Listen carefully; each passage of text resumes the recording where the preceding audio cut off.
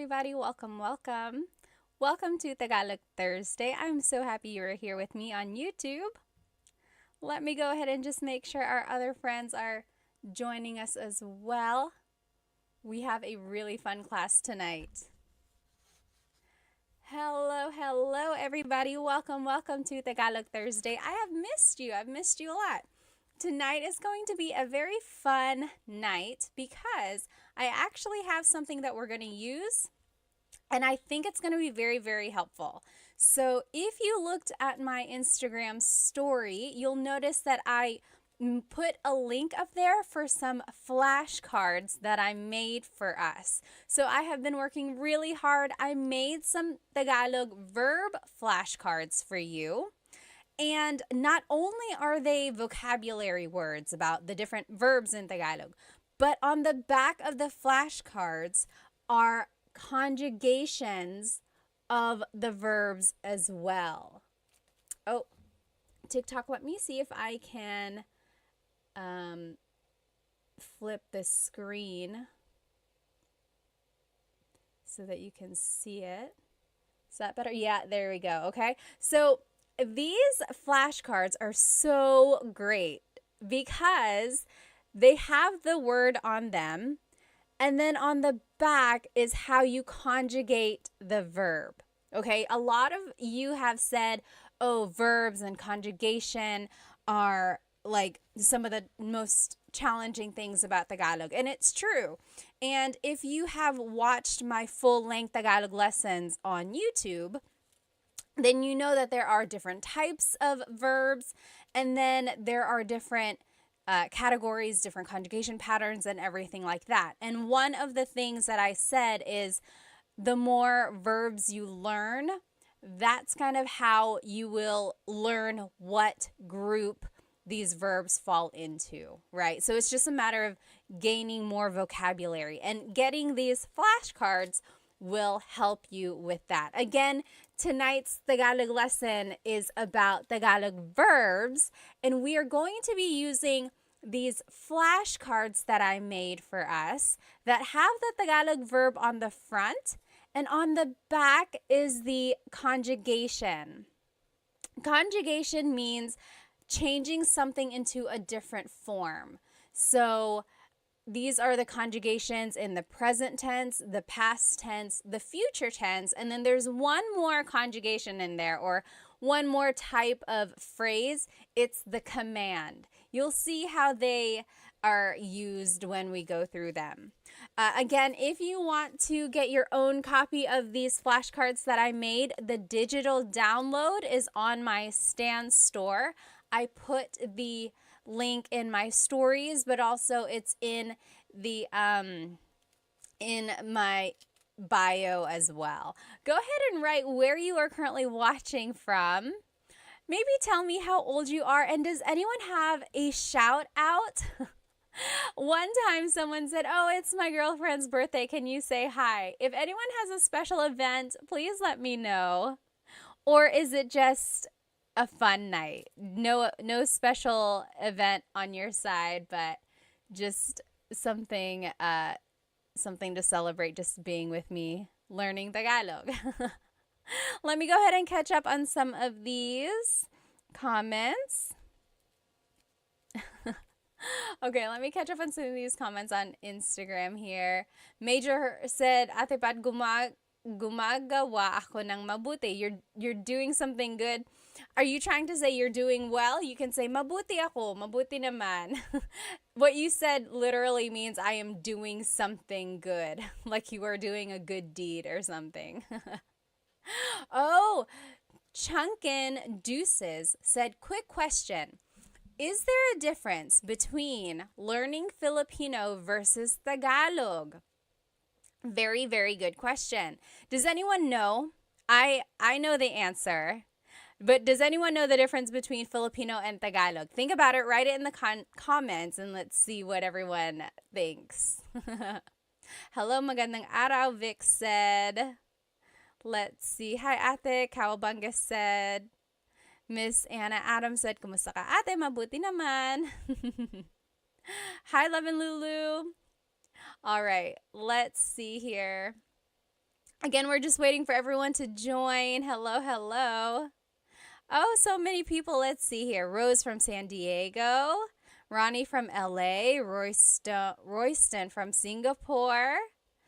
I'm Heme from California, Brandon from Jacksonville, Florida. Hello, hello. Dilshan from New Zealand, Fritz from New Jersey. Hello, hello. Mabuhay Thursday. Hello, hello. Let me see. Oh, did someone have a shout out? I forgot. Earrings are fire. Team D Texas said, Salamat. These are from Pick You Official. I think Pick You Official. Let's see. How about over here on TikTok? Captain says, I'm a Filipino. I'm all the way from LA, California. Hello, hello. Yes, exactly right. So Rocky's Barber. So the question was, Chunkin Deuces asked, what is the difference between Filipino and Tagalog? And over here on TikTok, Rockin' Barber said, Filipino incorporates the borrowed phrases and words. Exactly right. So Tagalog is a very old language. In fact, it's one of the oldest ones in the Philippines. There's like written by Bayin that's been found. It's just a very old language. And of course, the Philippines itself has had a lot of influence from so many countries, like Spain, of course, when they occupied it for 300 years. Then there was America and even Japan for a little while. And Chinese, because there were a lot of immigrants from southern China. So along with all of those different cultures, they incorporated a lot of those words into Tagalog. So much so that Tagalog itself kind of got mingled with all these languages. So they had to change it a little bit. And Filipino is the language that incorporates all of those different languages. For example, hikaw, the word hikaw is earring. That is a Chinese word, or it stems from the Chinese culture. But technically, there was at one point a true deep Tagalog word that was used before hikaw.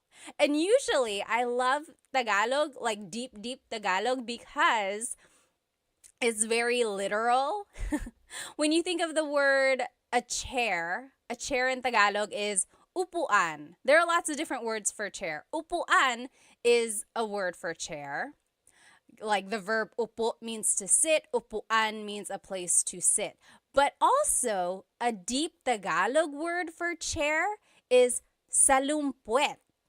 Salumpuet. So that's like true deep Tagalog. And it means, salo means to catch. Puet is your bottom. So salumpuet is something that is catching your bottom, right? Your chair. So that's the difference between Tagalog and Filipino.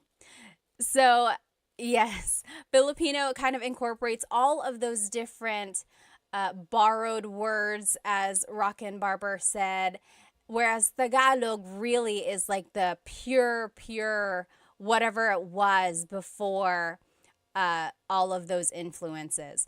Although nowadays, Filipino, Tagalog, Filipino, they are used interchangeably and people will understand what you mean. But technically, there is a difference. Oh, hello, Tagalog Kurt. Someone is saying hello, Tagalog Kurt. Are they here?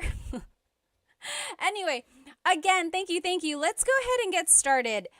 Tonight's lesson is going to be all about Tagalog verbs, okay? So depending on where you are in your Tagalog learning journey, you might already know how to conjugate verbs and you just want to learn more. Or maybe you are a true beginner, you just want to gain more vocabulary. This is a good way to do it. Or maybe you are kind of a little bit more experienced and you just want to quiz yourself, or you just want to make sure you know the right words. We are going to be using these flashcards that I made for us. I'm so happy that I made these flashcards, you guys, because not only do they have the Tagalog word on the front, So this is a picture of a shower. To shower in Tagalog is maligo. And it says that on the front, okay? On the back of the card has the conjugation of the or of the verb. Okay, so it's like there are different ways you can use these cards. One way is to cover the Tagalog word and then quiz yourself. Be like, okay, what is to shower? What is to shower? Then you're like, okay, it's maligo. Now, what if I want to say, I am taking a shower? What is it again? What is it again? Then you look on the back. You're like, oh, naliligo ako. Naliligo ako. Okay, so you can purchase your own copy of these flashcards on in my Stan store. The link is in my IG stories right now, or the link to my Stan store is in my bio as well. I will note that when you purchase it, it is just a digital copy. So you're going to be purchasing the PDF form, and it's going to look like this, okay? It's just a PDF form, a document, and you will be responsible for cutting them out and putting it back to back if you want. And then I even went farther and put a lamination on them just to make it have that flashcard feel, okay? But if you don't want to do all that, you could just print it out, maybe like put holes in it and put it in a 3-ring binder, or even just put a staple in it and call it a day. You know, this is just a really good way to review, I think. Let me check over here on YouTube. Okay. Oh, Saul said, nakakatawa ka. I learned that yesterday from your Insta. Salamat, salamat. Nakakatawa ka rin. You're funny. All right. So let's just go over some basics about Tagalog verbs, okay? In Tagalog, there are 5 different types of verbs in Tagalog. Okay, let me find these cards here. I had organized them and now I'm just gonna find, here we go. So in Tagalog, there are mag verbs, mag, meaning they start with mag. Mag is their prefix. There's mag verbs, then there's ma verbs, ma. They also start with ma, like matulog. Then there's verbs, Then there's in verbs, in. And then verbs, verbs. John Legacy on YouTube said, are you going to post those flashcards anywhere for us to download or purchase? Yes, they are already up on my Stan store. The link should be in my bio, and you will see it. It says new 100 Tagalog flashcards, so you should be able to purchase them there. Again, there are 5 different types of verbs in Tagalog. Mag, ma, in, and e verbs. Why is that important? Well, it's all going to determine the patterns that we use when we conjugate them, okay? And if you need a review of how to conjugate these different types of verbs, you can watch the full-length Tagalog lesson on my YouTube channel. There's like present tense conjugation, past and future tense conjugation videos there. It will go step by step with lots and lots of practice. But we can also just learn them tonight, okay? I don't want you to get too bogged down about the patterns themselves, but I do want you to recognize that there is a pattern. Okay, you'll see. There's repeated syllables. There's certain affixes or prefixes or infixes. Okay, so I want you to just listen and see what we get. Okay, so let's just go through some of these verbs here.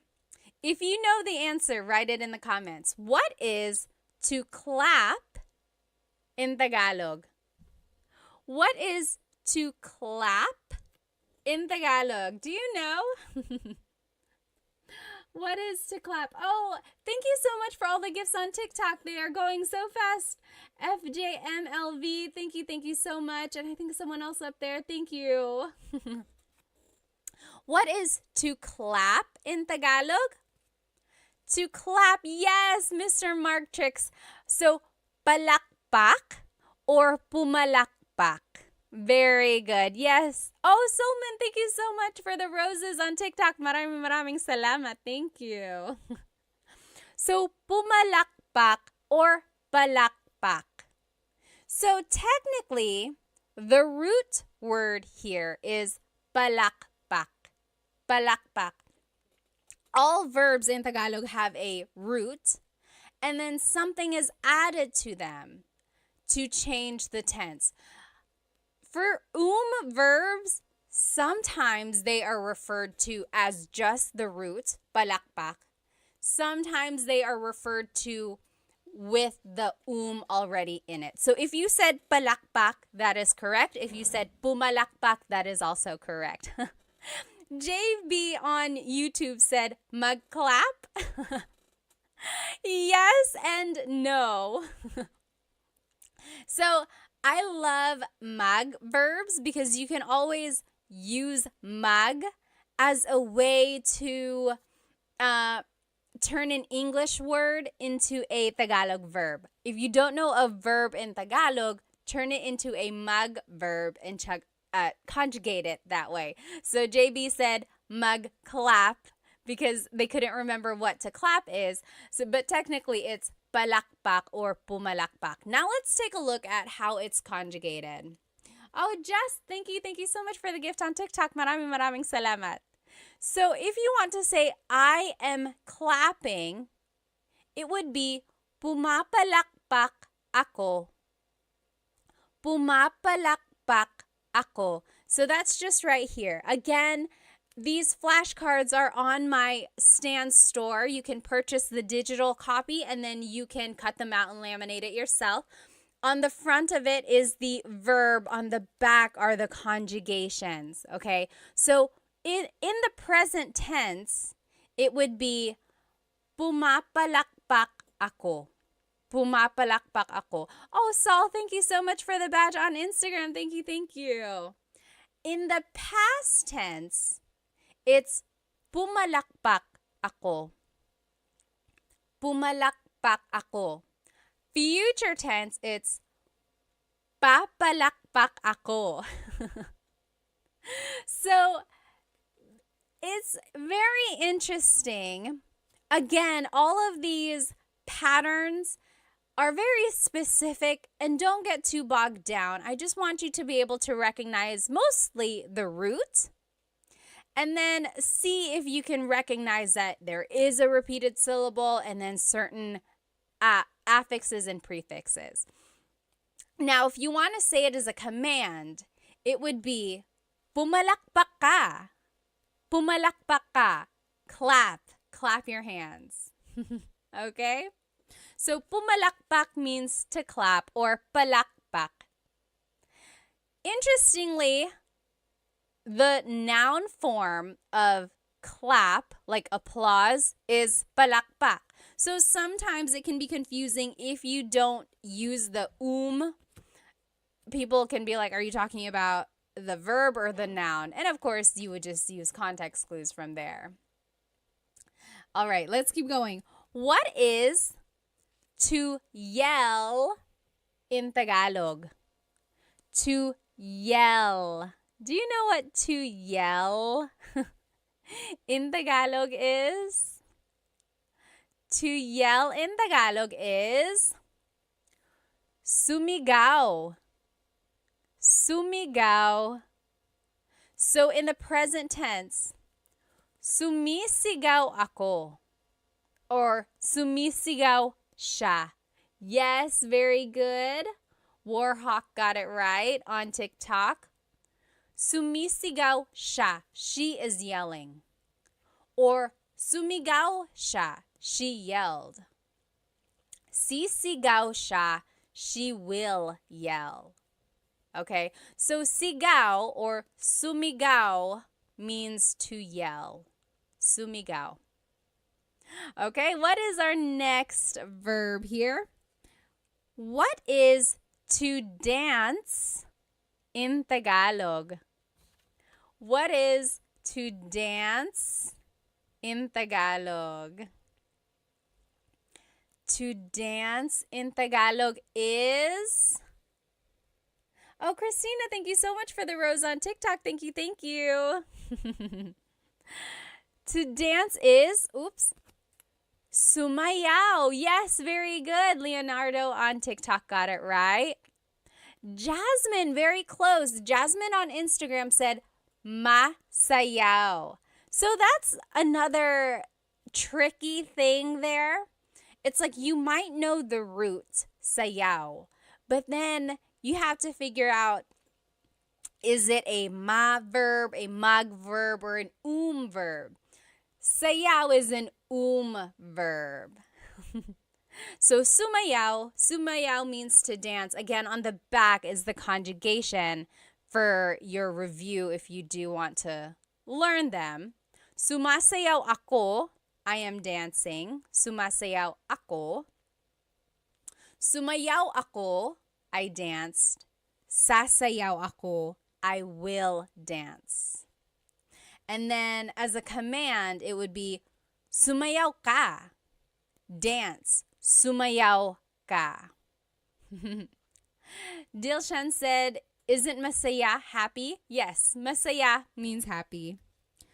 Sumayaw is a little different from masaya. Okay? I guess we're in the stack of verbs. What is to cry in Tagalog? What is to cry in Tagalog? Oh, Cam said, where can I get the flashcards? You can download the flashcards from my Stan store. You can, when you download them, they will come as a PDF and you just print them out yourself.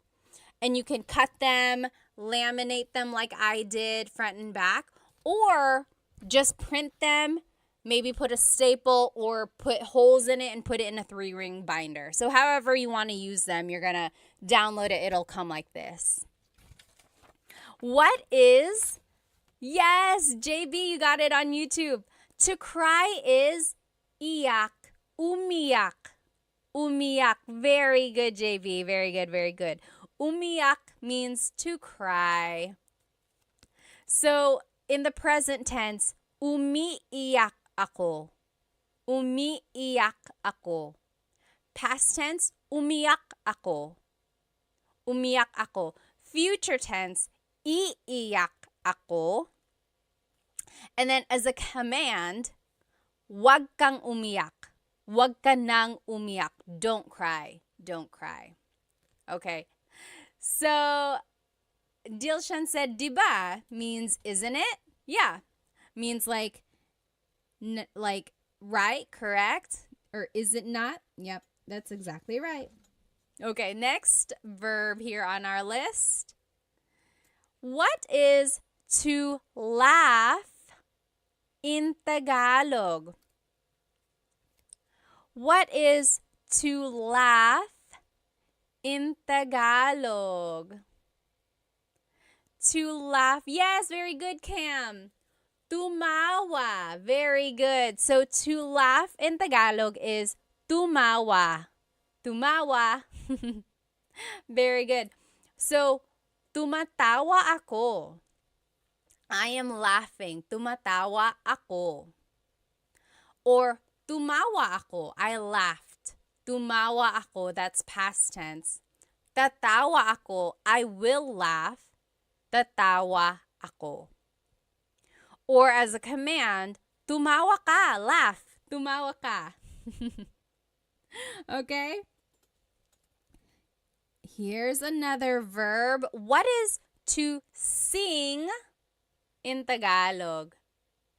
To sing in Tagalog. You might have heard this if your family is into karaoke. People will always make you try to sing. Yes, Cam is exactly right. And Warhawk. Yes. Very good. Kumanta. Kumanta. Yes. Alpoblit. Kumanta. Very good. JB said, once again, where do we download these cards po? It's in my Stan store. So the link should be in my bio, or if you just go to my profile, look for the Stan store link. Again, when you download it, it will be a PDF like this, and then you will print it yourself and turn them into flashcards, or you can just keep it like this, put it in a folder, things like that, okay? So, kumakanta ako, I am singing. Kumakanta ako.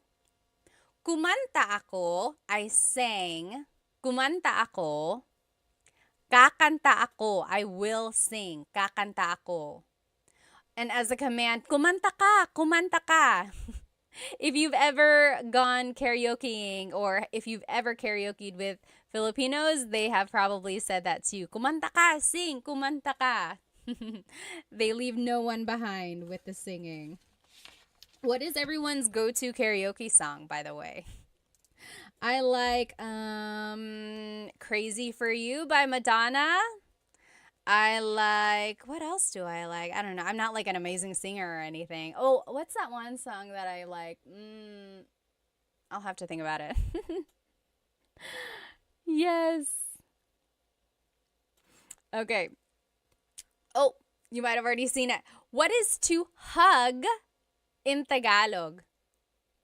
To hug. Oh, Captain said All of Me by J.M. Guzman. Oh, I don't even know what song that is. I'll have to look that up.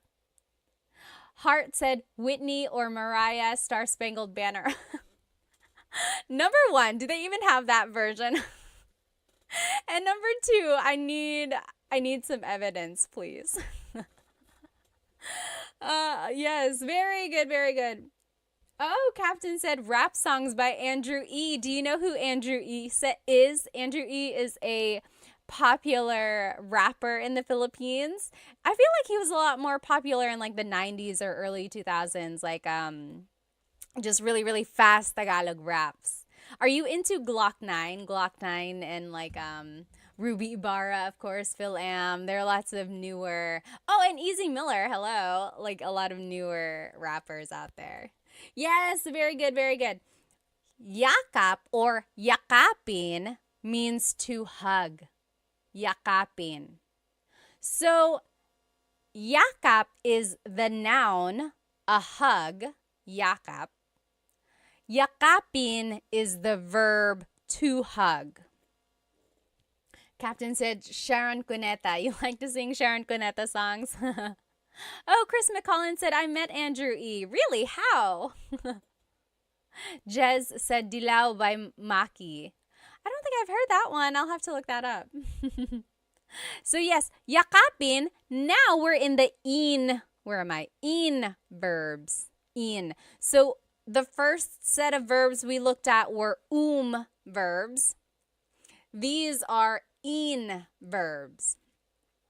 The difference there is that verbs can be object or actor focused. In verbs are usually object focused. Again, all of that is nitty gritty. If you do want to get into all that, be sure to watch my full length Tagalog lesson videos about present tense conjugation and future and past tense. Oh, Serrano said maybe this time. I love that song. I love that song. Ozzy Mandia said, hi, I just wanted to thank you for the lessons. I plan to visit the Philippines later this year. I'm pretty good at the language. Oh, at language, so I'm absorbing everything. Good, good. JB said, my way. Do you know what happens when you sing My Way in the Philippines? It doesn't always happen, but for a while, there was like really bad things happening whenever you sang My Way in the Philippines. It used to be like maybe like 10 years ago, for a while, when people sang My Way, they would like, they would get unalived. They wouldn't, I don't know what would happen. Like, it would be so violent. And then, yeah, so for a while, there was just that thing where it was like, don't sing My Way, or it became a joke where it was like, oh, you're going to sing My Way. So be careful with that song. Okay, yeah, so yakap or yakapin means to hug. In the future tense, it's, I'm just trying to think because I don't want to say it wrong. Yinayakap ko siya. I am hugging him. Yinayakap ko siya. Past tense, yinakap ko siya. Future tense, yayakapin ko siya. Okay, so yakap is an in verb. As a command, maybe you can use this on your sweet, lovey, loved one. Yakapin mo ako. Yakapin mo ako. That means hug me. Yakapin mo ako. I'll put it up here so you can see it. That's the command. Hug me. Yakapin mo ako.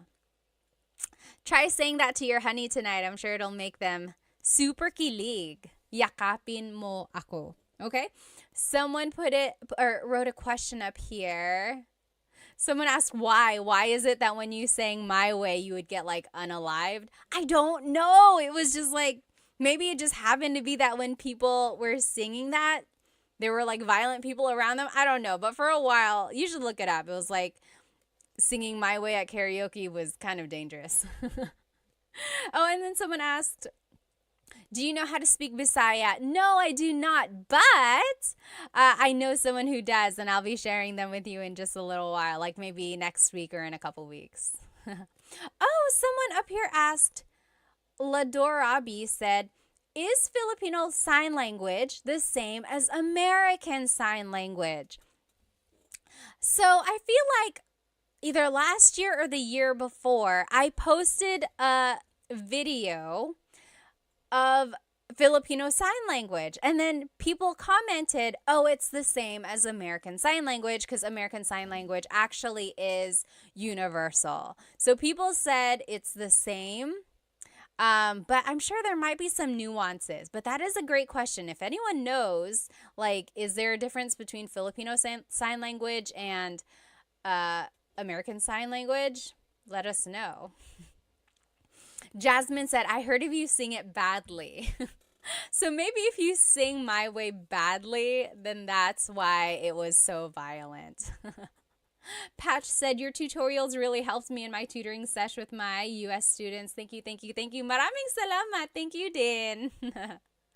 Oh, interesting. Okay, so PJ said Japanese Sign Language is a little different. Interesting. Okay, so yeah, there might be some similarities between Filipino Sign Language and then like American Sign Language, but also there might be some differences as well. Warhawk said, I'll never sing that song in the Philippines. Yeah, don't sing My Way. You might not want to. Okay, and then someone asked, do I speak Waray? No, I do not, but I'm looking for someone who can teach it. If you know anyone who can teach Waray, send them my way. Okay. What is to pull in Tagalog? What is to pull in Tagalog? Yes, JB, yakapin was an in verb. We're actually in the in verbs now. Tots asked, can you speak Kapampangan? No, I cannot. I wish I knew people who could, though. Yes, Serrano. Hilahin. Very good. Very good, Warhawk. Hilahin. Hilahin. Very good. Hilahin means to pull. Hila means to pull. That's the root. Hila. Hilahin is like the conjugated version, or it's just incorporating that in affix there. So hila means to pull. Hilahin is conjugating it as an in verb.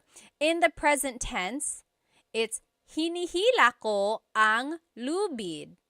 I am pulling the rope. Hinihila ko ang lubid. In the past tense, hinila ko ang lubid. In the future tense, hihilahin ko ang lubid. As a command, it would be hilahin mo ang lubid. Okay, so again, I just want you to notice the root word. I want you to notice that there is a pattern. You don't have to get into the nitty-gritty of all the exact patterns if you don't know them yet. But see if you can recognize oh, that sounds like it's present tense. That sounds like it's past, or that sounds like it's future. Okay. But more than anything, I do just want you to get the root word to be able to recognize that, oh, hila means to pull. Again, these cards, these flashcards are on my stand store. You can purchase them. When you buy them, though, remember that it's going to be the digital download, and it will come as a PDF. When you print them out, you can cut them, you can laminate them like I did, or you can just keep it like this in a folder and use it to study, okay? You said, can you send me that card? Someone said on TikTok. Just go ahead and get it from my stand store. There are 100 verbs. 100! I found 100 verbs for you. But tonight we're only going to do maybe 25 or 30. I went through and got some of the more common ones for us to learn. But there are 100 verbs. You gotta go get it. Oh my goodness, you gotta go get it. Okay. Now, what is to sweep in Tagalog? What is to sweep in Tagalog? Samurai said there are many Filipino shops and restaurants in our region in Oman. Oh, that's nice. Very good, Serrano. To sweep in Tagalog is walis. Oh, Serrano, you bring up a really, really good point. So in this card, I am showing it to you as an in verb. Walisin. Take a look at the conjugations. Winawalis ko ang sahig. Winawalis ko ang sahig. I am sweeping the floor. Now, Serrano on TikTok said, magwalis. Oh, I love this, you guys. Walis is one of those verbs which can be either object-focused or actor-focused, okay? So there are certain verbs in Tagalog that can take on different types of verbs. So remember, there's magma, in, or i. Walis can be an in verb, or it could be a mag verb. When it's an in verb, it's being conjugated as an object-focused verb. So you can even see it in the conjugation example. Winawalis ko ang sahig. I am sweeping the floor. The focus of this sentence really is the floor. What are you doing? I am sweeping the floor. Now listen to this. When I say, nagwawalis ako, now I'm conjugating it like a mag verb. Nagwawalis ako, that just means I'm sweeping, right? It's a complete sentence. Nagwawalis ako, I'm sweeping. There's no floor, there's no object. It's just about me, the actor. It's actor focused. What are you doing? I am sweeping. Versus, what are you doing? I am sweeping the floor. Do you see the difference there? That is a prime example of a verb that can be object or actor focused. Very good observation there, okay? Tim said, I love those cards. Thank you. Thank you. Again, these cards you can get on my Stan store as a digital download. When you purchase them, it's going to come as a PDF form, and you can cut them out and laminate them like I did, like front and back. Or you can just keep it in a folder and use it to study that way. There are 100 verbs in this pack. Okay? Okay. Oh no, I have to go, Ryo said. Bye. Salamat. Let's see. This random name said, are you American? Yes, I am. And I'm also Filipino. Okay. What is to tell or to say in Tagalog? What is to tell and to say in Tagalog? Kakak said, how do I get the cards? They are, a link to them is in my bio, the Stan store. Look for the link to my Stan store. Oh, very interesting. String said, magsalita. Very close. Oh, very close, you guys. Yes. Dilshan on Instagram said, nagsasalita. JB said, is the Stan store on your IG page? You can find it in my YouTube channel as well. Just go to the About Me area and then look for the Stan store. Yes, JB actually got it. So it's sabi or sabihin. So very interesting. A lot of you are saying salita. Salita means, it also means to say, but really it means like to talk. Magsalita ka, talk. But also it can mean like say something. So salita and sabi are very similar. It's kind of like saying say, tell, talk, right? They're all kind of similar. Sabihin technically means to tell or to say. Very interesting. Oh, Yahia said, what is the best free app to learn Tagalog? Anyone know what is the best free app? I know of like this one app I made a video for. What is it? Turong Wika. Turong Wika. That means teaching a language. They teach Tagalog. I know other languages or other apps teach Tagalog as well. I just don't think they're free. Oh, Diego said, how do you say I don't know? How do you say I don't know in Tagalog? What do you think? Write it in the comments. That one is easy. There are a couple ways to say it actually. Oh, Mr. Crank said, is there an app that you would recommend to help learn Tagalog? Let's see. So the one I recommended earlier, Turong Wika, that one is a good one. Does Rosetta Stone have an app?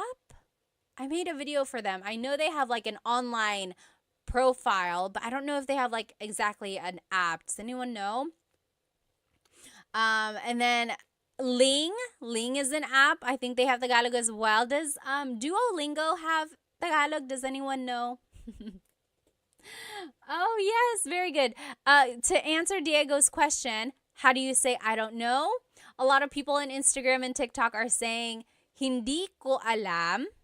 Hindi ko alam literally means I do not know. Hindi ko alam. Or an easy way to just say it is ewan, ewan, or ewan ko. Very good, okay?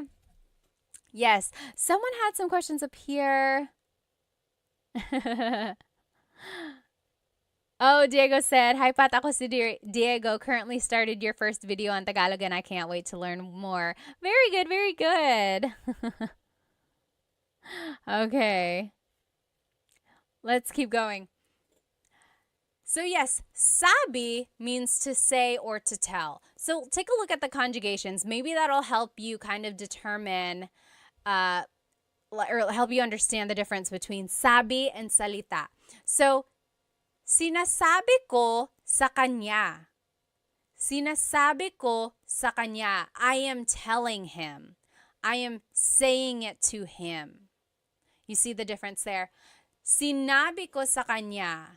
I told him. Sasabihin ko sa kanya. I will tell him. Okay? And then, as a command, sabihin mo sa kanya. Tell him. Sabihin mo. Okay.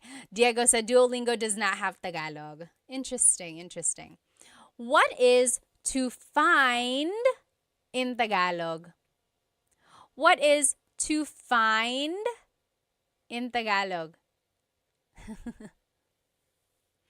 Oh, Warhawk said Bluebird app is decent. Bluebird app.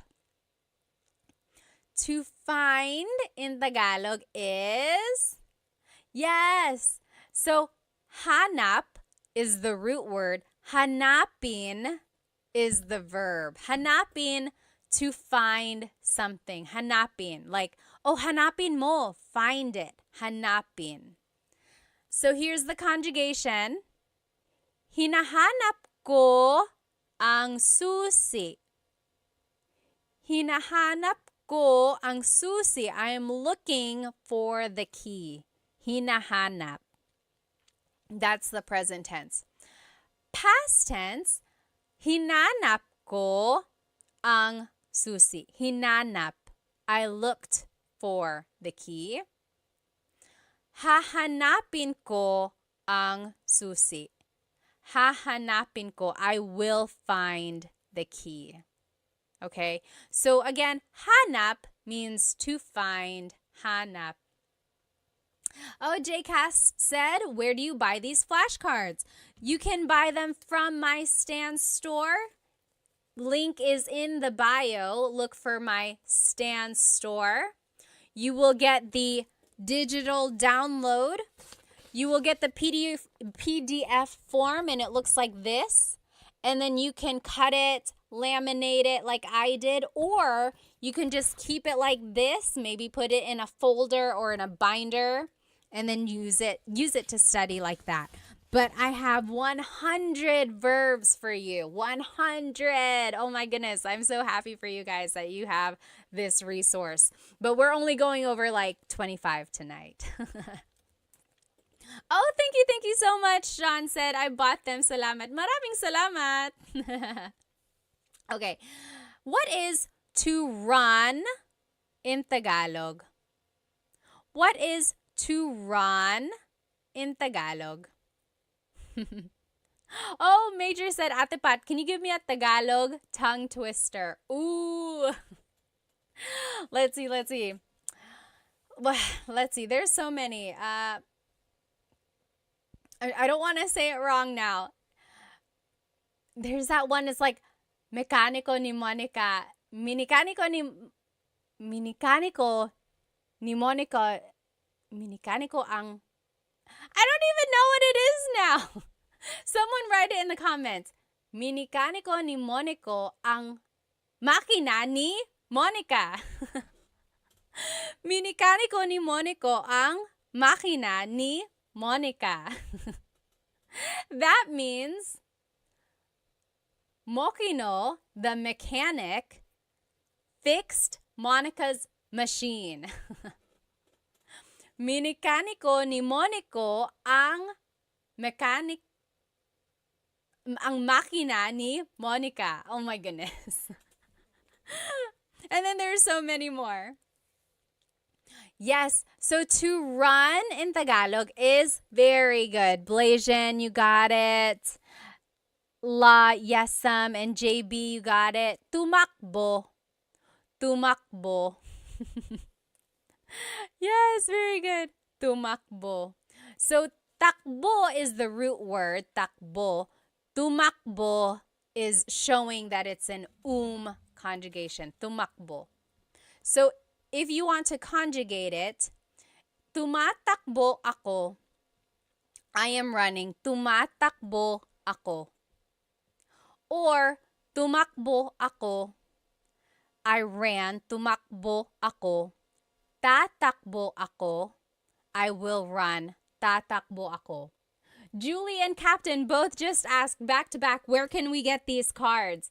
Yes, so these flashcards are on my Stan store, stan.store/Tagalog Time Pat, or you can just go look on my bio.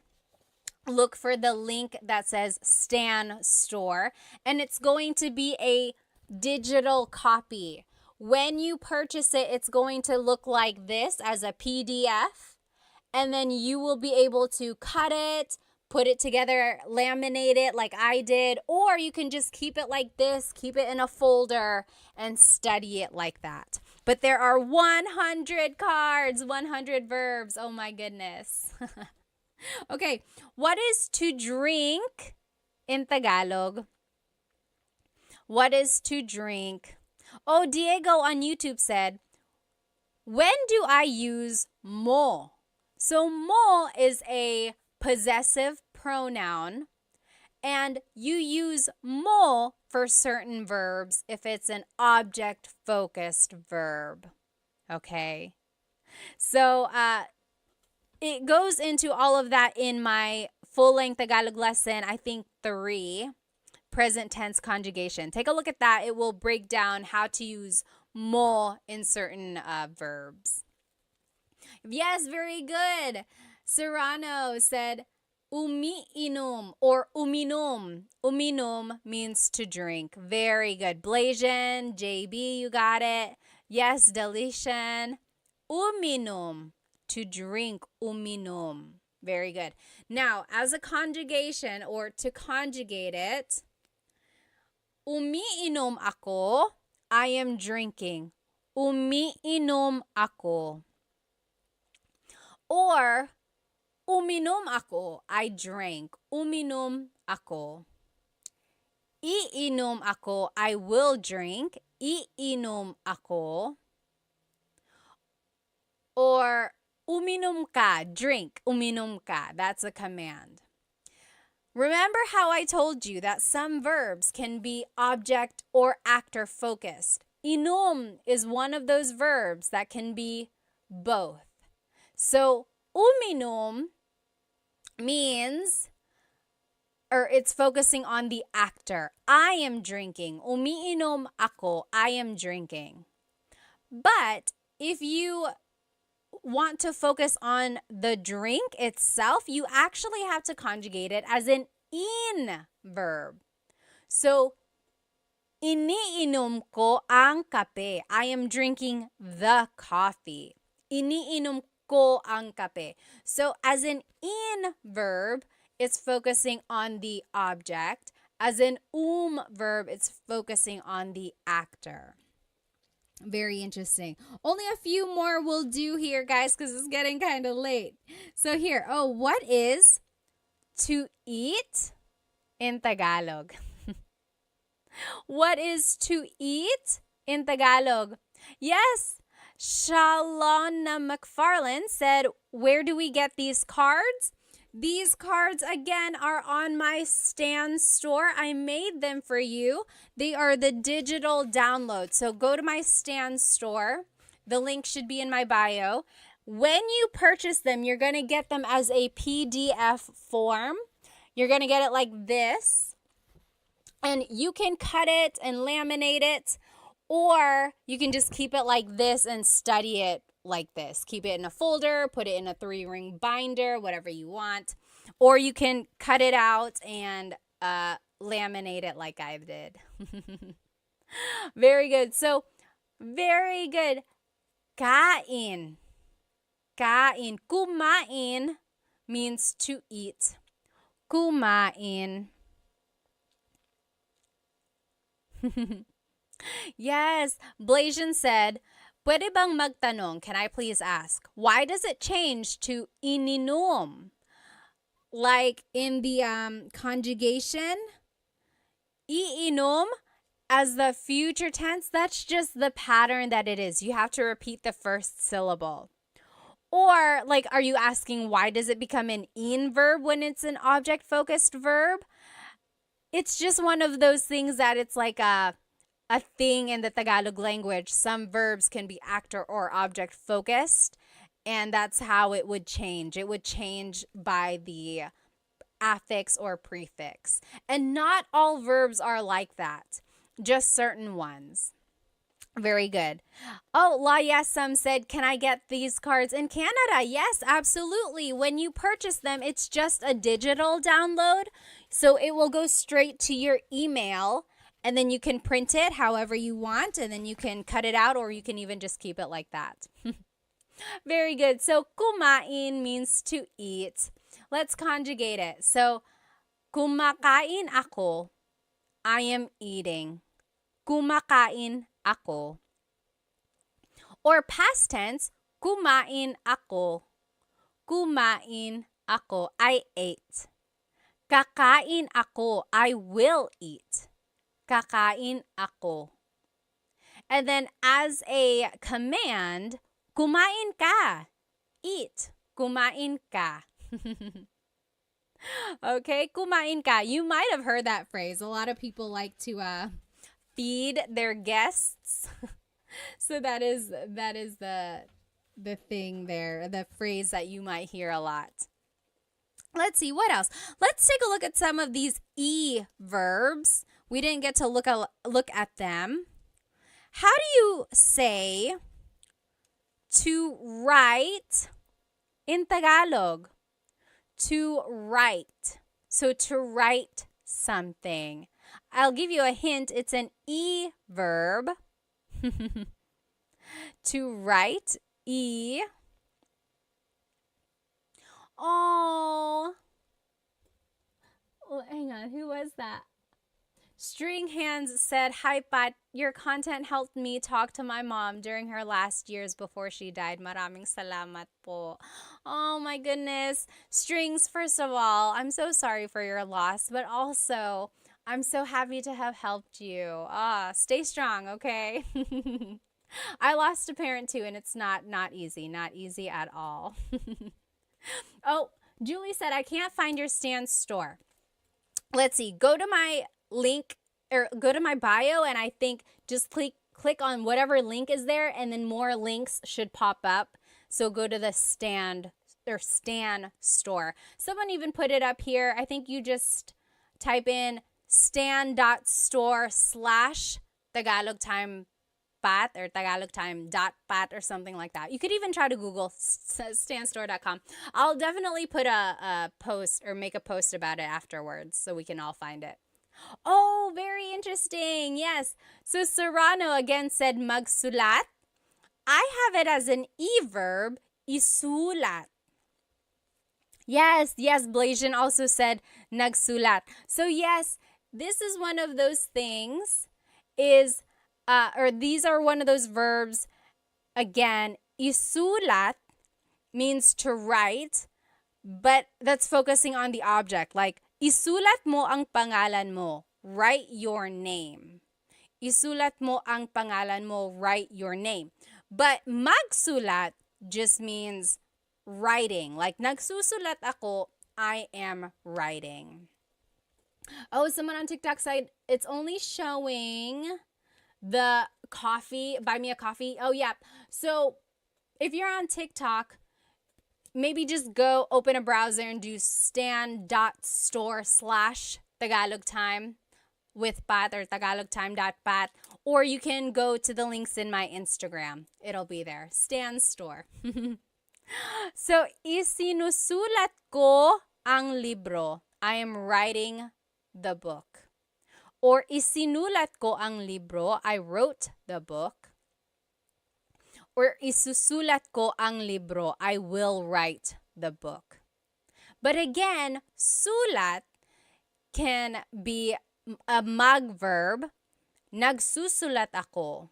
I am writing. Or nagsulat ako. I wrote. Okay, let's do another verb. Actually, we'll do two because they're opposites. What is to raise and to bring down? So this one is showing people raising their hand. What is to raise? This one is showing a man putting a box down. So what is to bring down. So to raise and to bring down. What is to raise and to bring down in Tagalog? And I gave you a hint. It's an e-verb. To raise in Tagalog is itaas. Itaas. The opposite of that, to bring down, ibaba. So itaas, ibaba. Very good. Yes, exactly right. And you probably heard the phrase like, bababa ka ba? It's one of those things in Tagalog. It's like, baba, just depending on how you put the emphasis, it can mean different things. So bababa ka ba means, are you going down? Like, are you going down the stairs? Are you going down the elevator? So ibaba means to go down. Itaas means to raise, like to raise your hand. Let's take a look at ibaba. So ibinababa ko ang bagahe. I am bringing down the luggage. Ibinababa ko ang bagahe. Or past tense, ibinaba ko ang bagahe. Future tense, ibababa ko ang bagahe. And then as a command, ibaba mo ang bagahe. Bring down the luggage. Okay? Now, let's take a look at itaas, again, to raise. In the present tense, itinataas ko ang bandila. I am raising the flag. In the past tense, itinaas ko ang bandila. I raised the flag. And then in the future tense, itataas ko ang bandila. I will raise the flag. And then as a command, itaas mo ang bandila. Raise the flag. So Love said, spaghetti pababa, pababa, ng pababa. Does anyone remember that song?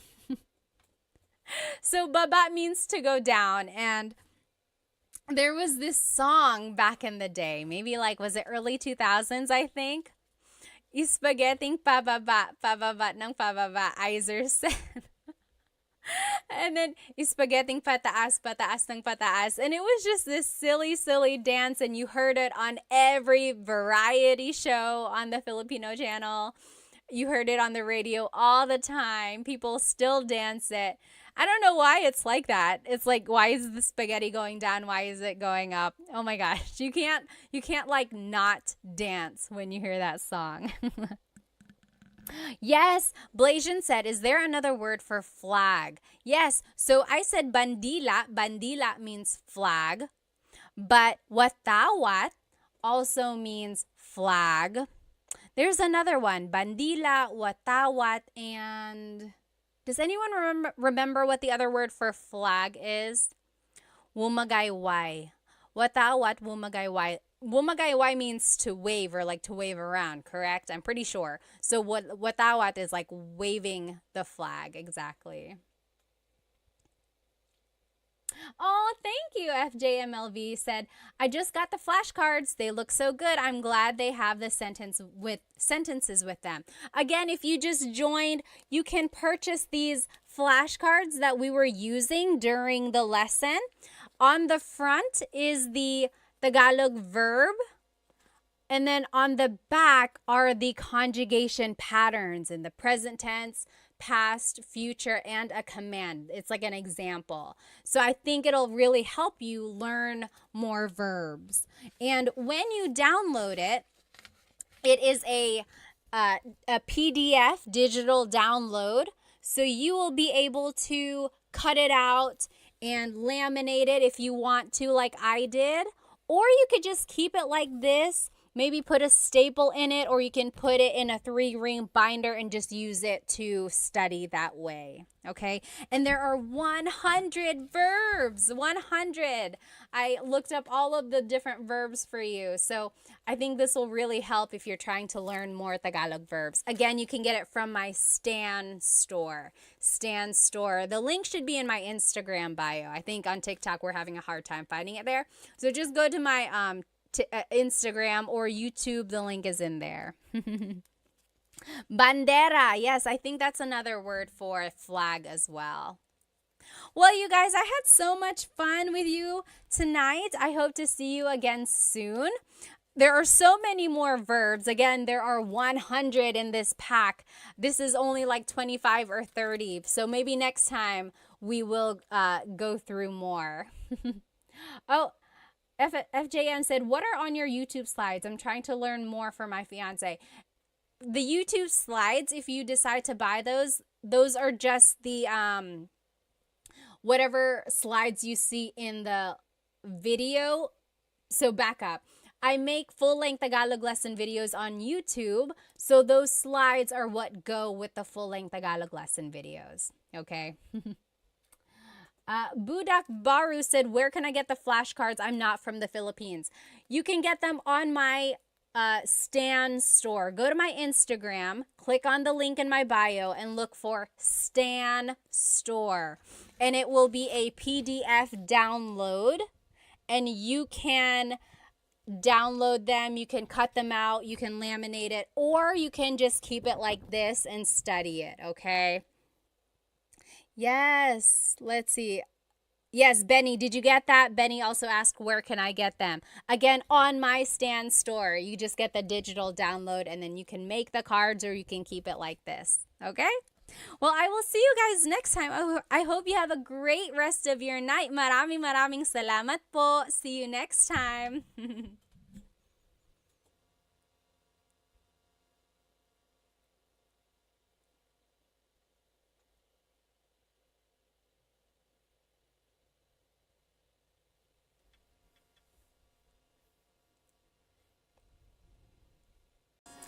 Hello, everybody. Welcome. Let me just go ahead and invite our friends. If you can hear me, let me know. Of course, write it in the comments where you are currently watching. And also write maybe how old you are, because I like to see how old everyone is. Also, let me know on YouTube if my mic sounds okay. I was watching the replay last week, and I heard a lot of it didn't sound very good. So if it's too close, I can always scoot back. I just want to make sure it sounds okay for everyone. Let me go ahead and invite our other friends, of course. Hello, everybody. Welcome. You know what day it is. Happy Thursday. Happy Tagalog Thursday, in fact. Let me know if you can hear me okay, especially on TikTok. I'm trying out this new microphone. And actually, it would help if the mics were up here. Okay, again, let me know if you can hear me okay. If I am too close, I will simply push it back. If you can't hear me, let me know. I'll try to make some changes. Let me know if you can hear me by writing where you are currently watching and maybe how old you are. And as always, this Tagalog lesson is up on my YouTube channel. I am live on YouTube, TikTok, and Instagram. Hop onto my YouTube channel, Tagalog Time with Pat, and you will be able to follow along with this lesson. And this is a good lesson. I think you're going to enjoy it. You're going to find it pretty useful. Awesome. Okay, so I see, let's see, Soul Tuiz is from California. John on the Move is from New York. Hello. Hi, Planet Jamie. Hello. Watching from the Philippines, and I'm 15. Oh my goodness. Who is that? What does it say? Hello. Where in the Philippines are you watching from? That's so awesome. Jack DeHoog is from Alberta. Hello. Gene is from East Tennessee. His name is Gene. All right. Let me know if it sounds okay. And if not, we'll make some changes, okay? Otherwise, again, go ahead and jump onto my YouTube channel. And that is where you can follow along with this lesson. Today, we are going to be learning Tagalog vocabulary and phrases you can use with your family. It is about the family. You can use these phrases with your family. Okay, let me just go ahead and see where everyone is watching from. Mr. Aaron Arnold is from Monterey, California. Crispy Crunch is from Cali.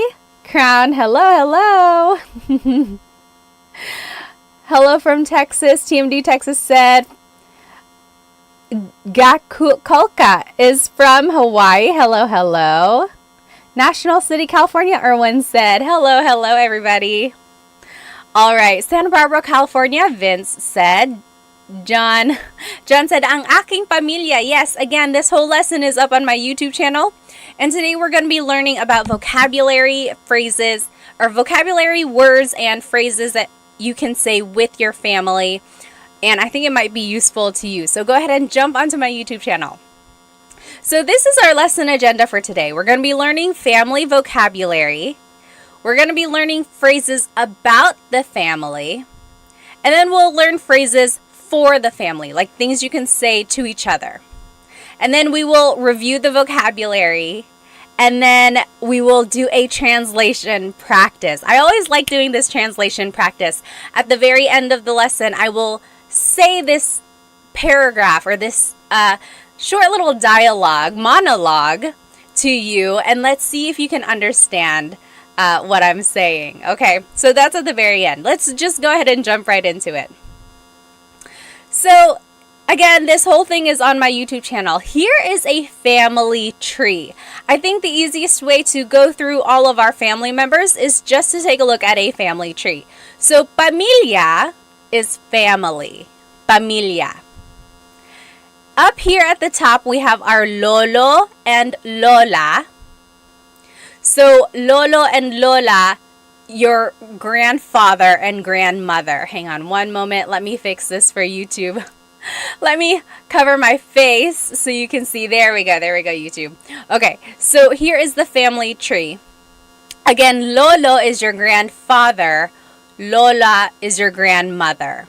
Okay, and usually a lot of families distinguish their lolo and lola on one side from the other by giving them a nickname. Like I always called my grandmother Mama Lola.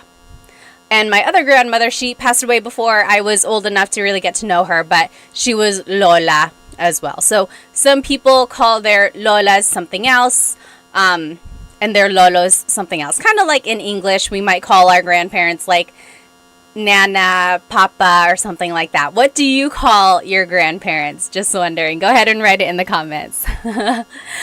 Oh, Yaz says, hi, I like all your videos. Maraming salamat.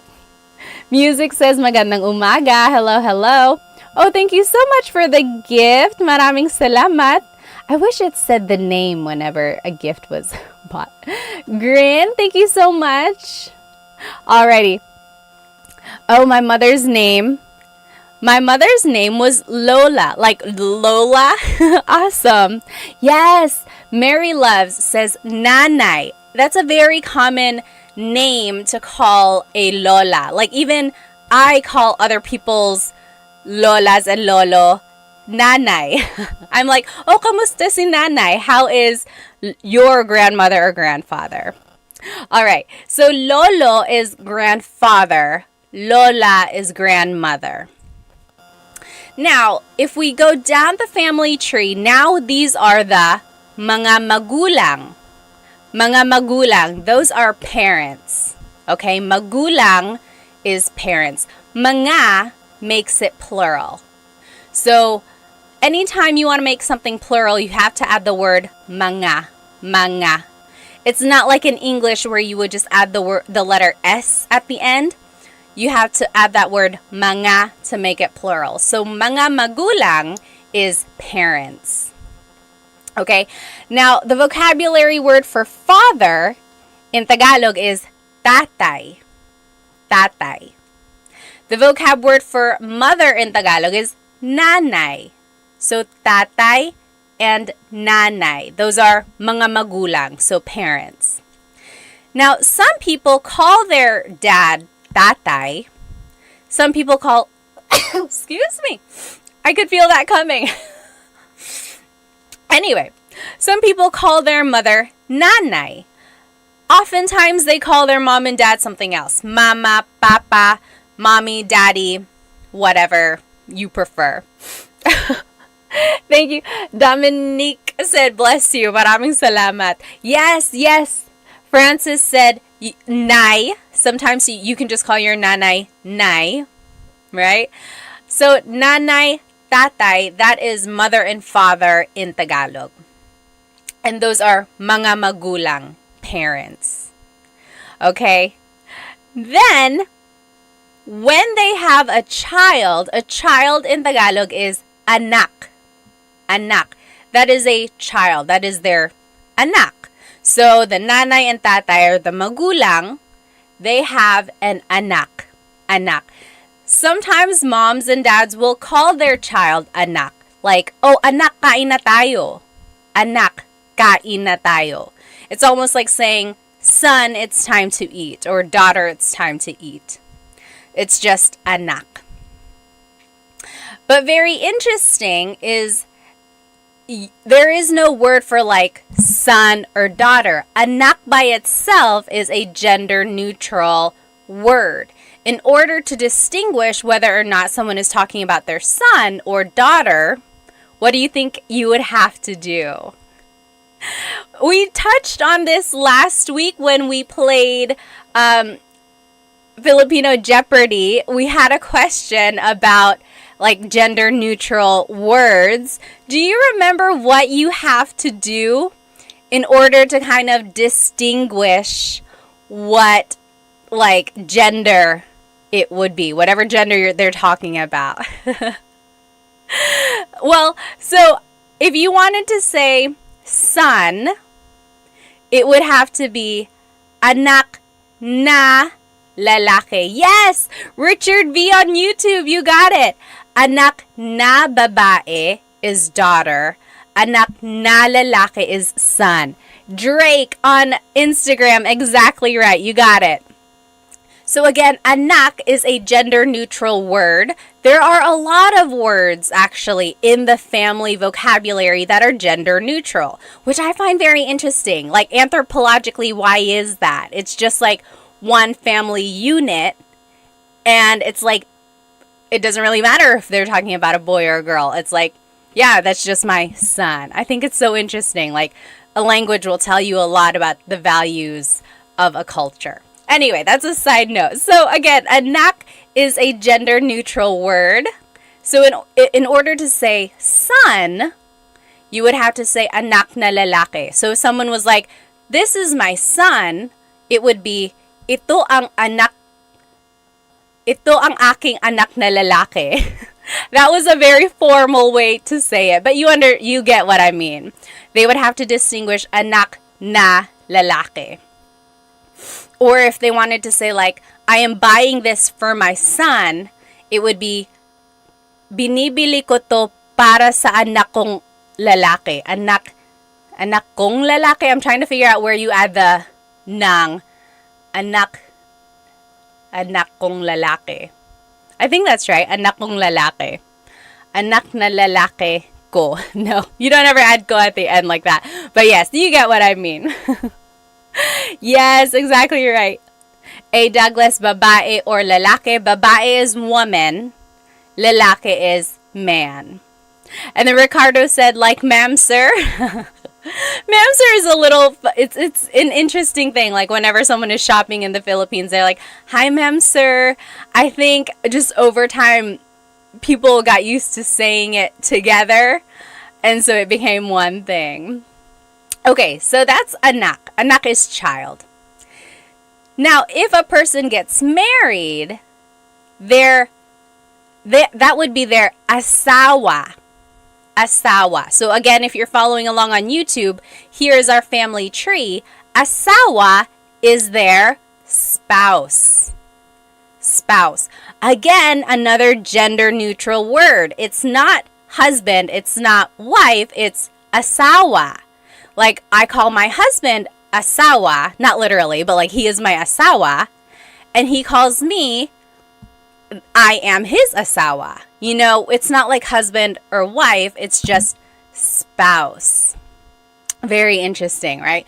So asawa is spouse. It encompasses like the wife and husband gender there. Let me go ahead and just read some of these comments. I don't want to miss any questions. Let's see. Okay. Yes, someone said, I'm sorry. Did someone ask, how do you say I'm sorry in Tagalog? I'm sorry is pasensya na. Forgive me is patawad na or patawad po. Please forgive me. Let's see. All right. Let's see. And then over here on Instagram, yes, asawa is husband or wife. All right. And then over here on YouTube, yeah, you guys got it. Ricardo said, I don't use asawa. It's too close to aswang. Aswang is a little different. Aswang is the supernatural being in the Philippines, like a vampire shape-shifting type of thing. But it's different. Asawa and aswang, they're different. Okay, so a person and another person get married. They are mag-asawa. Mag-asawa. That means they are husband and wife. Mag-asawa. When they have kids, here are the vocabulary terms for the order of kids, or just like family vocabulary words. Again, here on YouTube. So, ate is the older sister. Ate. Kuya is the older brother. Kuya. Then there's bunso. Bunso is the youngest child in the family. Ate is the oldest daughter, or not even oldest, it's just an older daughter, older sister. Kuya is an older brother. Bunso is the youngest child in the family. It could be a boy, it could be a girl, just the youngest child. They are the bunso. And then together, they are mga kapatid. Mga kapatid. Kapatid means siblings. Or sibling. Mga kapatid means siblings. Okay? This was the question in our Jeopardy game last week. The question was, how do you say brother or sister? A lot of you said ate and kuya. But remember, we had to distinguish gender if we were talking about younger brother and sister. So remember, ate and kuya are the older brother, older sister, or older sister, older brother. But if you wanted to talk about your younger brother, younger sister, that would be kapatid na lalaki, kapatid na babae. Exactly right, Francis. You got it right. David Jr. said, my wife has 9 siblings. I feel like that's very common in the Philippines, especially like back in the day. They just had very, very big families. How many aunts or uncles do you have? Like, write it in the comments. My mom's side of the family has, I think there's 5 of them. And then my dad's side, I think there's 6. So yeah, it's just very common to have big families. My husband's dad, there were 10 children in his family. And then I think on my husband's mom's side, I think there's like 5 or 6, something like that. But yes, it's very common to have very big families there. David Jr. said baby machines. Yes, Pia said 8 on my dad's side, 5 on my mom's. Wow. Yes. Okay, so again, kapatid na babae is your sister. Kapatid na lalaki is your brother. So in order to talk about like your brother or sister who's younger than you have to distinguish by saying babae, woman, or lalaki, man. Otherwise, kapatid by itself is a gender-neutral Tagalog word. Very interesting. Do you know where the words ate and kuya came from? Does anyone know where ate and kuya came from? I'm just catching up on some of these questions here. Major said, what is the English word for ipagpatawad mo, Pat? Ipagpatawad mo means like to forgive, right? Like ipagpatawad mo, forgive forgive it. Or just like forgive me. Yes! Nick said, ate and kuya are from the Chinese culture. They have this idea of respecting their elders, whether it be their older, of course, relatives, aunts, uncles, but also their older siblings. So ate and kuya stem from the Chinese culture there. Yes, exactly right. Dan Santos got it. Richard, you got it. Yeah, very good. And it's interesting because in the Filipino culture, we don't only call our siblings ate and kuya. We use ate and kuya on our older cousins. Also, our older friends. Like if you are maybe like a generation under or like just a little bit younger than a friend, you can call them ate or kuya. We can also call our co-workers ate and kuya as well. So again, it's just kind of like a familial or just like a really courteous thing to address older people with some sort of name like this. But it's not like a hard rule. There are plenty of Filipino families who don't use ate and kuya either. What about you? What about in your family? Do you use it? We use it in my family. For my kids as well, we really try to encourage them to call each other ate and kuya. I think it's just we like to keep that in our family. Okay, so let's keep going. So that is our family tree. Okay, so there's the grandparents, lolo and lola. Mga magulang are the parents, and that's tatay and nanay. Then they have a child, that's anak. They get married, that's their asawa. Then they have kids. There's the ate, the older sister, kuya, the older brother, bunso, the youngest child. Altogether, they are mga kapatid, siblings. Okay, let me catch up on some of these comments here. Oh, Stock Class on Instagram said, or asked, is it rude to say kuya if you're the same age or younger by mistake? No, it's not. It's not rude. It's never rude to try to be polite. The only thing is if they maybe liked you and then you called them kuya, that's an automatic friend zone. It's like, oh, it's like, okay, now I'm only like an older brother. But it's never rude. And, you know, they'll correct you. They might be like, oh, you don't have to call me kuya. Just call me by my name. Or they might be like, hey, I think we're the same age. You don't have to call me kuya. But it's never rude. When in doubt, I would use it. Let's see. Any other questions here? Oh. Yes, Pia said, would not be caught lacking, not calling my sister ate. Have you seen that video floating around? There was someone who, she calls her older sister ate, and then one time she was like, calling my sister by her first name. And then her sister was like, I don't like that. Don't do that anymore. Again, it's just one of those things. It's like respect, but also it's just like a family thing. At some point, it's almost just like something you are familiar with, and it's a bond almost. Okay, someone up here on TikTok also had a comment. Yes, Nick said, absolutely, you're almost shunned if you don't. So in some families, they do take it pretty seriously if you don't use, what do you call it? I keep wanting to call it like a name or like a title, I guess. If you don't use ate and kuya, for some families, it's almost like really rude there. Rizzle Dizzle said, pare ko. So pare is almost like saying like dude, or it's like what guy friends call each other. Girls can call guys pare too, but again, it's almost like a hey dude, hey man, pare ko.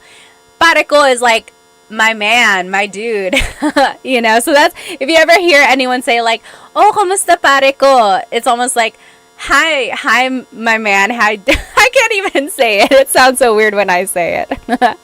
What else? Oh, yes. Yeah, Rizzle Dizzle was like, I call my coworker pare. Exactly right. Yes. P.S. Chris said, church members too, you can use ate and kuya. Yeah, so anyone you're in like some sort of community with, or some sort of like, I don't even know how to say it, like just like a connection or a community or group, you can call each other ate and kuya. Oh, okay. Yes. Jordan said, sometimes I see Filipinos use pre in comments. What does that mean? Pre is just short for pare. So again, it's that word of like dude, man. It's just like, hey man, hey dude, pre. Yes. Jay from the Bay said, I thought pinsan is cousin. It is. We will go through that in just a second. Okay. Let's keep going here. Yes, Timothy said, I noticed that many Filipinos call their relatives cousin even if they aren't, even if they are technically not. That's a very common thing. Almost like we call our parents' friends tito and tita, even though they are not literally our aunt and uncle. It's just one of those titles that we use. Again, it's almost like we are all just one big family. Okay, let's keep going. So here are just some more vocabulary words about the family. Someone mentioned it here on TikTok.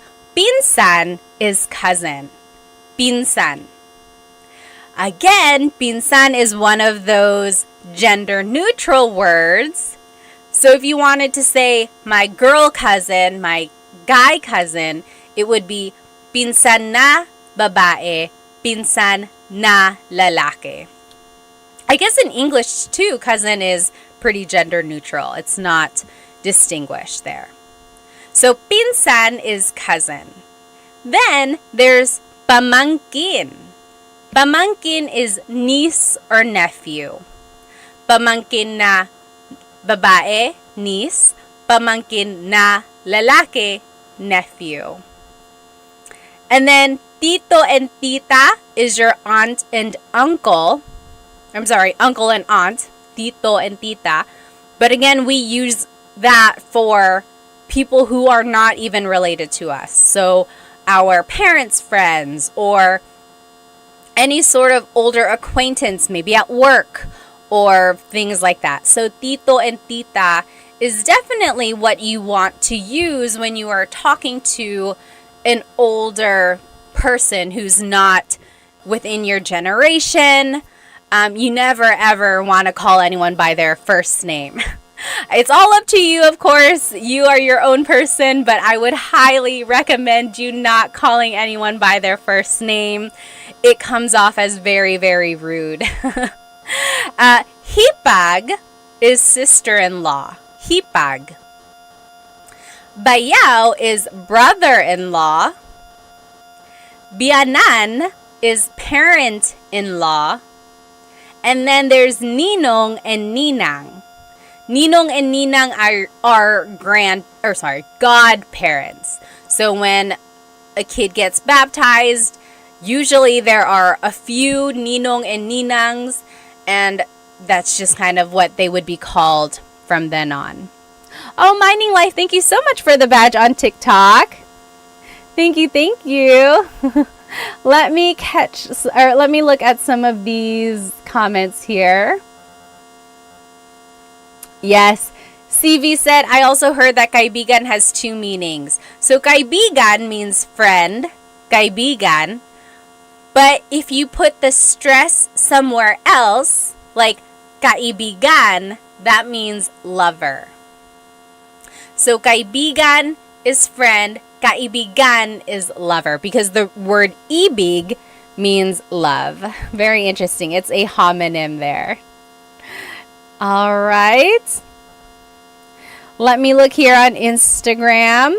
Major Horn said, "Saan ka sa Pilipinas, Ate Pat?" Actually, dito ako sa Amerika. Dito ako sa North Carolina. Pero pinanganak ako sa Maynila. Lumipat kami dito sa States nung 1.5 ako. Dito ako nag 2 years old. Tapos dito na ako lumaki. Dito ako nag-elementary, middle, high school, college. Pero bumabalik kami sa Pilipinas mga every 2 years. Kaya palagi kami nandoon. Sila mama taga Sorsogon, sila papa taga Catanduanes. Kayo, taga saan kayo? Alright. Let me catch up on some of these questions on YouTube. Yes. Let's see. So Civil War Guy said, would native speakers ever use kapatid na lalaki or babae for an older brother or sister, or would they always use kuya or ate? I want to say they will usually use ate and kuya, especially if it's an older sibling. That way it just encompasses the idea that, oh, it's the older sibling. Otherwise, it would be kind of a long way to say it if they were like, kapatid na babae na mas matanda sa akin. It's like, why didn't they just say, oh, you're ate? So, yes. Okay, yes. And then people were saying honorific, like to say, to be a little bit respectful, of course, you would say po. It's like an honorific gesture there. Yes, Ricardo said mare is the female version of pare. So again, there's this word pare, which is like dude, man. Mare is the female version of that. So it's like a lot of like godmothers use it with each other. It's like, oh, hey, it's my girlfriend. It's my girl who's a friend. You know, it's almost like equivalent of dude or man on a female side. Okay, let's keep going. So we learned a lot of vocabulary, right? So again, if you are just tuning in now, this whole presentation is on my YouTube channel. And we looked at a family tree. We learned all the different vocabulary words for grandparents and then parents and then all the way down to the children. Now, let's learn some phrases about the family. Okay, so if you want to maybe introduce your family members to someone, or if you're simply just like talking about them, these are some phrases that you might use. Okay? All right, let me just catch up on some of these comments. Need a Nap has a really good question. How should I address my fiance's mother? Should I call her tita? This is an interesting question, of course, because of course you want to make a good impression, right? So number one, you don't ever want to call them by their first name. Tita is a good start. Yes, maybe just call them tita, whatever. That will definitely kind of make them smile. Now, when you do get married, this is up to you. You can either start calling your mother-in-law mom or mama or nanay, whatever your fiance calls them, you know, just kind of assimilate, or you can keep calling them tita. I don't know. What do you guys think? What is your vote? What was your name? Need a Nap. What should Need a Nap call his fiance's mom? I think tita is a good start there. I know a family. The wife is Filipino, the husband is white, and he just calls her parents Mr. and Mrs. blank. You know, he didn't really take on the tita and tito concept. He just kept using Mr. and Mrs., which is fine as well. But if you really do want to kind of assimilate more to the Filipino culture, I would encourage you to use tita and tito. TMD Texas said, call her Lola. Maybe if you want to give her a heart attack. Maybe if you're like, hey, Lola, she's going to be like, are you guys pregnant? So I don't know if you should do that yet. Okay, Ben on TikTok said, call them mom. I don't know. They're not quite married yet. I guess you could. She might be like, I don't know if we're there yet. Oh, yes. RK Nudson on Instagram kind of has a similar idea. What should I call my father-in-law? Okay. Oh, see, very interesting. So, what was your name again? RK Nud was asking, what should I call my father-in-law? My wife calls him tatay. Is it appropriate for me to call him that as well? I would say it is appropriate. I don't think it's rude. Maybe ask your wife, though. Just say like, hey, do you think I should call him tatay like you? If she wants you to, yes, by all means, go ahead. If she feels a little weird about it, she knows her dad a little bit more, then just kind of go off what she says. Maybe she'll say, maybe just call him Tito or something like that. But I think give it a try. Ask your wife, see what she would suggest. Oh, okay. So Sam said, before I got married to my Filipino husband, his parents told me to call them tita and tito. Very interesting. So Sam's in-laws told her to call them tita and tito. You could ask. That's a perfectly good question. It's like, what would you prefer me to call you? Or ask your significant other, and then they'll tell you. Oh, yes. Don't hate what I say said, I assimilated to make it easy, and I just call her nanay. I think that is so sweet.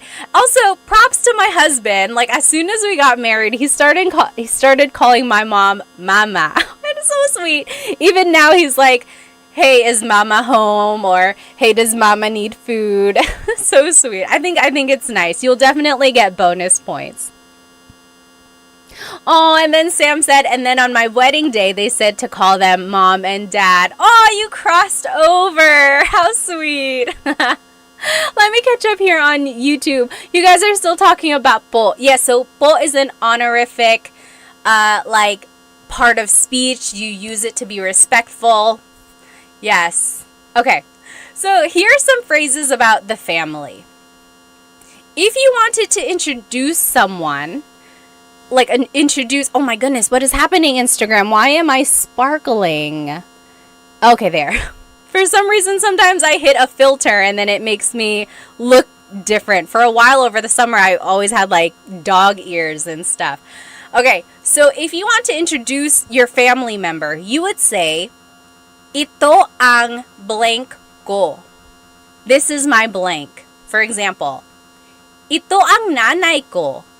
This is my mother. Ito ang kapatid ko. This is my sibling. Ito ang asawa ko. This is my husband or wife, my spouse. Okay, so if you want to introduce a family member, it would be ito ang blank ko. Ito means this. Ang is a part of speech that can take on many different things, but in this phrase, it kind of translates to is.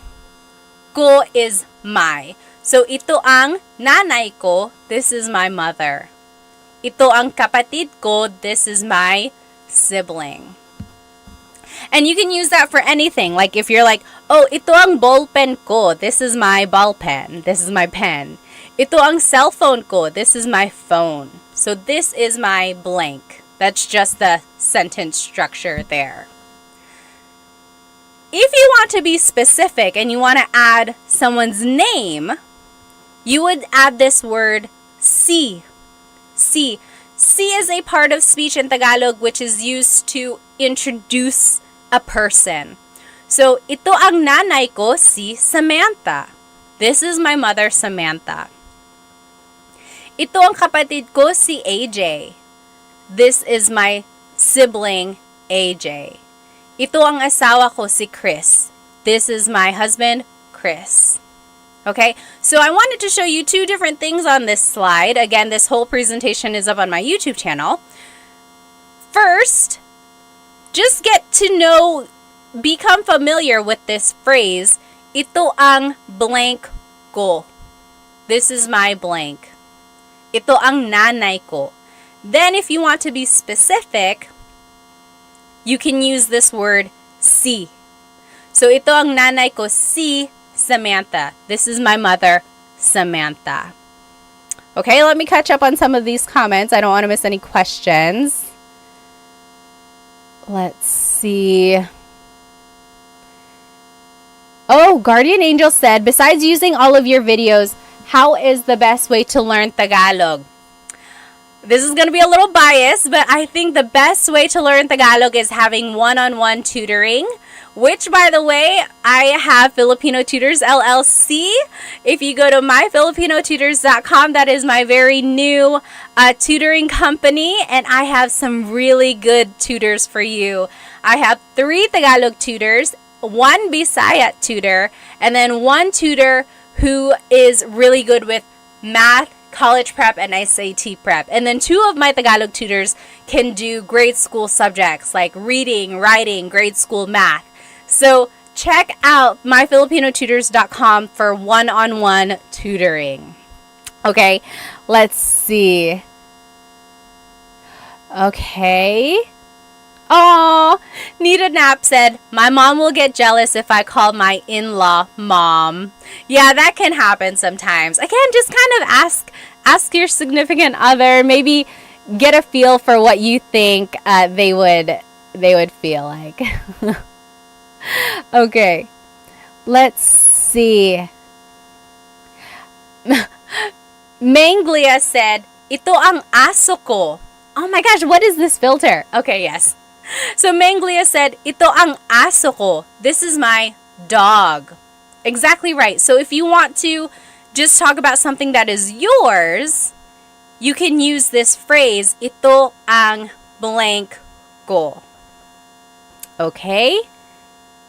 Civil War Guy on YouTube said, is it incorrect to say itong? Very good question. In Tagalog, it's very common to put words together, especially when the word is ang. But in this case, you keep them separate. Not a lot of people say, itong nanay ko. You can if you're speaking really fast. But usually, it would be, ito ang nanay ko. Ito ang nanay ko. So it's one of those instances where you don't usually put it together. Very good question, though. Usually, you do put ang together with the other word to make yourself sound like a native speaker. Oh yes, Richard V said, can you use siya instead of ito? Yes, so siya is a pronoun that means he or she, right? So it works, you certainly can. You can say, siya ang nanay ko, si Samantha. She is my mother, Samantha. So if you want to say she, like, she's my mother, you can. Or you can say, this is my mother. Up to you if you want to say, she's my mother, or you can say, this is my mother. It depends on the context, depends on how you're wanting to present your mother, right? Okay. Let's see here. Oh, yes. Santasio said, I have started one-on-one tutoring, but I have nobody to speak Tagalog with and practice. Do you have any advice? My advice, if you don't have anyone to practice Tagalog with, is to practice with yourself, right? That's all you have. So when you are driving, maybe have a conversation in your head. You could say, "Oh, Pat, kamusta yung araw mo ngayon?" Mabuti naman, medyo busy, pero marami naman akong nagawa. O talaga, anong ginawa mo? Naglaba ko, naglinis ako, nag-alaga ng mga bata. Wow, ang busy naman. You see, I'm just talking to myself. So, practice that. Practice asking yourself questions, and then practice like responding to yourself. Okay, give that a try. Okay, what else? What else? Yes, CV said. Just basically talking to yourself. Exactly right. Also, maybe find someone who is also learning Tagalog. Maybe like a Facebook group, or I'm trying to think like if there are any online groups that I know of. But like, try to find other people who are also learning Tagalog. That's a good way to practice. Okay.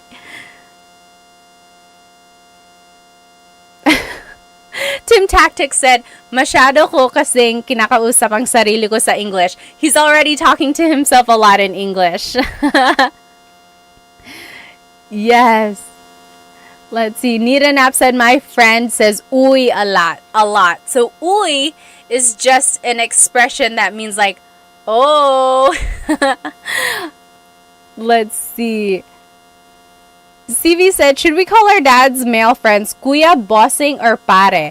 So if it's your dad's friends, I would usually call them tito, because they're like the same generation as your dad. I guess depending on your relationship with them, they could also be kuya, but like usually it would be tito to me. Yeah, like uncle, exactly right. Tim Tactics said. Okay, let's keep going here. Oh, Jumpin', my Mercedes said, I know the basics of Tagalog, but do you have any apps or websites you would recommend?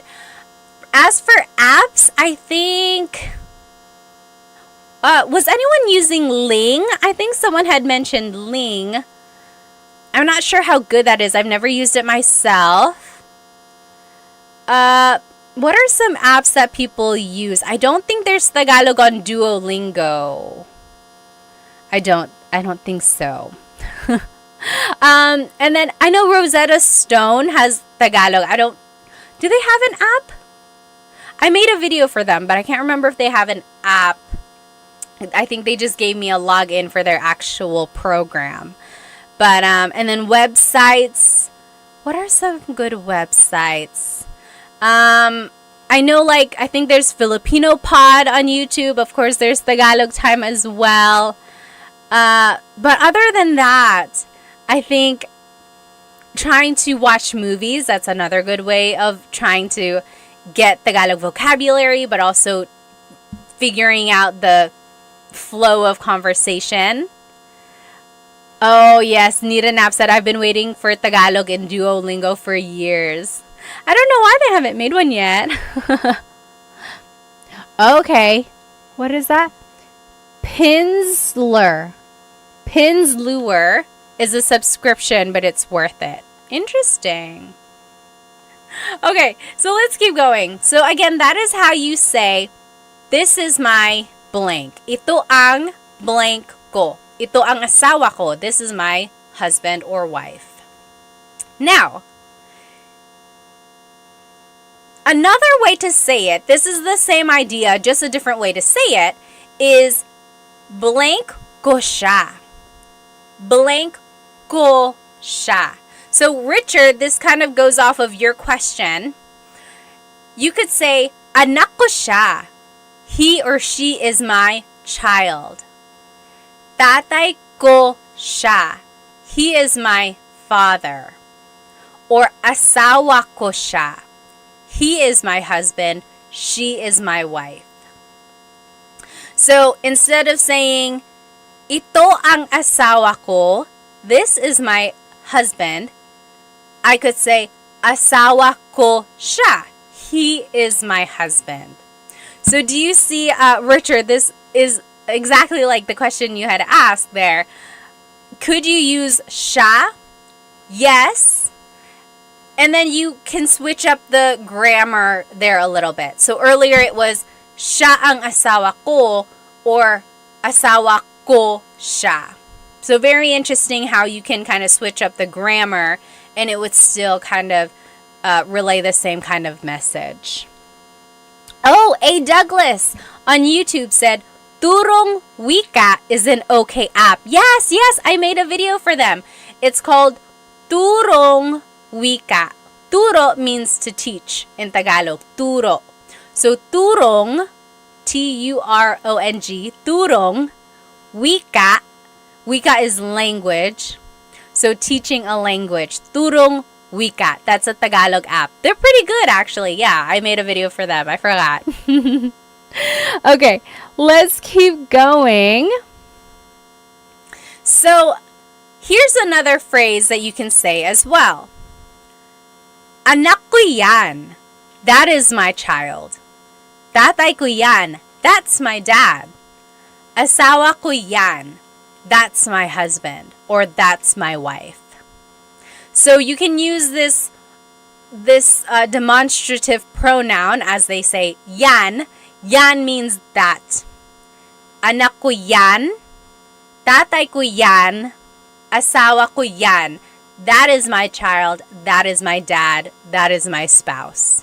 Okay, like if they appear on TV, you're like, hey, nanay ko yan. That's my mom. Nanay ko yan. That is my mom. Okay. Andy on YouTube said, when are you going to do a meet and greet? I don't even know where I would do a meet and greet. Maybe we can all meet at a Jollibee somewhere. It would definitely not be in North Carolina because there are no Jollibees here. All right, let's keep going. Now, this is an interesting phrase. If you're talking about how many siblings you have, this is the phrase you would use. Blank ang kapatid ko.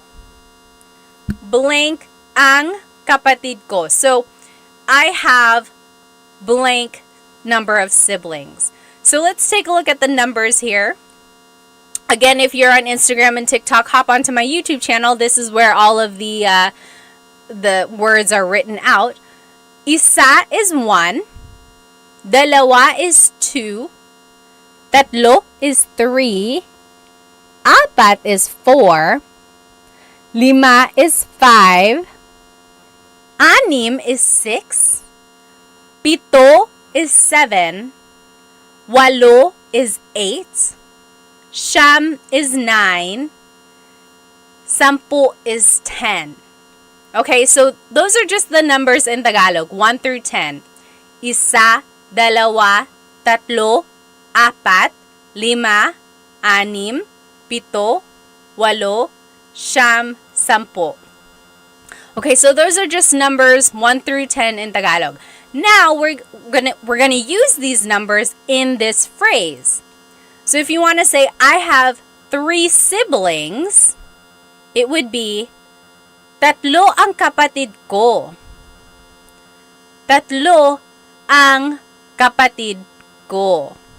So I have 3 siblings.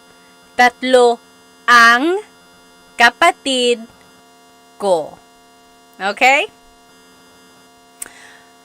Now, if you want to add like other words to be specific here, you could say like, isa lang ang kapatid ko. Isa lang ang kapatid ko. That means I only have one sibling. I only have one sibling. Lang means only. So, isa lang ang kapatid ko. Or if you don't have any siblings, you would say, wala akong kapatid. Wala akong kapatid. I forgot who it was who asked about putting the two words together. This is the case where you can. So, wala ako ng kapatid. You could just say, wala akong kapatid. Right? We're putting the words ako and nang together. Wala akong kapatid. I don't have any siblings. Okay? Yes, Aiden said, akong. So it's just one of those contractions. When you're talking really fast in Tagalog, native speakers will just put it together. Wala akong kapatid. Wala akong kapatid. I don't have any siblings. Let's see. Oh, yes! Melanie, you got it exactly right. Could you say, tatlo ang kapatid ko at babae silang lahat? Tatlo ang kapatid ko at babae silang lahat. The only thing I would change is I think I might add the word mga. Tatlo ang kapatid ko at mga babae silang lahat. You don't even have to really add lahat. You could say, tatlo ang kapatid ko at mga babae sila. Babae silang lahat. But that also works as well. Exactly right. Let's see. Okay. Yeah asked, how do I use siya? So again, kind of like in the last example, siya means he or she. So, siya ang kapatid ko or kapatid ko siya. He is my sibling. He is my sibling. Siya ang kapatid ko or kapatid ko siya. Same thing. All right. Let's see here. Mr. OK said, how old are you? How old do I look? Pop quiz, how old do I look? So, let's look at this. What was I trying to do with this asterisk? Can use for pinsan. Oh, yes. So you can also use this phrase if you're talking about your cousins or your ninongs or ninangs. So, apat ang pinsan ko. I have 4 cousins. Or dalawa ang ninang ko. I have 2 godmothers. Okay? David Jr. said 32. Exactly right. I am 32. 32. All right. Now, those are some phrases that we can use to describe our family, right? We learned how to say, this is my mother, or that's my mother, or he or she is my sibling, and so on. Now, here are some vocabulary words when you're talking about birth order, or like your order in your siblings. So, panganay is the oldest child. Panganay. That can be a girl or a boy. It doesn't matter. Panganay is the oldest child. Bunso is the youngest child. So, panganay, bunso. Panganay, bunso. Now, if you want to go like in the order, like the second child, the third child, go back and think about the numbers we had just learned. This is how you would say it. Pangalawa, the second child. Pangalawa. Pangatlo, third or third child.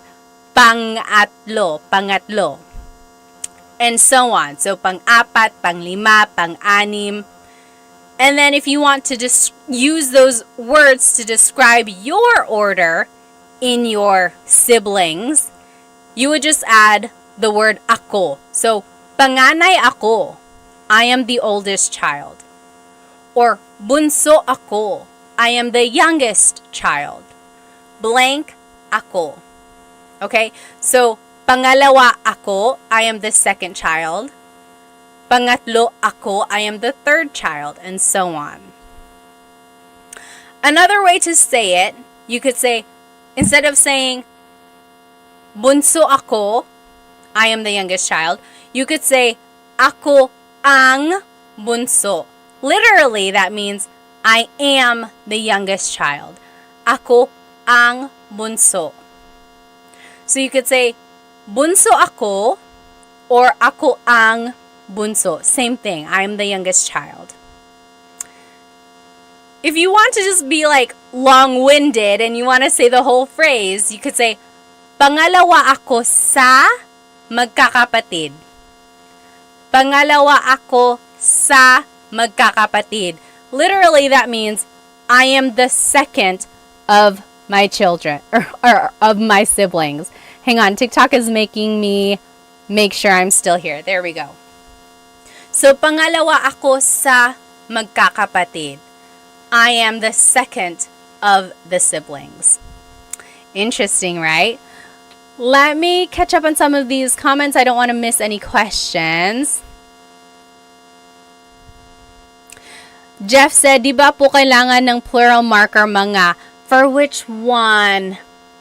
Oh, for siblings? You can. You can add mga when you're talking about multiple siblings. Sometimes if native speakers are talking really fast, they drop mga. But very correct. You can always add mga.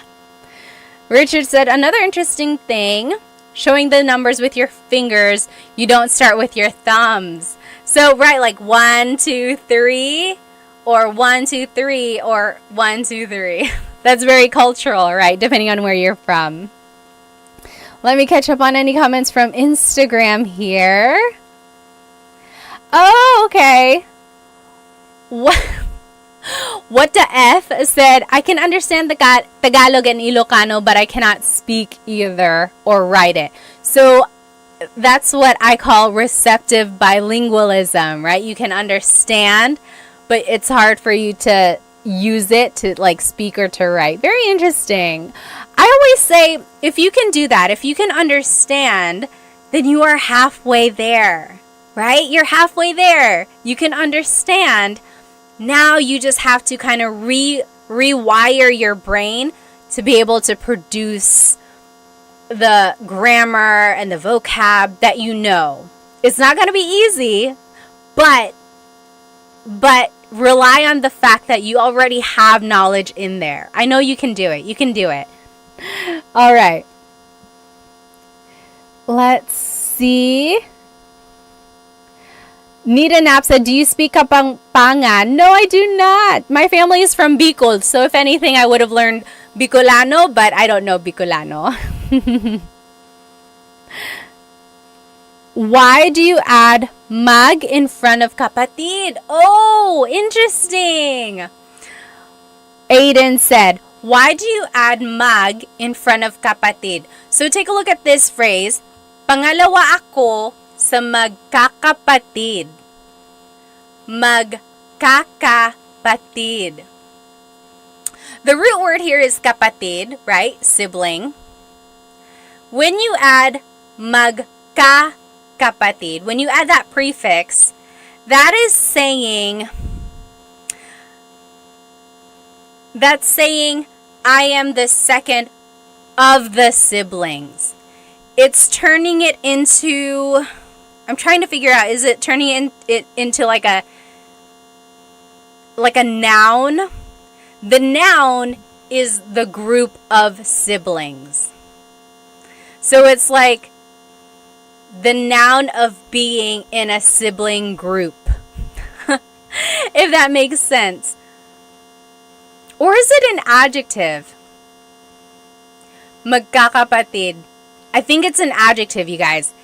It's the description of being siblings with each other. What I want you to get from this is focus on the root word, right? Kapatid. And then use context clues to kind of figure out what the rest is saying. But you are very good at catching this prefix here. And now that you kind of know that it's used in this way, keep an eye out for other patterns like that. Okay, so now you know that the word can be rearranged like this to describe the group of siblings. Another use of this is magkakaibigan. Magkakaibigan. Same idea. That means the group of friends. Magkakaibigan tayo. We are all a group of friends. So it's the same idea, right? Magkakapatid sila. They are all siblings. magkakaibigan tayo. We are all friends. All right. Esteban said, "Are you still in the Philippines?" No, I'm here in the US. I'm here over here in I'm here in North Carolina. Superflative. Is that what it is? Superflative? Oh, Nair Grease said, "I love your YouTube channel. You explain stuff very easily. Salamat." Oh, yes. Learning Tagalog grammar can be very difficult. Okay, let's keep going. Mari said, "Where in North Carolina?" I'm in South Carolina. I'm here in the Raleigh area. All right. Now, just a couple more phrases. These are phrases that you can use with your family. So we learned phrases that you can use about your family, right? If you're describing them. Now here are phrases you can use with your family. For example, nasaan si blank? Where is blank? Nasaan si nanay? Where is mother? Nasaan si ate? Where is older sister? Nasaan si tito? Where is uncle? So nasaan si blank. Remember, anytime we use that word si, we are indicating a person is coming after that word, right? So si is the part of speech in Tagalog that is used to indicate a person coming after. Nasaan si blank. Now to respond, another way to ask is, nasaan ang blank mo? That means, where is your blank? For example, nasaan ang lola mo? Where is your grandmother? Nasaan ang lola mo? Where is your grandmother? Or nasaan ang pinsan mo? Where is your cousin? Nasaan ang asawa mo? Where is your husband or wife? Now, to be respectful, don't forget to add po, and it would be nasaan po si blank. So if you're talking to your grandparents, you could say, nasaan po si nanay? Where's mom? Where's nanay? Nasaan po si blank? Now, to respond, you would simply use this phrase. Nasa blank siya. He or she is at blank. So, nasa trabaho siya. He or she is at work. Nasa tindahan siya. He or she is at the store. Nasa blank siya. Or to be specific, again, you can use that word si. It would be, nasa trabaho si ate. Ate is at work. Nasa trabaho si ate. Okay? And then, to be respectful, add po. So, nasa trabaho po siya. Nasa trabaho po siya. So, again, to ask where someone is, it was, nasaan si blank. And then to respond, nasa blank siya. Okay? Very interesting there. And if you want to ask what someone is doing, it would be, anong ginagawa ng blank mo? What is your blank doing? So, anong ginagawa ng tatay mo? What is your father doing? Anong ginagawa ng kuya mo? What is your older brother doing? And then, if you want to kind of be specific, anong ginagawa ni tatay? What is father doing? So you're dropping the your, right? So anong ginagawa ng tatay mo versus anong ginagawa ni tatay? Both asking what is father doing versus what is your father doing. And then don't forget to add po to be respectful. Ano po ang ginagawa ni tatay? Ano po ang ginagawa ni tatay? So I always get asked, like, where does po go in a phrase? Usually, po is the second word. So, ano po ang ginagawa ni tatay? Saan po si nanay? When in doubt, you can always add po to the end and it will work. It's not always common, like that's not where it naturally goes, but it will never be incorrect if you add it at the end. I do have a full-length Tagalog lesson video on my YouTube channel, how to use po. I think it's lesson number 2. On my YouTube channel, how to use po. There's lots of practice in there, and it goes through all of the different placements. You can check that out if you'd like. Now, you can ask someone, saan ka pupunta? Where are you going? Saan ka pupunta? Or, pupunta ako sa blank. Pupunta ka or pupunta ako sa blank. That means I'm going to somewhere. So, pupunta ako sa tindahan. I'm going to the store. Or, pupunta ako sa banyo. I'm going to the bathroom. Pupunta ako sa bahay ni Kuya JR. So, I want you to get used to this phrase here. Pupunta ako sa blank. I am going to blank, and then you can fill in the blank there. Let me just catch up with some of these comments. Okay. Let's just keep going here. Oh, CV said, I'm confused with past, present, and future tense in Tagalog. It can be very confusing. The main differences between the tenses in Tagalog is the prefix that is used. And there's a lot of different patterns depending on the type of verb you're using. Again, I have another full-length Tagalog lesson on present tense conjugation, and then another full-length Tagalog lesson on my YouTube channel for past and future tense. And it breaks down how to conjugate the verbs in different tenses depending on their verb types. It can get tricky, but with some practice, I think you can kind of see the differences. Okay, again, if you want to use po to be respectful, it would be, saan po kayo pupunta?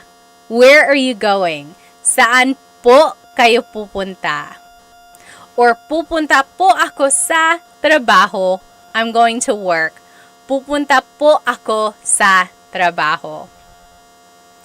The opposite of where are you going is where are you coming from?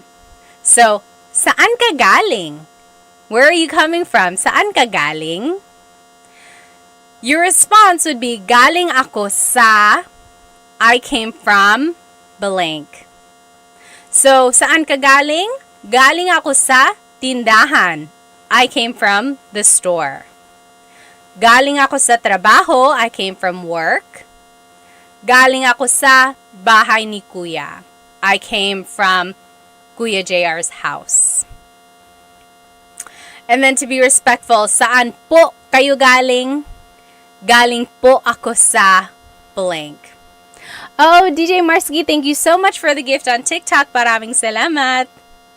Okay, so those were just some phrases that we can say to our family members. Again, this whole lesson is on my YouTube channel if you want to review those. The live recording will be up on there as well, and everything will be written out. I'm actually going to go ahead and just go through this review really quickly because I want us to have enough time to do the listening comprehension at the end. So just follow along with me here. Oh, YouTube, let me go ahead and turn off my camera so you can see this. There we go. So let's just go through these vocab words. Remember, godparents in Tagalog, pamilya is family. Godparents is lolo and lola. Lolo and lola. And then, Tatay is father. Nanay is mother. Those are the mga magulang, parents. Mga magulang. They have a child, that is their anak.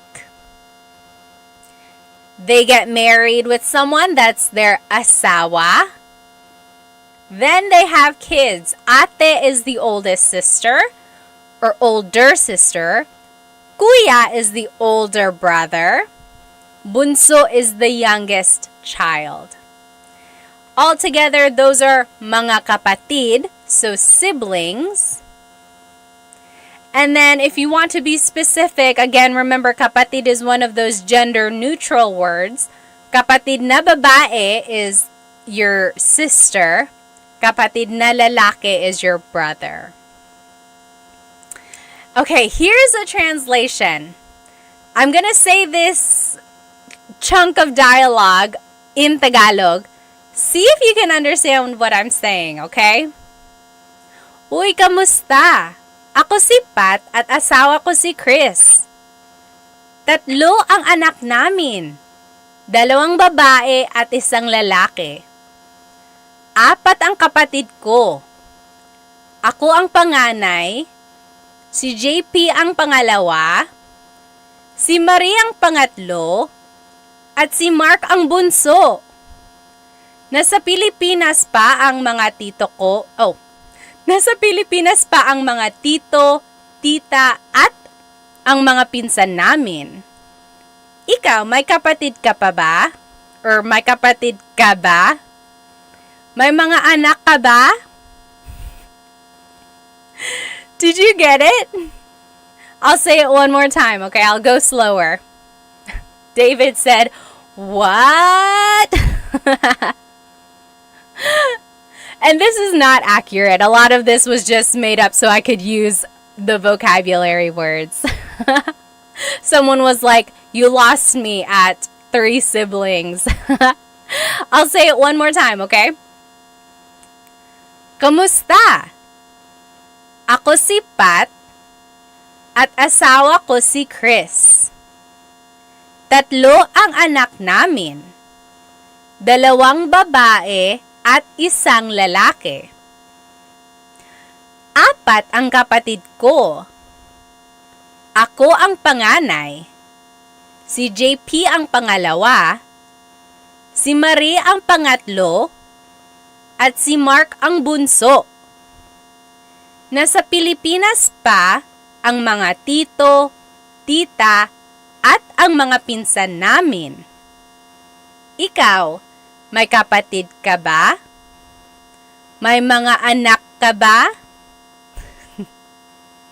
How was that? Oh, yes.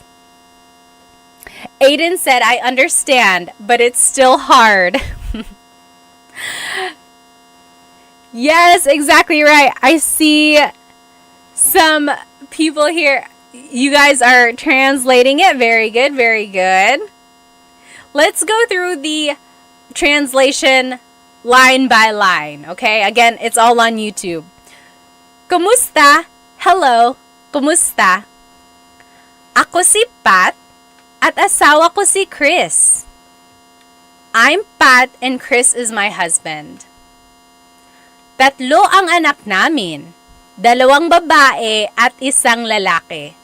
We have 3 kids, 2 girls, 1 boy.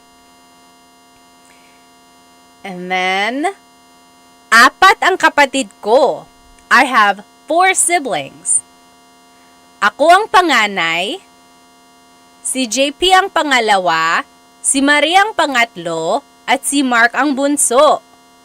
I'm the oldest. JP is the second. Marie is third. And Mark is the youngest. Do you see how I used all of those vocabulary words that we learned? Let's keep going. Nasa Pilipinas pa ang mga tito, tita, at ang mga pinsan namin. Our aunts, uncles, and cousins are still in the Philippines. Ikaw, may kapatid ka ba? Do you have siblings?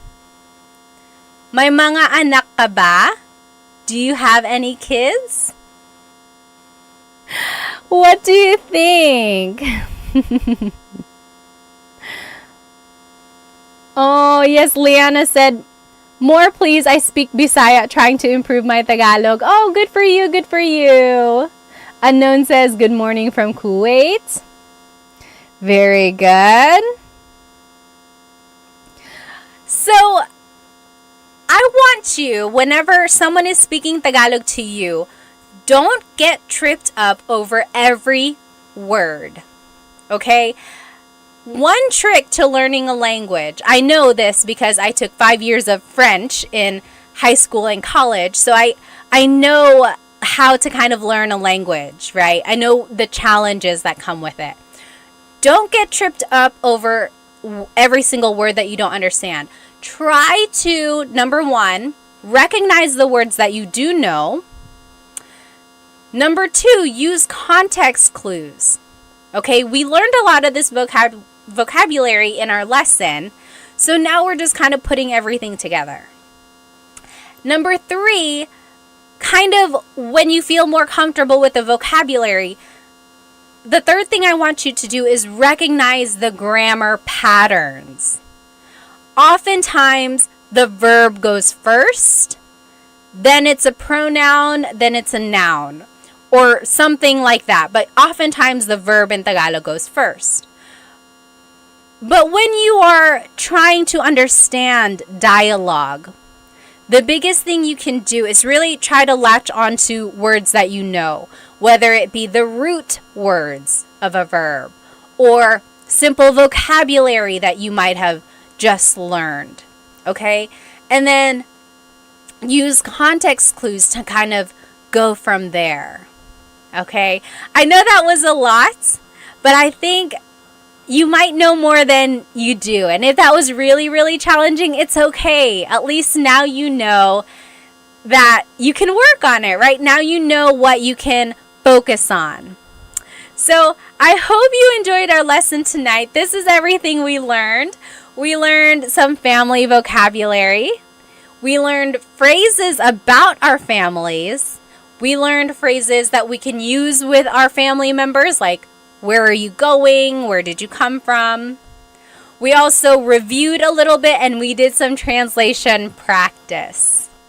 Okay, I hope you were able to get some vocabulary that you didn't know yet. I hope you learned some phrases that you can start using with your families. And I hope to see you next week in our Tagalog Thursday. So, I hope you have a good rest of your night. I don't want to keep you any longer. Maraming salamat. Thank you so much for joining me. Have a good night.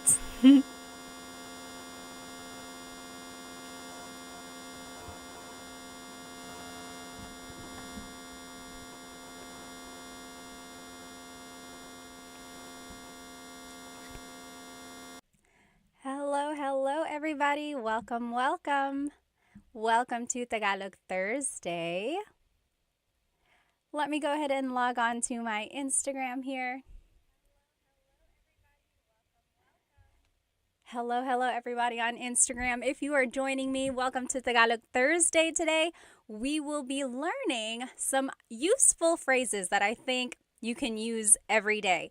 So, if you want to see my presentation, go ahead and hop onto my YouTube channel, and that is where you will see my slides and everything written out. There might be some animations in there as well.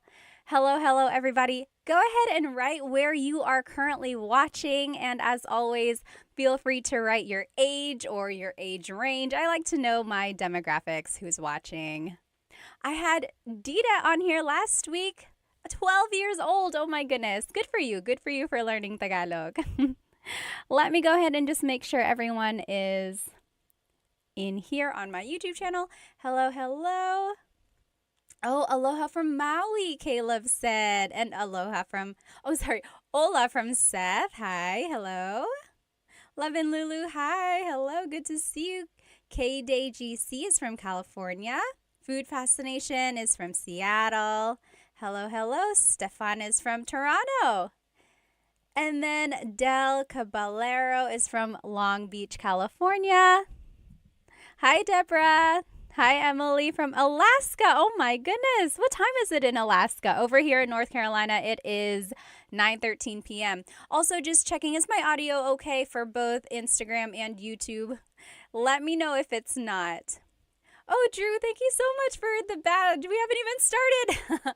If you enjoy anything from these lessons, from the lesson that I'm teaching tonight, please feel free to send me a super chat on YouTube or a badge on Instagram. Thank you so much. Any donation really helps me support Filipino businesses. By the way, my earrings tonight are from bling.co. If you can see them, they're handmade polymer clay earrings, and they have the Filipino sun on them. Hello, everybody. Oh, Kelly said, just married the love of my life. That is so great. Congrats. All right, let's go ahead and get started here. So again, this whole lesson is on my YouTube channel, and the recording will be on YouTube as well. So if you happen to not catch it, or if you want to rewatch it later, it will be here on my YouTube channel. Kelly is from Louisiana. Oh, Emily said audio is good. Good. All right. David is from New Hampshire. Deborah is watching from India. Hello. Okay, let's go ahead and get started. So today we will be learning some shopping phrases, or phrases that you can say while shopping in the Philippines, or phrases you can say while eating at a restaurant. However, a lot of these phrases will also work in different contexts. So I want you to take a note of them, even if you're not shopping in the Philippines or eating at a restaurant in the Philippines anytime soon. You'll see that a lot of them can be used in other contexts. So let's take a look at these. Hello. Mr. Sean is from Tampa, Florida. Welcome. Okay, so first of all, I just want to go over the different types of stores in the Philippines. Anyone here been to the Philippines? Raise your hand or just give me a thumbs up. I know many of us might have. Some of us might not have ever been there. Maybe we are just never had the opportunity to go. But in the Philippines, you might see little stores in people's houses. So usually if it's like a 2-story house, there might be a store in the first floor, and it's like their window has things that you can buy. So chips or rice or even some meat and fish, ice sometimes. Those are called sari-sari stores. Sari-sari. Sari-sari means like different things. Different. Because you can buy a lot of different things. So in my picture here, you'll see that you can buy rice, you can buy chips. It's like a really true definition of a convenience store. Maybe you can't go to an actual store, so you just want to walk down the street and you notice that your neighbor has things that you might need. So that is where you can buy things if you're kind of in a pinch. That's called a sari-sari store. Next, there's the palengke.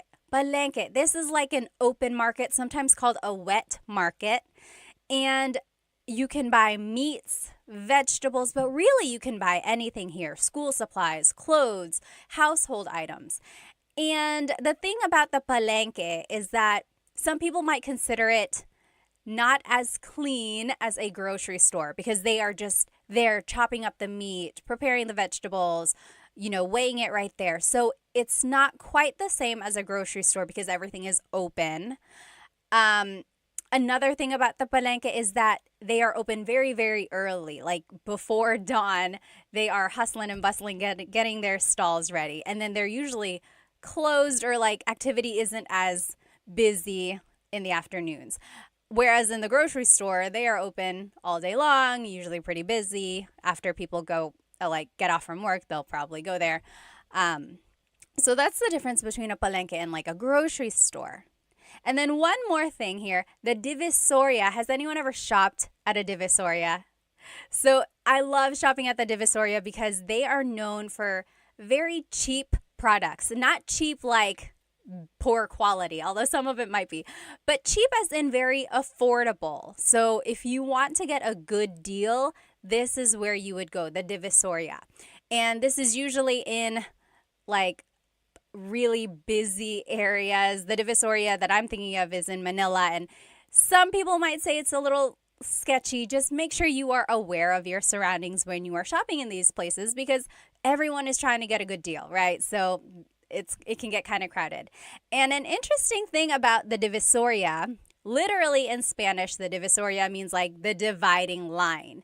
And it got that name because back in the day when the Spanish colonizers were there, there was this city called Intramuros, literally meaning like the gated city. That's where government officials were. This was like where the elite lived, Intramuros. Right outside of Intramuros was where the Chinese immigrants were. They were kind of segregated.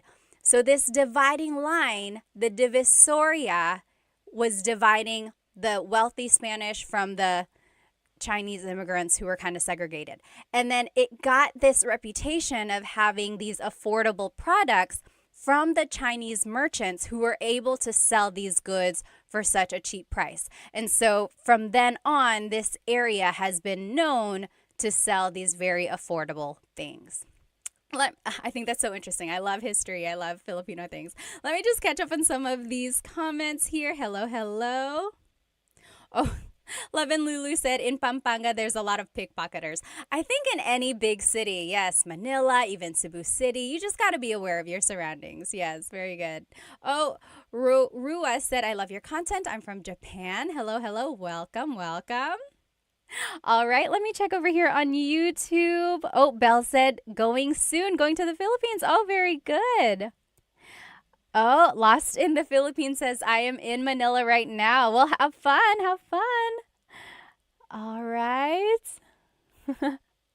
A lot of people are planning to go soon. Oh, hi, Dita, there you are. Good to see you. Okay. Yes, so here are the different types of stores. So sari-sari, palengke, divisoria. These are known for like places where you can haggle the price. So if you are good at maybe bartering or like asking for a lower price, these are the places to go for that. However, if you go to like a mall, those prices are pretty set in stone, right? You can't really haggle a price tag at the mall. And the picture here on my YouTube channel, if you are looking with me, this is the Mall of Asia. Raise your hand if you've been to the Mall of Asia before. At one point, it was the biggest mall in Asia, but I think last I saw, there are bigger malls now, I think in other countries, but it's still the biggest mall in the Philippines. There's a skating rink, there's like places to watch shows and things like that, and there are lots and lots of floors up there. If you have been there, what is your favorite part of the Mall of Asia? I haven't been there in a very long time. I think one of my favorite things about the Mall of Asia is the surrounding. Like, it's surrounded by water, and you can get a lot of good pictures over there. All right, so that's the mall. That is another place you can go shopping. And then lastly, nowadays, people can go shopping online. So online selling, I don't know if you've ever seen them. It's much like here in America, or if you're just scrolling through your TikTok, a lot of people will sell things online. They'll just hold up the product, and then whoever says mine in the comments, that will go to them. So those are just some different stores in the Philippines. Okay, awesome. Corner is from North Carolina. Welcome, welcome. Are we neighbors? You must be in my backyard. Yes. Frank said, amazing that they have a skating rink inside of the Mall of Asia. Oh, yes. Oh, TMD Texas says, Mall of Asia fireworks. I don't think I've seen the fireworks at Mall of Asia. Yes. The great Chadsby said MOA. That's what they call it, Mall of Asia, MOA. Very good, very good. Okay, so let's jump into these phrases now. So if you are shopping, oh my goodness. I don't know why I have this filter on my Instagram. If you're looking at me, I have dog ears. I don't know how to undo that. So it's going to have to stay like that. I'm sorry. If anyone knows how to turn off this dog filter on Insta, let me know. Anyway, we're going to keep going.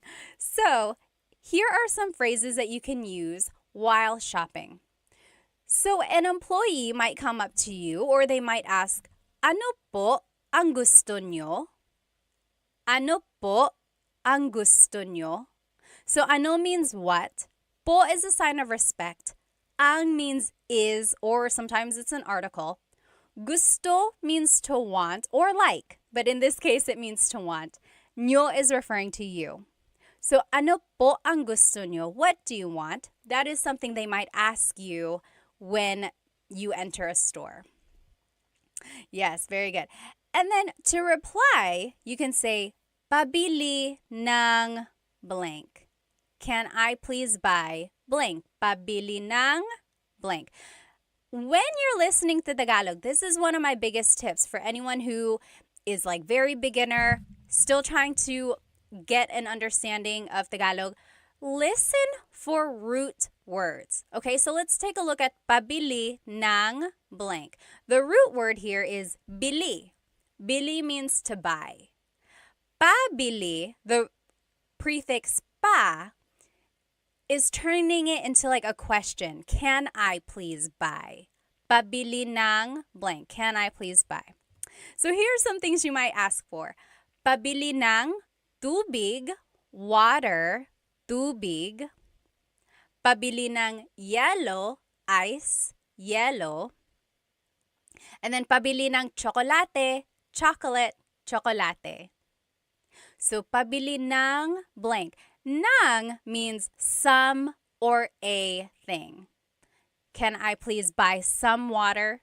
Can I please buy some ice? And so on. Okay?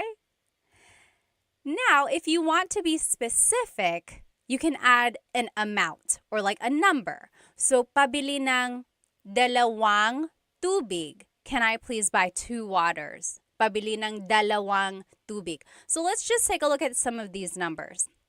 Isa, 1, isa. Dalawa, 2, dalawa. Tatlo, 3, tatlo. Apat, 4, apat. Lima, 5, lima. Anim, 6, anim. Pito, 7, pito.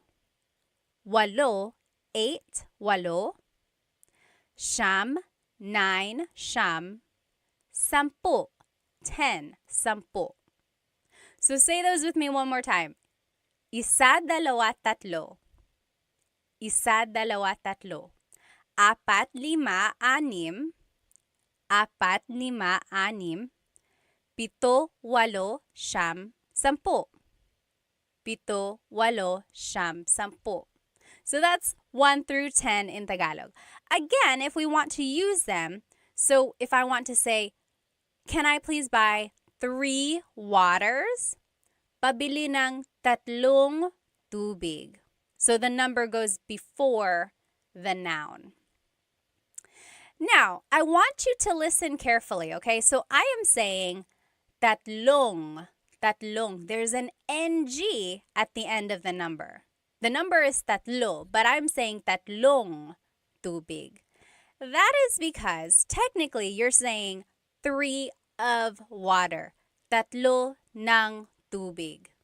So 3 of water. The NG we're just adding there at the end, or tatlo na tubig.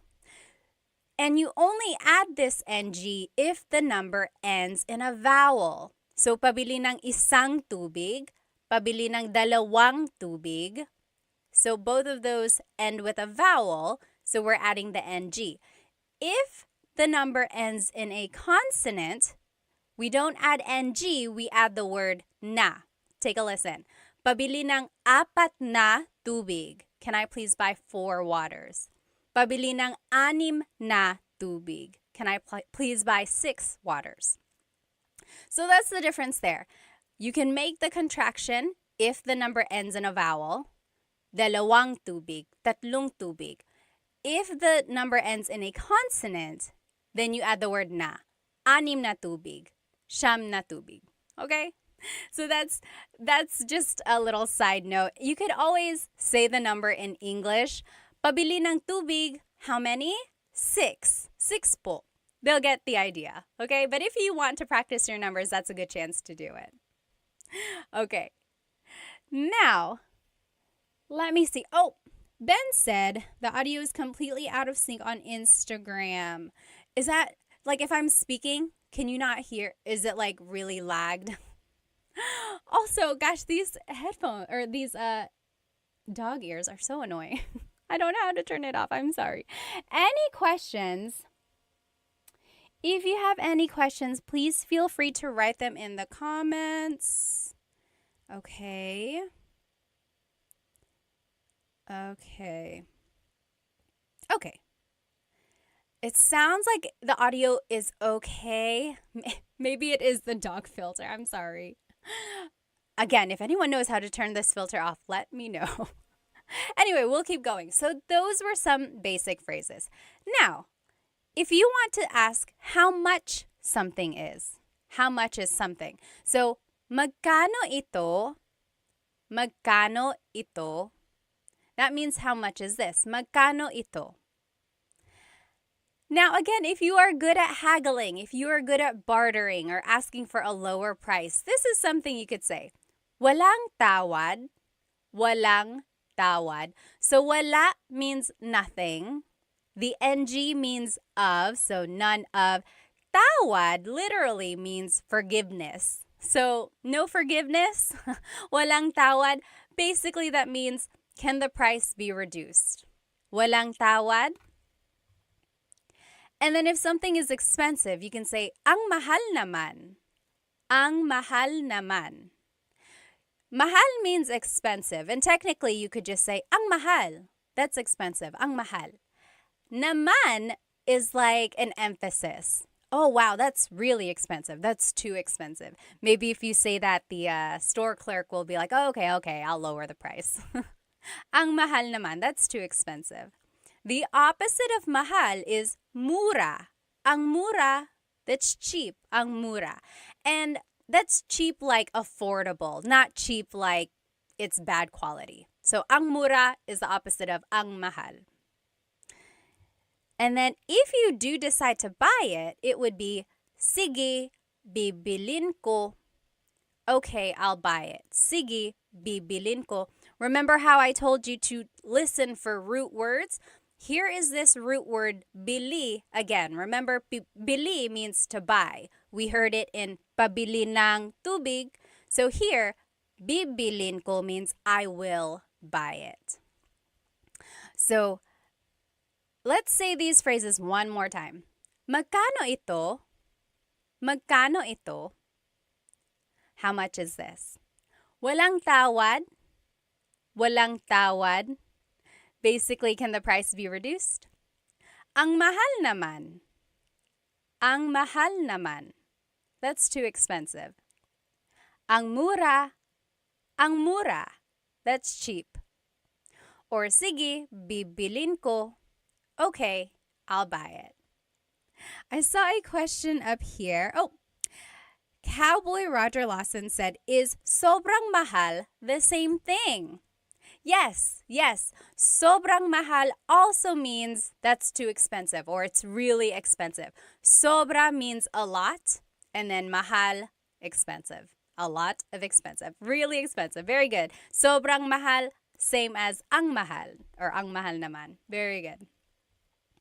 All right.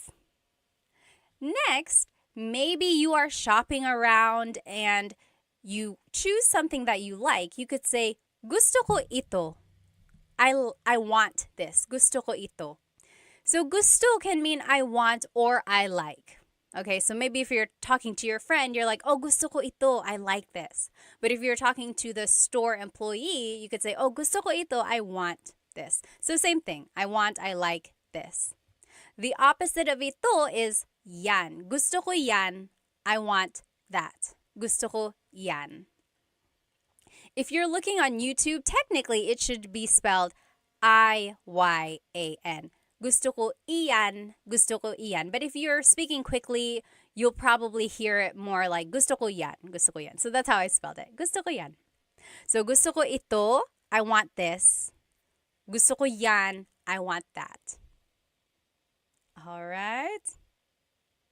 Oh, yes. Free Training Online said mahal, love versus mahal, expensive. So yes, mahal is a homonym, so it has a couple different meanings depending on how it's used. and it can mean love or expensive. And I looked this up once. Someone had a very interesting theory. Mahal actually is used in other languages, like in Southeast Asia. Other countries use it. I think Malaysia, don't hold me to that. But like other countries also use the word mahal. And it means expensive for them. Or it means actually valuable. So someone like concluded that maybe if something was valuable, like over time, the person you loved is valuable to you. So that's how mahal came to be, love as well. So I think it originated as being valuable and then meaning expensive and then love because the person you love is valuable to you. Ah, nakakakilig. Okay, let's keep going. So, isa pa means one more. Isa pa. Isa means one. We learned that, right? Isa. Pa means still. So one still or one more, please. Isa pa. Isa pa. And then, iba na lang. Something else. Iba means different. Na lang means instead. So something different instead or something else. So maybe the store employee came out with some options for you and you didn't really like any of them. So you could say, iba na lang, something else, please. Okay, I think someone had a question. Oh, yes. Chris Black on YouTube said, is there a please in Tagalog? Please in Tagalog is paki. Paki. So, like, buksan means to open. Paki buksan yung bottle. Can you please open this bottle? Paki buksan. So paki is like what you would add before the verb. It's not so much like its own word like we would say please by itself. Although I've heard people say, hey, can you do this, paki? But it's not quite the same. Very good question though. Let's see. Yes.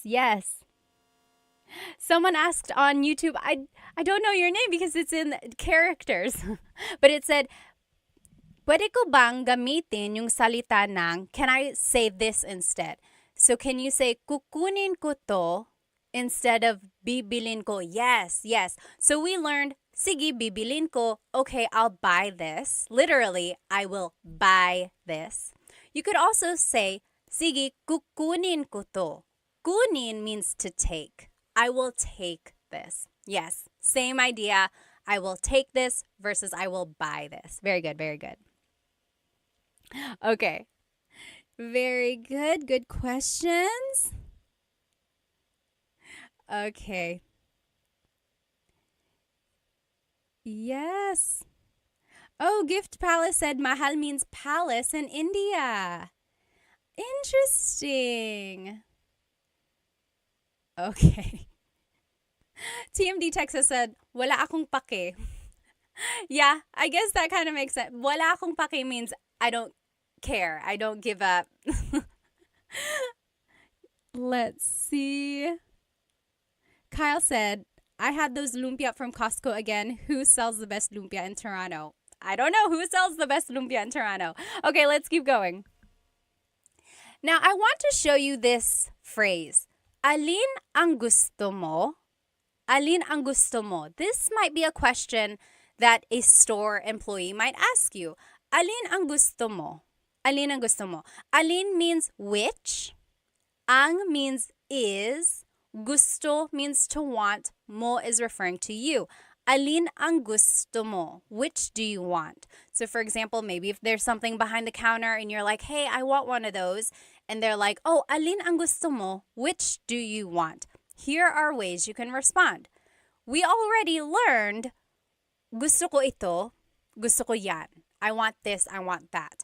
But you can also add an adjective. For example, gusto ko yung, I like the, or the one that is, and here are some colors. Gusto ko yung pula, I want the red one. Gusto ko yung kahel, I want the orange one. And then just some other colors. Dilaw, yellow, dilaw.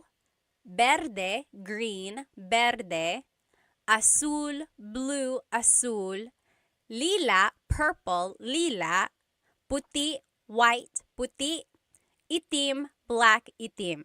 Now, before you get on my case, yes, these are the Spanish colors, because remember the Philippines has a lot of Spanish influence both in the culture and the language.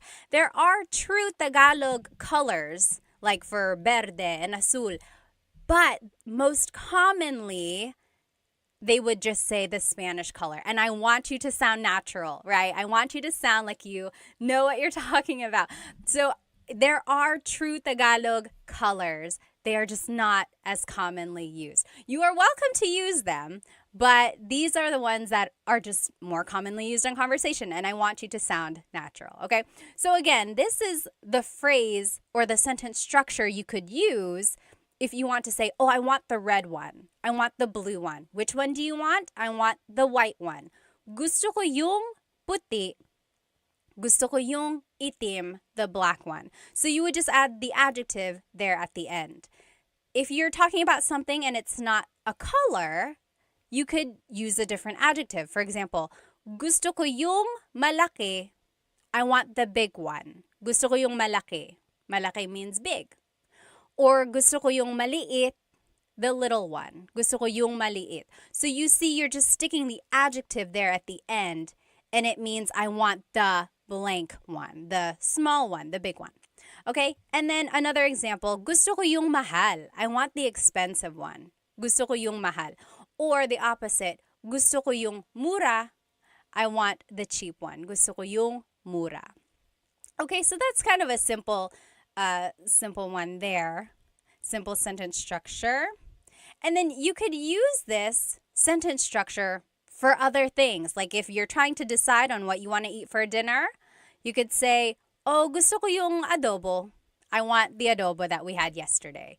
Or gusto ko yung pansit. I want the pansit that you cooked. Okay? So gusto ko yung, I want the blank. Now, I always get asked in my classes, what is the difference between ang and yung? Because we learned gusto ko yung blank. Ang and yung both mean the. They are both articles. However, ang is usually used more in a general sense, whereas yung usually is used more for a specific thing. So, in our example, gusto ko yung puti. I want the white one. If someone said, gusto ko ang puti, it's like, I like the white one. Like, it's not as committal. I don't know. It's hard to explain. Here's one way to take a look at it. So, it's the dress versus the dress. There's the dress, that's ang. Then there's the dress, that's yung. So it's kind of like a different way to think about something. Okay. All right. Let's keep going here. Oh, Chandra said, are you taking online classes? We are just wrapping up class 4 now. So I did 1, 2, 3, and 4. So my class sets are just about done. Hopefully I can start another set in the fall. Okay, but I will still try to do these Tagalog Thursdays. This is like my 4th or 5th week. These have been fun. So join me every Thursday. Okay, now, if you want to be respectful while you are shopping, you can add po to any of the phrases we just learned.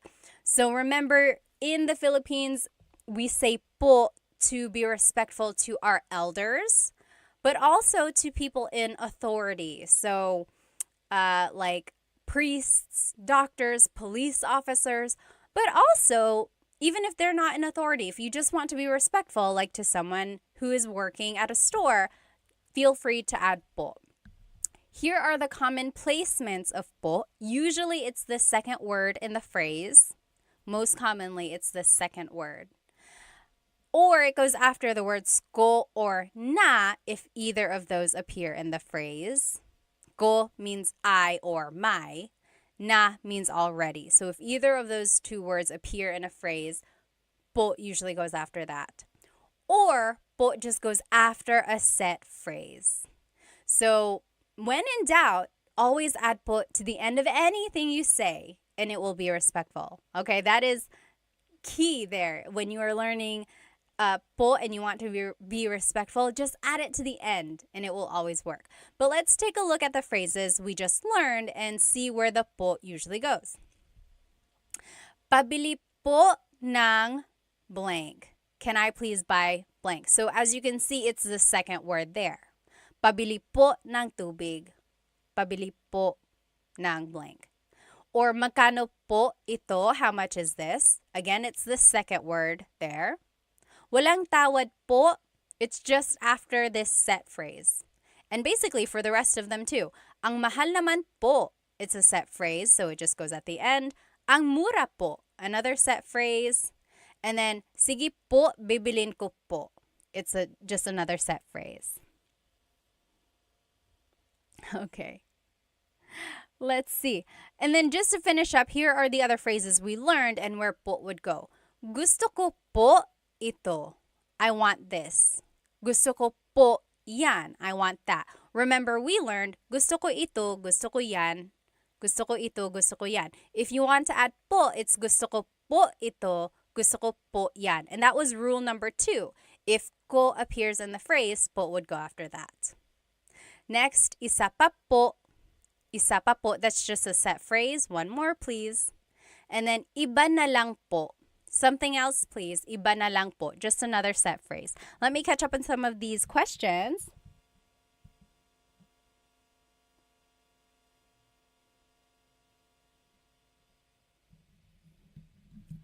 Yes. Let's see. Chris the Rhino said, isa pa din po. Gusto ko yung malaki po. Is this right?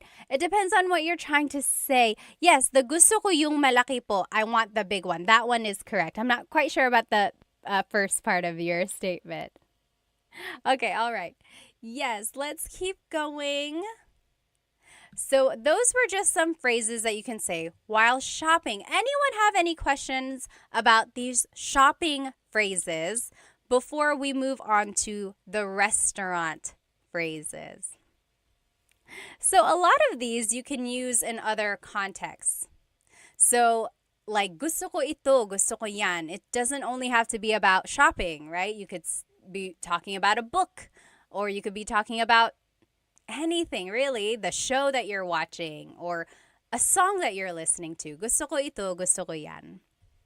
Okay, now let's keep going. Here are some phrases you can use while eating at a restaurant. When you enter a restaurant, the host or hostess will probably ask you, ilan po sila? Ilan po sila? So ilan means how many. Po is referring to you, or po is a sign of respect. Sila means they. So how many of you are there? How many are they? So how many are in your party? And then this is where you can just use your numbers in Tagalog. So isa, dalawa. You could say like dalawa kami. There are 2 of us. Dalawa kami. Or tatlo kami. There are 3 of us. Or you could say, isa lang, just one. Isa lang. Okay? Now, if you want to ask for a menu, maybe you sat down and they haven't given you a menu yet, this is how you would do it. Pahingi ng menu. Pahingi ng menu. May I please have a menu? Let's take a look at the root word here. Hingi. Hingi means to ask for something. Hingi, hingi. Pahingi means, can I please ask for a menu? So the pa is like asking to do that action. Can I please ask for a menu? Pahingi ng menu. And then if you're looking on YouTube with me here, these asterisks mean that you can switch out this word. So pahingi ng napkin. The thing about napkin, though, in the Philippines, if you ask for a napkin, they call a napkin the feminine, like, sanitary pad. So if that's not what you're asking for, don't ask for it. A napkin that you use to wipe your face, they call that a tissue. So pahingi ng tissue. Can I please have a tissue? Okay, so that's just one thing. I made a video once of like restaurant phrases and I said pahingi ng napkin, and a lot of native Filipinos were like, why napkin? Napkin is sanitary pad. Haha, yes, I understand. So don't ask for a napkin if you're at a restaurant. Ask for a tissue. Okay, so pahingi ng blank. And again, you can use this phrase for other contexts. Maybe you are at a friend's house and you're cold. You could say, pahingi ng blanket. Can I please have a blanket? Or can I ask for a blanket?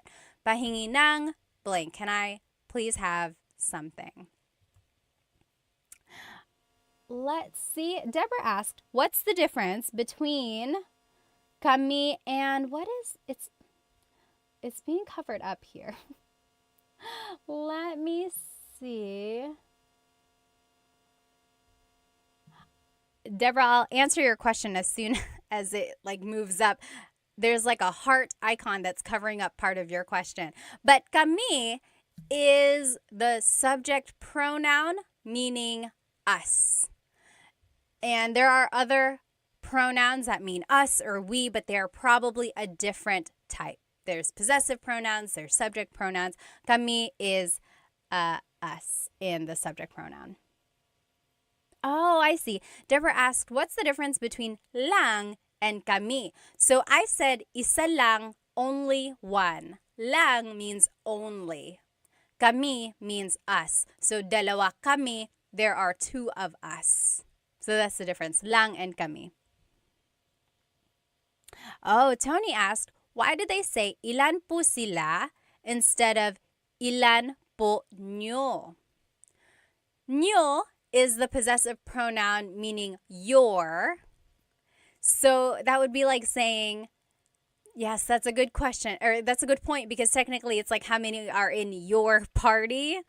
That's a good question. I think because sila is the subject pronoun, it's like they're asking about you as the subject versus the possession of how many people there are. I don't know how to explain the difference between possessive and subjective pronouns sometimes, or subject pronouns. And sometimes there's no rhyme or reason, but just keep that in mind. They will likely say ilan po sila. Good question though. Okay, let's keep going. So, meron ba kayong blank? Meron ba kayong blank? The other spelling of meron is mayroon. Mayroon. That means to have. Meron means to have. Ba is a question word. Kayong means you all, you plural. And then adobo, do you have adobo? Maybe you are looking at the menu and you just want to ask or double check, meron ba kayong adobo? Do you have adobo? So that is one question you can ask. And then again, it's underlined because you can always switch that out. Meron ba kayong pansit? Meron ba kayong blank? Meron ba kayong sinigang? Do you have pansit? Do you have sinigang? And then you can use this phrase in other contexts. Meron ba kayong aso? Do you have a dog? I'm scared of dogs. Meron ba kayong aso? Do you have blank? Okay. Next, if you want to ask about the food, you can say, maanghang ba ito? Is this spicy? Maanghang is spicy. Ba is a question word. Ito means this. Maanghang ba ito? Is this spicy? And then they would say, oo or hindi, yes or no. This is a good phrase to know if you are allergic to something. So, allergic ako sa blank. Allergic ako sa blank. I am allergic to, and here are some things you might be allergic to. Allergic ako sa mani, peanuts. Allergic ako sa mani. Or allergic ako sa gatas, milk, gatas. Or allergic ako sa itlog, eggs, itlog. And feel free to fill in the blank with an English word. So, allergic ako sa garlic, allergic ako sa blank. And it doesn't only have to be food. It could be allergic ako sa pusa. I'm allergic to cats. Allergic ako sa blank. I am allergic to something. Next, maybe you are done reading the menu and the waiter comes over and says, "Ano po ang order nyo?" Ano po ang order nyo? Ano means what? Po is a sign of respect. Ang means is or are. Order is order. Nyo is referring to you. So what is your order, or what would you like to order? Ano po ang order nyo? Ano po ang order nyo? Your response would just be, gusto ko ng blank. Gusto ko ng blank. I want blank. And if you want to add a couple different things, the word and in Tagalog is at. So let's take a look at these. Here are some things that you might order. So kanin is rice, kanin. Kape, coffee, kape. Tubig, water, tubig. Tsaa, tea, tsaa. Gulay, vegetables, gulay. And prutas, fruits, prutas. So if I were to ask you, ano po ang order nyo? What is your order? You could say, gusto ko ng kanin at gulay. I want some rice and vegetables. Or, gusto ko ng tsaa at kape. I want tea and coffee. Okay, so that's how you would kind of respond there. Let me just catch up here. All right. The great Chadsby said, allergic ako sa isda. He is allergic to fish. Yes, that's one way you can use that. Oh, thank you, Spooky. I'm glad you've enjoyed my videos. Thank you, thank you. Yes, Dave asked, nag-stream ba kayo sa YouTube? Yes, this is on YouTube right now, so you can follow along. Okay, any questions about any of these phrases that we have learned so far? So we know how to say how many are in our party. We've learned how to order something. We've learned how to say things we're allergic to. Now, maybe the food is finally here. You can say, ayan na. There it is, ayan na. Ayan na, that's just an expression. And you can use that in other contexts, not just at a restaurant. Maybe you are at a concert and the opening number was taking a long, long time. You're like, where is the people I actually want to see? So you could, when they come out, you could say, oh, ayan na, there they are. Ayan na, there it is. And then a lot of people say, kain tayo, let's eat. Kain tayo. Or kain na tayo. Na means already, or sometimes it's like an emphasis. Let's go ahead and eat. Kain tayo, kain na tayo.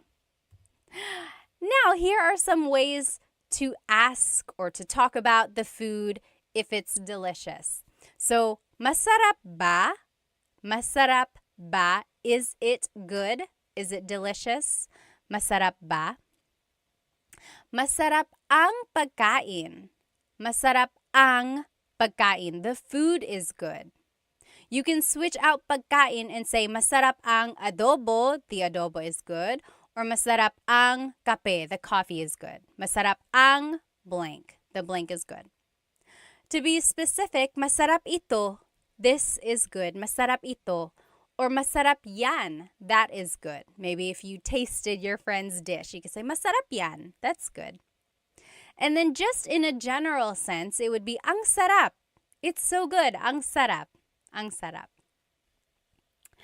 Oh, Chris asked a good question on YouTube. What if you wanted to order 2 adobo? Gusto ko dalawa.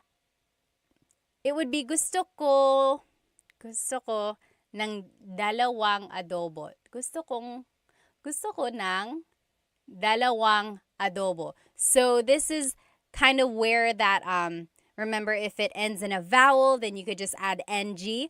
Gusto ko ng dalawang adobo. I want 2 of adobo. Very good question. All right. Next, if you want to talk about the food and maybe it's not so good, here are some things you might say. Maalat. It's salty. Maalat. That means salty. if you joined my live a couple weeks ago, we learned how to use adjectives. And there are a couple different ways to use an adjective. So you could say maalat, it's salty, maalat, or you use the root word and say ang alat, it's salty, ang alat. They both mean the same thing and they are used interchangeably. Maalat, it's salty, or ang alat, it's salty. Sometimes ang alat, that form is a little bit more like it would mean, oh, it's so salty. It's too salty. Like it's a little bit more expressive. Or it's like really that thing. Next, matabang. That means tasteless or it needs more seasoning. Matabang, matabang. And then hindi masarap. It's not good. It doesn't taste good. Hindi masarap. All right, so those are just some ways to say, to describe food if it does not taste very good. Okay? So next, maybe you are on your way home and you are talking about your experience at the restaurant. Here are some things you could say with the people you are riding home with. Nagustuhan mo ba yung pagkain? Nagustuhan mo ba yung pagkain? So the root word again, gusto, means to like. Nagustuhan means to have liked. So it's past tense. Mo is referring to you. Ba is a question word. Yung pagkain means the food. So, nagustuhan mo ba yung pagkain? Did you like the food? And then your response would just be oo or hindi. Yes or no. Oo, hindi. Let's see. Free Training said, how would you say I don't like something like food? Oh, it would be, I think I have it here. Here it is. So, paborito ko yung means my favorite was the blank. Paborito ko yung gulay. My favorite was the vegetables. Or I didn't like, ayoko yung gulay. I didn't like, ayoko yung. Technically, it's ayaw ko, but make it a contraction. Ayoko. Ayoko yung blank. Ayoko yung gulay. I didn't like or I don't like the vegetables. And then at the very end, if you want to be very respectful, you can say maraming salamat po. You could say that to the waiter or the waiting staff. Maraming salamat po. Thank you very much. So thank you by itself is salamat, salamat. And to be respectful, it would be salamat po, salamat po. If you want to be very thankful, very respectful, maraming salamat po. Thank you very much. All right. All right. Let's see what else. Okay, let's keep going.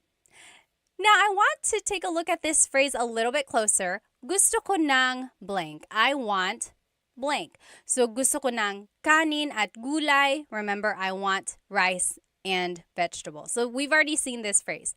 I want to break it down a little bit. There's a difference between gusto ko ng, which is what we learned, versus gusto ko yung.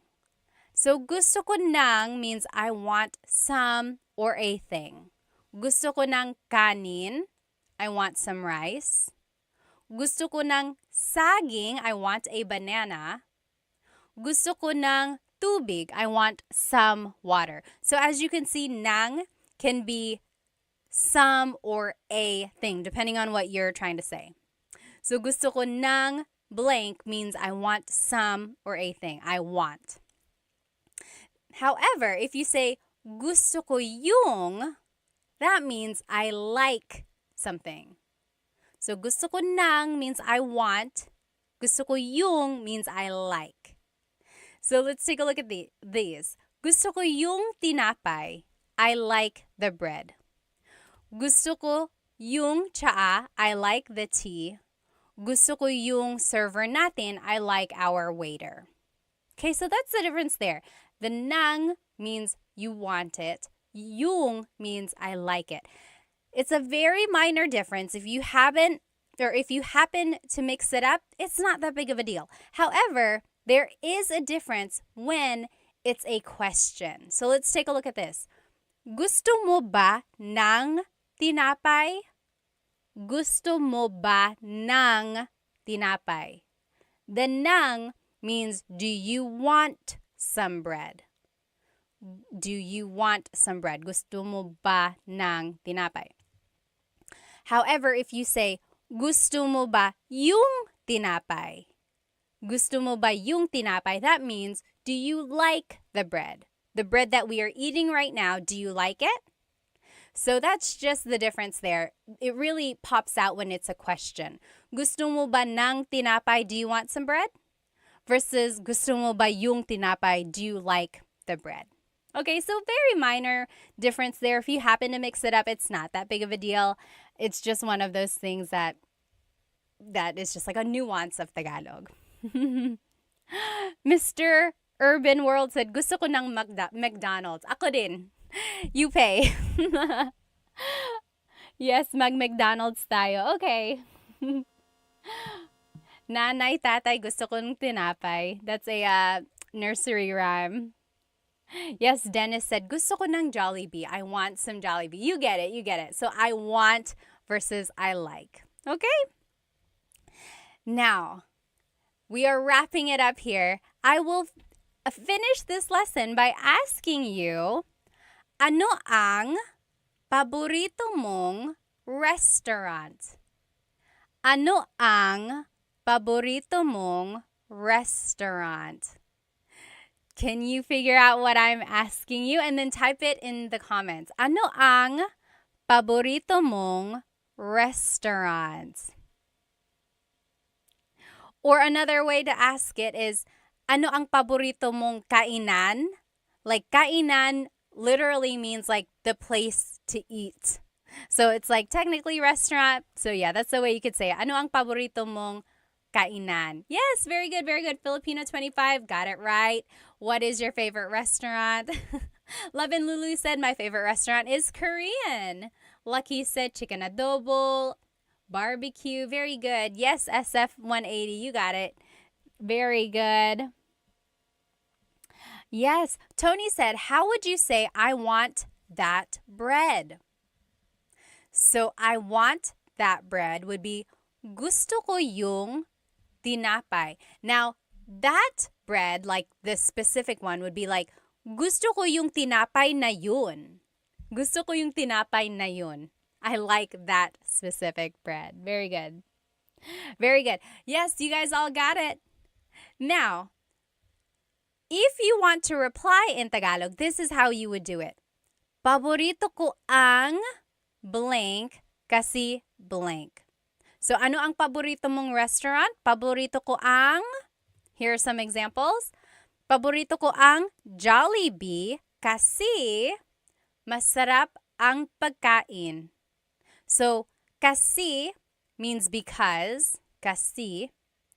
And then, masarap ang pagkain means the food is delicious. Very good. Paborito ko ang blank kasi blank. I want you to write that in the comments. Ano ang paborito mong restaurant? And then formulate your answer. Paborito ko ang blank kasi blank. Here's another example. Paborito ko ang McDo kasi mura lang. So my favorite is McDonald's because it's cheap. So that's just to show you the sentence structure here. Paborito ko ang blank kasi blank. My favorite is blank because blank. I'm just reading some comments here. So Free Training said, there's that word ba, and if you continue saying it, it becomes many different words. Oh, the ba. Are you talking about like ba? A lot of comedians make jokes about that, right? Like ba. So depending on how you're saying it, it could be ba, chin, ba. Emphasis is on the first syllable, ba. Then there's ba. Emphasis is on the second syllable. That means to go down. Baba. Like going down an elevator. Baba. Then there's ba, like the question word that we know. So a lot of people say like, bababa ka ba? Are you going down? Bababa ka ba? Are you gonna go down the elevator or going down the stairs? Yeah. Funny, funny. All right. Let's see what people's answers were. Oh, Tony said, paborito kong restaurant, ang Red Lobster. Or, paborito ko ang Red Lobster kasi, because, why? Very good, very good. Paborito ko ang ... So, those are just some phrases that you can use when you're shopping or when you're eating at a restaurant. Parker said, paborito ko ang mesa kasi masarap ang sisig. I've never eaten there before. Saan yan? Where is mesa? Filipino25 said, love your earrings. Thank you. They are from bling.co. Make sure you find them on Instagram. Okay, so again, just to review, this is what we learned today. We learned the different types of stores. Remember, there are some stores in people's houses. Those are called sari-sari stores. Sari-sari means a variety, like a variety of things, because they sell a variety of things at their stores. So the stores in people's homes, those are sari-sari stores.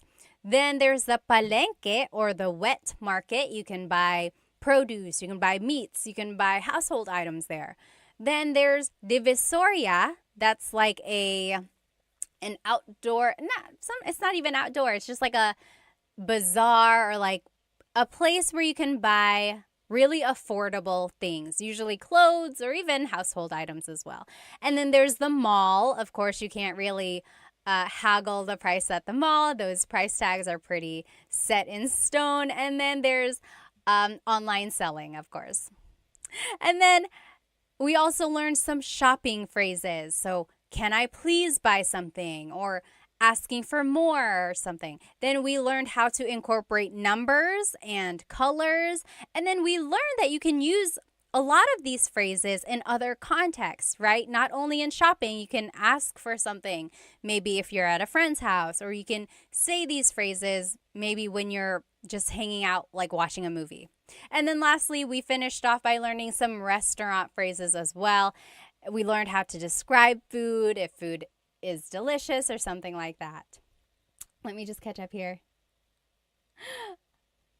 Oh, Hoff Basse said, shout out from Tagaytay, Vesh. When my kid gets old enough, I want him taught by you. Sige, kaya mo yan. You can do it. G-Max said, hi from Canada. Hello from Victoria, BC. Hello, hello, everyone. Oh, Deborah said, what's pasalubong? Anyone know what pasalubong is? Pasalubong is, so salubong, the root word salubong means to like meet someone where they are. Salubong. Pasalubong is a souvenir usually brought by someone who has been away. So usually Filipinos who go back to the Philippines have a lot of pasalubong for their families. So chocolates, t-shirts, toys for kids, a lot of the things that they can't afford on their own, or things, just a way to show that you've been thinking of them. Or like if you just happen to go on a business trip, you might bring a pasalubong back for your family because you thought of them while you were away. That's a pasalubong. All right.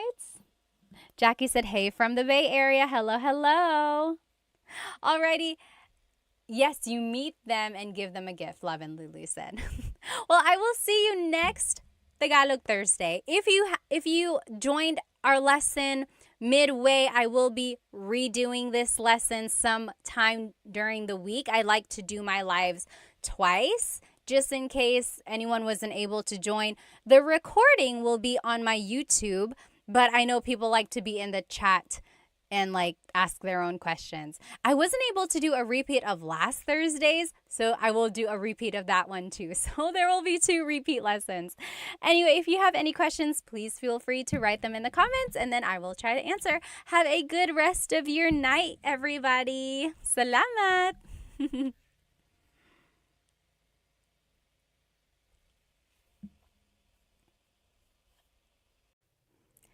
Hello, everybody. Welcome to another live Tagalog lesson on YouTube. I am starting my TikTok now as well. So, hello. If you are joining me tonight, we are going to be doing a live Tagalog lesson on YouTube. And I would suggest you go ahead and hop onto my YouTube channel so that you can see the presentation that I made. There are examples that we're going to do together as well. So go ahead and grab a piece of paper or something to write with so that we can all do these practice examples together, okay? So welcome. If you're just joining, go ahead and write where you are from and give me an idea of your age. You don't have to tell me your exact age, although if you want to, go ahead and do that. And if not, you can just say, oh, I'm in my 20s, I'm in my 30s. I like to know where my audience is and how old everyone is. So welcome. This is a new Tagalog lesson. If you saw me the other day, I did a repeat lesson of what I had taught last week because I was testing the waters of when people watch. Because usually I do these lives on Thursday nights. And I wanted to see if people are active during the day as well. And it seemed like it was. So maybe I will try that, like teaching the same class some other time in the week, just so other people can join if they were not able to join live. So again, this is a live Tagalog lesson on my YouTube channel, Tagalog Time. And if you want to see the presentation that I made, there are practice examples, go ahead and jump onto my YouTube channel. Otherwise, you're welcome to stay on my TikTok. Okay, so let's go ahead and get started. Hello, everybody. It looks like we have, let's see, Starry Moon is from Calgary, Canada. Killionaire is from Oahu. Hello. Thank you for joining us. David is 64. Taho 0000 is from California. Hello. The Gehring family is from Ohio. Welcome. Let's see. We have someone from Pennsylvania. Kenna Morrow. Hello. David is from Auckland. Who is here with us on TikTok? Let's see where everyone is from. I'm here in North Carolina, the east coast of the United States. So it's about 8:30 p.m. here. Oh, Hima, thank you so much for a gift. Thank you so much. If you enjoy anything that you learned tonight, please feel free to purchase a super chat on YouTube or a badge or one of the gifts on TikTok. They really help because it helps me support Filipino brands. As you can see, I'm wearing Filipino earrings. So again, I just love supporting Filipino companies. So any donation you give really helps. Let's see. Oh, user 488 is from LA. Hello. Who else do we have? Oh, someone is Korean. Well, welcome. I hope you learned some Tagalog. Okay. Oh, Trent is from Iowa. Hello. Okay, let's go ahead and get started, guys. Flo Cash is from West Virginia. Hello. Joe is from Alaska. Taga Japan. Someone is from Japan. Sure is from New Mexico. Hello. Good to see you.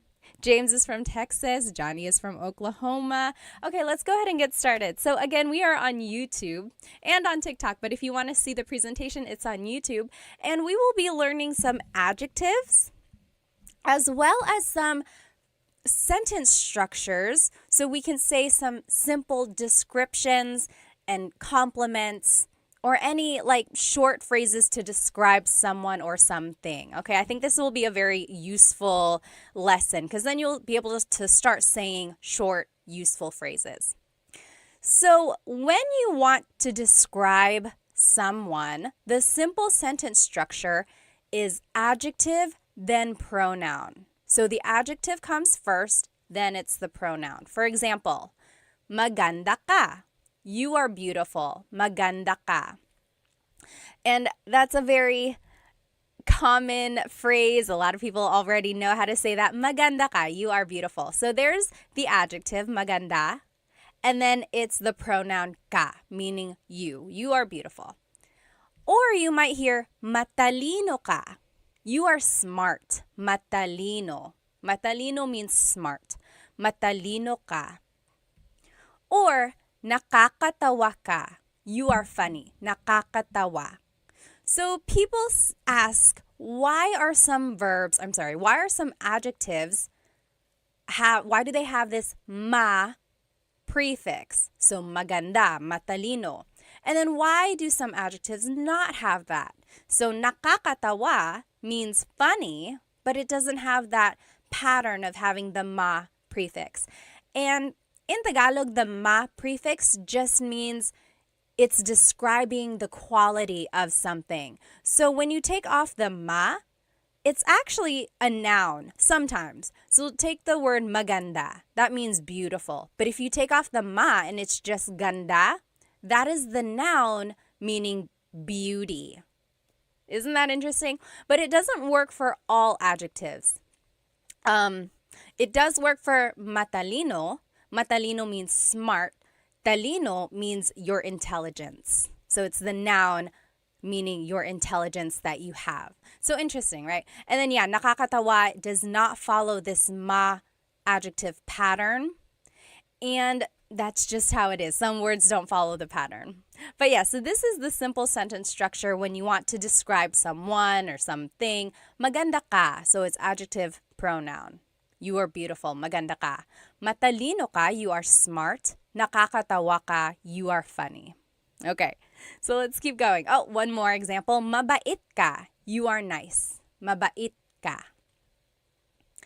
Now, I want to show you the different subject pronouns that you can use if you're talking about someone or multiple people. So, ako means I. So, mabait ako. I am nice. Mabait ako. Ako means I. Mabait ka means you are nice. Mabait ka. And then, mabait siya. He or she. Mabait siya. A couple things I want to point out about siya. First is the pronunciation. It looks like it should be pronounced siya, siya, but it's actually pronounced sha, sha. So the S-I-Y, it's a sha sound, sha. And then another thing I want to point out about the subject pronoun sha is that it is gender neutral. So it can be man or woman. So you actually have to figure out who they're talking about based on the context clues. So mabait siya, he or she is nice. And then sila is they, mabait sila. Mabait sila, they are nice. And then tayo is we inclusive. Kami is we exclusive. So in Tagalog, there are two different types of we. And I don't know why. It's very interesting. So tayo is we inclusive. That's you and me, all of us as a class. We are nice. All of us. Mabait tayo. You get it? Everyone is included, so it's inclusive. Mabait tayo. Versus kami is we exclusive. So that would be like if you were calling me on the phone and you were like, hey, what do you like? Or what do you guys like? And then I would say, oh, mabait kami. Me and my husband, Chris, mabait kami. We are nice. So you're not included. I'm just telling you about it. Okay, so that's kind of the difference there. And then kayo is you plural. Mabait kayo, you all as a class, mabait kayo. Okay, so those are the different subject pronouns. Let me catch up on some of these questions here. Let's see. Oh, yes. Turtle Tim asked or said, I get confused about the placement of po in sentences. We're actually going to see where po would go here, so hold that thought. Robbie said, Filipino teacher ka ba? Hindi po. I mean, I am Filipino and then teacher ako. So, nagtuturo lang ako ng Tagalog sa mga anak ko, tapos I wanted to share it with everyone else. Okay, salamat. I wish this was posted to go over it again. Trying to keep faith said. Actually, this whole presentation is on my YouTube channel and the recording will be posted after the live. And it has all of the examples and the whole presentation up there. So you can rewatch this on my YouTube. Okay, Solomon asked, is there a difference between ka and mo? Very good question. Ka is a subject pronoun, which is what we are using right now. Mo is a possessive pronoun, which we will be using in just a minute. So keep that thought. Let me check these questions on my YouTube. Okay. Doesn't look like anyone has too many questions on my YouTube right now. If you do, please feel free to write them down. So I think it was Tim who asked about the po placement. Let's take a look, actually. So when you use the word po, you actually have to use the plural you pronoun. So we learned mabait ka. You are nice. Mabait ka. But when you're using po to be respectful, when you're talking to someone older than you or to someone in authority, you actually have to use the plural you pronoun. So instead of mabait ka, it will be mabait po kayo.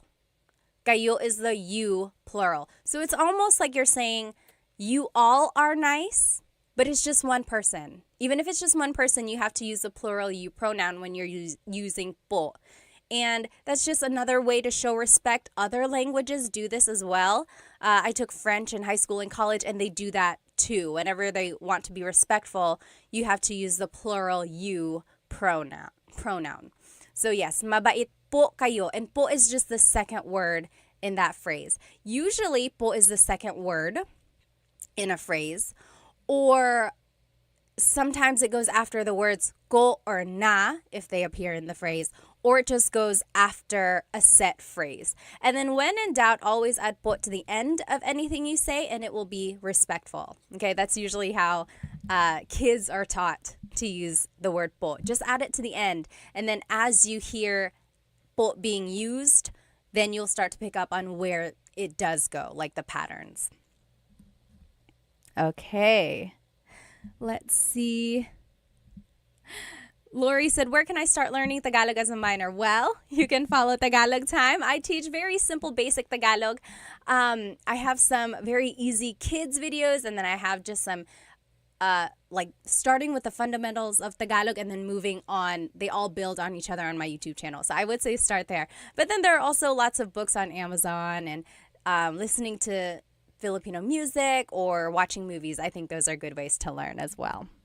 Okay, so those are some pronouns. Now let's just add more vocabulary to what we know. So here are some Tagalog adjectives. Let me put both of these up. So there are two lists here, and they are opposites. So let's take a look at them. Maganda is beautiful. Maganda.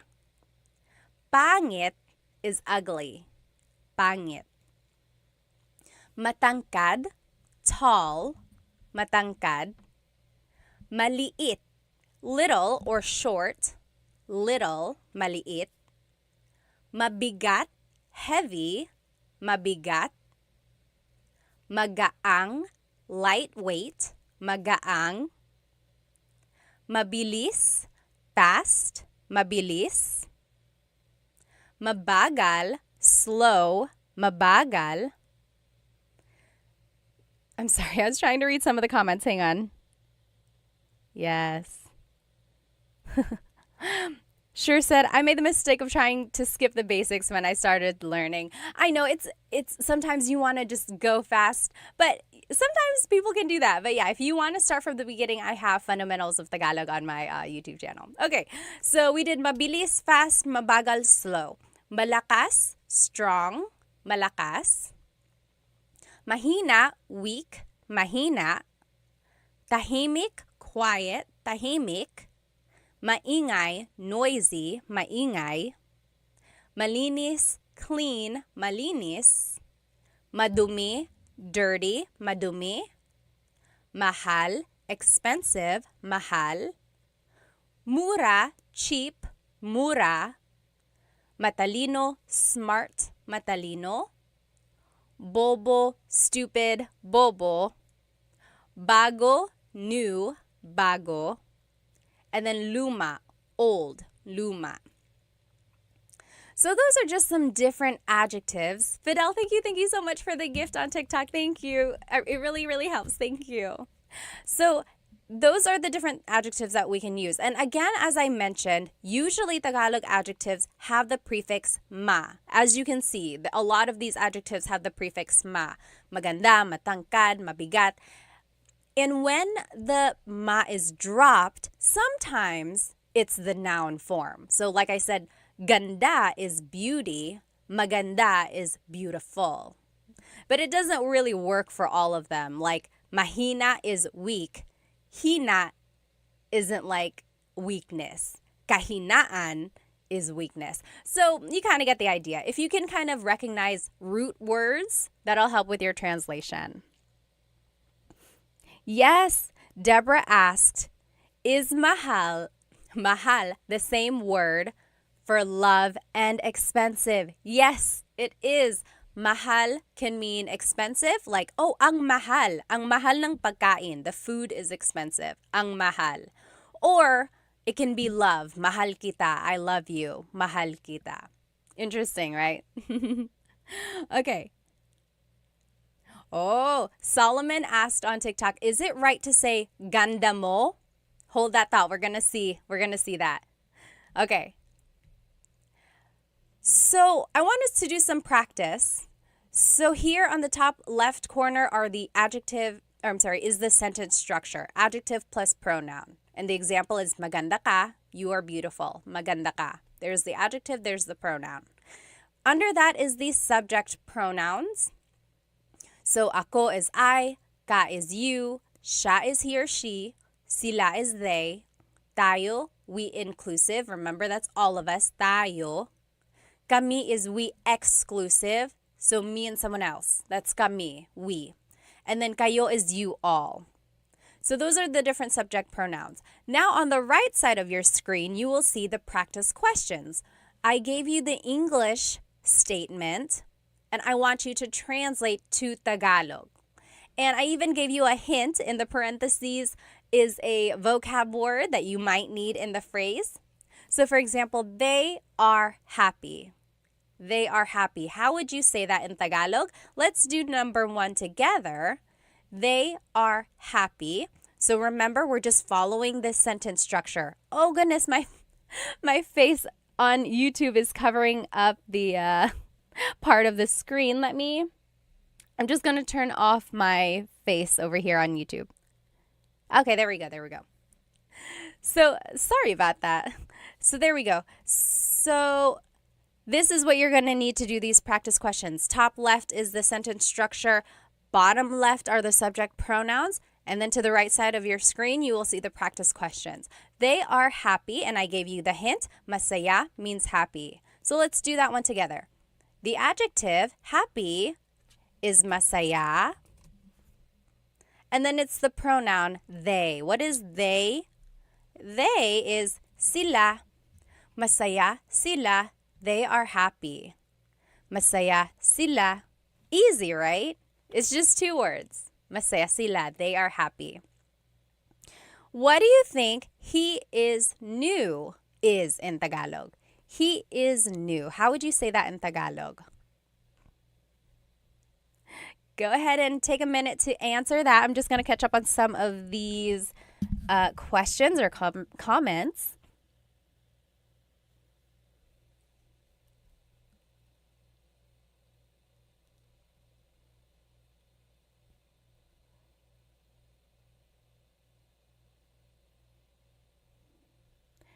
Okay, what do you think he is new is? Yes, Sure got it right. Cassidy got it right. Rebe got it right on YouTube. Very close over here on TikTok. Very close. Yes, I'm seeing some very close answers. So in Tagalog, if you want to say he is new, it would be, the adjective goes first. New in Tagalog is bago. And then he is siya. Bago siya. Bago siya. He is right. Yes, bago siya. Yes, Tony got it right. You did. Very good. Eileen got it right. Very good, everybody. So bago siya. That means he is new. Again, that could also mean she is new because siya is gender neutral. So you would just have to listen to the context clues there. Next, we inclusive are angry. Angry in Tagalog is galit. Galit. How would you say we inclusive are angry? That means all of us as a class. That's inclusive. Everyone, all of us, we are angry. How would you say that? We are angry.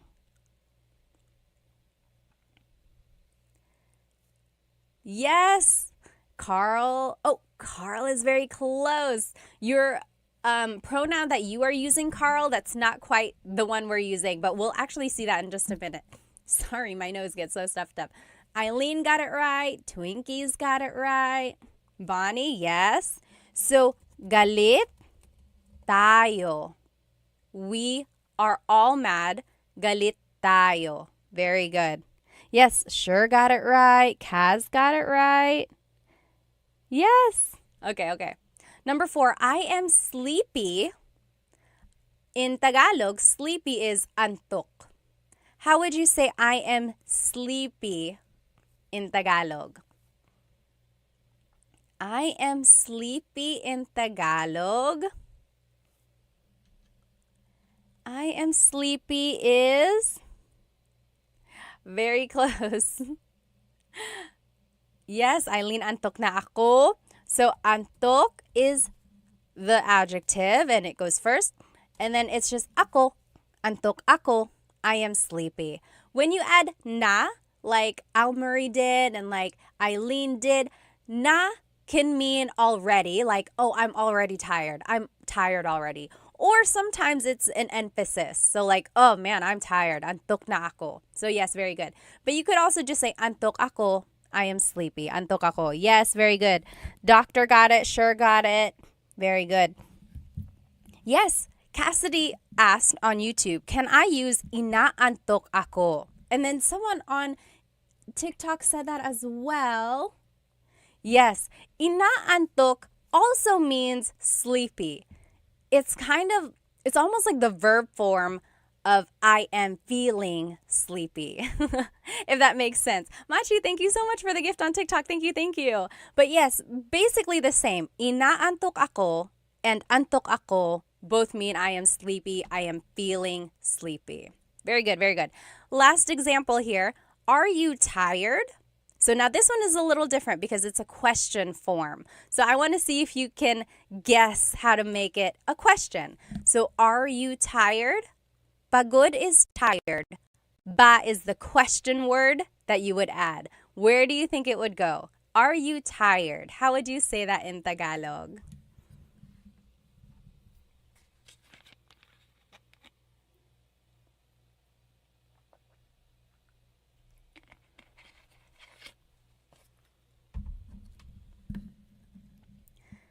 Yes. Let's see. Eileen got it. Someone said, I think Eileen already knows how to speak Tagalog. It's okay. Everyone is welcome. Yes, very good. I'm seeing it. I'm seeing the correct answer. Kaz got it. Doctor got it on YouTube. It's These got it on YouTube. Kevin, you got it also. Almarie, yes, Jay, Siswo, you guys are all getting it. So, are you tired in Tagalog? Pagod is the adjective. Remember the adjective goes first. Pagod. Then it's the pronoun you, ka. And then ba is at the end. Pagod ka ba? Are you tired? Pagod ka ba? You should say this to anyone you know. Maybe it's your husband or wife later tonight. You just say, pagod ka ba? They're going to be like, yes, I am. First of all, where did you learn that? Pagod ka ba? So, if it's just the phrase, pagod ka, you are tired, pagod ka. But when you add the ba, it turns it into a question. Pagod ka ba? Are you tired? Okay? Carl said, do you do live daily? No, usually I've been trying to do Thursdays, so Tagalog Thursdays. And then there was one other time this week when I went live and I did the same lesson that I had already done just to get an idea of who would be watching. So I might do that. I might do the same lesson another time just so people can see it if they weren't able to join live. Although the recording does pop up on my YouTube, but I know people want to be in the live so they can ask questions as well. Hang on, let me catch up on some of these questions. Okay, someone asked, how do you use nang? N-G. So this is not really related to adjectives, but I want to answer this question. So let's look at the word nang, N-G. Nang is actually a preposition. Sometimes it's an article. Sometimes it takes the place of like something else. Sometimes it's just a sentence marker, meaning it doesn't have a direct translation. Here's an example of when nang is used. So let's say, kumakain ako. I am eating. Kumakain ako. Kumakain ako. I could say, kumakain ako ng saging. I am eating a banana. Kumakain ako ng saging. So in this case, it's translating as I'm eating some or a banana. So it's like an article. Does that make sense? So kumakain ako ng saging. Or nanonood ako ng TV. I'm watching some TV. So nang is just an article. Again, sometimes it's a sentence marker. It's usually the word that comes before a noun. Good question, though. Okay, let's move on with our lesson here. So that is one way to use adjectives. It's just the adjective and pronoun. Masaya sila, bago siya. Easy, right? Just 2 words and you already have a complete sentence. Next, I forgot who it was. Someone on my TikTok said, what is ganda mo? Or could you say ganda mo? Yes, and here it is. So let me make my screen bigger again. There are different ways to say the adjective. So we learned maganda ka, so adjective then the pronoun. But there's this other way to say a compliment or to say a description. It is ang, then the adjective root, and then it's the pronoun. For example, we learned mabait ka, you are nice, mabait ka. But you could also say ang bait mo, that also means you're nice. Ang bait mo. So do you see they are very similar? Mabait ka, ang bait mo. They both mean you are nice. There are some differences here. For one thing, you're only using the root of the adjective, right? We're not saying mabait. We're only saying bait. So we're using the root of that adjective. Another difference is that we are using a different pronoun. So instead of ka, now it's mo. Someone asked about that as well. Can you use ka and mo interchangeably? No, there's actually certain sentence structures where you have to use one over the other. So literally, ang bait mo means your niceness. It's almost like saying you have the quality of being nice. So it's very interesting. Let's see some more examples here. Ang talino mo, you are smart. Ang talino mo, you are smart. Because earlier we saw matalino ka. Matalino ka, same as ang talino mo. And then, ang ganda mo, you are beautiful, same as maganda ka. Maganda ka. And then another example, ang bagal mo, you are slow, versus mabagal ka, you are slow. Some would even say that this form, ang bait mo, is a little bit more with emphasis. Like if someone was walking really slowly and you're like, oh, mabagal ka, you're slow. But if you're like, oh, ang bagal mo, you are so slow. That's kind of like sometimes when you might use one over the other. But generally, they are interchangeable.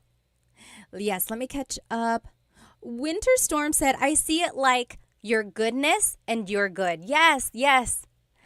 That's kind of the idea. It's like it's almost like the noun form of the adjective versus the adjective describing someone. Yes.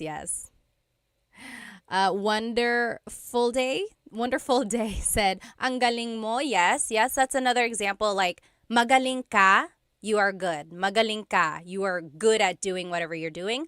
Or ang galing mo, You are good. Yes, very good, very good. So you're just using the root of the adjective. Okay. Yes, someone said, you got a YouTube channel? Yes, it's the same, Tagalog Time. I have full Tagalog lessons all on there as well.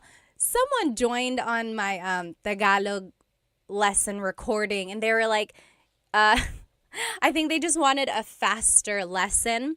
Whenever I do a live, I sit and I try to catch up on comments and things like that. And they were like, can you go a little bit faster? If you want a straightforward lesson, I would say go watch my full-length Tagalog lessons because those are just straight to the point.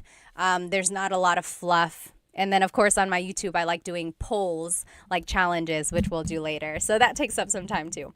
Let me see these comments on YouTube.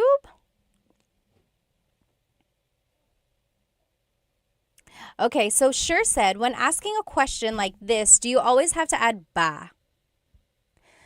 Yes, that's right. Sometimes native speakers don't add ba. That is exactly right. Sometimes you don't have to add the word ba. You can just change the intonation of your voice, right? Like, pagod ka? Are you tired? Pagod ka? But if you want to emphasize that it is a question, yes, add ba. So as for the question, do you always have to do it? No, but you're welcome to. And then again, it just emphasizes that it is a question. Yes, good question, good question. Okay. Is the ang construction stronger? David asked. Yes, a little bit. So it's kind of like an emphasis. I kind of mentioned that earlier. It was like, oh, mabait ka, you're nice. You're a nice person, mabait ka. Whereas maybe you did something really nice and then someone is like, oh, ang bait mo. You are so nice, ang bait mo. Yeah, so it's a little bit like it has an emphasis. Sibay says, I have a question po. Yes, what is it? Go ahead and type it out and then I'll answer it when I see it. So let's move on with our lesson.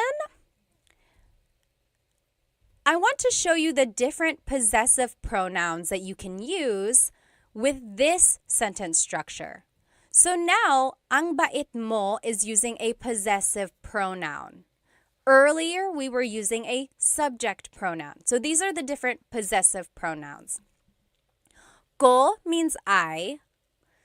Mo is you singular, ang bait mo. Ang bait niya, he or she, niya, he or she. Nila is they, ang bait nila, they are nice. Natin is we inclusive. Maybe we all did something nice, so I'm like, oh, ang bait natin. We are so nice. Ang bait natin, all of us. Versus ang bait namin, we or me and someone else, we are nice. Ang bait namin. You're not included. I'm just telling you about it. And then ang bait ninyo, you all as a class. Ang bait ninyo. Okay. So those are the different possessive pronouns. So whenever you're using the ang sentence structure, you have to use a possessive pronoun. And it's almost like, because bait is a noun, so it's almost like the person in the sentence possesses that quality. That's kind of how I see it. So again, when you're using po, you have to use the plural you pronoun. So instead of ang bait mo, it's ang bait po ninyo. Ang bait po ninyo. And po goes after the word bait here.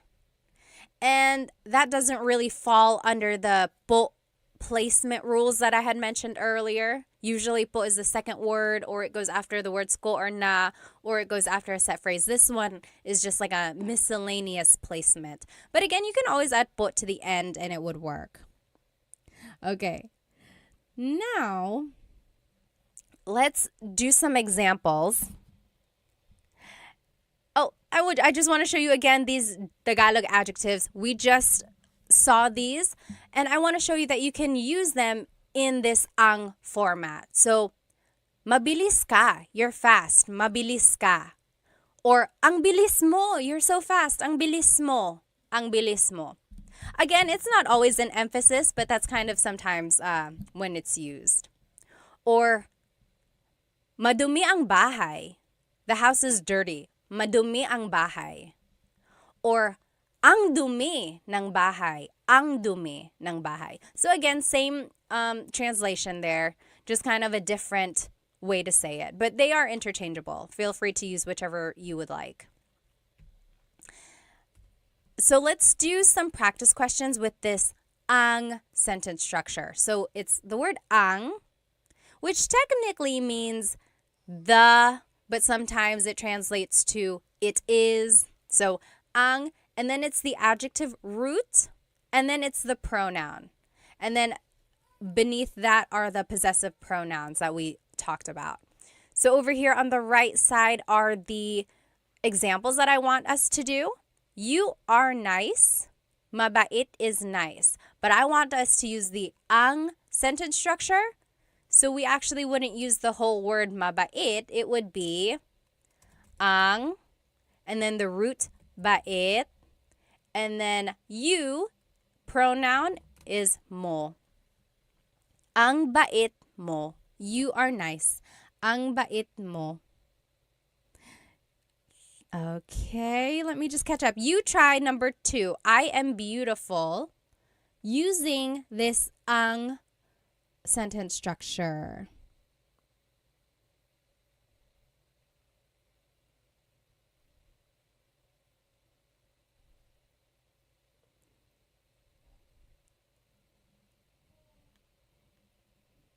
I will answer in just a minute.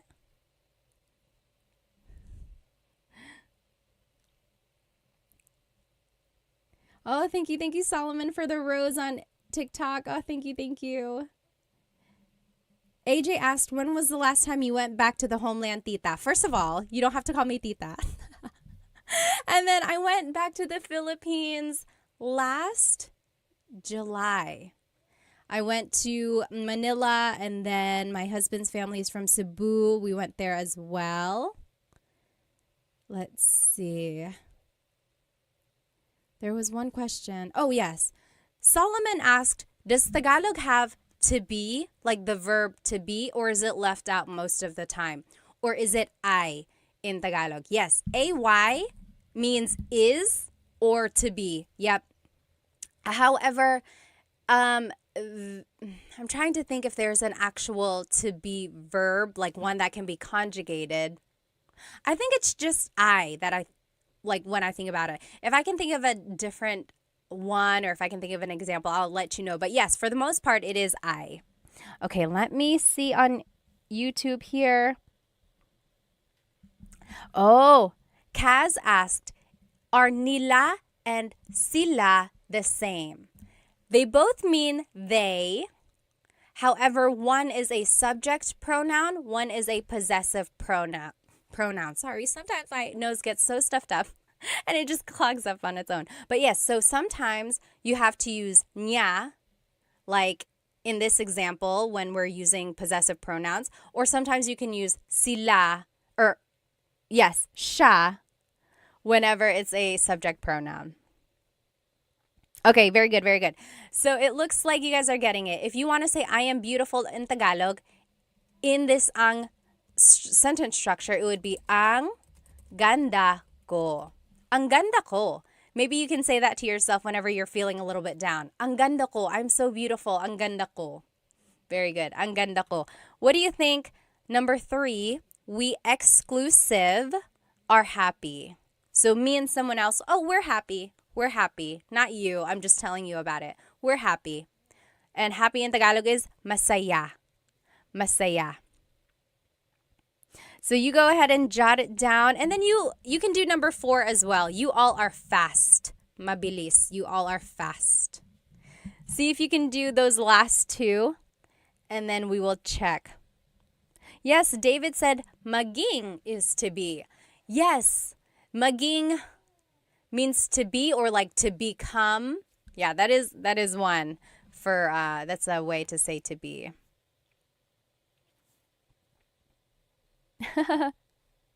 Nez said, mapalad ako kasi guro mo ko po. He feels lucky because I'm his teacher. Oh, thank you po. Masaya kami. Yes. Oh, Very close, very close. So yes, those are good those are good answers. But when we're trying to say it in this ang sentence structure, it would be ang saya namin. Ang goes first, then it's the root of the adjective, and then it's the pronoun we exclusive, which is namin. Ang saya namin. We are happy. And then how would you say you all are fast? You all are fast. How would you say you all are fast? Oh, very close. Kaz said, ang bilis nila. You plural is actually ninyo. Ang bilis ninyo. Maybe you're walking behind some people and you're being left behind. You could say, oh, ang bilis ninyo. You all are fast. Ang bilis ninyo. Very good, very good. I know these these possessive pronouns can get a little bit tricky. I would say try listening to a native Tagalog speaker or watch a movie and you will see when these different pronouns are used. And I think that'll help kind of decipher when to use a subject pronoun, when to use a possessive pronoun. But when you're learning, it's okay to mix it up. It'll come the more you use them. Tony asked, are you a teacher? I am. I used to teach like elementary faith formation, like at church, there's like CCD classes. And then I got my teaching license. At one point, I could teach high school, which was very hard because I look very young. But yes, and then I just love teaching Tagalog. You guys on YouTube, why didn't you tell me that my face was covering up part of the page again? I'm so sorry. Next time I'll make sure that's not covering it. But yes, okay, let's go ahead and do this other sentence structure. So those are some ways to use adjectives with a pronoun. Now, if we want to use it with a noun, it would be adjective, then it's the word ang, then it's the noun. For example, mabilis ang kotse. The car is fast. Mabilis ang kotse. Or you could say, mahal ang bahay. The house is expensive, or a house is expensive. Mahal ang bahay. Mahal ang bahay. Or you could say, bago ang mga sapatos niya. So the adjective is bago. Then it's the word ang. Then it's mga sapatos, shoes, mga sapatos. And then niya is hers. So her shoes are new. Bago ang mga sapatos niya. And I wanted to show you the mga sapatos because if you want to make something plural, you have to add this word mga. Mga sapatos, shoes. And then another example, maliit ang pusa. The cat is little. Maliit ang pusa. Okay?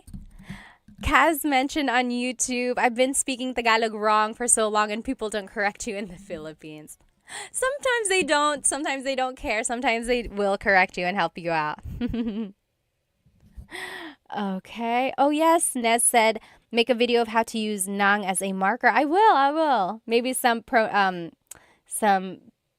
prepositions, a video about that. Let me see on TikTok. Tony asked, do people mostly speak Tagalog or Bisaya? So it depends on where you go. In Luzon, up in like the northern area of the Philippines, sometimes in the central areas as well, those are the Tagalog speaking regions. When you go south, like in Cebu or Leyte, that's where they speak Bisaya. And then all around the Philippines, there are lots of different languages and dialects as well. Let me see. Okay. Yes, Winter Storm said TFC and GMA are TV channels that you can watch. They're Filipino channels. Okay, so those are just some ways to use the sentence structure. Adjective, then ang, then noun. So let's do some practice. Pretty easy, right? You just have to plug in the vocab. Up here in the top left is the sentence structure that we just learned. And then here's some examples. The food is hot. And I gave you some vocab words. Mainit means hot. Pagkain means food. How would you say the food is hot? We can do this one together. So the adjective goes first, which is mainit. Then it's the word ang. Then it's the noun. Food in Tagalog is pagkain. You guys on YouTube, I'm covering it up again. We'll fix that. There we go. So mainit ang pagkain. The food is hot. You try number 2. The show is scary. The show is scary. How would you say that in Tagalog? Baby Doll said, I love this live. When will you be doing these lives? I try to do Tagalog Thursdays.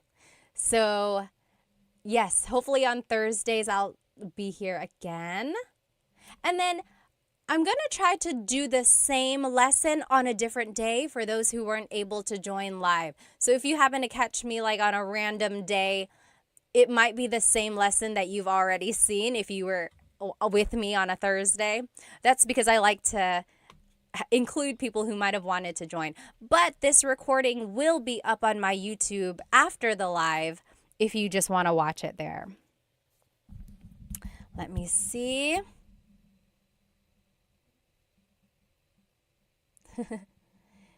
Yes. Az said hello from Brazil. Hello. Okay. Oh, thanks everyone for telling me about my screen on YouTube. Okay. So let's go ahead and answer this one. The show is scary. So the adjective for scary is nakakatakot. Nakakatakot. Then it's the word ang. Then it's the noun. Show in Tagalog is palabas. Nakakatakot ang palabas.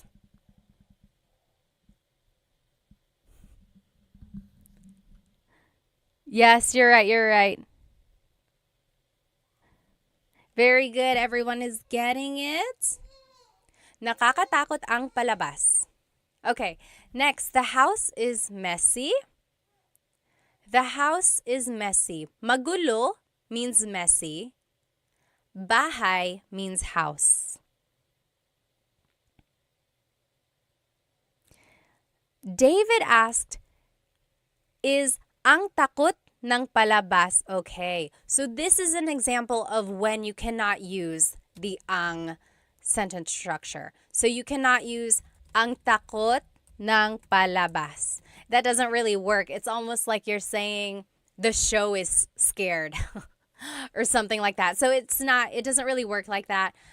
There are certain adjectives where you can't use them in another sentence structure. Okay, very good. Solomon got it right. Ang gulo ng bahay, you can say ang gulo ng bahay, or you can say magulo ang bahay. Magulo ang bahay. Very good. Dennis got it right. Kaz got it right. Amy got it right. Very good. Busset got it right. Awesome. Okay, next, the woman is beautiful. Babae is woman. Maganda is beautiful. And then if you want, you can go ahead and do the last one as well. The man is handsome. Lalaki is man. Guapo is handsome. So how would you say the woman is beautiful, the man is handsome in Tagalog? The woman is beautiful is maganda ang babae. Yes, very good. Dennis got it right. Very good. And Dennis and Kaz both said, magulo ang buhay ko. So instead of bahay, they said buhay. Buhay is life. Yes, my life is crazy. My life is a mess. So if you want to say the woman is beautiful, it would be maganda ang babae. Maganda ang babae. If you want to say the man is handsome, it would be guwapo ang lalaki. Guwapo ang lalaki. So that's just the simple sentence structure. Adjective, then the word ang, and then it's the noun. Very good, very good. Amy got it right. Base got it right. Filipino kasi ako, ate. Mabuti naman. Okay. So that's another sentence structure. And this is the last sentence structure that we will see here. So now, if you want to be specific about a person and you want to say their name, this is how you would do it. So it's the adjective first, like we've been seeing the whole time. And then it's this word, si or sina. And then the person. So you'll see what I mean. Tahimik si Tita Baby. Tahimik si Tita Baby. That means Tita Baby is quiet. Tahimik si Tita Baby. Versus malakas sina Paul at Sam. Malakas sina Paul at Sam. Paul and Sam are strong. Paul and Sam are strong. You'll see the difference here. When it's just one person, it's si. Tahimik si Tita Baby. Versus when it's more than one person, you use the word sina. Malakas sina Paul at Sam. So that's the difference there. When it's one person, you use the word si. When it's more than one person, you use the word sina. And that word si or sina is kind of like a preposition or like a sentence marker before a person's name. Here's another example. Matangkad si Tito June. Matangkad si Tito June. Tito June is tall. Tito June is tall. And then another example. Is there another example? Oh, that's it. So those are the 3 examples. So the only thing to remember here is if it's one person, it's si. If it's multiple people, it's sina. Okay. Let me catch up. Someone had a good question up here. Going back to one of the examples, Amy said, can you use maganda yung babae? Because we said maganda ang babae. Yes, you can say maganda yung babae. So, ang versus yung is a very slight difference. Yung is a little bit more specific. It's like, the woman is beautiful. The woman, that one, the one I'm looking at, that woman is beautiful. Or, kind of, maganda ang babae, the woman is beautiful. It's a little bit more generic or general.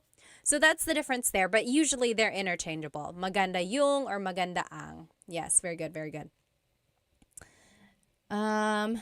Solomon asks, when do you attach the ng or ang to the adjective? So yes, in Tagalog, we like to make a contraction or put words together when we can. Usually if the adjective ends with a vowel, then you can add the ng at the end. Yes, very good, very good. Okay, thank you again for another Rose Solomon. Thank you so much. Let's see. Pogi is another word for handsome. So in our example, we used guapo. But yes, pogi is another one as well. Let me check here on YouTube. Oh, Manny said, I really enjoy these lessons. Does anyone know of a good translator app for Tagalog? I don't know any apps, and I'm trying to think like Google Translate will get the job done. It's not always 100%, but I would say maybe start with Google Translate, and then the more vocabulary you learn on your own, I would say maybe like just kind of add to that. But their sentence structures aren't always correct, like their grammar. Very good. Okay, let's keep looking. A Kahoot company? A good app for Tagalog. Okay, maybe, yes. Jaina asked, how do you know when to interject po? How to after the words around it? Okay, so basically like when do you add po? There are certain placements for po. Usually it's the second word or after certain words or after a set phrase. But when in doubt, you can always add po to the end. So for these examples, tahimik po si Tita Baby. Tita Baby is quiet. Tahimik po si Tita Baby. So it's the second word there. Or malakas po sina Paul at Sam. Malakas po sila Paul at Sam. So second word again. Or matangkad po si Tito June. So for the most part, it's the second word. Okay, let's take a look at these examples. So at the top left corner is the sentence structure that I showed you. So adjective, then it's si and sina. And then it's the person's name. So let's take a look at the first one. Mom and dad are hungry. Nanay is mom. Tatay is dad. Gutom is hungry. So how would you say mom and dad are hungry? We can do this one together. And it's just a matter of plugging things in to the sentence structure. So the adjective goes first. Hungry in Tagalog is gutom. Then it's si or sina. Should we use si or sina? Jason, thank you so much for a gift. Thank you so much. Any gift really does help out. I like to promote Filipino products, as you can see in my earrings. So thank you so much. If you enjoy anything in this lesson, I appreciate any gift. Thank you. So gutom, sina, nanay, at tatay. So mom and dad are hungry. Gutom sina nanay at tatay. Marie said, hello ate. Hello po. Hello po sa inyo. Very good, very good. Kaz on YouTube asked, how often do you add po? I hear some people use it sometimes when they're talking to someone, then sometimes it seems like respect, and they use po a lot in sentences. Yes, there are times when you can add po multiple times in a sentence. Like, hey, do you want to come with me? Sige po, sasama po ako. So I used po twice there. Sige po, sasama po ako. But you don't have to add po after the sige. You could say, sige, sasama ako po.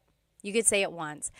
So it's up to you. If you say po at all, that is a very respectful thing. So add po to the very end, at least, and then it will cover your bases. If you want to be very respectful, then yes, add po everywhere.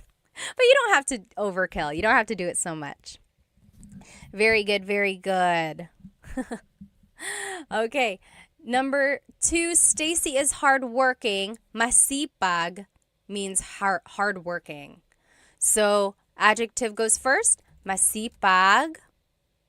And it's just one person, so it's si, and then Stacy. Masipag si Stacy. Stacy is hardworking.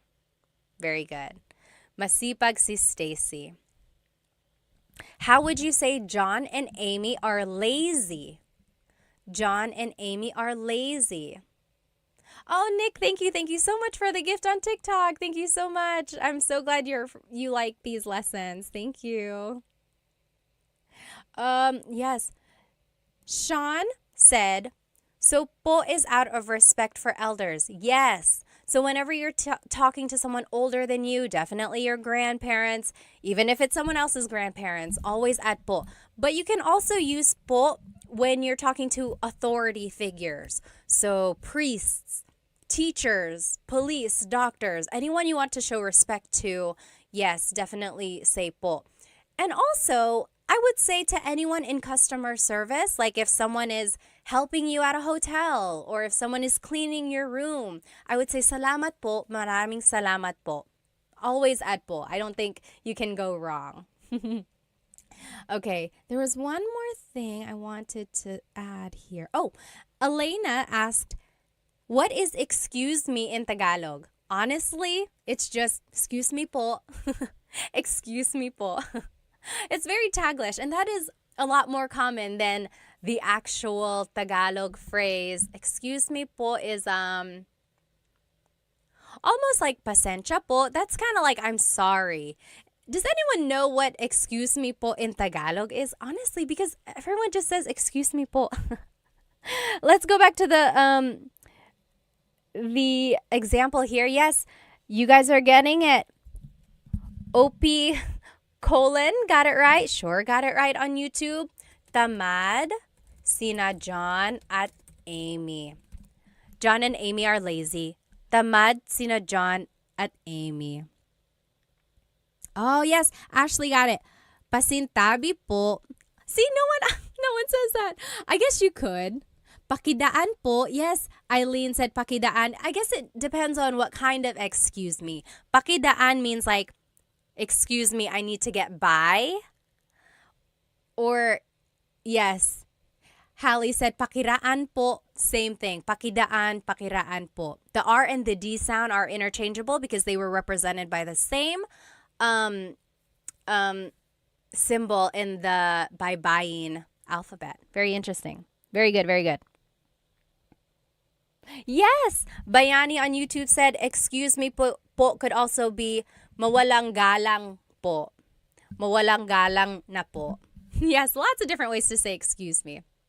And then last example, Ate Jane is sad. Malungkot is sad. How would you say Ate Jane is sad? Very good. Let's see. Ate Jane is sad. So malungkot is the adjective. Then it's just one person. So si. Yes, Millennial Aviation got it right. Malungkot si Ate Jane. Malungkot si Ate Jane. Yes. Crying, Hashira got it right. Eileen got it right. Very good, very good. Awesome. Okay, now here is just a quick review of what we learned today. So we learned some adjectives. We learned a lot of vocabulary words. Hopefully you can start using. Take a look at that list of vocabulary words that I had shown you kind of in the beginning so that you can add these adjectives to your everyday conversation. We also learned the different sentence structures when you're using a pronoun or a noun or when you're adding people's names, right? Sometimes you have to add si or sina. Sometimes you have to add the word nang. And sometimes you can change up the whole sentence structure and it would be ang blank mo or something. So take a look at those different sentence structures. And then we talked about the po placement and then a little bit of question formation as well, right? So those are the different ways to use adjectives. Does anyone have any questions about this lesson before we move on to the poll? Can I do a poll on TikTok? There is a quick poll. Oh, that'll be fun. Does anyone have any questions about this lesson? If you do, go ahead and write it down. And then I am going to share my screen here. Let's do a quick challenge. If you don't want to do this contest or challenge, feel free to leave. Someone was like, you're doing too many games. You don't have to stay, but thank you for joining us. So here we go. Today's bracket challenge is our favorite Filipino American, not even Filipino American, our favorite Filipino athlete. So our very first bracket challenge was our favorite Filipino food. And then last week we did our favorite Filipino American celebrity. Today it's our favorite Filipino athlete. So our first poll here is going to be Manny Pacquiao versus Nonito Donaire, or is in the Tagalog pronunciation, Nonito Donaire. I think someone had a question on YouTube. Hang on. Sure said, is ate capitalized when speaking of someone? No, it doesn't have to be. It can be lowercased. Yes. Yes, Michelle said, si is one person, sina is two people. Yes, sina can be two or more. Correct. All right, let's go ahead and do this poll. If you are on my YouTube, then you can join this poll. TikTok, I'm going to make one for you as well. So favorite, Manny Pacquiao versus Nonito Donaire. Nonito Donaire, as they say. Okay, let's do a poll here on TikTok. Start. Poll started. Ask your question. Okay? Manny Pacquiao or Nonito Donaire? I don't know how that's going to work on TikTok. Okay, we'll see how that goes. Go ahead. Oh, thank you, OP, for the super chat gift on YouTube. Thank you, thank you.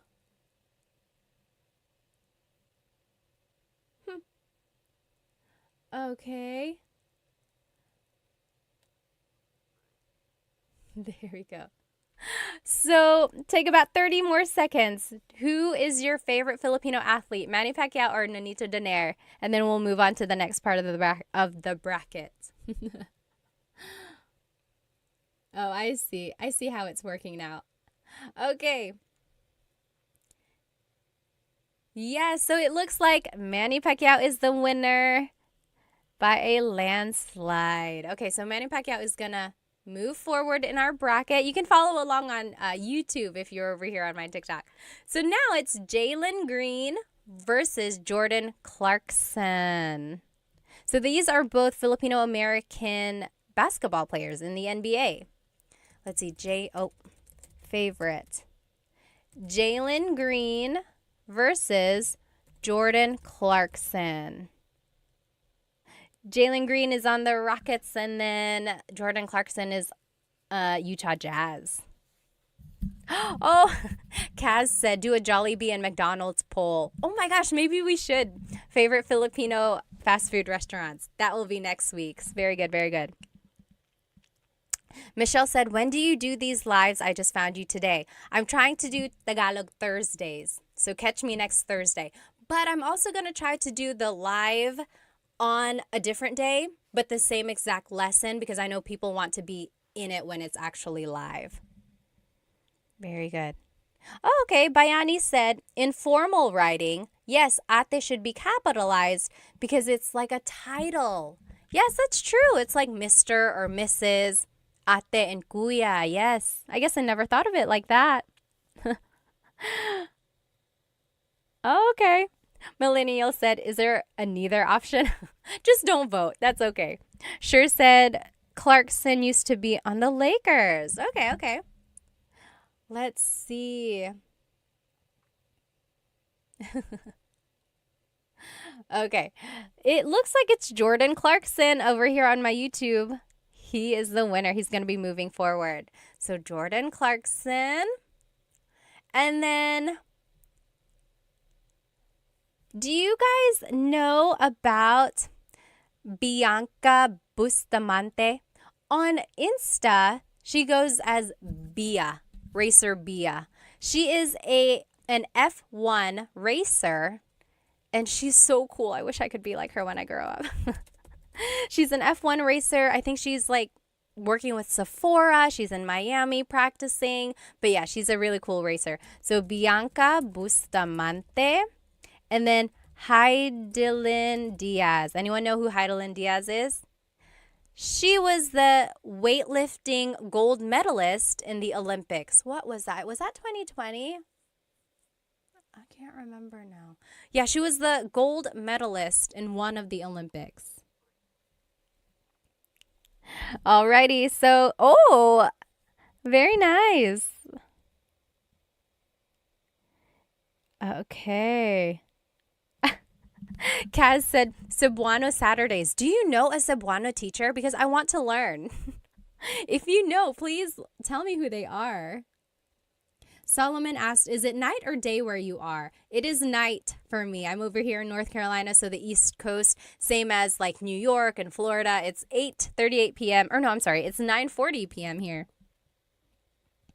Okay. Yes, the only gold medalist ng Pilipinas, Buzzet said. Yeah. Okay. Bianca Bustamante is winning. Bianca will move forward. She is an F1 racer, like I mentioned. Oh, my screen is getting so crowded here. Oh my gosh, YouTube. Why are we not sharing the screen? I am so sorry. I'm the worst. I am the worst host. Here we go. Here we go. Ah, there we go. You guys are so nice. No one is like, hey, we don't see anything. Okay. Next, it's going to be Efren Reyes. Anyone remember him? Efren Reyes. He is a billiard champion. So pool. And then Alex Iala. She is a tennis player. So definitely different generations there. Alex is young. Efren is a little older. Let me see. Bayani said Jordan Clarkson should start learning Tagalog. Yes. Sure said Pinay F1 racer. That's so cool. Yeah, she is really cool. Very good. Very good. Let's see. Maya said, did you grow up on the East Coast? Yes. So my family immigrated to North Carolina and we've been here ever since. I moved here when I was 2. Dalawang taon. Oh, Efren Reyes is winning. We have some old folks in here. Old at heart. Okay. So Efren is moving forward. Oh, as Bayani said, he is the goat. We can't mess with the goat. Okay, next. Okay, now we're moving on. It's going to be Manny Pacquiao versus Jordan Clarkson. Manny Pacquiao versus Jordan Clarkson. Do you guys remember when he got knocked out? Or are we not talking about that? I remember exactly where I was. I remember how I felt. 2008. I guess we won't talk about that. Oh, yes. Gabriel said, I have a friend who is what I. I wish she can join you and have what I Thursdays. And then John said, what I always sounds mad. There are some languages and dialects that just sound so angry, but they're not. That's just how they are. They're like very strong in their pronunciation. Okay. Oh, Manny Pacquiao is beating Jordan Clarkson. Oh, John said not sweet like Ilongga. Do they have a sweet tone? Veronica said, my fam is from Catanduanes too. Talaga? Taga saan sa Catanduanes? My family is from Bato. We usually fly into Virac. Very nice, very nice. Okay. Manny Pacquiao is winning. Manny Pacquiao is going to move on. No surprise. I am not surprised. Okay. Next, it's Bianca Bustamante versus Efren Reyes. I think I know what's going to end up happening here. Is it going to be Manny Pacquiao versus Efren Reyes? Battle of the GOATs. So right now it's going to be Bianca Bustamante. Again, she is an F1 racer. Super young, super hip. Efren Reyes is a billiard champion. So he plays pool. Super popular back in the day.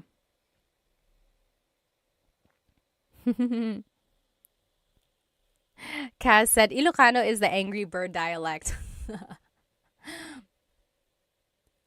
On a scale of 1 to 100, how would you rate your Tagalog in terms of speaking? I would say 95%.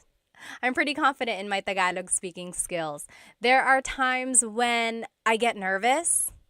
So when I'm speaking to my mom, for some reason, whenever I'm speaking to my mom, I speak to her a lot in English because I don't know, I feel like I get nervous in front of her. But she was the one who really pushed me to speak Tagalog when I was growing up. I remember when I was a kid and I would be speaking a lot of English, she would tell me, hindi ka na nagtatagalog. You're not speaking Tagalog anymore. Hindi ka na nagtatagalog. So then that would like push me back into speaking more Tagalog. So yeah, I get nervous around her. I get nervous around my family in the Philippines sometimes. Like, I just get kind of self-conscious about my accent and then I stumble over my words. But that happens to everyone. So if it happens to me, I mean, don't worry about it if it happens to you, right? Let's see. Maayong buntag po. Hello po. That's Cebuano, right? Tagalog is easier, but I'm still at nosebleed level. So nosebleed is what people say whenever they're having a hard time speaking. Usually Filipinos will say, "Oh, nosebleed ako," or "I'm having a nosebleed," because they're having a hard time speaking English. Let's see, who's the winner? What? Bianca Bustamante is beating Efren Reyes. I'm kind of surprised here. I really thought it was going to be a battle of the goats. Like a battle of the older male athletes. Wow. Well, go Bianca. Racer B on Instagram, by the way. Let's see. Now it's going to be Manny Pacquiao versus Bianca Bustamante. Let's see here. It's the final one. It's the championship. Favorite. So Manny Pacquiao versus Bianca Bustamante.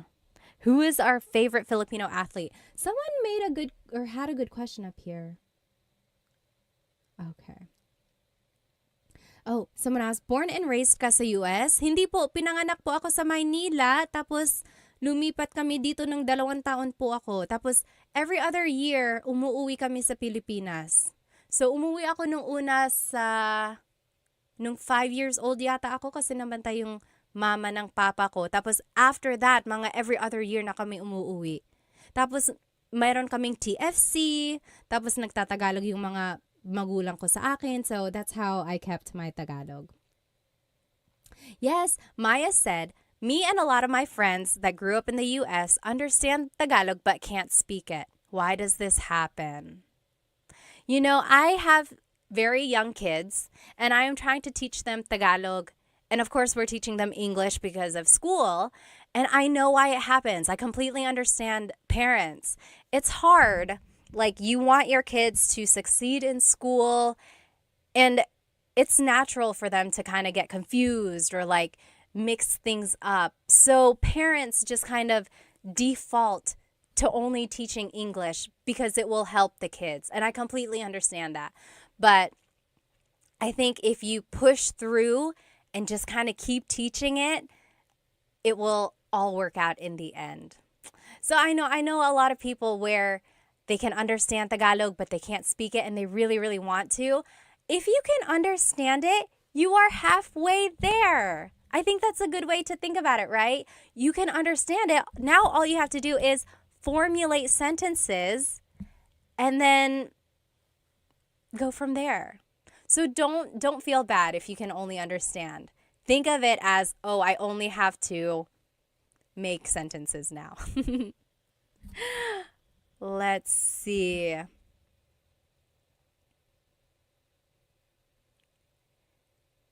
Let's see.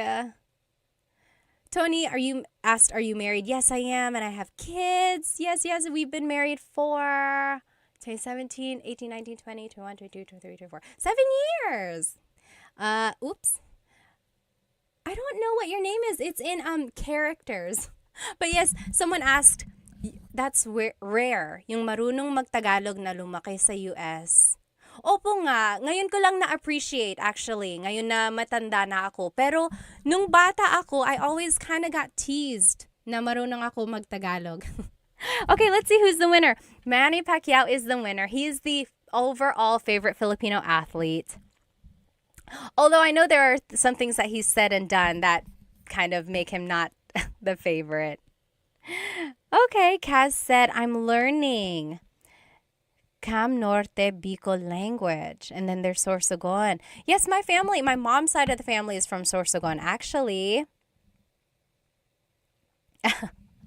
Bayani said they forgot the greatness of Efren Reyes. I know, I was so surprised about that, actually. Let's see, does anyone have any questions about anything we learned today? Anything? Hello. Now that we are done with the lesson, I'll just turn on my camera here. Anyone have any questions about adjectives or about sentence structures? Or if there's anything you want to learn for next week, please write it in the comments because I love tailoring my lessons to what you want to learn.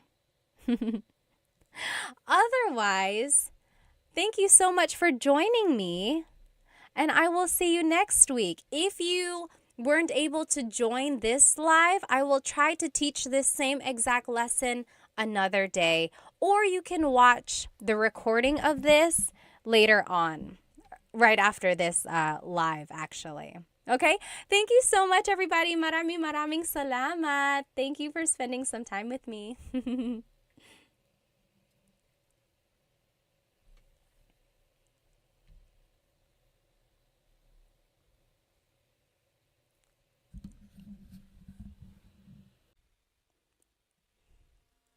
Hello, hello, everybody. Welcome, welcome. I am live right now on Instagram, on TikTok, and on YouTube. Hello, hello. I hope you have had a great week. My week has been very busy. We finished a playground at my house, and I've just been busy. I've been doing lots of different things around my house.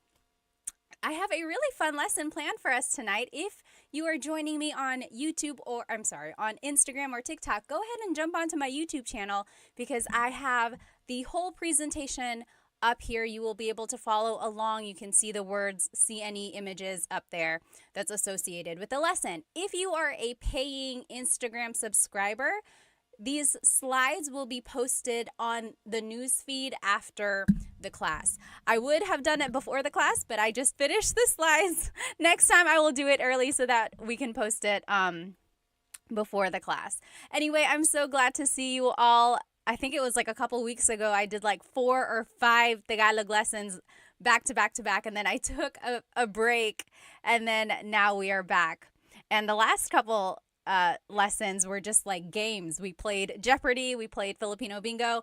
Tonight's class is a true Tagalog lesson. So again, if you are joining me on YouTube, again, on Instagram or TikTok, go ahead and jump onto my YouTube channel where you can see this whole presentation. Let me just make sure everything is set up here. Okay. Hello, hello. Go ahead and write where you are currently watching and how old you are. I always like to know my demographics, where everyone is, how old you are. I always have some people who are super young, like Dita, who's 12 years old, watching from India, right? And then sometimes I get people who are just seasoned, as I call it. And also let me know why you are learning Tagalog. I like to know. Some people are either in a relationship with someone who speaks Tagalog, or they are relearning it. Maybe they knew it before, they lost the skill because they don't speak it with anyone anymore, and they just want to learn it. Or maybe you were never taught Tagalog, which is a very common thing if your family moved to a different place. Or maybe you are just someone who loves the Philippines, who loves the Filipino culture. Maybe you are traveling there for work. Tell me in the comments why you are learning Tagalog and where you are and how old you are. Basically, tell me your whole life story, okay? Well, my name is Pat. I am 32 years old. I'm over here in North Carolina. I know a lot of people are so surprised that I'm over here on the East Coast. And I know Tagalog because my family spoke Tagalog as I was growing up. People always ask, how am I so fluent in Tagalog, but I still have like an American accent? Well, I grew up here in the States. I turned 2 years old here in the States, and then I just went to school here, elementary, middle, high school, college. All my schooling was here. And we just always visited the Philippines, and I got the Filipino channel. And again, my parents just always spoke Tagalog to me, and that's how I know Tagalog. Let me just catch up on some of these comments. I like to know who is with me tonight. Let's see, over here on TikTok, Jasmine said, I love your earrings. Thank you, thank you. These are from Sunkissed Pinay. Sunkissed Pinay. They are known for their sun earrings. Sometimes they're hoops, sometimes they're large statement earrings like these. Be sure to check out Sunkissed Pinay. I love, love, love them. How long is your hair? Nash said, it's too long. I know. Every time I look at it, I'm like, gosh, when am I going to get a trim? I'm going to get a trim soon, very soon. Oh, thank you. Thank you so much, Floyd, for the badge. Thank you. Thank you. If you are watching on YouTube, feel free to purchase a super chat sticker or whatever it's called. Or if you're on Instagram, you can purchase a badge. And then on TikTok, you can purchase a badge or a gift as well. Anything that I earn from these things, I always give back to Filipino businesses. You'll see it in whatever earrings I'm wearing or props that I have or anything like that. Okay, let's keep going. Who else? Oh, Ricky is from California. Brighter Shade is in the US, 44 years old. Sam is 49. Hello. Let's see over here on Instagram. Simply Kenny said, what's up? What's up to you? Kamusta ka? Oh, yes. TMD Texas said, love the earrings. Yes.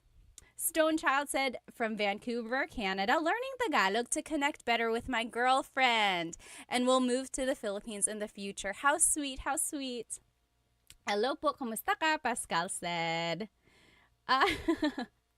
Let's see. Oh, maraming salamat, Sandy Bear. Konting Tagalog, NC said. Hello. Let's look over here on YouTube, and then I promise we're going to jump into our lesson. Who is over here on YouTube? Aiden is from Virginia Beach. David, is that New Zealand? Hello. Sky said, kumusta ka? Ray is from Australia. Hello. Christopher from Orlando.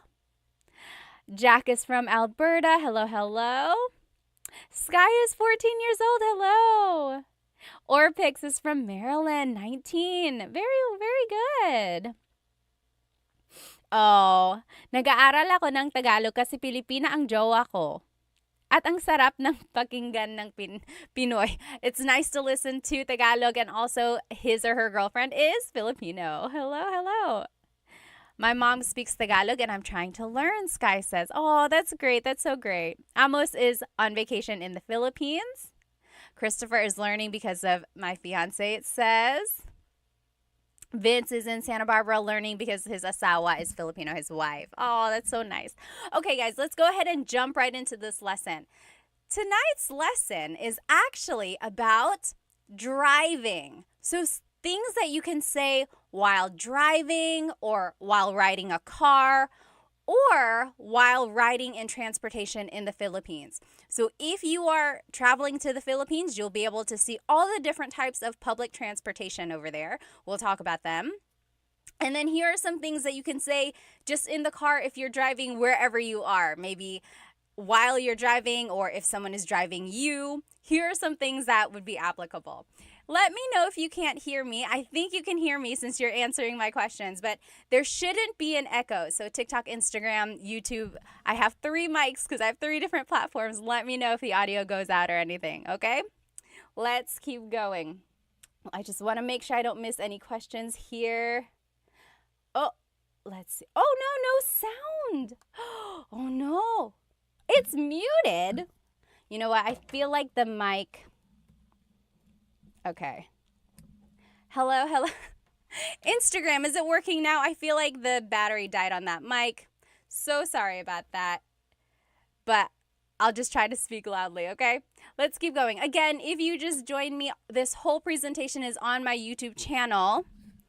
And you should be able to follow along. Okay, everyone, can you hear me now? Let me know if you cannot. Ray said, how not to get scammed by a taxi in Manila. Alrighty, let's keep going. So here are just some vocabulary words about driving or about the car, about different things, okay? So these are just vocab terms. So a vehicle is sasakyan. Sasakyan. That's just a vehicle. It encompasses a bus, a car, a train, a bike. That's just a vehicle in general. Sasakyan. Sasakyan. I will say when I was growing up, my parents used coche and sasakyan interchangeably. Like if they were like, oh, nasan ang bag ko? Where is my bag? They would say, oh, nasa sasakyan. It's in the vehicle. It's in the car. But just know that technically sasakyan is vehicle. Okay? And here are the different types of vehicles, okay? Oh, let me just double check here. Their phone is sira. Whose phone is sira? Can you hear me okay? Oh, Joyce, Mommy, thank you so much for the gift on TikTok. Thank you, thank you. Okay. You got a Filipino accent. Me, a little bit, yeah. Okay, again, here are the different types of vehicles in the Philippines.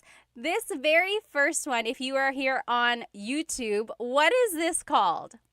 What is this called? If you are here on Instagram and TikTok, I will describe it to you. So this vehicle is a very large and long vehicle. Inside it has benches where people can sit along the sides. There's usually a handrail at the top and you can grab on so that you're not like swinging back and forth. Yes, J-Rod, you got it on Instagram, and Philip Patty, you got it on TikTok. Yes, and over here, Brian, Ray, Miss Signo, Dree, yep, you guys all got it. So this is a jeepney. A jeepney. So the jeepney is this very, very long jeep. It's like a long, elongated jeep. Inside, there are benches, and people can sit on both sides of the jeepney inside. And then the handrail is there so that when the jeepney stops and goes, you're not just like flying all around inside.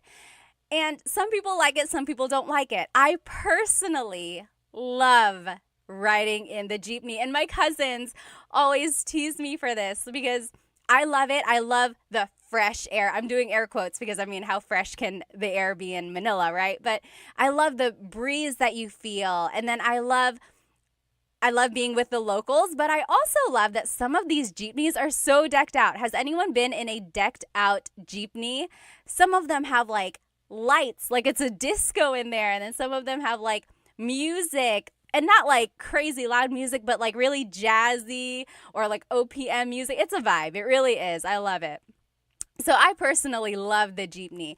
When it rains, if you're looking at the picture here on YouTube, the windows are just open. There's just a big opening on the sides here. When it rains, there's like a plastic tarp that you put down over the windows so that you don't get wet. And I love it because everyone knows that. Everyone knows that when it starts to drizzle, you go ahead, you untie this plastic, and you just pull it down. It's like a known thing. You don't have to wait for the driver to be like, hey, can you pull down the tarps? You just do it so you don't get wet, right? I love it.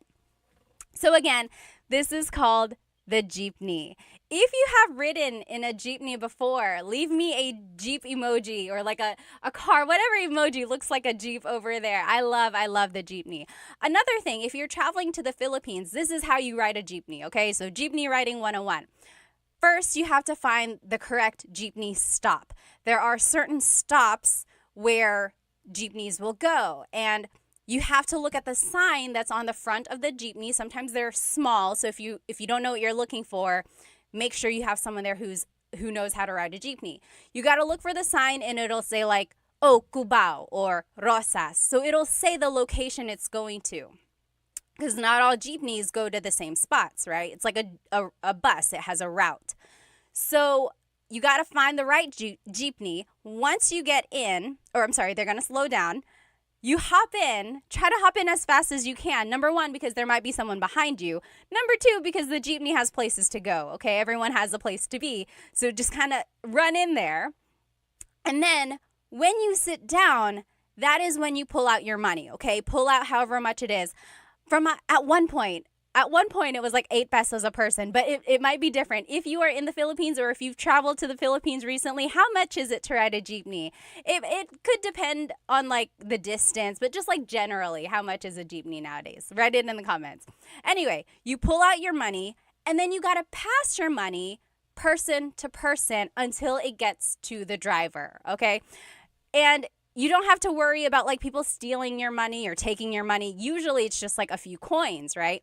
Now, if you do have a big bill and then they have to give you like a big change back, that might be a little iffy. But the general idea is that you pass the money from person to person. You say, bayad po, bayad po. So bayad is payment. Po is, oh my gosh, is it 20 pesos already? JP Hustle said, wow, okay. So yes, so yes, you say bayad po, which means payment, please. Okay, so that lets the driver know money is going to come their way. And they're usually facing forward, so they're going to reach back to get the money. Or someone might be beside them, like their assistant or something, grabbing the money. They will usually have like bills in their fingers, or they have a little container of coins and they'll just grab however much they need. Then they will send the change back to you. And again, it will go from person to person to person until it gets back to you. Okay, so that's how you pay. That's how you get your change. Now, if you are getting close to your stop, you really got to pay attention because they might just keep going. And your stop doesn't have to be at a designated stop. You can stop anywhere as long as it's on the route, right? Usually. There might be exceptions. When you get to the place you want to go, you have to say para. That means stop. Or like that's letting the driver know someone has to get off. Para po. Okay, para. So then they will stop. They will go to the side of the road. They'll stop. You just get out the way you came in, okay? Again, try to be fast, grab all your things, make sure you didn't leave anything behind, and then get off because, again, they have places to go. Also, be careful because someone might be trying to come in, okay? So just be aware of your surroundings, definitely. Be careful if you have, like, expensive things. Really hold your bags close to you and things like that. Just be aware. Be aware of your surroundings. And then that is how you ride the jeepney, okay? Another thing about the jeepney, goodness, I love the Filipino culture. I love jeepneys and everything like that. But it's really cool because on the top, on the front of the jeepney is usually a name. So like if a family has a jeepney, they might name their jeepney after one of the children, like Sabrina. It's like, oh, I'm going to take the Sabrina today. Or it's like this one in this picture says, what does it say? I think it says like God is with us. So sometimes it might just have like a saying, or usually there's a name, like a family member's name, just to kind of like how you name a boat or something like that, you know? Okay, so that is a jeepney. Now here's another type of vehicle in the Philippines. If you're looking here on YouTube, what is this type of vehicle in the Philippines? Again, if you're just joining me here, someone said, is this a Tagalog lesson? It is, I promise. We are learning vocabulary and phrases about driving. So right now we're just talking about the different types of sasakyan. Sasakyan is vehicle. So we're just talking about the different types of sasakyan in the Philippines. So we talked about the jeepney. Over here, this is a motorcycle with a pedicab on the side. What is that called? Yes, almost polyglot got it. Steve got it on YouTube. So it is a Mista said a sidecar motorbike. Yes, literally. Yes, Roach Clip said tricycle. Yes, and it's Richard on Instagram. It's called a tricycle. So a tricycle is a motorcycle with a pedicab attached to the side. Sometimes it's not a motorcycle, in which case it's a bicycle. Sometimes in like the province, or if you're just going a really short distance, it might just be a bicycle. It's a little bit more work for the driver in that case, right?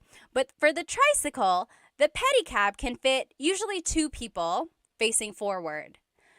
In the front of that same sidecar, there might be a little seat facing the other direction. So that's another person who can fit in there. And then there might also be a little seat on the side next to the driver. So that's 4. So if there are very small people or like children, they can fit in those tiny seats. So again, there's 2 seats in the back of the pedicab. There might be a tiny seat in the front. There might be a tiny seat on the side. Okay. And then there are 2 seats behind the driver on the actual motorcycle. So that's another 2 people who can sit there. Sometimes they're usually sitting sideways so that your feet dangle off. That's just how you would fit there. Now, during busy times, like in the province or in certain places, people might latch on to the sides of a tricycle. They'll hold on to the sides, they'll hold on to the back. Some of them might even sit at the very top of a tricycle. So, and they do that because sometimes there aren't a lot of tricycles traveling that way. Like, for example, if kids are trying to go to school and it's going to be the last tricycle for a while, a lot of kids will try to pack onto that one tricycle just to get to school on time. From my understanding, though, there might be some places that don't allow that just because it's a little dangerous. But again, there are some places that will try to do that as well. So a lot of people will just like hang on to the side. Some people might hang on to the back of a jeepney as well. But again, it's dangerous, so some people try not to do that. Okay. Mr. said, my head keeps hitting the top. Yes, if you are a big person, you might hit your head on the top of a tricycle. So just be careful with that. You know, in Cebu, they have very big tricycles. They have tricycles with like a front seat and a back seat. I had never seen that until I went to Cebu. Very interesting. Okay, so yes, again, this is called a tricycle. And then in the Philippines, there are also other types of vehicles. There's a bus, or in Tagalog, bus. This picture that you see on YouTube, I'm doing this whole live on YouTube and you can see the presentation there. This bus is air conditioned. And have you ever ridden an air conditioned bus in the Philippines? They turn the air conditioner up so high, or like very, very strong. It's just very, very cold. Like it's a freezer in there because I guess you want to get your money's worth, right? So when it's an air-conditioned bus, it is an air-conditioned bus. It feels good for like the first 30 minutes or so, but then if you're taking a really long drive, it's like a freezer. I got really cold one time. Let me know if that has ever happened to you. It was so cold. But then some buses are not air-conditioned, in which case they just leave all the windows down.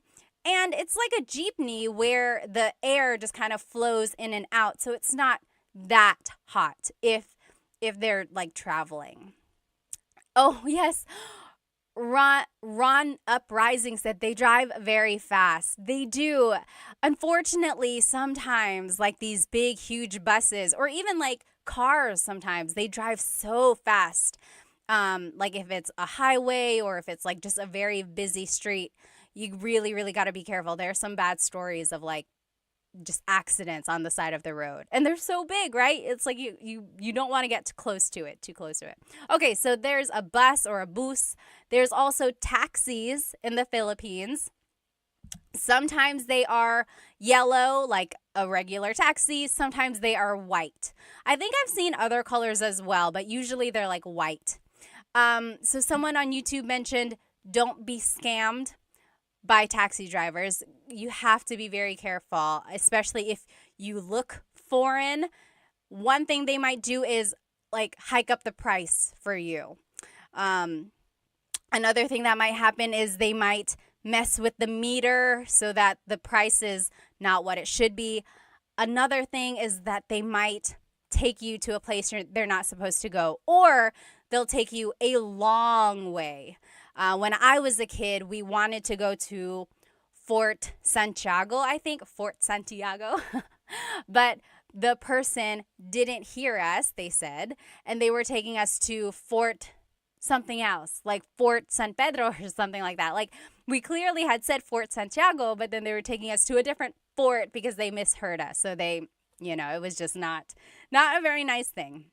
But yes, so just be very aware. They also have like grab cab or grab taxi or something like that. That kind of helps with the liability, or like just keeps someone accountable because there's like the record of you getting that one taxi, right? So just be careful. And then there's also the MRT or the LRT. If you're looking over here on YouTube, you'll see it's like an above the ground subway. So it's like a train. And this is usually in Metro Manila. The difference between the MRT and the LRT is the route that it goes. So the MRT goes one way around EDSA, the LRT goes a different area. Okay, but just know it's like an above the ground subway. So there are lots of different types of vehicles in the Philippines. Again, let's go back to our Tagalog lesson. So vehicle in Tagalog is sasakyan. Sasakyan. Okay? Now, coche is car. Coche. Coche. And again, the difference between coche and sasakyan is that coche is specific. Coche is car. Sasakyan is vehicle. Okay, so sasakyan encompasses lots of different types of vehicles. But my family used sasakyan and coche interchangeably. It's like, oh, nasaan ang susi? Where is the key? Nasa sasakyan. It's in the vehicle. Okay? Now, license plate is placa. Placa. Can you say that with me? Placa. License plate. So it's like, nakuha mo ba yung placa niya? Nakuha mo ba yung placa niya? Did you get their license plates? Like, if something happens and like you need the taxi's information, it's like, nakuha mo ba yung placa niya? Did you get their license plate? Okay? Tire in Tagalog is gulong. Gulong. Gulong. That's tire.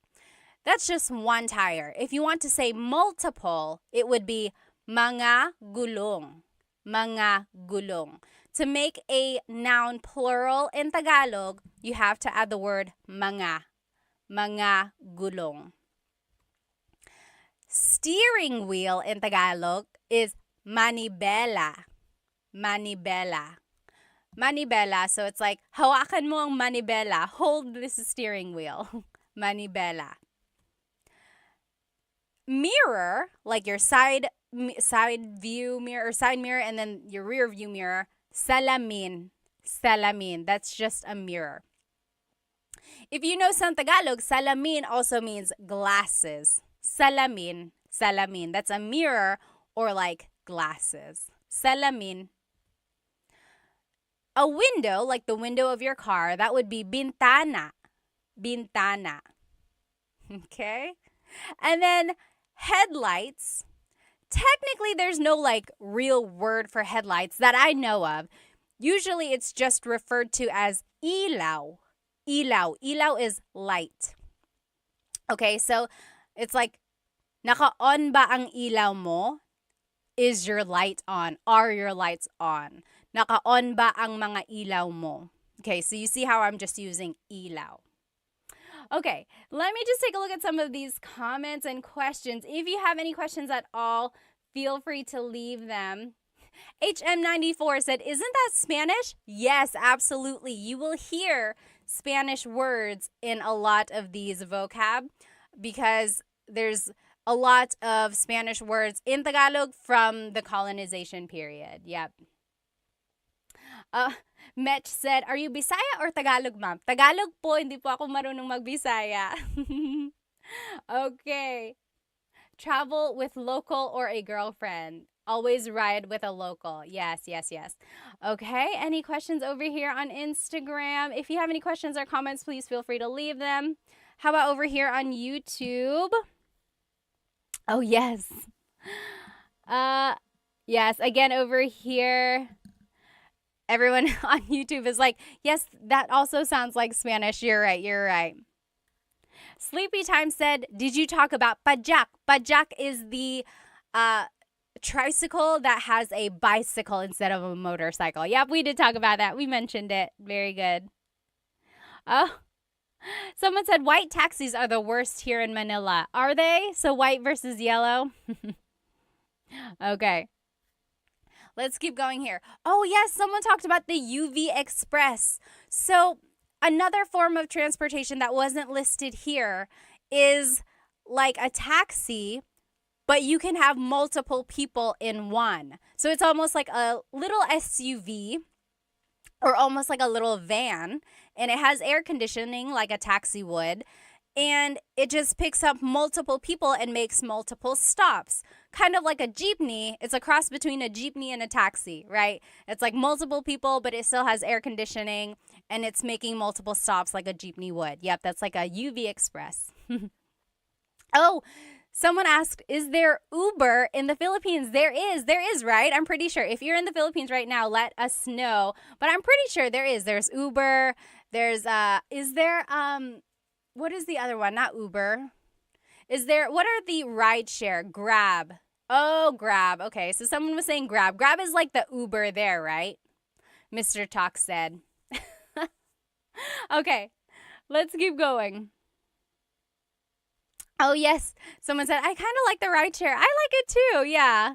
Sometimes if you are trying to go to a place really, really fast, you might not want to do a rideshare.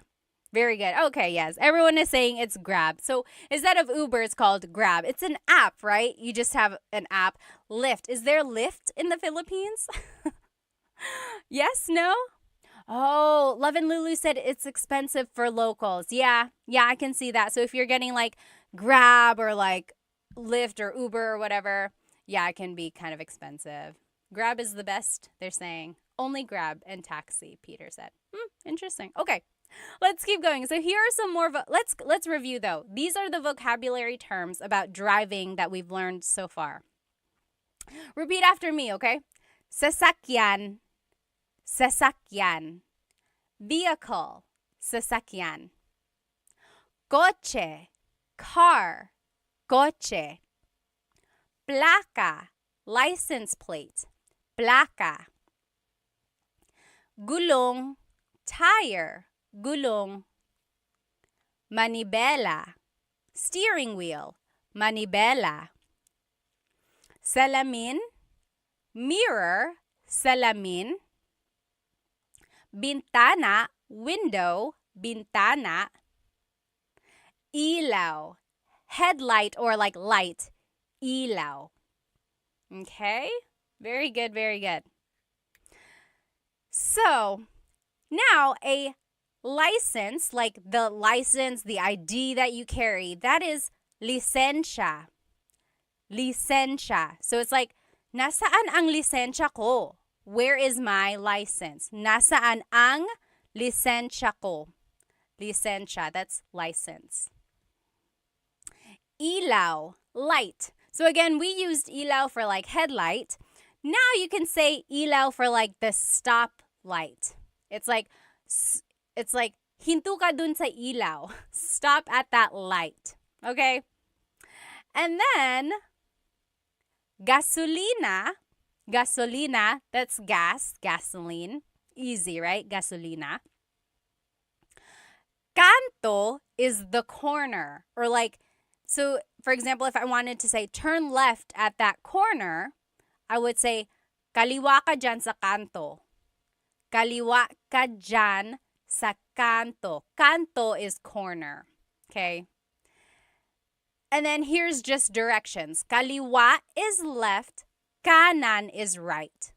Kaliwa is left, kanan is right. Okay? Now, is my audio okay? I don't know if someone mentioned that on TikTok here. So, the way I remember kaliwa and kanan is that kaliwa has an L for left. Kaliwa has an L for left. Oh, thank you, Blue. Said audio is good. Awesome. So, kaliwa and kanan. Kaliwa, kanan. Kaliwa is left because it has that L. Kaliwa, left. And then kanan, right. Grace said, do you guys have an alphabet? Yes, there is a Tagalog alphabet. Abacada. Okay. So, kanan is right. Kaliwa is left. Now, mabilis is fast. Mabilis.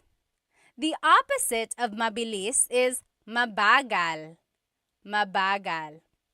Oh, Ms. Fernini had a great question. Can you use kanan like saying, yes, right? No, very good question. So kanan is the direction right. if you want to say right as in correct, that would be tama. Tama. Correct. Tama.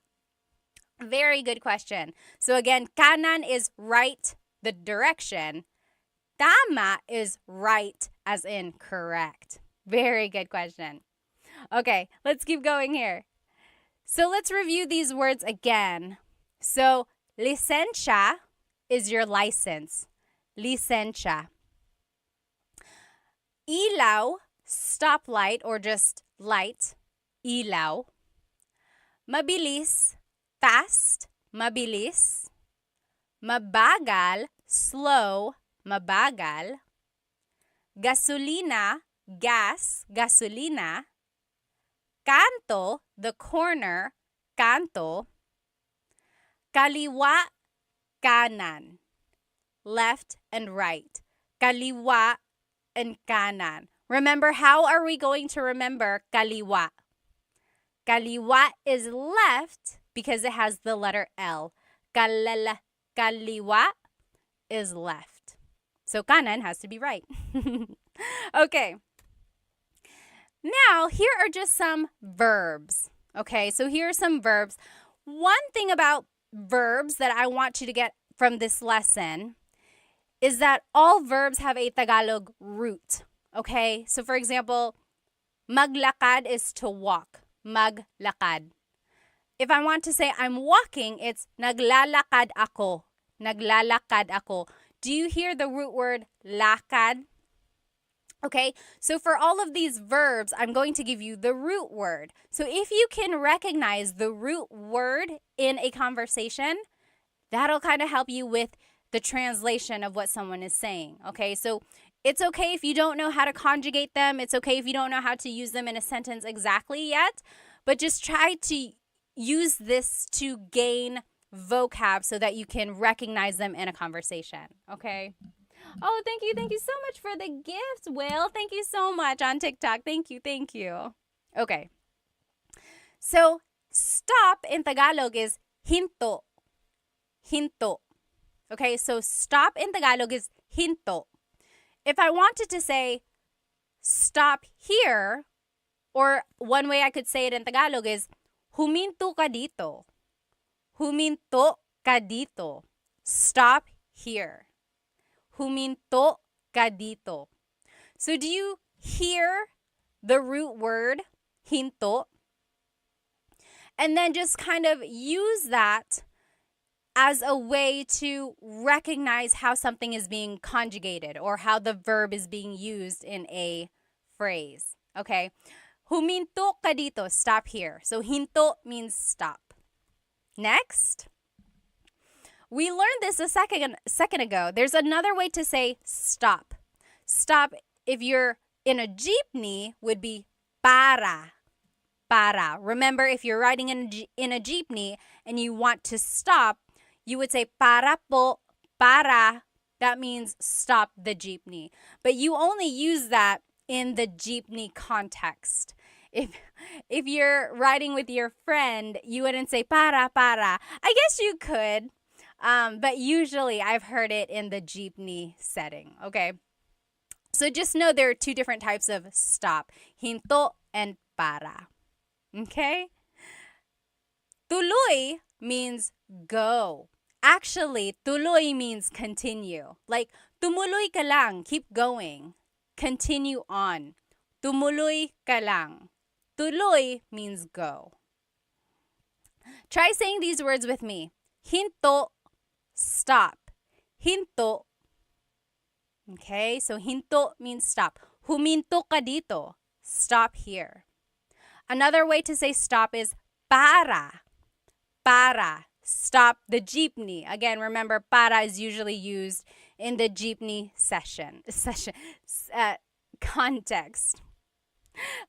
The Raffy Taffy said, this is my first live session. I love it. Salamat. That's why I said session. Do you do this regularly? I do Tagalog Thursdays. Yes, Tagalog Thursdays. And then I try to do the lesson again, like I do a repeat of that lesson another time during the week, just in case someone wasn't able to join. But the recording is always up on my YouTube channel, but I know some people like to be in the live comments, so I like to do it a couple times. Okay, so tuloy means go. Tuloy. Try saying that with me. Tuloy. Okay? Now, magmaneho is to drive. Magmaneho. Magmaneho. So you could say like, nagmamaneho ako. I am driving. It's like, oh, I can't answer my phone right now. Nagmamaneho ako. I am driving. Magmaneho means to drive. Sakay means to ride. Sakay. Sakay na, get in, or come on for the ride. Sakay. Baba, to get down or to get out. Baba. You might have heard the joke like, bababa ka ba? Opo, bababa ako. Right? So baba is a homonym, as they call it. A homonym has a couple different meanings depending on its context. So baba is like to go down or to get out. Like if you want to get out of the jeepney, you would say, bababa ako, I'm getting out, I'm getting down. Or if you're riding in your friend's car, you could be like, oh, hinto ka dito, stop here, bababa na ako, I am getting out. Okay? Liko means to turn. Liko. Liko. So it's like, lumiko ka dito, turn here. Lumiko ka dito. So it's an verb. If you've been watching some of my lessons, you know that verbs come in 5 different categories: mag, ma, in, and e verbs. Liko is an verb. Lumiko ka dito, turn here. Atras is to back up. Atras. The opposite of atras is abante, to move forward. Atras, to back up. Abante, to move forward. Very Spanish, right? Going back to these different types of verbs, number 1, I have a full-length Tagalog lesson on my YouTube channel, and it just goes through how to use verbs in the present tense. And then I have another one in the past and future tense. So if you want to learn how to specifically use different types of verbs and how to like conjugate them for sentences, go ahead and watch my full-length Tagalog lessons on my YouTube channel. I think that's lesson 3 and 4. Maybe 4 and 5. I think 3 and 4. Okay. So let's try saying these verbs one more time. Again, just focus on the root, okay? These are all the root of the verb. So if you can recognize these roots in a conversation, that should help with the translation, okay? Try saying them with me. Hinto, stop. Hinto. Para, stop a jeepney. Para. Tuloy, go. Tuloy. Magmaneho, to drive. Magmaneho. Sakay, to ride. Sakay. Baba, to get down. Baba. Liko, to turn. Liko. Atras, to back up. Atras. Abante, to move forward. Abante. Okay? So now we're just going to finish off with some common phrases that you might hear or say while driving. Okay? We already talked about this one. Nagmamaneho ako. I'm driving. Nagmamaneho ako. Okay? Next, sakay na, get in, sakay na. So if you are picking someone up, you could be driving and you're stopping right there next to them. You could say, hey, sakay na, get in, sakay na. Or if you are trying to get your kids in the car and they are taking so long, you could say, sakay na, get in the car, sakay na. Next, if you're out of gas, you can say, ubus na ang gasolina. Ubus na ang gasolina. So it's out of gas. And then if you want to say, I'm going to get some gas, it would be, Maggagasolina ako. Maggagasolina ako. I'm going to get gas. It's almost like you turned that noun, gasolina, into a verb. You are doing the noun.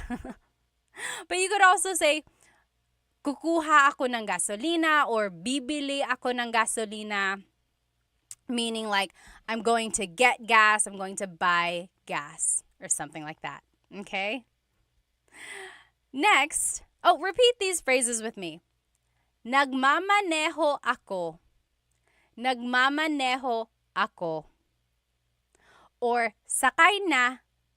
Sakay na. Ubus na ang gasolina. Ubus na ang gasolina. Or maggagasolina ako. Maggagasolina ako. Okay? Someone said, ang mahal ng gasolina. Ang mahal ng gasolina. That means gas is expensive. You're right, you're right. Here are just a few more phrases. Susunduin kita.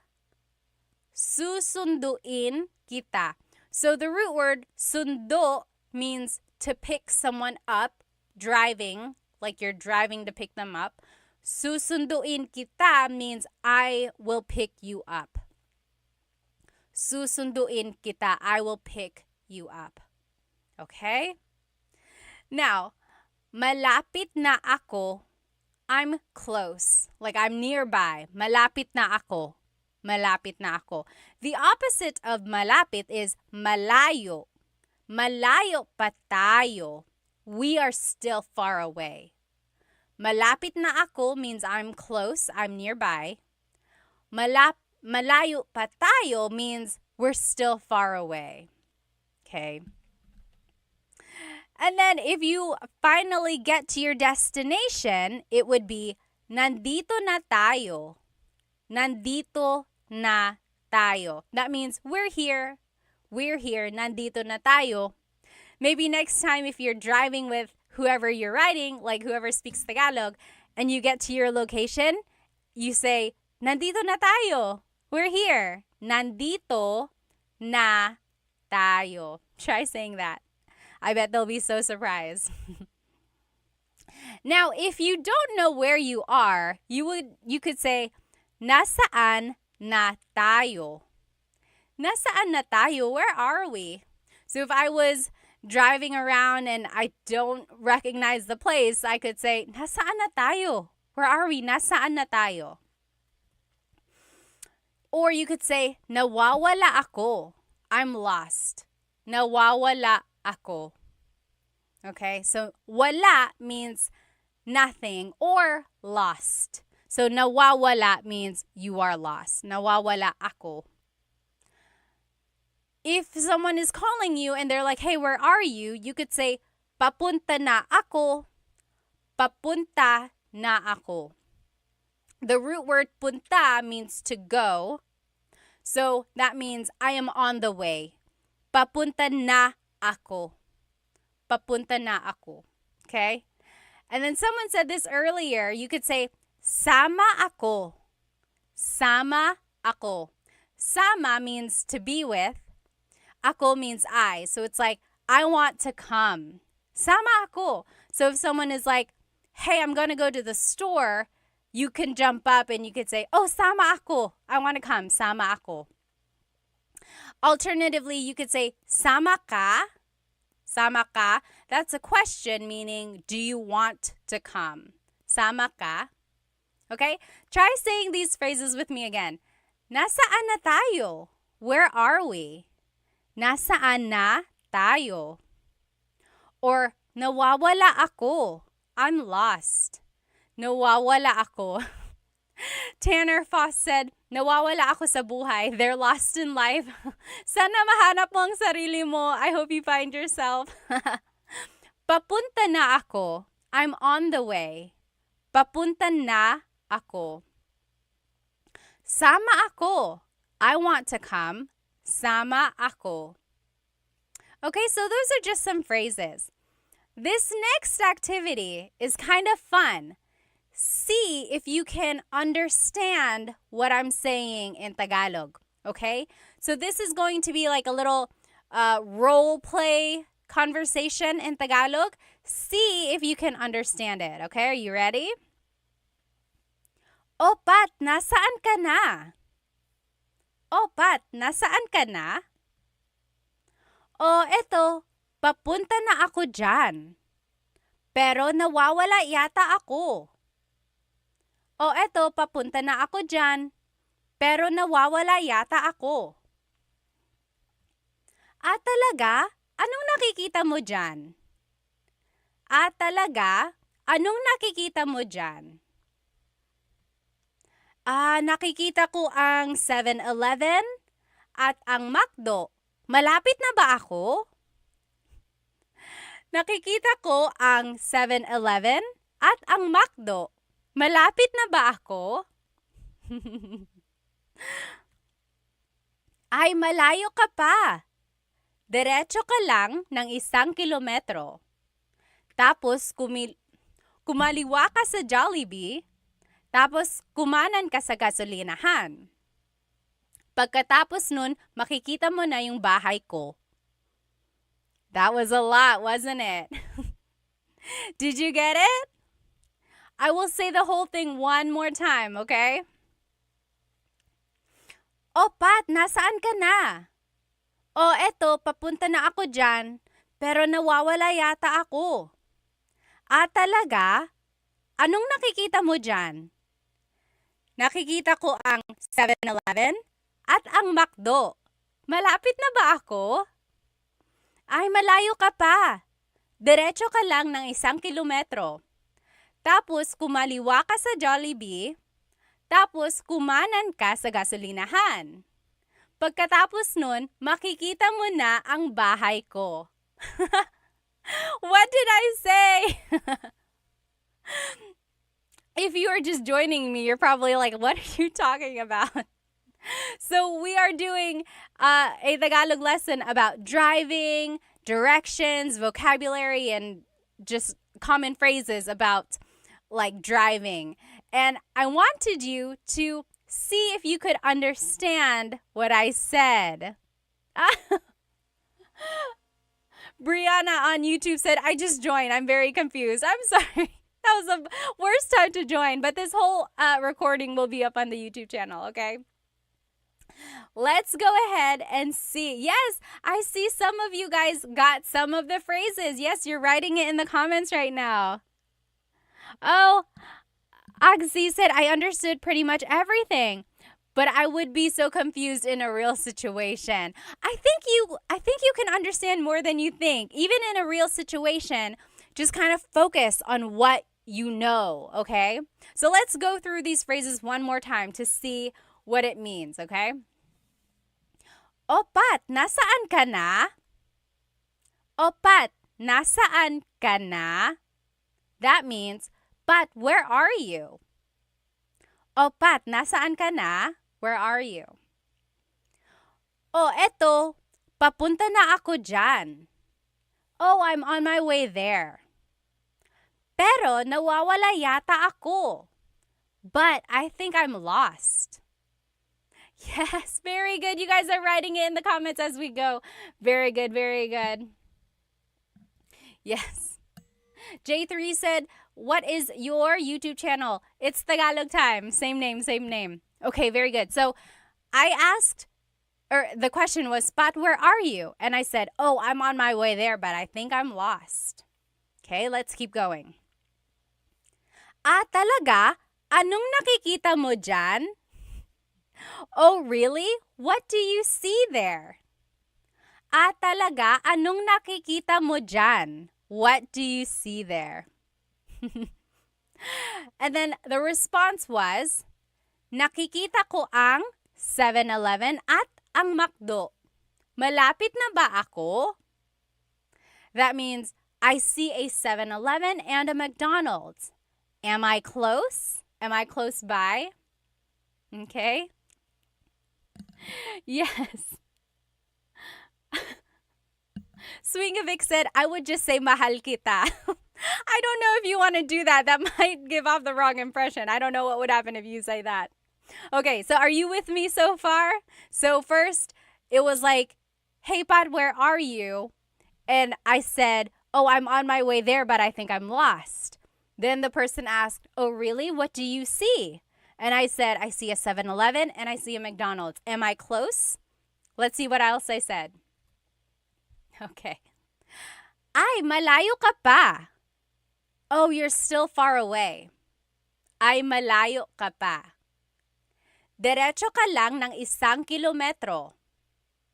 Keep going straight for 1 kilometer. In the Philippines, they measure everything by kilometers, not miles, like they would in America. So, diretso ka lang ng 1 kilometro. Go straight for 1 mile or 1 kilometer. Tapos, kumaliwa ka sa Jollibee.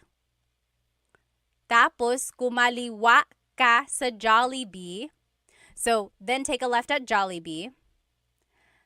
Tapos, kumanan ka sa gasolinahan. Take a right at the gas station. Kumanan ka sa gasolinahan. Remember, how do we know kaliwa versus kanan? How do we know kaliwa versus kanan? What was my trick? Do you remember? Yes. Kaliwa is left because kaliwa has the letter L. Kaliwa is left. Kanan is right. Okay? So let's keep going. Pagkatapos nun, makikita mo na ang bahay ko. After that, you'll see my house. Okay? Pagkatapos nun, makikita mo na yung bahay ko. So how was that translation?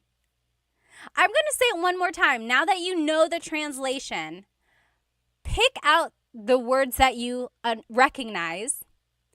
Also take a look if you can, or see if you can recognize any grammar patterns, okay? And then use all of that in the future, okay? It's okay if you don't understand right now, but that's why we're learning, right? Use this as an opportunity to take pieces, keep it in your pocket, and use it again in the future. Here's that conversation one more time. Oh, Pat, nasaan ka na? Oh, eto, papunta na ako dyan. Pero nawawala yata ako. Talaga? Anong nakikita mo dyan? Nakikita ko ang 7-Eleven at ang McDo. Malapit na ba ako? Ay, malayo ka pa. Diretso ka lang ng 1 kilometro. Tapos kumaliwa ka sa Jollibee. Tapos kumanan ka sa gasolinahan. Pagkatapos nun, makikita mo na yung bahay ko. Okay? Yes. Very good, very good. I hope you guys can recognize some of the words and phrases that we learned tonight in that activity there. Okay? And let's just do a quick review of some of these vocabulary terms. Again, if you're following me on TikTok and Instagram, these pictures are up here on YouTube. So, what is this type of vehicle? I'll describe it for you. This is a really, really long bus. And, sorry, hang on one sec. My phone is making me verify that I'm still active. There we go.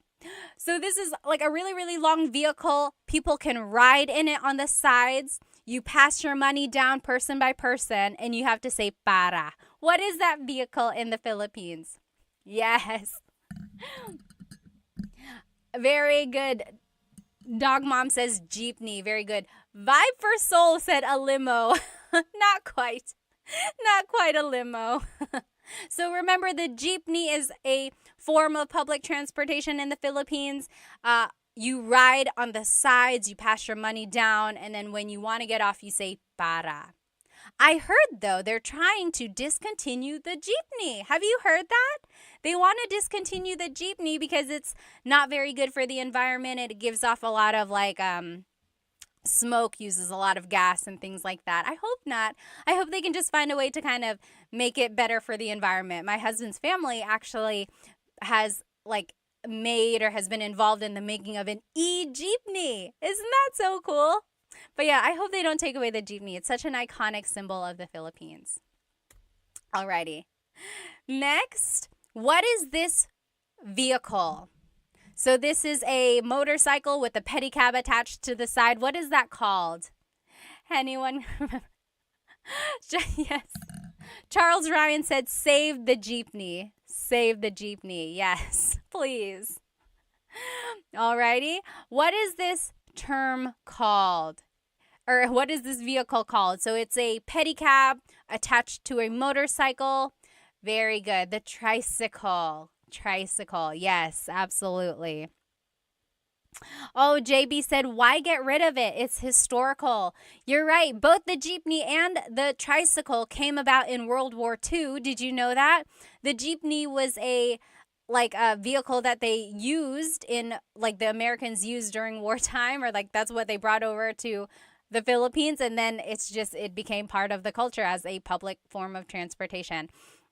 And then the tricycle was introduced to the Philippines by the Japanese when they came to the Philippines. Crazy, right? Crazy, crazy, crazy. Okay, so yes, very good. This is called a tricycle. Okay. Yes, next, what is this? So what is the Tagalog term for vehicle? Vehicle. Sorry, vehicle. Pinay said, I love learning from your videos. Thank you. In all caps. Salamat. Maraming salamat. I love teaching you. So really, it's my honor. Salamat. Yes, this is a sasakyan. Very good. Very good.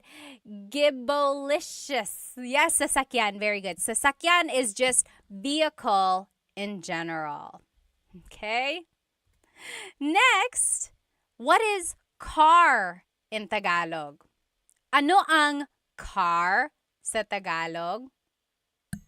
Oh, Sha, thank you so much for the gift on TikTok. Maraming salamat. Thank you.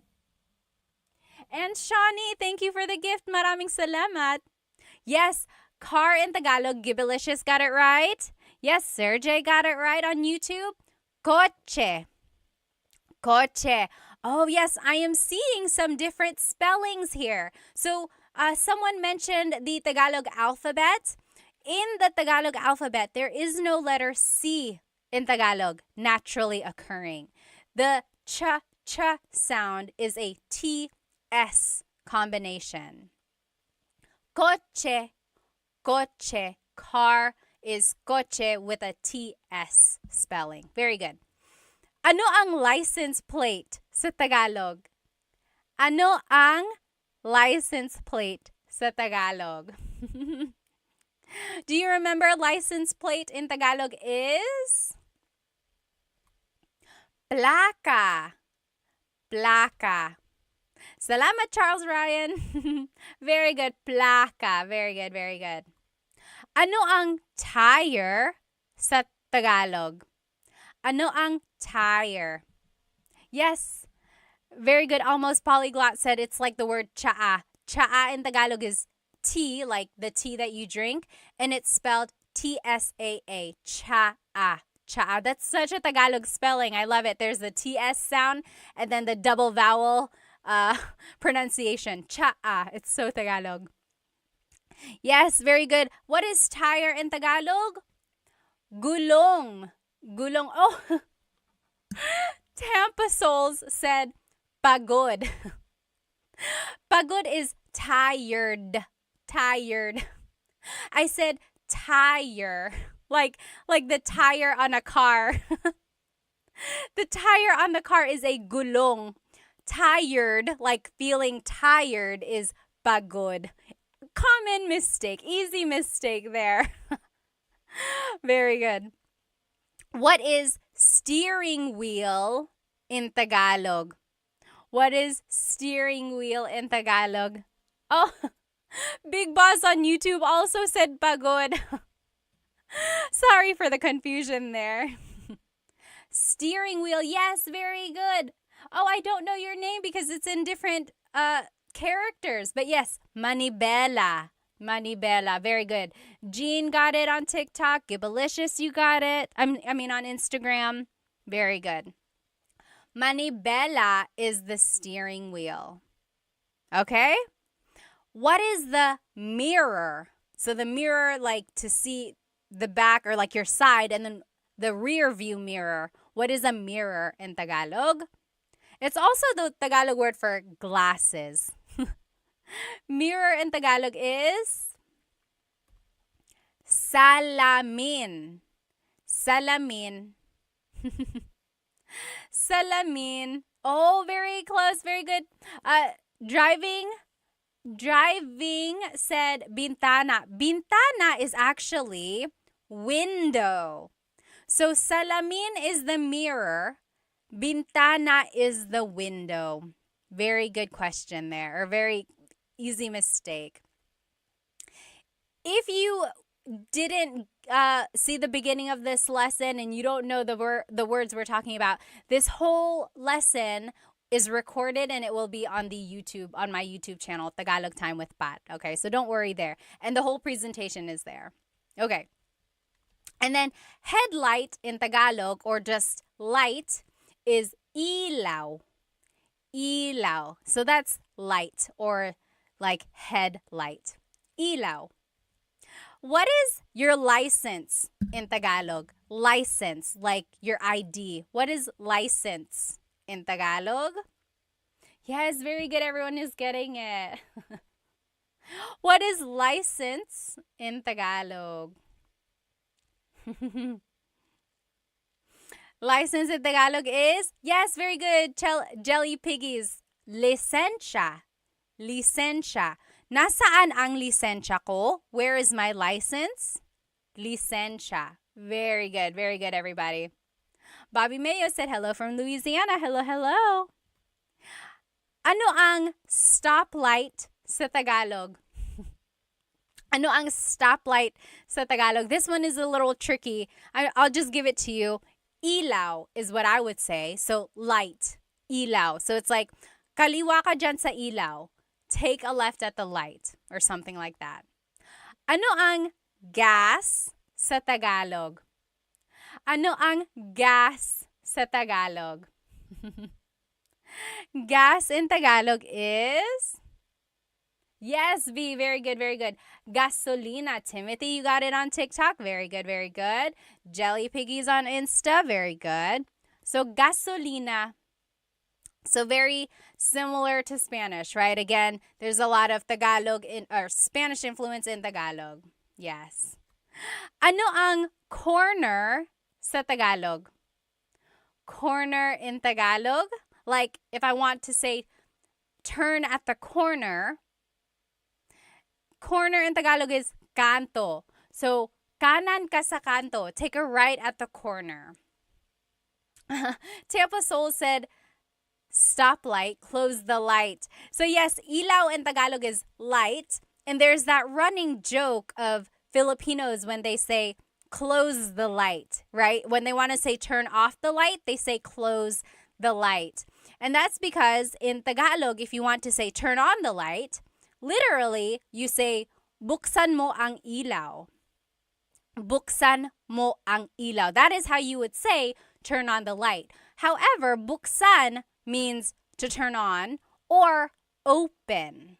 Okay, so that's why there's a little confusion when native Tagalog speakers are learning English. They want to say close the light because they are so used to saying open the light, right? So they're like, oh, well, what's the opposite of open? It would be close.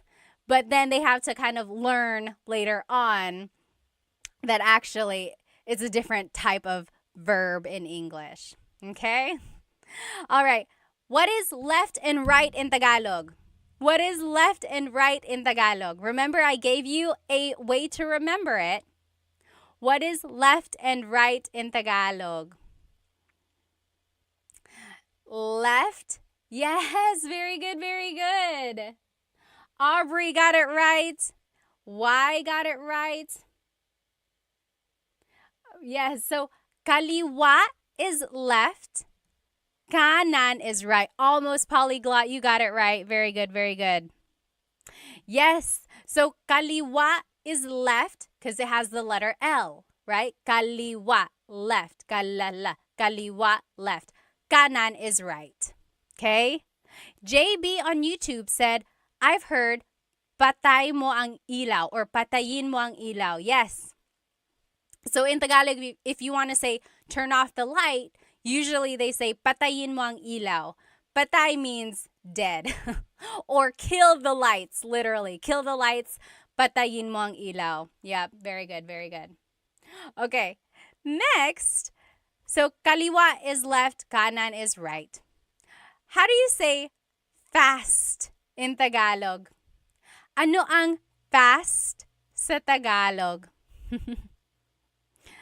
Fast in Tagalog is, yes, V and Matt, Nick, you got it.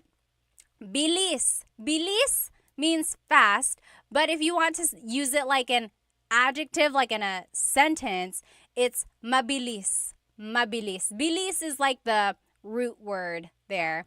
Mabilis, fast. What is the opposite of mabilis?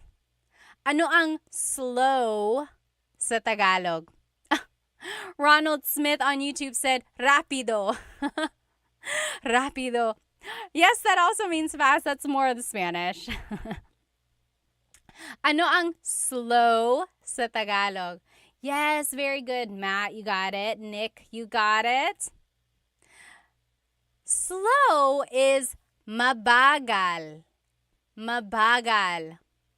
I am seeing some people say nakaraan. So nakaraan means in the past. Like, if you've ever watched a teleserye, you know what a teleserye is? It's like a soap opera, a Filipino soap opera, or like a Filipino drama on the Filipino channel.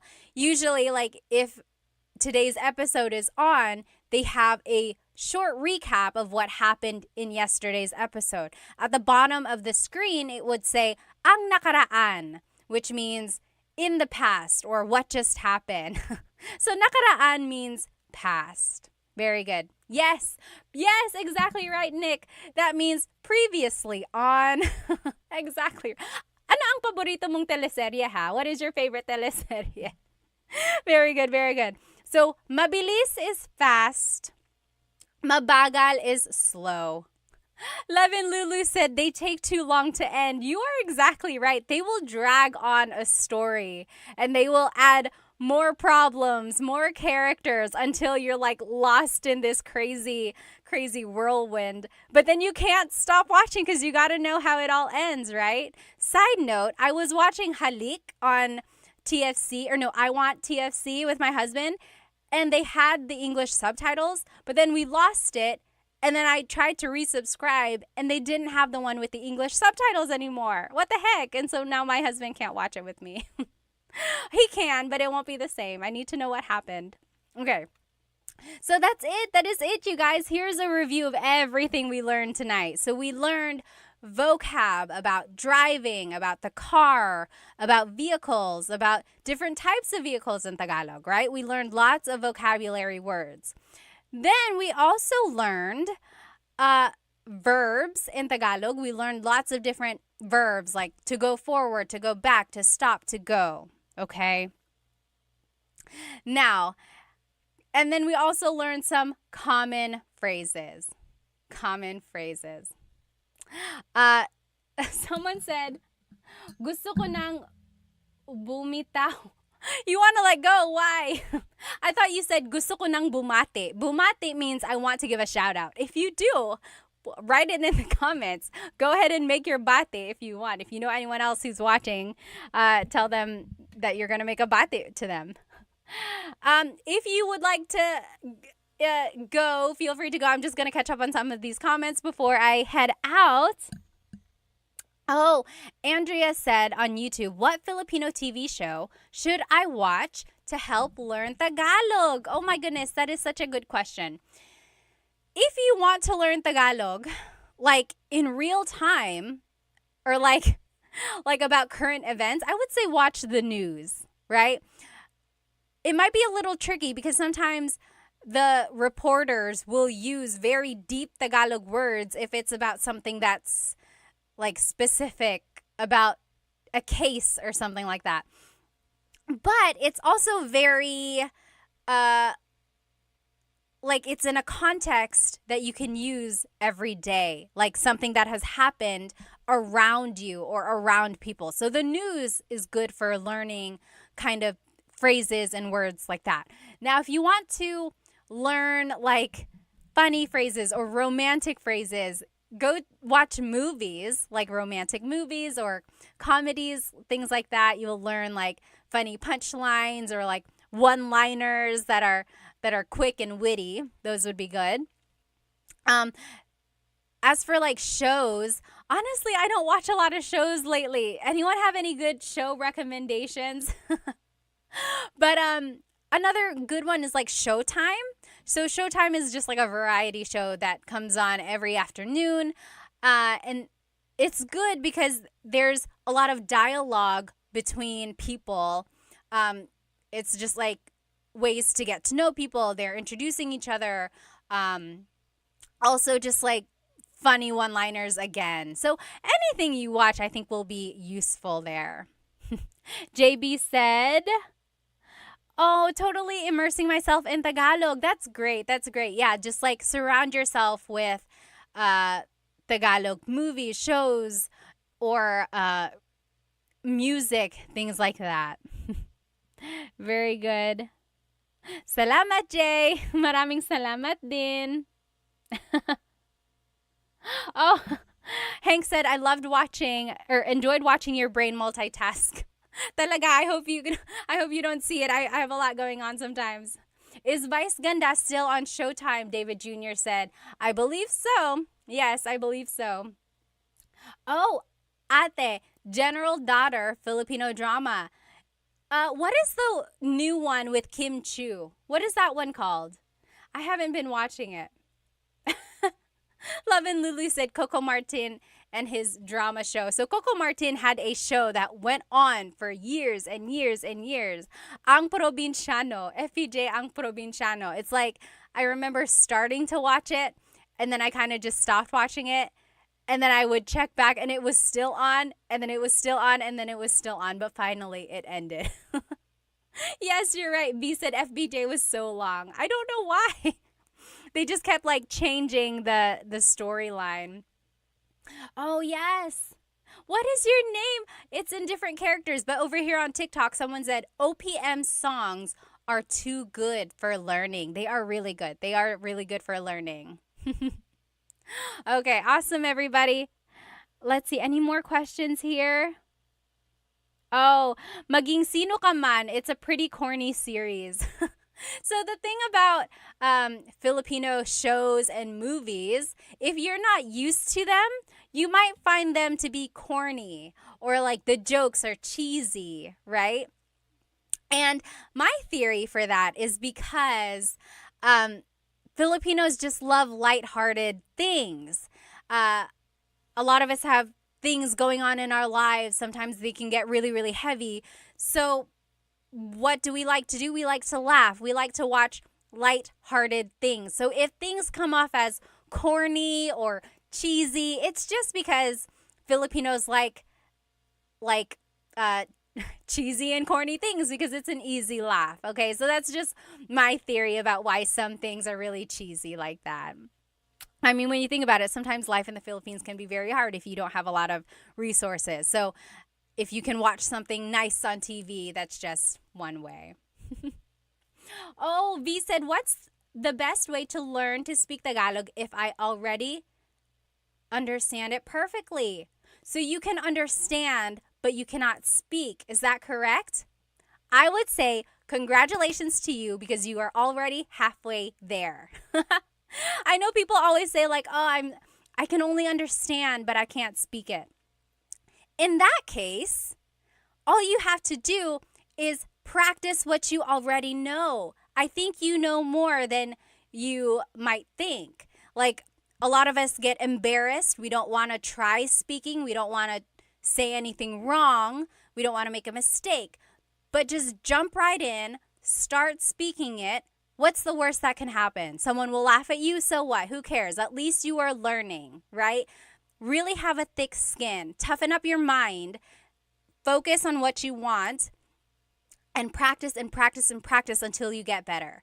And when people see that you are really trying, hopefully they'll stop laughing at you and they'll get on board and try to help you. If they keep laughing at you, turn your head, keep studying, go back and talk to them in Tagalog when you are better and show them what they are missing, or just show them what you have learned, okay? So you got it. Keep going, okay? Oh, again, I don't know your name because it's in terms, or it's in characters. It says, on a scale from 1 to 100, how would you rate your Tagalog in terms of speaking? I would say 95%. The 5% is because sometimes, a lot of times even, I still trip over my words, or I get embarrassed. I get too caught up in my head and I don't say what I want to say perfectly, right? Like if I'm speaking to my cousins or my aunts, even to my mom, I get very nervous sometimes and I revert back to Taglish, or I just answer in English. But when I really push myself, I know I can speak Tagalog at a 95% level. I'll save the 5% at there are still some words that I can't say correctly, or I have to think about it really hard, or again, just the jumbling. What's the word? Like bulol? Bulol in Tagalog is like when tongue-tied. Like if you trip over your words sometimes, and it happens to everyone. If it happens to me, I mean, it's okay if it happens to you, because it happens to everybody. Okay? I have to go now. I will see you next Tagalog Thursday for a brand new lesson. And I will do a repeat of this lesson another time, okay? Maybe, I don't know when. Just one of these other nights before Thursday, I'll try to repeat this lesson in case you weren't able to join me. I hope you have a good rest of your evening.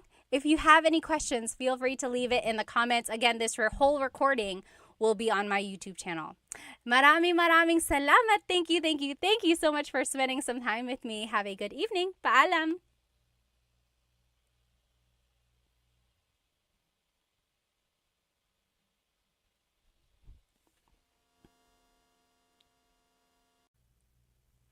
Hello, everybody. So sorry for the delay, but I'm so glad you're here with me now.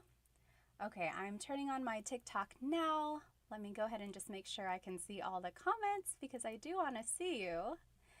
Hello, everybody. Welcome to my live Tagalog lesson tonight on Tagalog Thursday. I think you're going to enjoy today's lesson. So today we will be learning some vocabulary. Last week we learned a lot of grammar. If you joined me last week, we learned adjectives, and then we learned some simple sentence structures so that we can use those adjectives in sentences to describe people or to describe things. Today we will be focusing less on sentence structure, so less grammar, and this time more on vocabulary. I know a lot of you guys wanted to learn more useful phrases, so I think tonight will be a fun lesson for you. Hello everyone. If you are joining me on TikTok, you are welcome to join me on YouTube where you will see my presentation. And if you are on YouTube, hello. I know there's a little lag on YouTube, so if you are like listening to me on TikTok and then joining me on YouTube, there might be a little delay there. Yes, Maximilian, hello. You did exactly what I wanted you to do. If you would like, please tell me where you are currently watching and how old you are, or give me an age range. Like I'm in my 20s, I'm in my 30s, and so on. I just like to get an idea of my audience. So Maximilian is from Canada. Hello. Hi, Dita. Oh, you have school? Okay. Oh, you don't have school. Awesome. I'm so glad you're here. Hello. Yes. Oh, thank you. Yes, my earrings are from Sunkissed Pinay, my favorite. Be sure to check them out on TikTok, Insta, everywhere. Sunkissed Pinay. Hello, hello. Dita is from Singapore, 12 years old. My goodness, Dita. Well, welcome, welcome. Sure is 33 from their house. James is in their 50s. Hello, hello. Aaron, thank you so much for sending me a badge on TikTok. Sorry. Any donation or anything you all give, I love giving back to Filipino businesses. Thank you, thank you. So if you like anything that you see in tonight's live, go ahead and either do a super chat or a donation on TikTok, but you don't have to. Thank you, thank you. Okay, so tonight we will be doing a Tagalog lesson about some vocabulary. So let's take a look here. Here's tonight's lesson agenda. We will be learning some house vocabulary. So we'll be talking about parts of the house. We'll be talking about the kitchen, the bathroom, and the bedroom. That's all we have time for today. There's so many words and so many things to talk about the house. We'll save the other rooms for another night. But tonight we will be talking about the kitchen, the bathroom, and the bedroom. And then some related phrases about those vocabulary words. Let me just catch up on some of these comments. If you have any questions, be sure to write them in here because I do want to make sure I catch them.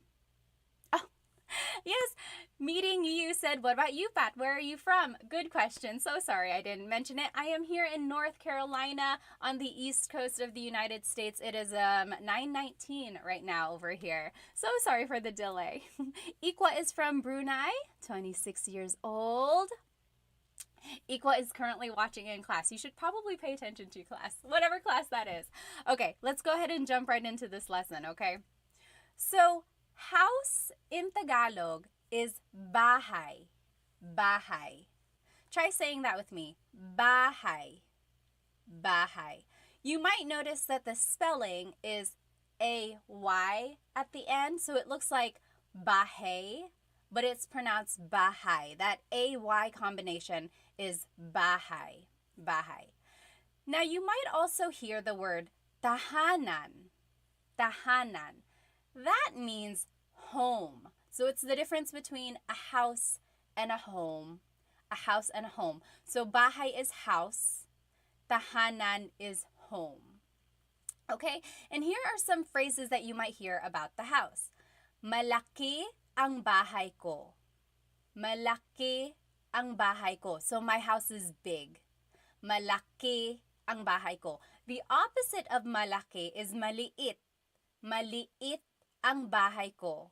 Maliit. So if you were with me last week or even yesterday when I did the repeat lesson, malaki and maliit were some of the adjectives we learned. Big and little. Malaki, maliit. Okay? So that's one way to describe your house. Now, you might want to say that your house is old or new. So if you want to say your house is new, it would be bago ang bahay ko. Bago ang bahay ko. My house is new. If you want to say your house is old, it would be luma ang bahay ko. Luma, that means old. So bago is new, luma is old. And it's just the same sentence structure all throughout. And we learned this last week, if you remember. So it's adjective, then it's the word ang, which means is or are. Technically, it's an article. It's all different. And then bahay, which is the noun, and then the pronoun ko. So bago ang bahay ko. My house is new.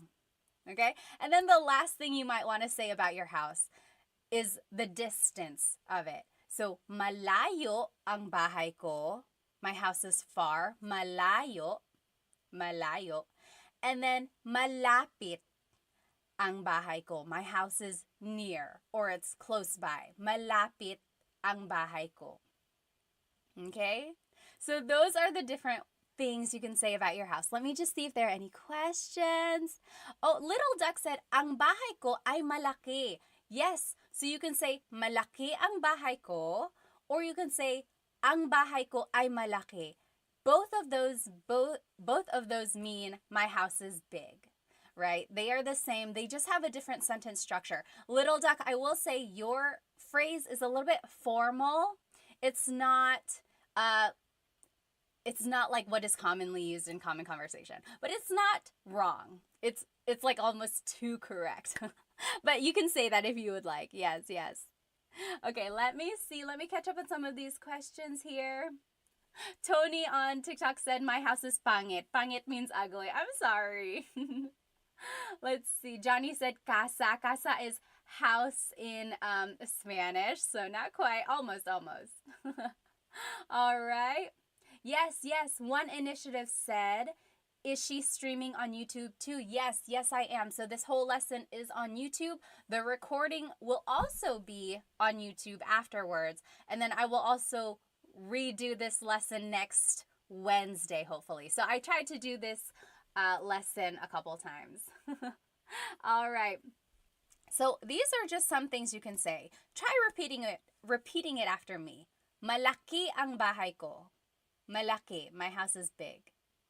Maliit ang bahay ko. My house is small. Bago ang bahay ko. My house is new. Luma ang bahay ko. My house is old. Malayo ang bahay ko. My house is far. Malapit ang bahay ko. My house is near. Okay, so those are things you can say about the house. Oh, Cece, thank you so much for a badge on TikTok. Thank you, thank you. Alrighty. Now, here are some other vocabulary words about the house. Okay. Bintana is window. Bintana. Very similar to Spanish. Again, remember, the Philippines was colonized by Spain for 300 years, over 300 years, starting in the 1500s. So there's a lot of influence in the Tagalog language as well as in the Filipino culture, religion, everything. Okay, so bintana is window. Now, door is pinto. Pinto. That's door. Pinto. Do you hear the glottal stop when I say pinto? Pinto. So it's not pinto. It's not pinto beans, right? It's pinto. It's pinto. Pinto. Make sure you stop it at the end. Pinto. Okay. And then hagdan is stairs. Hagdan. You might also hear hagdanan. That is just another way to say stairs, hagdan, hagdanan, mostly interchangeable. Okay? So try saying those with me. Bintana, bintana. Pinto, pinto. And then hagdan, hagdan. Yes. Little Duck said in Spanish we say ventana. So the V. And in Tagalog there is no letter V. They have the B sound. So they're like interchangeable there. Yes, yes. All right. Let me just catch up here. Yes, very good, very good. DC Stoy said, now it all makes sense. Well, I'm good, I'm good. Yes, that is true. DC said, I heard Tagalog was Latin-based. Yes, there are some similarities, I would say. Okay. Oh, Teddy Bear said, it would be nice if we could see the spelling or kind of like a whiteboard. Teddy Bear, if you jump onto my YouTube, this whole presentation is there. Okay, so let's keep going. Now, here are some phrases about these objects in the house you might use them with. Bukas ang bintana. The window is open. Bukas ang bintana. Or bukas ang pinto. Bukas ang pinto. The door is open. So bukas ang blank means the blank is open. The opposite of bukas is sarado. Sarado ang bintana. The window is closed. Or sarado ang pinto. The door is closed.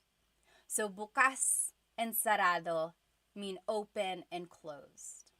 Okay, so that's kind of the sentence structure there. Bukas ang bintana, sarado ang pinto. Now, if you want to tell someone to open the door or close the door, this is how you would do it. Buksan mo ang bintana. Buksan mo ang bintana. Open the door. You go open the door. Or the opposite of buksan is isara. Isara mo ang pinto. Close the door. Isara mo ang pinto. Okay, so do you see that again? It's all on my YouTube channel live right now too. You'll see all of these words written out. So buksan means open, like to open something. Isara means to close something. Okay? Any questions so far? Yes, very good.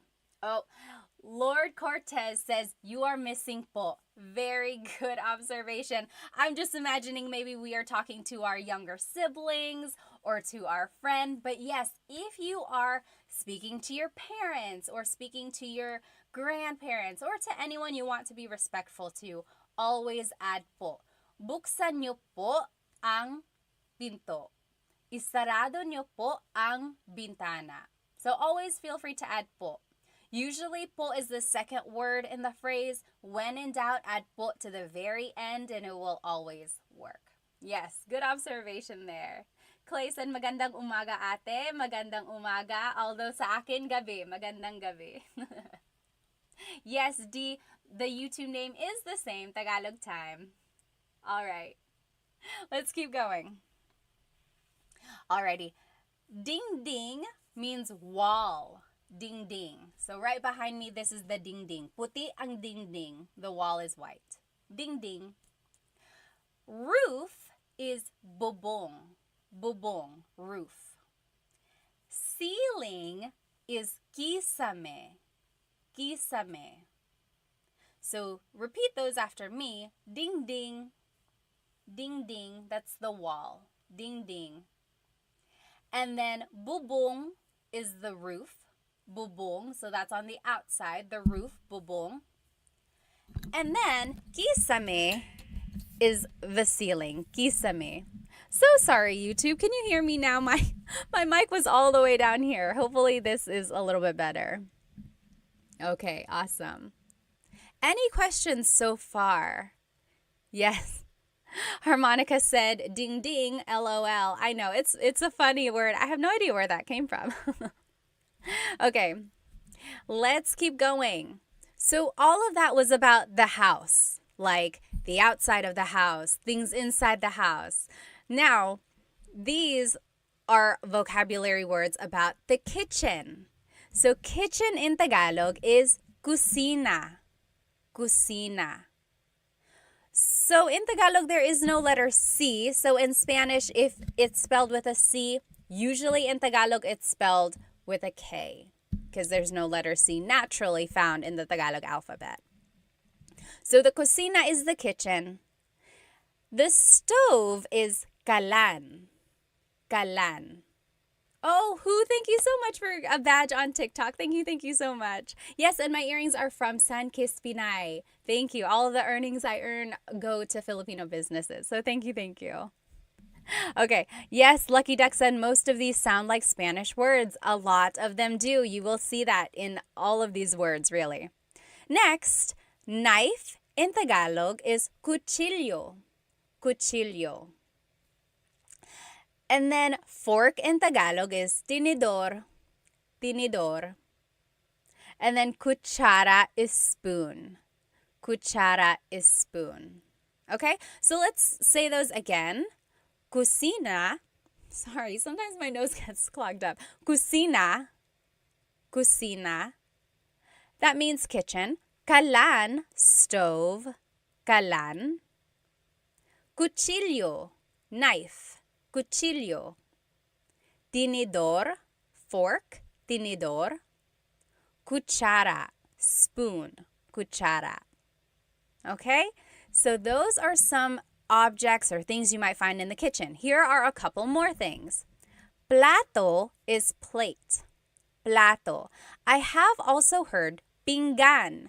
I think it's regional. So my husband's family is from Cebu. They've said pinggan like the whole time I've been with them. They say, oh, kunin mo yung pinggan, or saan ang mga pinggan? Where are the plates? Growing up, I always heard plato. plato. So you tell me, what do you use or what did your family use growing up? Baso means a glass, like a glass of water. Baso. Baso. Another word for cup is taza. Taza. So that's like a cup or like a little mug. Taza. Whereas a glass is baso. Baso. Okay? Now, pagkain is food. Pagkain. And then ulam is specifically the entree or the dish, the meat dish. So if you're looking on YouTube right now, anyone know what this dish is? What ulam is this? Anong ulam ito? Does anyone know? Anong ulam ito? You write it in the chat and then we'll check. So ulam, again, is the dish, like adobo, pansit, sinigang. Pansit isn't really an ulam. It's like the meat dish, okay? Whereas pagkain is just food in general. Okay. And then over here, kain is the verb to eat. To eat. Yes, sure, you got it right. Deborah, you got it right on YouTube. This is adobo. If you are watching me on YouTube, I have this presentation on here. This dish is adobo. That is the ulam right here. Okay. So, kain means to eat. Kumakain ako. I am eating. Kumakain ako. Okay? So now here are some phrases about eating or things that you might hear or say in the kitchen. Nagluluto ako. I am cooking. Nagluluto ako. Nagluluto ako. So the root word luto means to cook. Luto. So I am cooking is nagluluto ako. And you can always switch out the pronouns. Nagluluto siya, he or she is cooking. Nagluluto ka, you are cooking. Okay, but if you want to say I am cooking, it would be nagluluto ako. Nagluluto ako. Oh, Rui said my favorite dish is dinuguan. I like that too. Do you know what dinuguan is?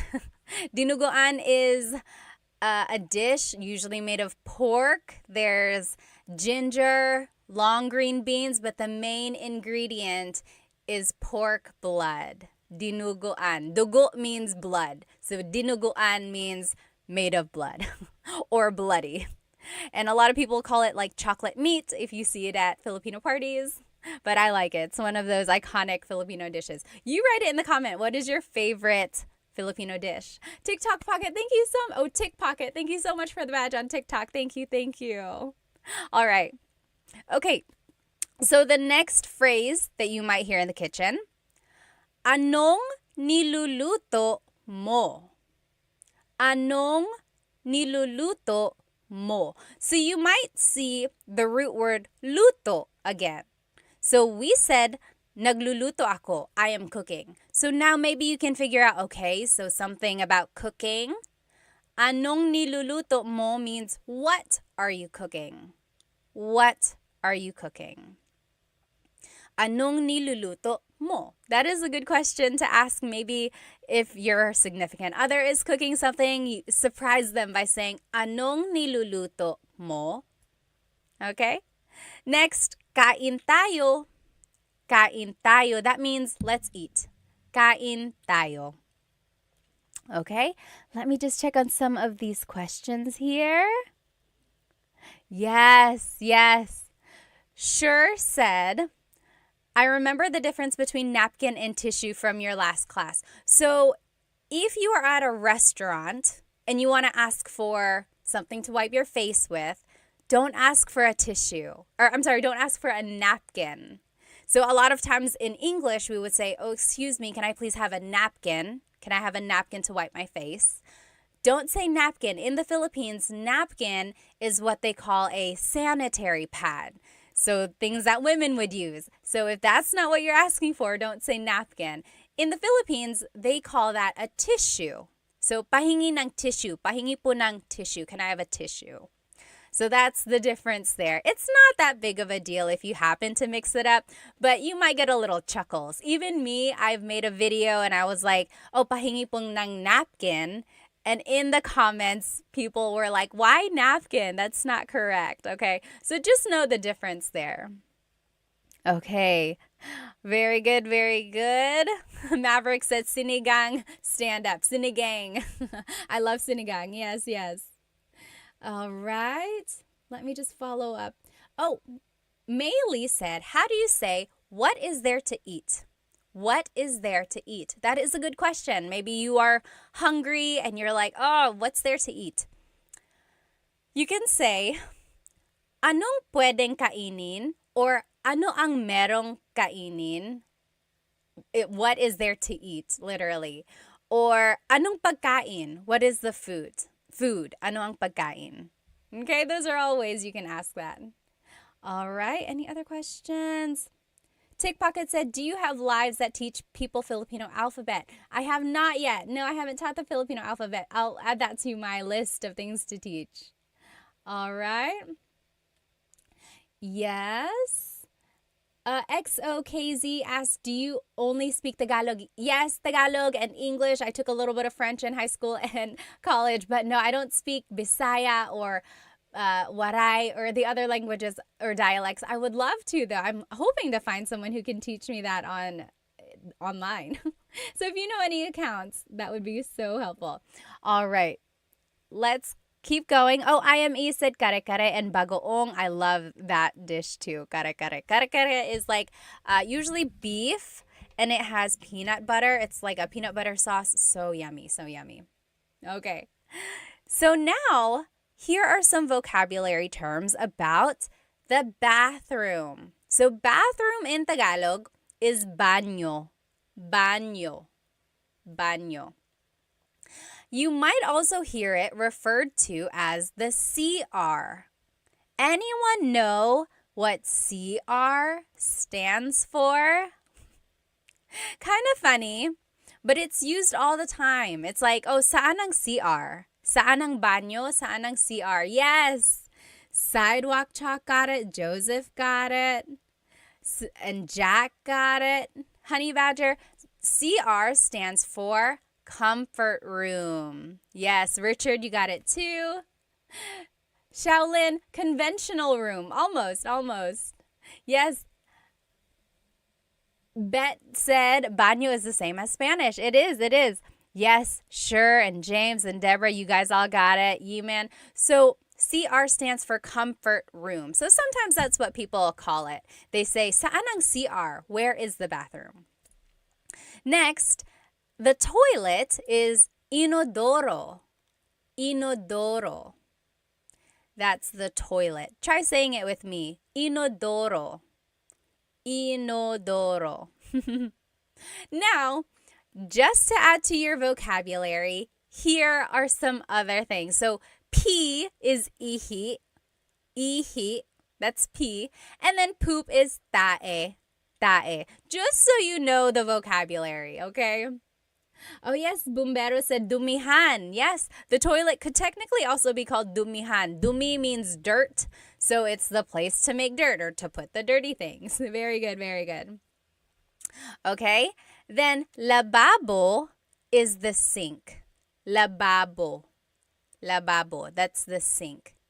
And then paliguan is the bathtub. Paliguan, the place to take a bath. Ligo means to take a bath. Paliguan is the place to take a bath.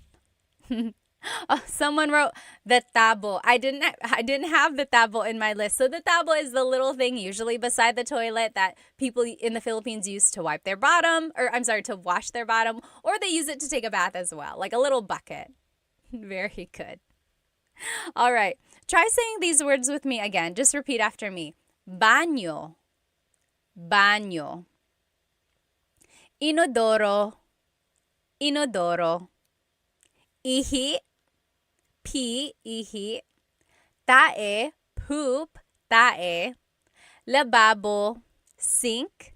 Lababo. Paliguan. The bathtub. Paliguan. Okay. All right. Coconut Dream said, tae isn't a rude word. I'm always hesitant to say that. It's one of those things like read the room or like see if it's a little bit okay to be casual about it, right? So tae is like poop. If you don't want to say poop, a lot of people say like dumi, so dirt. That's another way to say it. Yes, Sidewalk Chalk said paliguan is shower too. Yes, basically anything or anywhere you can take a bath or take a shower. Yes, yes.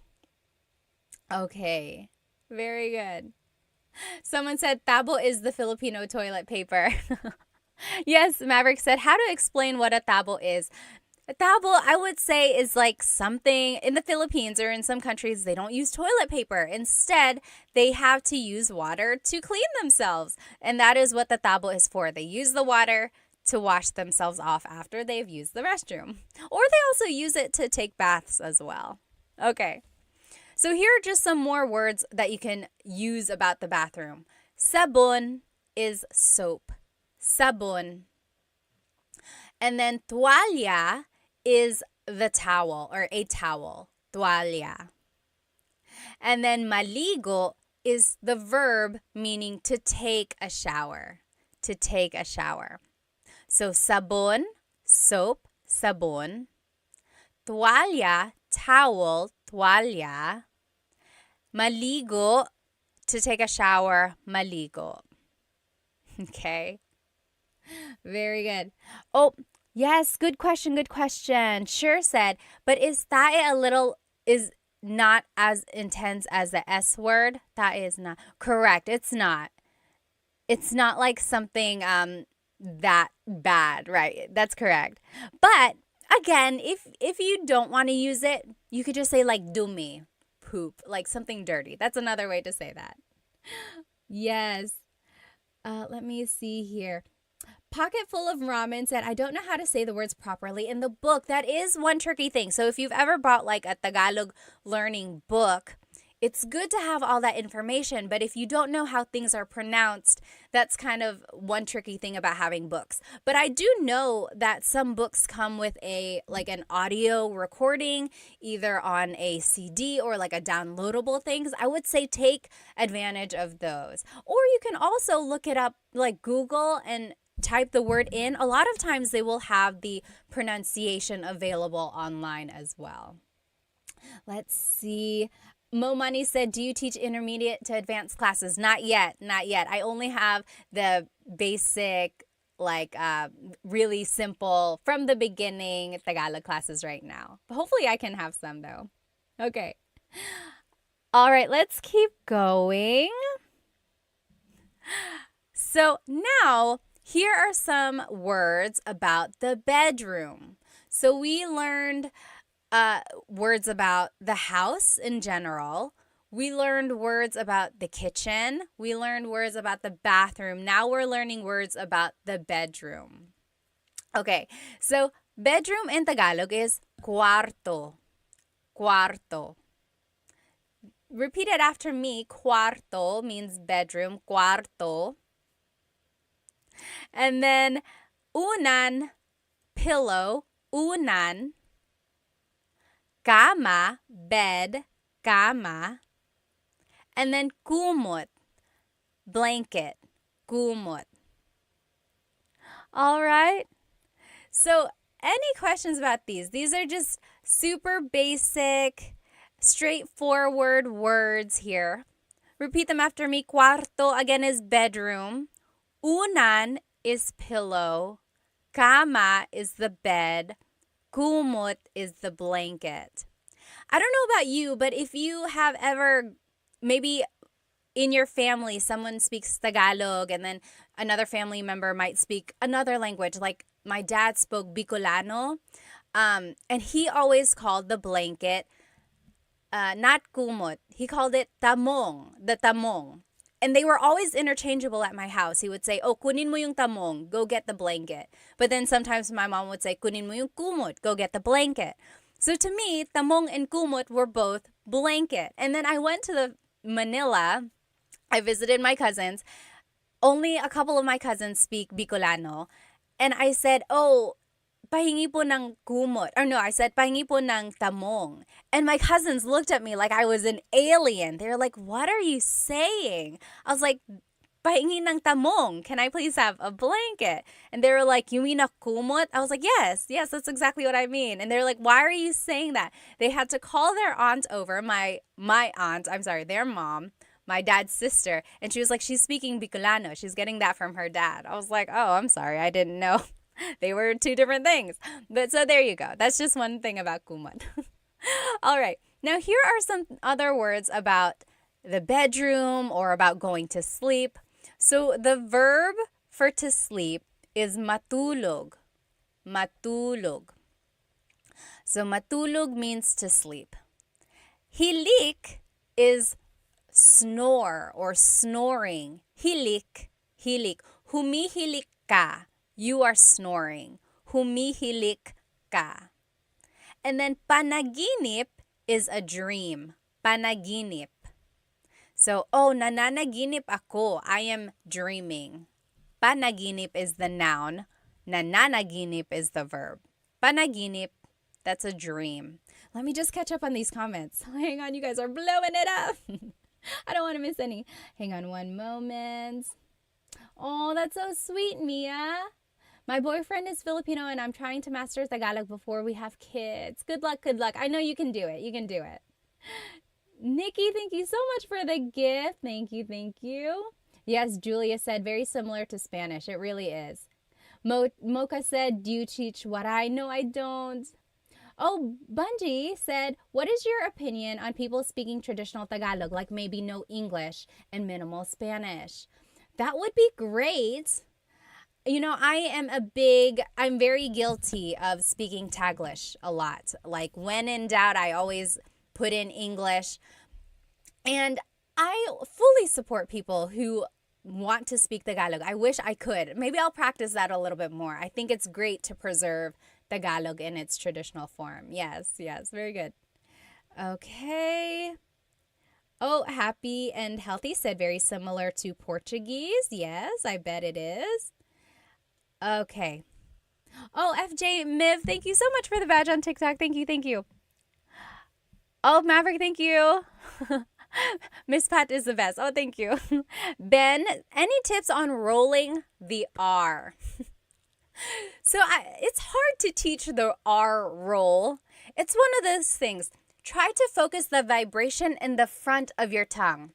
Like, what is a word with a letter R that we just learned? Oh, cuarto. I can't do it for too long. It really doesn't even have to be a long roll. Just focus the vibration in the front of your tongue. It's going to take some practice. Really try to move your tongue up and down and let the air flow around it. Does anyone else have any other tips for how to roll your R? It just really takes a lot of practice. Maverick said it's like exhaling a lot of hot breath. Yes. Okay, Dita asked, what is the difference between matulog and matutulog? Let's go ahead and look at these example phrases, and I think that'll answer your question, Dita. So, antok ako means I'm sleepy. Antok ako. I am sleepy. You could switch out the pronoun. Antok siya. He or she is sleepy. Antok siya. You can turn it into a question. Antok ka ba? Antok ka ba? Are you sleepy? So, antok is sleepy. Now, Dita, here is your question. What is the difference between matulog and matutulog? So, this is matutulog ako. I am going to sleep. Versus matulog means to just sleep. So, matutulog is the conjugated verb. Conjugated means it has been changed. So, matutulog is the present tense conjugation of matulog. That's the difference there. Here's another example of that. Matutulog na tayo. Matutulog na tayo. We are going to sleep. Or matulog na tayo. Let's go to sleep. And then maybe in the morning you want to say, ayusin mo ang kama. Fix the bed. Ayusin mo ang kama. So those are different things you might hear or say in the bedroom. Oh, Lem said, Cebuano or Tagalog, which is more common in the Philippines? Very interesting question. So Tagalog is mostly spoken in like the Luzon area, maybe in the Bicol regions as well. And then Cebuano or Bisaya is spoken in the southern parts of the Philippines. From what I've seen, it looks like there might be a little bit more Tagalog speaking areas, but Cebuano and Bisaya are also very, very popular in the Philippines. It's funny because my husband's family is from Cebu, so we visit there sometimes, and they don't speak Tagalog there. They know how. They are taught it in school, but they would much rather speak to you in English because that's just what they are more comfortable with. Very, very interesting. And I don't understand Cebuano. Like, even when his family speaks it around me, it is a very, very different language / dialect, whatever you choose to call it. In my head, I call it a language, but I know people call it a dialect. And sometimes I've said it other ways, like, oh, I've called it a dialect, and people call it a language. You choose what you want to call it, and then stick with that. Yes, sure said, if I'm not mistaken, there are over 1,000 dialects in the Philippines. Yes, I don't know the exact number, but I know there are a lot. Yes. Oh, Coconut Dreams said, what is the difference between panaginip and pangarap? Very good question. So we learned panaginip is your dream. Pangarap is also a dream. The difference is whether or not you're awake. Panaginip is the dream you're having when you're sleeping. Pangarap is like your dreams and your goals in your life. Things you want to happen. Oh, pangarap ko yan. It's like, pangarap ko to have a Range Rover. It's my dream to have a Range Rover, right? Versus panaginip is like, oh, I woke up and I was having a good panaginip. I was having a dream. Or is like, panaginip ba to? Is this a dream? That's the difference there. Pangarap is like your dream achievements in the future. Good question. Yes. All right. Oh, Dita said, my mom is Filipino and my dad is Indian. That's why I'm learning Tagalog. Well, good for you. Good for you. Net said, thank you so much for creating these videos. My son has speech delay and I will try for him to view your videos. Yes, yes. All righty. Very good. Let's go ahead. Oh, yes. Is the third example the right translation? Yes, yes. You're right, Alu. I just read that. Matutulog na tayo means we are going to sleep. Let's go to sleep is matulog na tayo. Yes, you're right. All right. Sure said, baka pangarap ko to win the lottery. Me too, me too. Is it Cebu? Oh, southbound. How do you say Cebu? So Cebu, spelled C-E-B-U, is it Cebu or Cebu? So technically, in the Tagalog alphabet, the letter E can be pronounced E or E, like the letter I. So I say Cebu, Cebu. And I know some people say Cebu, but usually it's either Cebu or Cebu. Good question.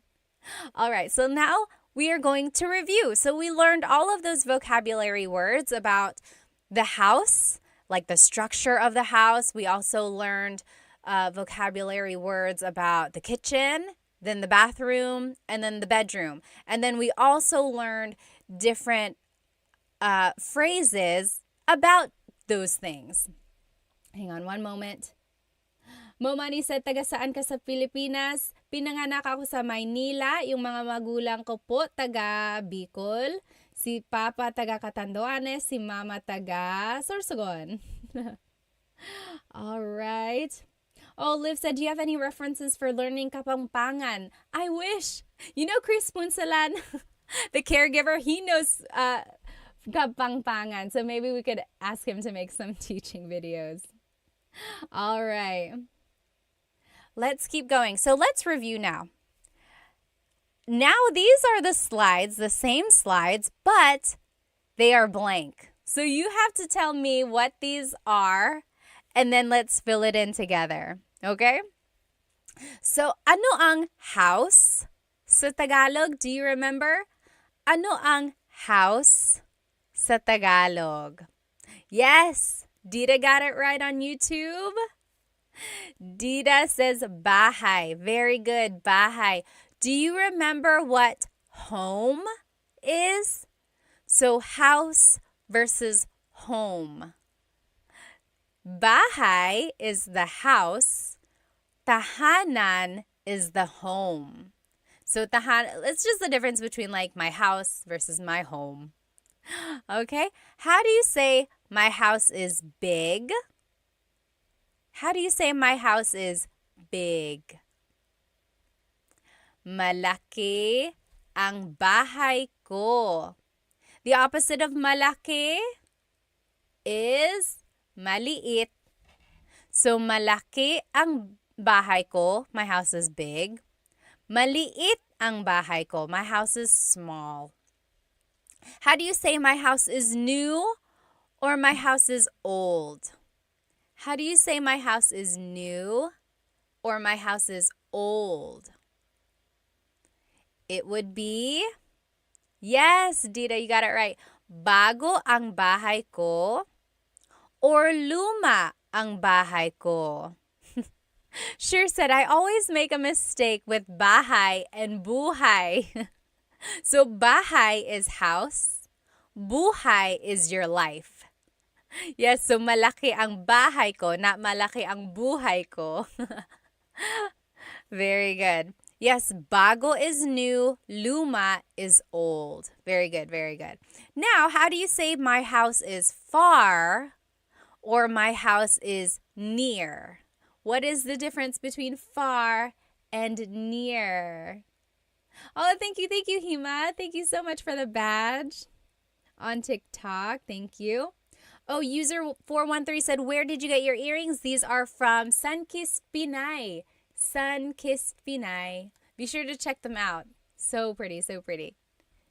Yes. Oh, Brooks Cooper, you're welcome. You're welcome. So thank you so much for the lesson. Very good. Luma is old. Bago is new. Now we're talking about my house is far, my house is near. Malayo ang bahay ko or malapit ang bahay ko. Yes. Very good, Coconut. So if you were in my lesson last week, if you attended the class, we learned a couple different ways to use adjectives.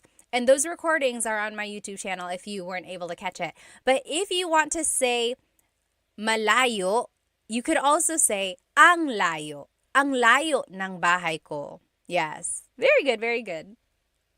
Okay. Now, what is window in Tagalog? Ano ang window sa Tagalog? Artsy, how do we join the lesson? It's on YouTube. Jump onto YouTube right now and you'll be in it. Shadi said, do you do one-on-one? I really want to learn. Not right now. I don't have any one-on-one classes. And my group classes are finishing up right now. We're on lesson 3 and my group classes. We're going to do lesson 4 next week. Oh, Shell, right there. I'm Kapangpangan. There you go. Shell, maybe you can teach us. Do you make lessons on somewhere? We would love to watch those. Yes, very good, very good. Sure. And Gabby, Harmonica, I think you might have just missed one letter. Window in Tagalog is bintana. Bintana. Tiny Pancakes, you got it. Bintana, that's window. Very similar to Spanish, remember. Ano ang door sa Tagalog? Ano ang door sa Tagalog? Diego, you're welcome, you're welcome. Door in Tagalog is pinto. Pinto. And remember, don't forget the glottal stop. Don't forget to stop the sound at the end. That's called a glottal stop. Pinto. Pinto. It's not pinto. It's pinto. Stop it at the end. That's just a word on pronunciation there. Alrighty, and then stairs. Hagdan. Hagdan. Stairs is hagdan. All right. Now, how do you say the blank is open or the blank is closed? Like the window is open. The door is open. It would be bukas ang pinto or sarado ang pinto? Yes, Dita says, ang pinto ay bukas or ang pintana ay bukas. That is correct. That is correct, Dita. Again, whenever you use I, it's kind of formal. It's not what is commonly used. More commonly, it would be said like, bukas ang pinto, sarado ang pinto. But you are correct. It's not wrong. It's just not casual. Very good, very good. All right. Sink said, amiga, amiga, are you Mexican? No, I get that a lot though. Okay. How do you say open the blank or close the blank? Open the door, close the door. Okay, how would you say that? It would be, buksan mo ang bintana, open the window. Or buksan mo ang pinto, open the door. Buksan mo, isara mo, blank. So that is how you say open something, close something. Very good, very good. Next, ano ang wall sa Tagalog? Ano ang wall sa Tagalog? Oh, Lucky Duck or Little Duck said, how can I ask, is the window closed? So let's go back. Is the window closed? I would use the first phrase here. Sarado ba ang bintana? Sarado ba ang pintana? So, ba is a question word. So you're asking, sarado ba ang bintana? Is the window closed? Versus sarado ang bintana, that's a statement meaning the window is closed. Yes, Tiny Pancake said pader. Pader is also another word for wall or ding ding. Ding ding. Very good. Ano ang roof sa Tagalog? Ano ang roof sa Tagalog? Just Jules said, what about ibukas mo ang pinto? Yes, that also works. So you could say, buksan mo ang pinto or ibukas mo ang pinto. Yes, very good, very good. The only difference with that is sometimes verbs are object-focused, sometimes verbs are actor-focused. So ibukas mo ang pinto is the object-focused verb, whereas buksan mo ang pinto is, maybe I'm getting mixed up. Ibuksan mo. No, I would say it's correct. Sorry, it's very grammatical there. But yes, you are correct. All right. Roof in Tagalog is bubong. Bubong. Yes, very good. Very good. Maverick said, ding, ding, ding, ding. We got a winner. Very funny. Yes. Megan said, where did you get your earrings? These are from Sunkist Pinay. Oh, and Moho Fotoko is from Virginia Beach. Are you near the Jollibee? And then ceiling in Tagalog is kisame. Kisame. That's the ceiling. Kisame. All right? Now, here are some vocabulary words about the kitchen. The kitchen. Kitchen, do you remember what the kitchen is in Tagalog? Ano ang kitchen sa Tagalog? Ano ang kitchen sa Tagalog? Kitchen in Tagalog is, yes, Dita, you got it. Whoops. Kusina. Kusina, yes, FYP January. And Tiny Pancakes, you got it. Kusina, that's the kitchen. Manal on YouTube said, is bukas? Does that mean tomorrow too? Yes. So, bukas is tomorrow. Bukas means open. So, it's a homonym. Homonym means it has more than one meaning depending on the context or depending on the pronunciation. If you say bukas, bukas, the emphasis is on the second syllable. That means open.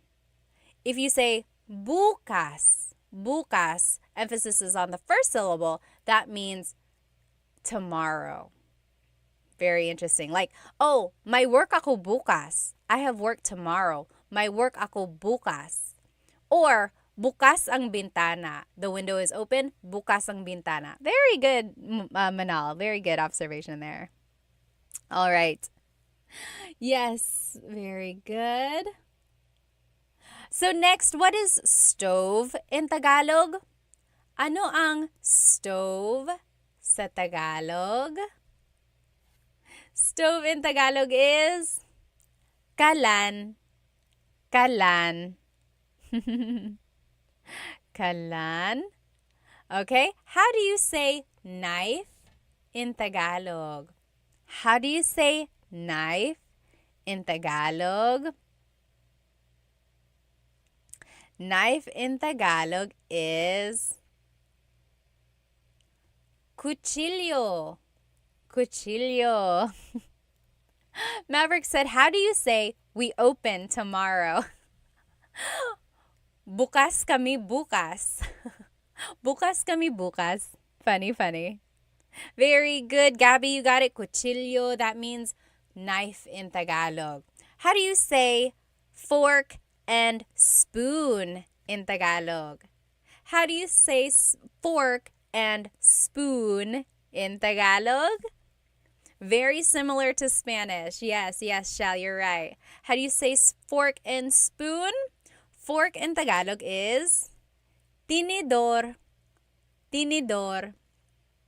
Yes, Elizabeth, you got it. Cuchara. Cuchara. Elizabeth is spelling it with C's. So instead of C's in Tagalog, it's K's. And the TS makes the ch sound. In Tagalog, there's no letter C in the abacada alphabet. That only came later on. In Filipino, in the Filipino alphabet, there is a letter C. So Filipino is different from Tagalog. Filipino incorporates all of the loan words and all of the other influences from Spanish, Chinese, and English. So yes, the Filipino alphabet has the letter C, but the Tagalog alphabet, abacada, does not. Very interesting, very interesting. All right. Oh, Isa said, how do you say see you tomorrow in Tagalog? Kita tayo bukas. Kita tayo bukas. Kita means to see. Kita tayo means us. And then bukas is tomorrow. Very good, very good. Very good. Tinidor is fork, kutsara is spoon. Next, what is plate in Tagalog? Ano ang plate sa Tagalog? Ano ang plate sa Tagalog? What is plate in Tagalog? Plate in Tagalog is, yes, madapaka and, are you saying madapaka? And just Jewel, yes, you guys got it right. Plato, Gabby, you got it right. Dida, you got it right. Very good, very good.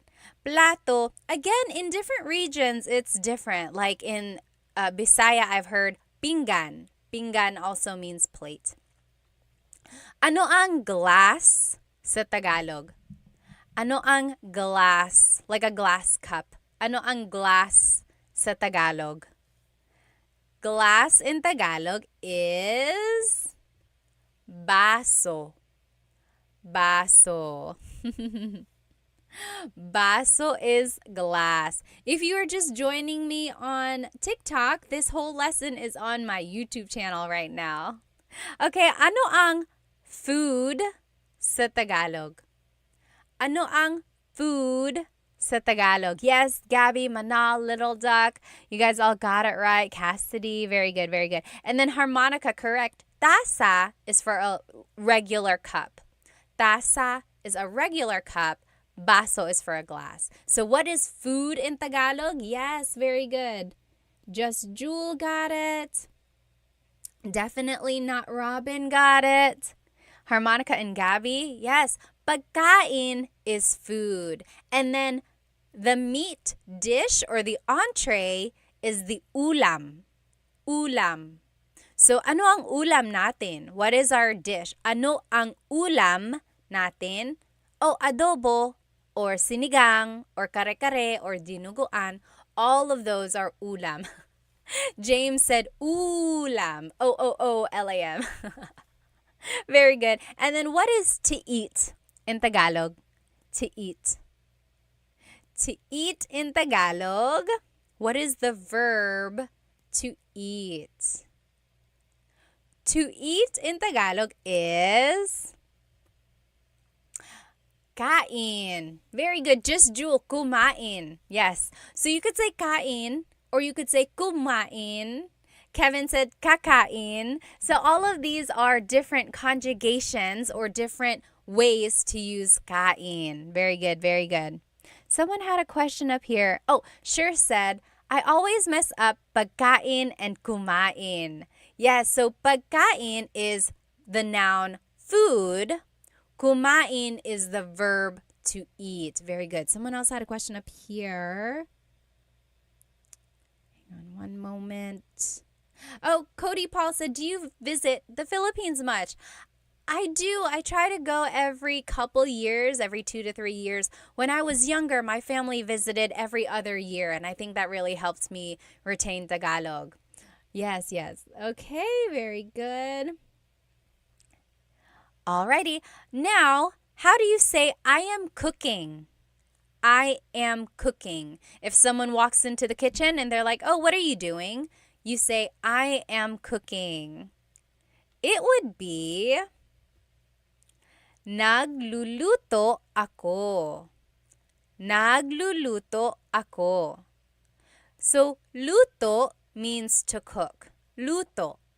Nagluluto ako means I am cooking.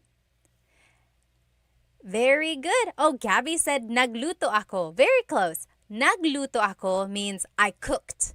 Past tense. I cooked. There's a repeated syllable there. Nagluluto ako. Yes, very good. Sure got it. Cassidy got it. David, very good, very good. Awesome. And then how do you say, what are you cooking? What are you cooking? It would be, anong niluluto mo?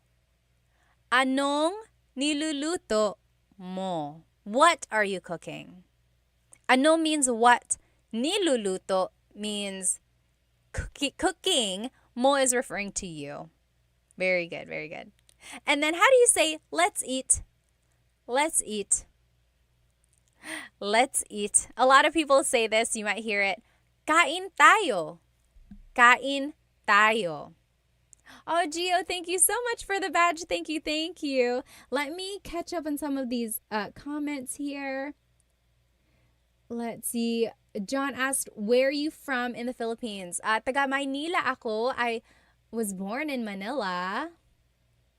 Let's see. Oh, Panda World said, is the Philippines a safe country? I hear 1 in every 5 Filipinos is a criminal. I don't know about that statistic. I would say it's like, if you go to Manila, which is a big city, it's like any other big city. You just got to be aware of your surroundings. If you are a foreigner, I would say maybe don't stay out too late. Be aware of like where your wallet is and try not to get too close to people who may not look very friendly. But if you are in the province, if you are in like just the rural areas, a lot of people there are quite nice. Even in the cities, people are nice.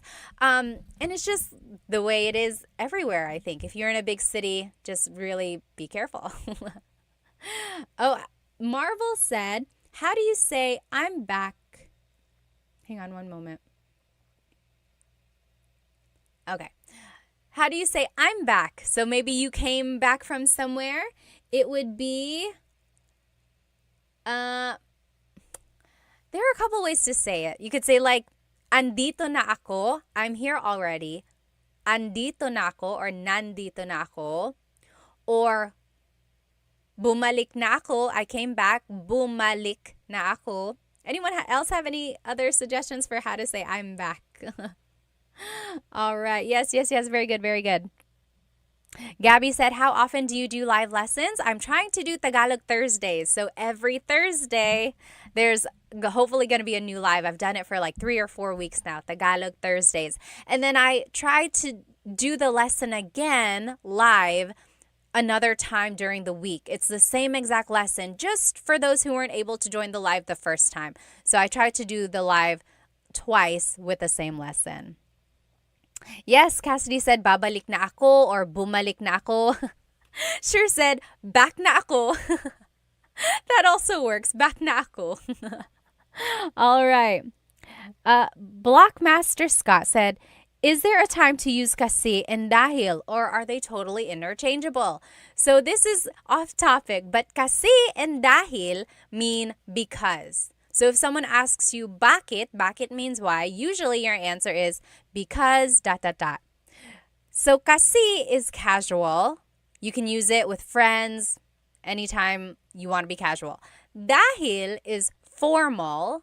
So yes, that one, you might want to stick to dahil if you are using po or if you just want to be formal. But dahil can also be used casually. But kasi, usually you don't want to use it in a formal setting. Good question. Actually, this is a great time to promote my latest YouTube lesson. On YouTube, I have full-length Tagalog lessons. And lessons 6, 7, and 8 are all about questions. I had to split it up into 3 different parts because the final video was over 2 hours long. I did not mean for that to happen. But there's just so many questions, like question words in Tagalog. So I broke it up for you so that you can watch it in like smaller chunks. Go take a look at that. And I talk about the words dahil and kasi in there. All right. Let's get back to work here. Okay. Shell said Tuesdays and Thursdays for Tagalog lessons. Usually it's Thursdays. Sometimes the repeat is on Wednesdays. Okay. Now, how do you say bathroom in Tagalog? How do you say bathroom in Tagalog? Anyone know? Bathroom in Tagalog. There are 2 ways. Bathroom in Tagalog is? Yes, you guys got it. Just Jewel, Gio, Aaron, you guys are getting it. Yes! And Avalon. So, banyo or CR. Yes, Sergey, workout, got it. Maximilian, you guys are getting it. Harmonica, palikuran. Yeah. Paliguan, maybe. Very good. Gregory and Dita. Yes, Blockmaster. Very good. Okay. So, how do you say toilet in Tagalog? How do you say toilet in Tagalog? So, CR, remember, stands for comfort room. Comfort room. So sometimes people say, saan ang CR? Where is the bathroom? Saan ang CR? Same as saan ang banyo. Inodoro. Inodoro.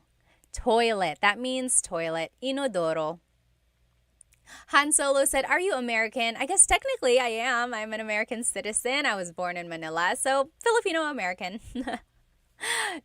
And remember, just so you can have the vocabulary, ihi is pee, tae is poop. Now, what is sink in Tagalog?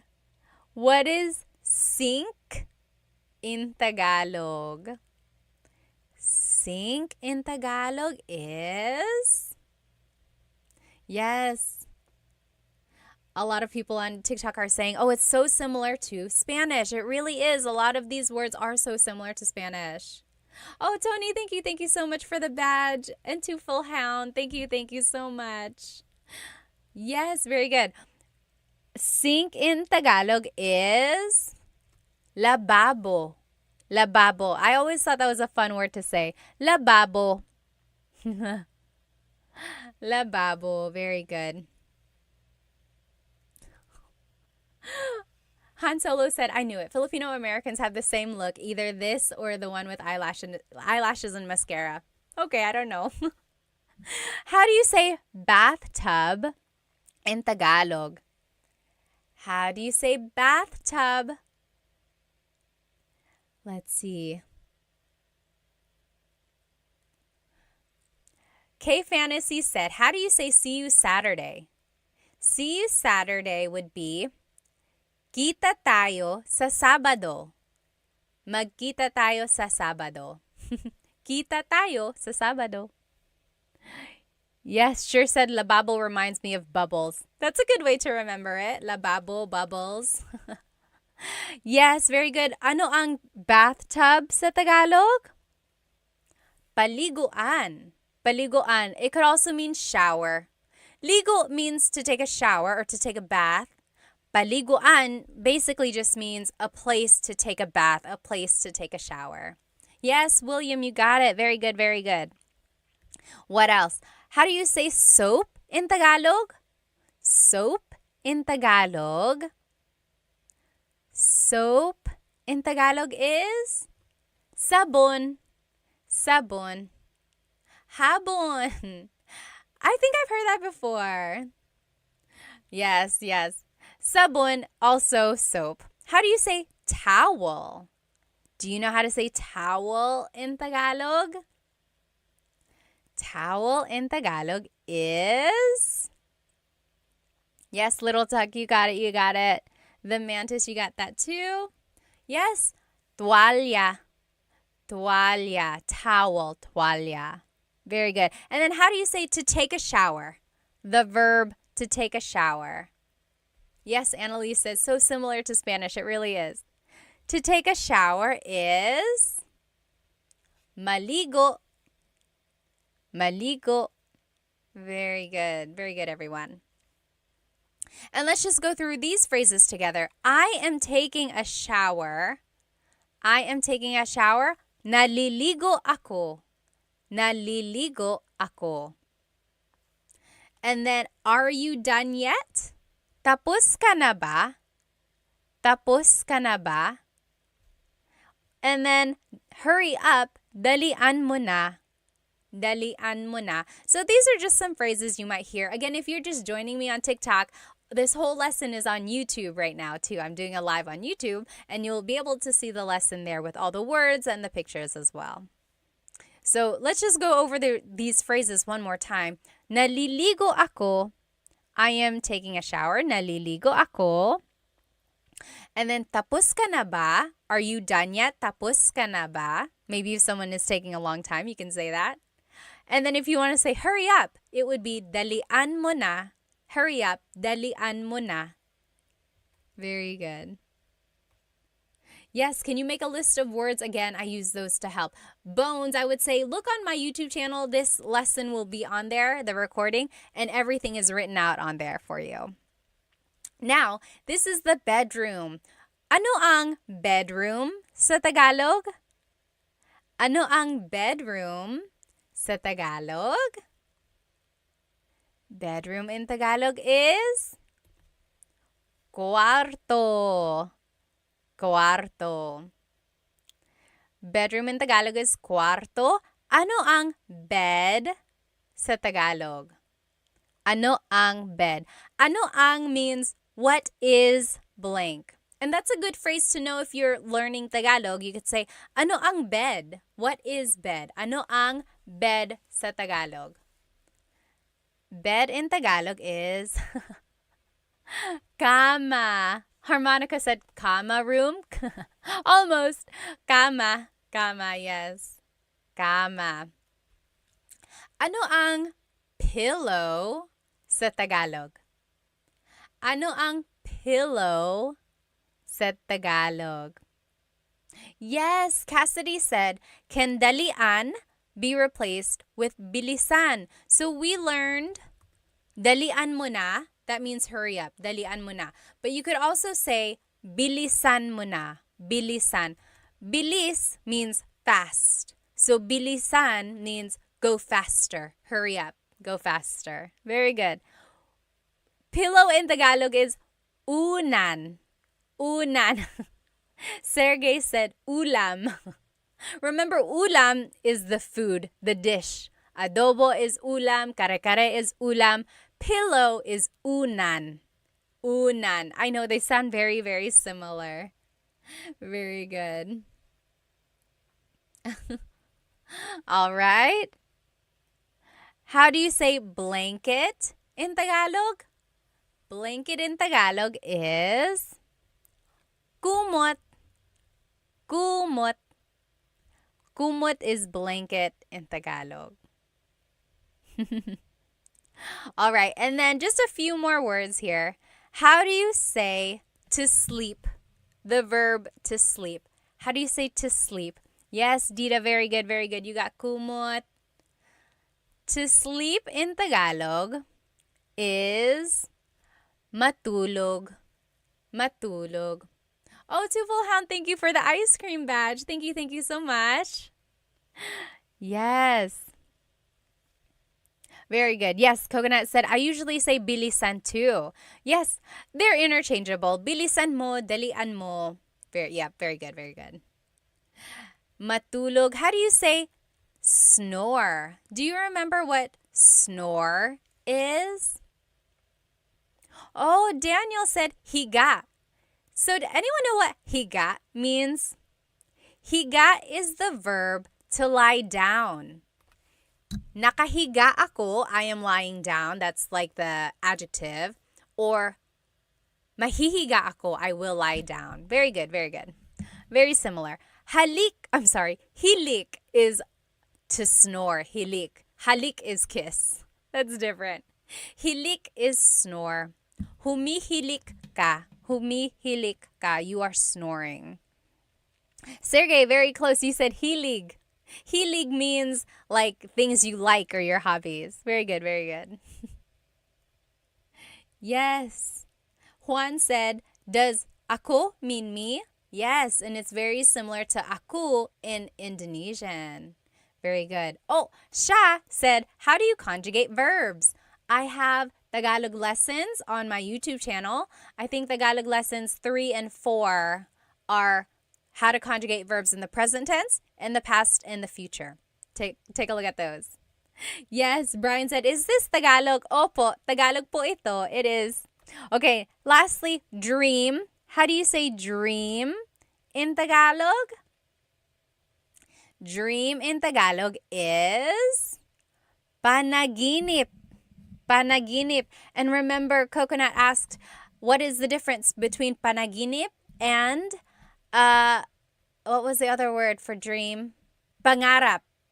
So panaginip is the dream you have when you're asleep. That's just your dreams. Pangarap is the dream you have when you're awake, or like your achievements that you want, your goals. That's your panaginip. Panaginip ko to win the lottery, right? As Sher said, panaginip. That is your dream thing to happen. That's the difference. Yes. And then let's take a look at these phrases. I'm sleepy would be antok ako. Antok ako. Try saying that with me. Antok ako. And then I'm going to sleep. Matutulog na ako. Matutulog na ako. And then let's go to sleep. This was the wrong one. Matutulog na tayo means we are going to sleep. If you want to say let's go to sleep, it would be matulog na tayo. Matulog na tayo. And then if you want to say fix the bed, like fix the sheets, fix the pillows, it would be ayusin mo ang kama. Ayusin mo ang kama. Very good. Oh, Sha said, can you omit ako? Can it be assumed?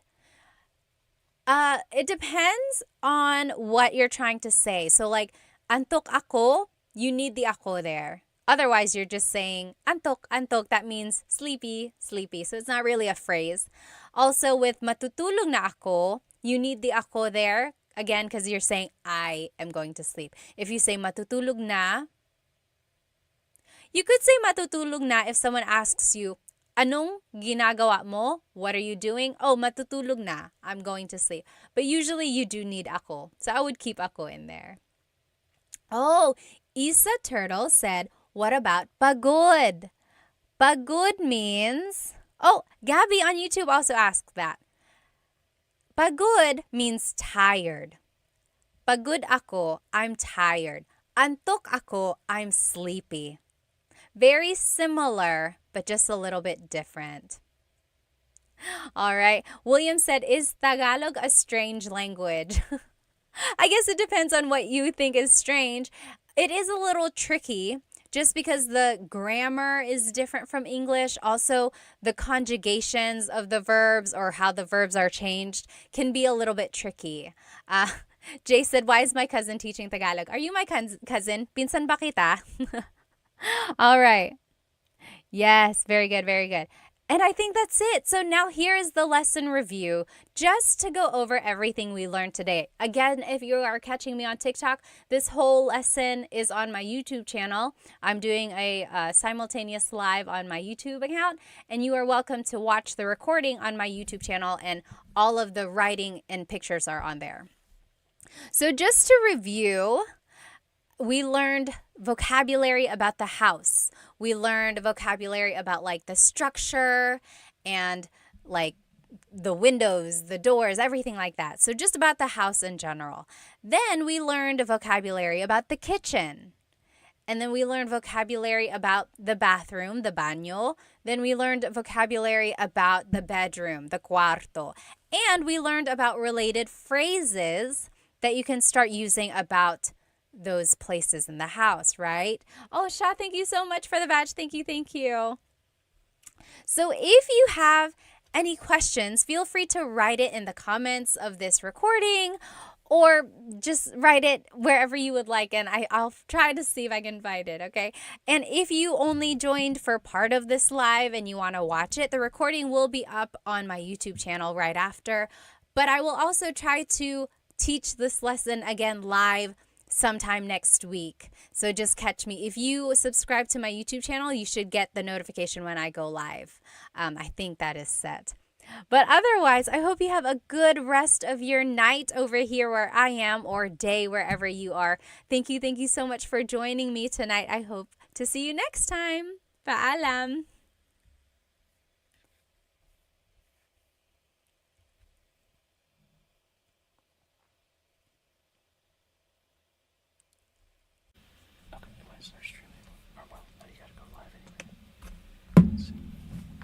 Oh. Oh, wait, it's going live now. It's live. Go away.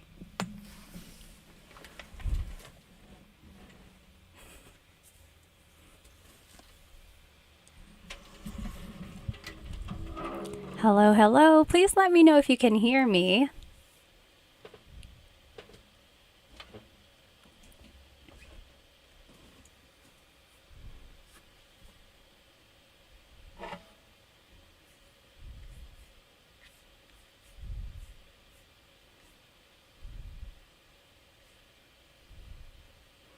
Hello, Maximilian. Are you the same one from last week? If you are, hello again. Hello from Canada. Nice to see you.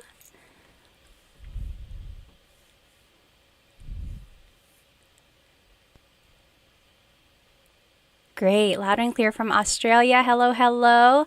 Let me go ahead and share my screen again, like I did last time.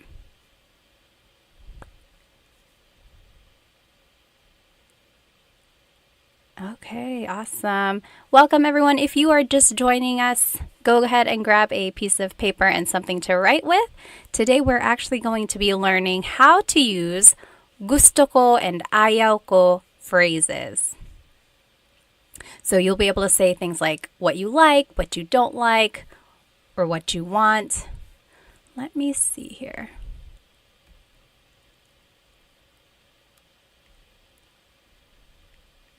Oh, I see. There we go. Okay, hello, hello. Again, welcome. If you are just joining us, we'll let everyone hop on in for another minute or so. So sorry I'm late. One of these nights I'm going to be on time, I promise. Go ahead and write where you are watching from. Let's see, Maximilian is from Canada. Hello, hello. Australia, Rob is from Australia. Dennis is from Sacramento.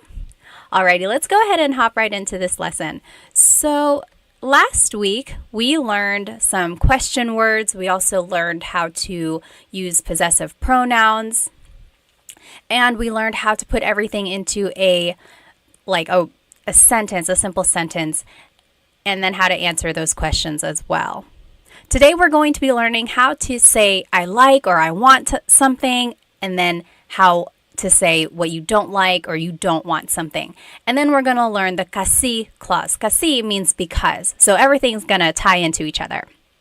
Let me just read these comments here. So I see Scott is from Washington State. Hello, hello. Sher is from New Mexico. Kevin is from Rhode Island. Coconut Dreams. Yes. Oh, okay, you're living in the Philippines, but you're from Ohio. That's so cool. Jimmy is from Massachusetts. Jared is from Montreal. Rich is from New York. Yawanthan is from Cali. Hello, hello. Let's go ahead and jump into this lesson. So, gusto ko means I like or I want something. So, depending on how it's used in the phrase, it means I like or I want. Oh, Travis, hello from Sorsogon. My family is from Sorsogon, actually, my mom's side. That's so cool.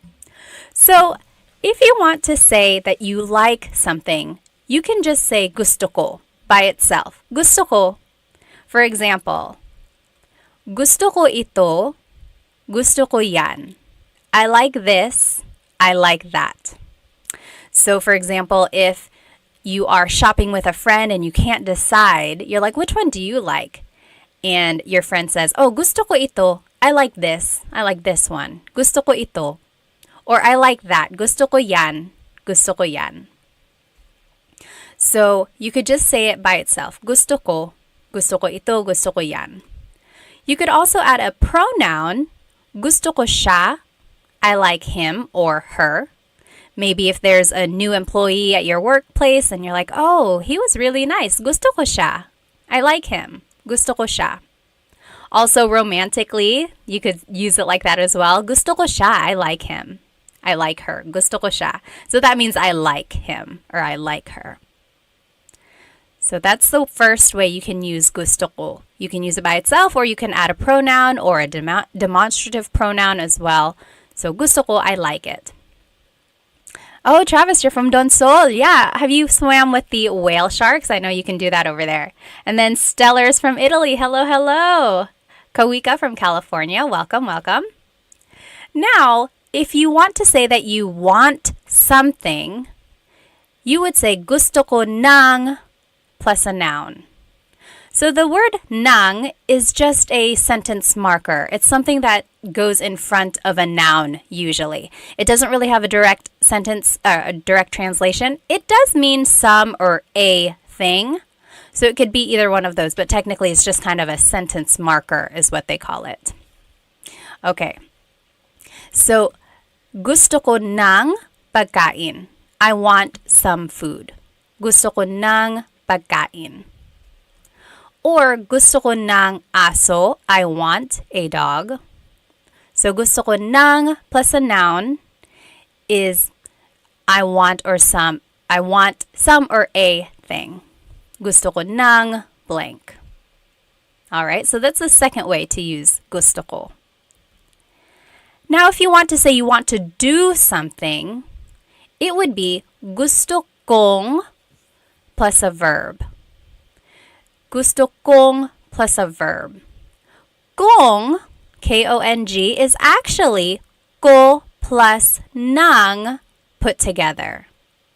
And this ng, N-A-N-G, is different from this ng, N-G. Remember up here, NG is just a sentence marker, or it means some or a thing. Kind of like an article, but sometimes it has different purposes as well.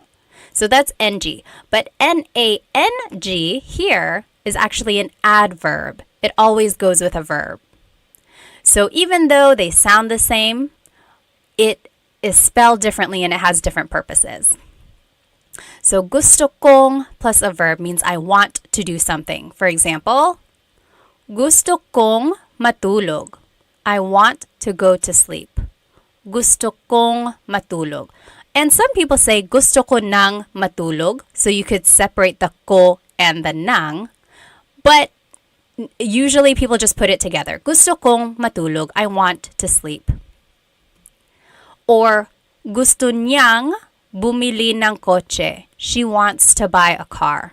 Gusto niyang bumili ng kotse. So if you know the different pronouns in Tagalog, here is a different pronoun. So in the first example, it was ko plus nang. In the second example, it's niya plus nang. Niya means he or she versus ko means I. So whatever pronoun you are using, you are welcome to just put it together with the word nang and make this contraction. So gusto kong matulog, I want to go to sleep. Gusto niyang bumili ng kotse, she wants to buy a car. All right, so that's the third rule for gusto ko. Oh, Travis, that's cool. Okay, awesome. You have swam with the whale sharks. I swam with the whale sharks in Cebu. That was a lot of fun too. Stellar, thank you. I'm so happy that you and your daughter are watching. That's so fun. Okay, now next, you can say gusto ko si plus a person. So if you want to say I like a person, it would be gusto ko si blank. For example, gusto ko si Tita Baby. I like Tita Baby. She is a great cook. Gusto ko si Tita Baby. I like Tita Baby. Or, only one example. Gusto ko si blank. So anytime you have a person's name following, you have to use this preposition si. So that's what would go before a person's name. Now, if you want to say I like it in a place, gusto ko sa, then the place. So now the word is sa. That's the leading word there. Gusto ko sa Japan. I like it in Japan. So gusto ko sa Japan because it's very historical. Gusto ko sa Japan. Versus gusto ko yung plus a noun. That means I like something. So the difference here in rule number 2, gusto ko ng plus a noun versus gusto ko yung plus a noun. So very similar, but the leading word is different there. Remember up here in number 2, gusto ko ng plus a noun means I want something. I want some food. But gusto ko yung means I like something. For example, gusto ko yung buhok mo. I like your hair. Gusto ko yung buhok mo. So yung means you like it. Nang means you want it. Right? So we're not saying I want your hair. You say I like your hair. Gusto ko yung buhok mo. And then gusto ko yung damit mo. I like her dress. Gusto ko yung damit niya. Gusto ko yung damit niya. I like her dress. So gusto ko yung and gusto ko nang are very similar. And if you happen to mix it up in conversation, it's not a big deal. People will understand what you mean. But technically, there is a difference there. Oh, thanks, Basil. Gusto ko yung this channel. I love it. Gusto ko yung channel na ito. Thank you. All right. Any questions about these gusto ko grammar rules? So these are essentially how gusto ko can be used. There may be other ways, but these are the main ways gusto ko is used. So just depending on what you want to say, you have to think about the preposition or the leading word that would go before it.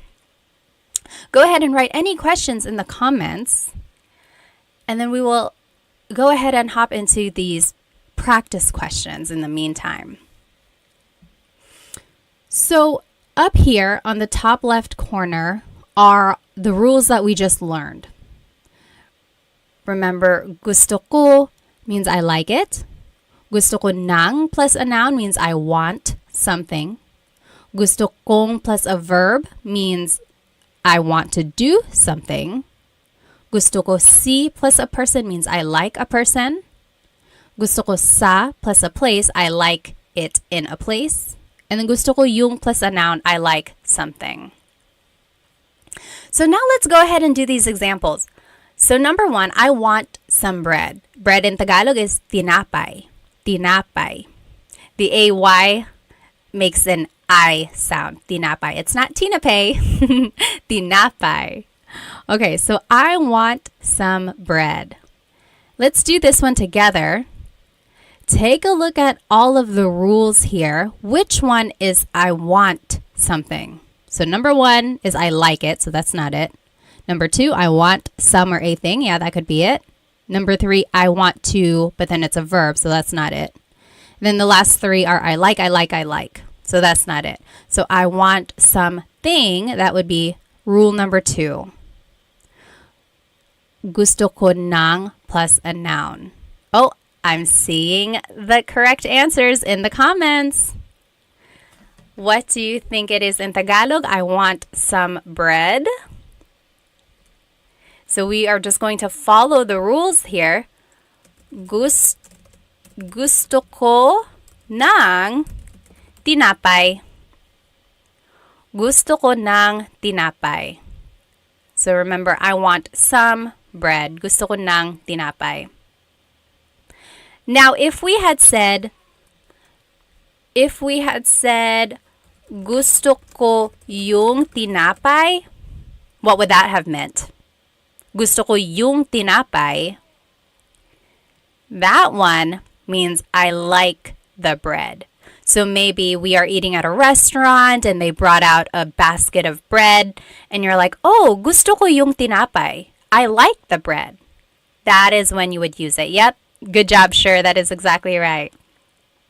So that's just the difference between those two. So I want some bread. Oh, I'm sorry. I like some bread versus I want some. Okay? But again, that's just a very minor thing. It's not going to be a big deal if you happen to mix them up, but technically there is a difference there. Okay, so Nicole asked, would it be wrong to say gusto kong tinapay instead of gusto ko ng? I'm trying to think, gusto kong tinapay. No, it's not wrong. I've heard it before. It's not very common. The kong really is saved for verbs, but that also works as well. Gusto kong tinapay. Yeah, if you're speaking fast, feel free to say that as well. Good question. All right, you take maybe 5 minutes. You do well, it says number 3, but technically it's the second one. Do the last examples here, and then we'll go over it. Let's see. Sure said, when you add some or the before bread, is that implied in the context? I would say not so much implied, but the ng or the nang or the yung, that's the one that indicates it. So yeah, as long as the nang or the yung are there, then you can assume or you can pretty much understand that it is some or the. Yeah. Okay, very good. So so Jimmy is already answering it. Go ahead and answer these on your own. Feel free to write it in the chats. If you want to do it by yourself first, don't read the chats. And then we'll go over it in about 3 minutes.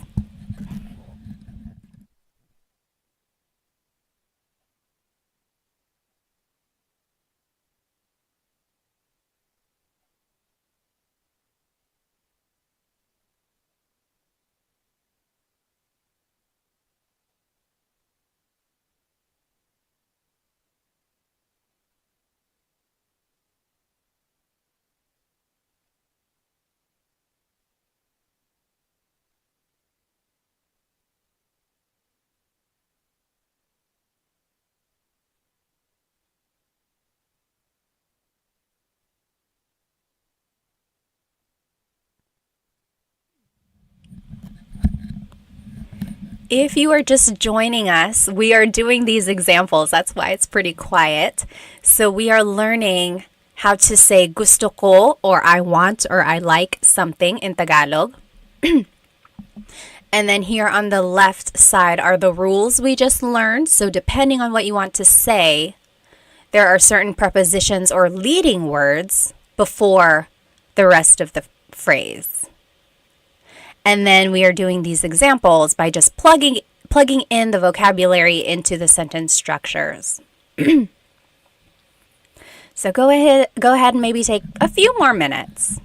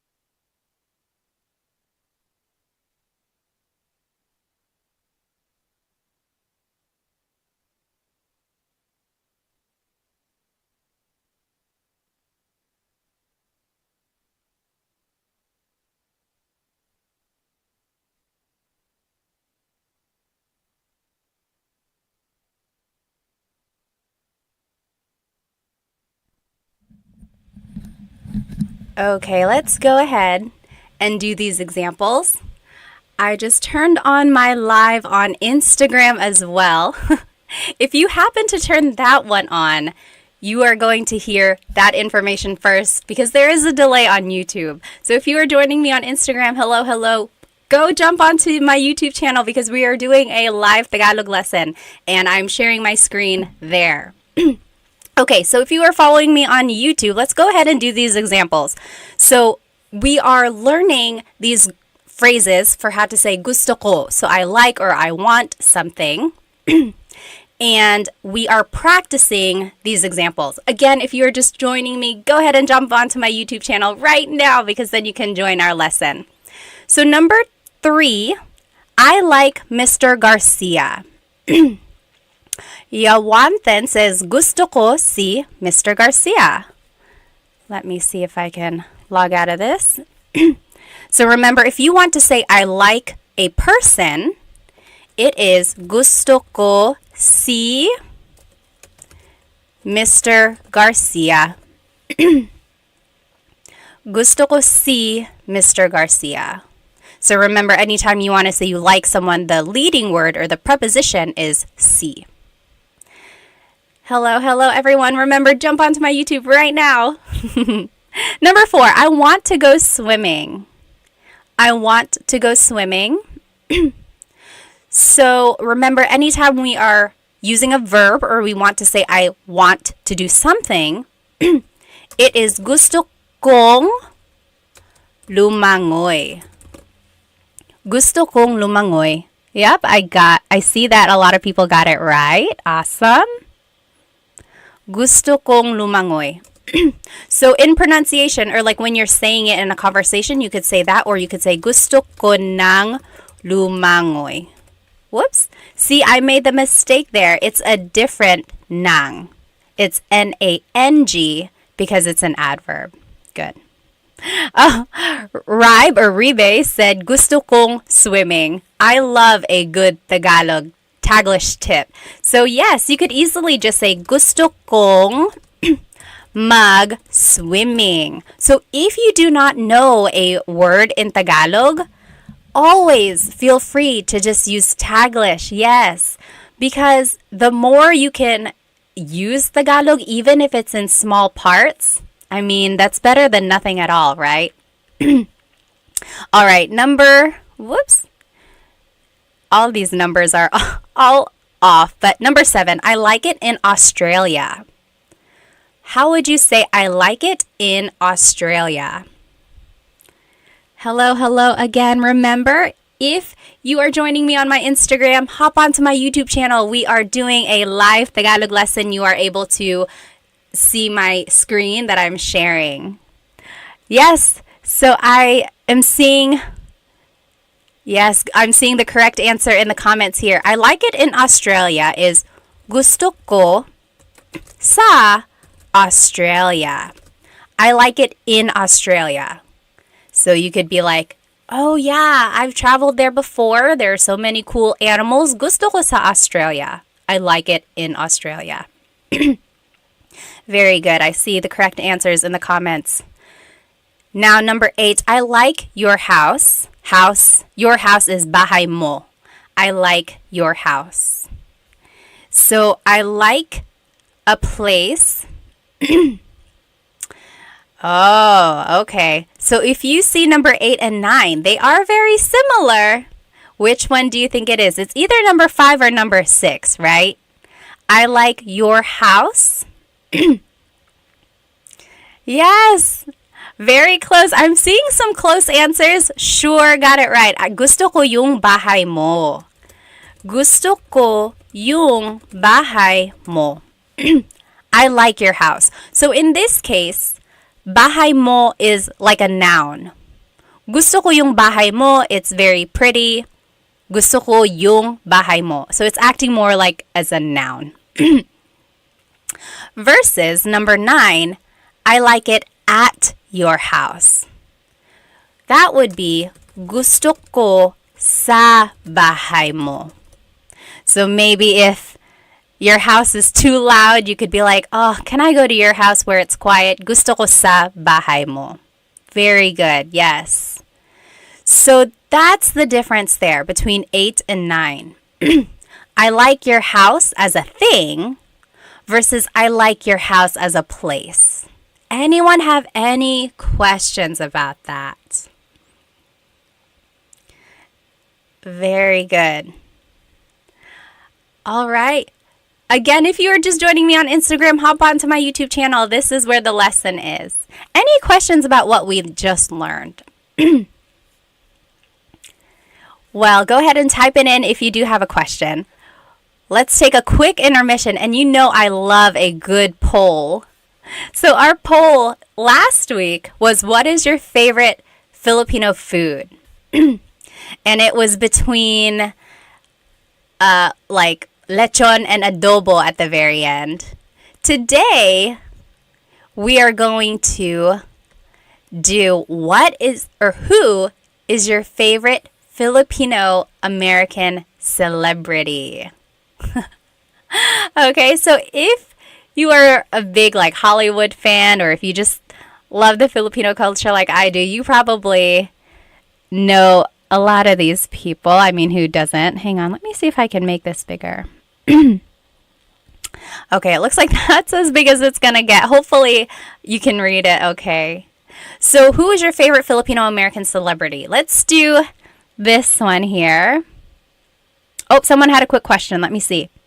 David said, is gusto ko ang bahay mo wrong? Gusto ko ang bahay mo. Oh, I see. If you want to say, I like your house, gusto ko ang bahay mo. Yes, that is correct, actually. That's correct. I didn't mean yes, that's wrong. Yes, that is correct. Gusto ko ang bahay mo versus gusto ko yung bahay mo. Very similar. The only difference between ang and yung is that yung is more specific. Like yung kind of means that. I like that house that is yours. That is a whole lesson in itself. But yes, to answer your question, gusto ko ang bahay mo. That is correct. So let's go ahead and do this poll. R said, Bruno Mars is Filipino? Yes, he is. He's half. I think his mom is Filipino and his dad is Puerto Rican, I think. I should know. I'm a big Bruno Mars fan. I've seen him in concert twice. Okay, so Bruno Mars versus Olivia Rodrigo. So I am starting this poll in the comments. Go ahead and vote. Who between Bruno Mars and Olivia Rodrigo? You have 1 minute. Put your vote in. Oh my gosh, it's already a landslide here. Go ahead and put your vote in. Everyone on Instagram, hop on to my YouTube channel so you can put your vote in. Who is your favorite, Bruno Mars or Olivia Rodrigo? Oh, wow. Right now, Bruno Mars is winning. I mean, I love Olivia Rodrigo, but I love Bruno Mars. Let's see. Riwe said, sorry, I don't know Filipino Americans. I don't live in the USA. I like Kim Domingo. Yeah, she is a very funny actress. Ako din. Gusto ko siya. Yes, Bruno Mars is from Hawaii. Okay, you have 10 seconds. Put your vote in. Bruno Mars or Olivia Rodrigo? Oh, Jim has never heard of them before? Oh, goodness. Well, you got to look them up. They have some really good songs. Okay, 3, 2, 1. Bruno Mars is the winner. 77% voted for Bruno Mars. Oh, 78%. So Bruno Mars is going to move forward. Oh no, it's frozen. Let's see if I can fix it here. In the meantime, let's do the next poll. So now it's going to be between Vanessa Hudgens and Shay Mitchell. Do you guys know who they are? If you are younger, you might or might not know them, actually. Vanessa Hudgens, she was in High School Musical. She's also been in a lot of other things like after that. And then Shay Mitchell, she's known for being in, what is it called? Nah, I keep wanting to say Easy A. It's not Easy A. But there was that A in there. What was she in? Pretty Little Liars. Yes. Okay. Is there an American Filipino cubing world record holder?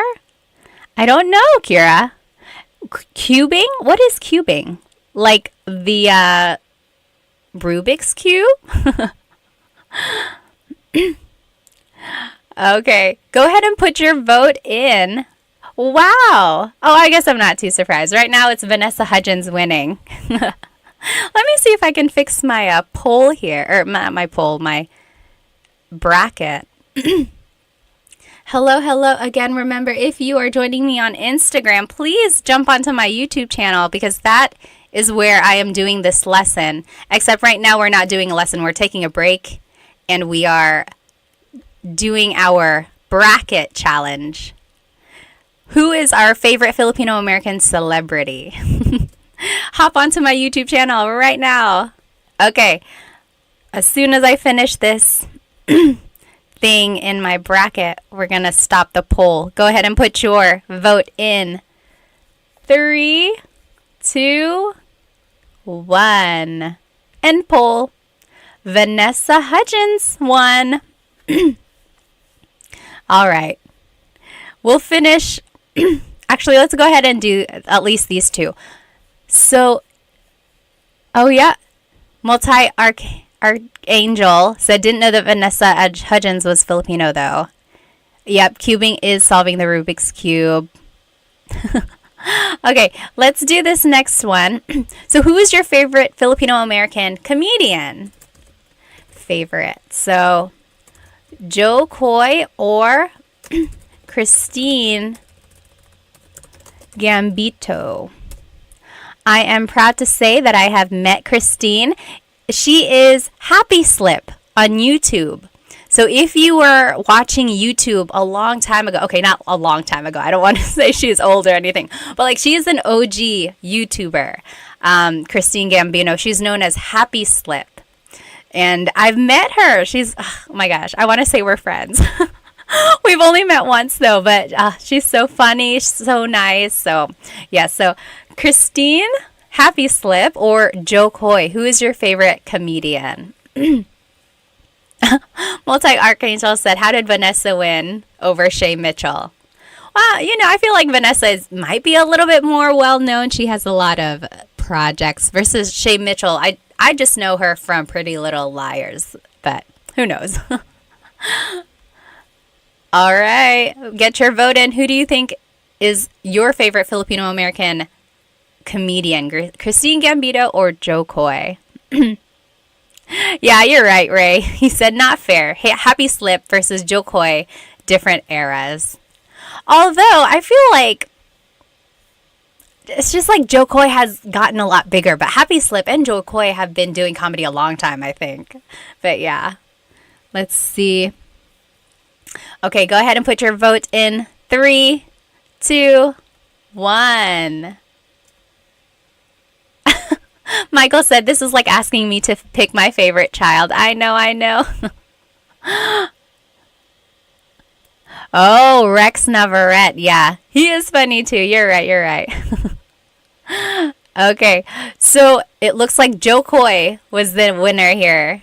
Joe Coy, let me find my mouse. Where in the world? Okay, here it is. So Joe Coy is moving forward. He is everyone's favorite celebrity, at least in this bracket. I like them both. You're right. I can't pick either. And then last one. Who is our favorite Filipino-American pop singer? Pop or hip-hop or R&B? Oh, I didn't mean to put it there. Hang on. So now it's going to be her versus Nicole Scherzinger.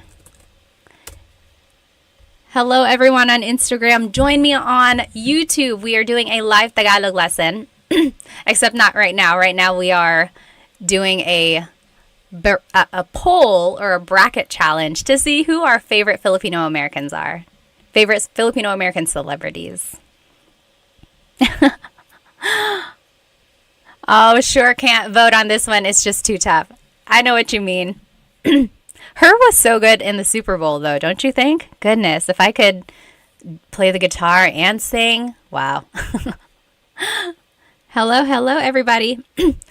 On Instagram, where are you guys from? Where are you guys watching? Go ahead and type it in the comments. In YouTube, we are from all over the place. There are people in California, there are people in Italy and Australia, Rhode Island. Someone is in the Philippines, but they're from Ohio. How about you guys on Instagram? Where are you guys watching from? Oh, wow. Pinoy Led Zeppelin. Yeah, a lot of people didn't know that these people on the bracket are Phil Am. They are. Let's see here. RJ is from the Bay Area. Oh, Ives and Bees, hello. I still have your candles. They are the best. I hope business is going well. They are from Miami. Ives and Bees, they are a candle and soap making company. You have to check them out. They gave me a Sampaguita candle. I think calamansi too, right? I almost don't want to burn them because I don't want it to go away. Let's see, San Diego. French the Great, kumusta po? Kumusta din kayo? Winnipeg, Canada. Okay, let's go ahead and see who the winner is. Oh, a lot of people here. Nicole is from Durham. Are we neighbors? Nicole, where are you? Where do you live? Let's see, Kira's from Houston. Mercury is from Michigan. Dennis is from Maryland. Oh, Michael, aloha from Hawaii. Zandra from New Jersey. Samantha from Washington State.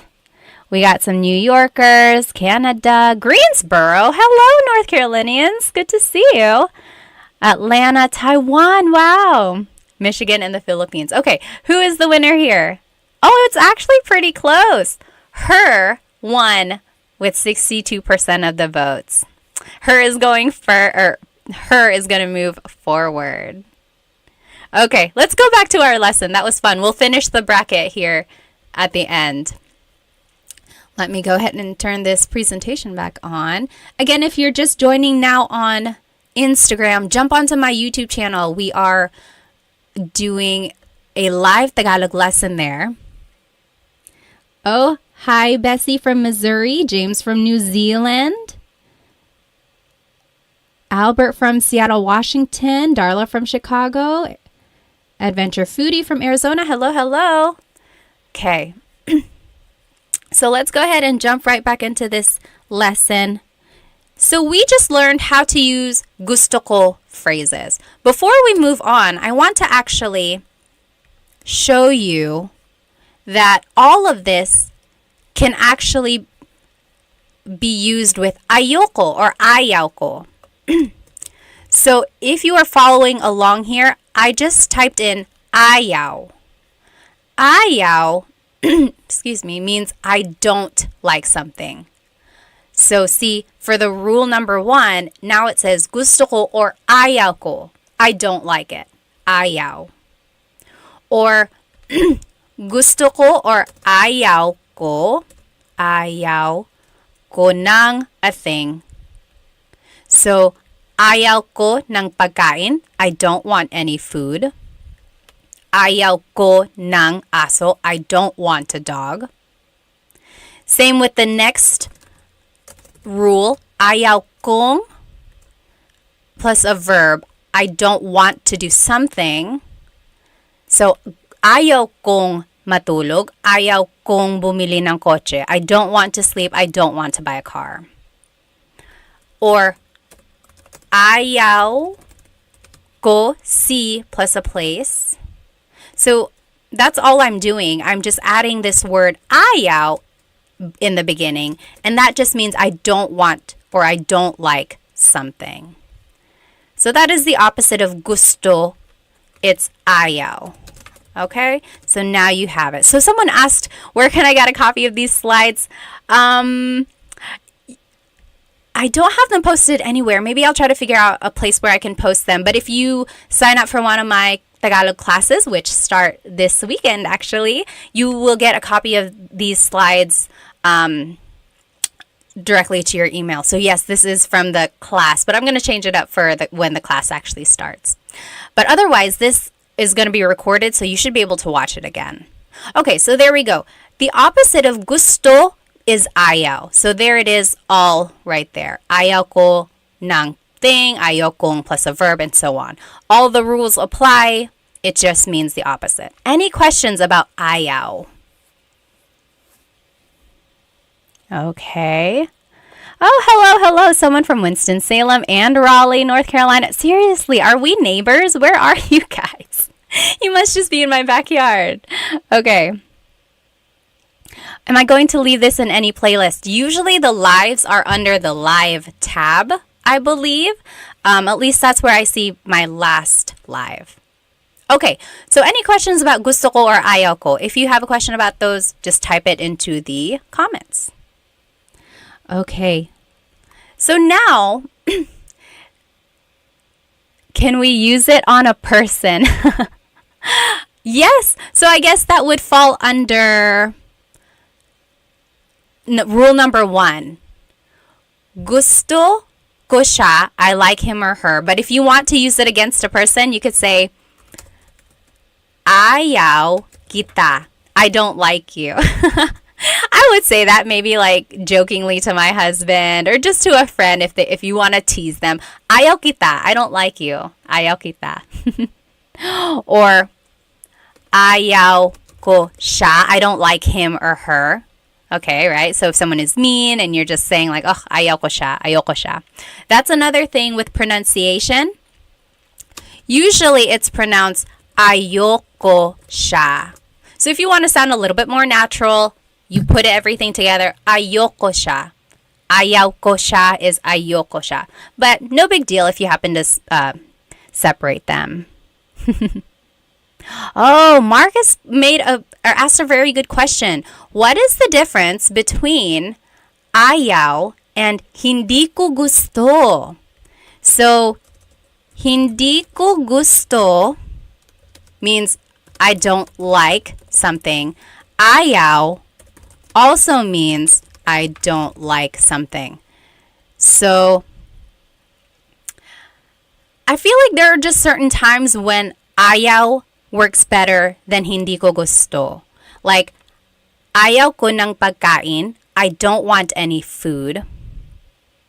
Versus, hindi ko gusto yung pagkain means I don't like the food. So it's like ayaw can be I want, or I'm sorry, I don't want, I don't like, whereas hindi ko gusto just means I don't like.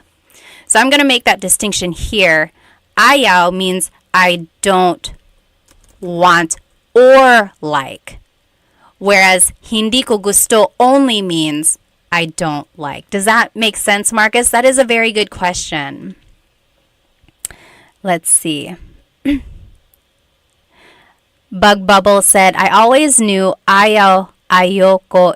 Is that the same thing? Yep, ayoko. That's just a pronunciation thing. Ayoko ng pagkain. I don't want any food. Yeah, but technically it's ayaw ko ng blank. Nicole said, is using hindi gusto more common? When would we use ayaw versus hindi? I would say they're actually used pretty often, like interchangeably. Although again, sometimes ayaw is more used in certain circumstances, like in the I don't want something. So yeah, good question. All right. Mercury said, ayoko durian, the durian fruit because it stings. Yeah, ayoko ng durian. Okay, awesome. What's up with ko, nang versus gong? So remember, that was up here in rule number 3. Does anyone want to explain? So just again, if you have already heard this, so sorry, feel free to kind of doze away if you want. But so gong is ko plus nang. N-A-N-G is an adverb, so it always goes with a verb. That's why we say gusto kong matulog. Anytime there's a verb, it's nang. Versus gusto ko ng ng, in this way it's being used more as a preposition or an article, like some or a thing. So they are spelled differently because they have different purposes, but when you pronounce them, they are pronounced the same way. Okay. Oh, Amy said, you don't want to. Is it ayaw mo or something else? Yes. You don't want to. So if you want to say like, you don't want to go to sleep, like if you're asking someone, you don't want to go to sleep, you could say, ayaw mong matulog. You don't want to go to sleep, ayaw mong matulog. Yeah, ayaw mo. Does that make sense, Amy? So yeah, you could say ayaw mong matulog. Again, that's just the contraction there. Okay, keep asking those questions. We'll go ahead and just move on to this kasi clause. So kasi means because. If you were part of our class last week, we talked about the different words for questions and how to ask. So bakit means why, and usually the answer to a bakit question is kasi. So why did you do something? Well, kasi ... because ... So here are the different ways you can use kasi. And it ties into the gusto ko phrases we just learned. So, gusto ko ang sinigang kasi masarap ang sabaw. Gusto ko ang sinigang means I like sinigang. Because masarap ang sabaw. Because the soup is delicious. Okay, so that's just 2 clauses or 2 phrases here that was put together by this word kasi. I like the sinigang because the soup tastes good. Next, you could say, paborito ko ang cake kasi mahilig ako sa matamis. My favorite is cake. Paborito ko ang cake because I like sweets. Mahilig ako sa matamis. So it's just putting together like 2 phrases. So if you know some simple sentence structures, it's just kind of putting those together with this kasi phrase. And then lastly, ayoko yung sausawan kasi maanghang. I don't like the dipping sauce because it's spicy. Okay, so those are just some examples here. If I were to ask you, ano ang paborito mong pagkain? What is your favorite food? Ano ang paborito mong pagkain? I want you to jot it down using this kasi clause. Paborito ko ang blank kasi blank. So my favorite is blank because blank. And here are the examples again to the left. Gusto ko ang blank kasi blank. So paborito ko ang blank kasi blank. My example, let's go over these vocabulary words. Matamis means sweet. Matamis. Maalat means salty. Maalat. Maanghang means spicy. Maanghang. Maasim means sour. Maasim. Matabang means bitter. Matabang. Mainit means hot. Mainit. And then malamig means cold. So for example, I would say, on a hot summer day, paborito ko ang ice cream kasi malamig. My favorite is ice cream because it's cold. Paborito ko ang ice cream kasi malamig. Or I guess a more fitting statement would have been like, gusto ko ng ice cream kasi malamig. Okay, go ahead and jot it down, or you can write it in the comments here. What would be your answer to this question? Ano ang paborito mong pagkain? Hello again on Instagram. If you're just joining me, we are on YouTube. I'm doing a live Tagalog lesson. You will be able to see my presentation shared on your screen there. We are just doing an example here of how to use kasi clauses. Let me see if I can catch up on some of these comments. Go ahead and jot it down. What would be your answer? You can write it in the comments as well.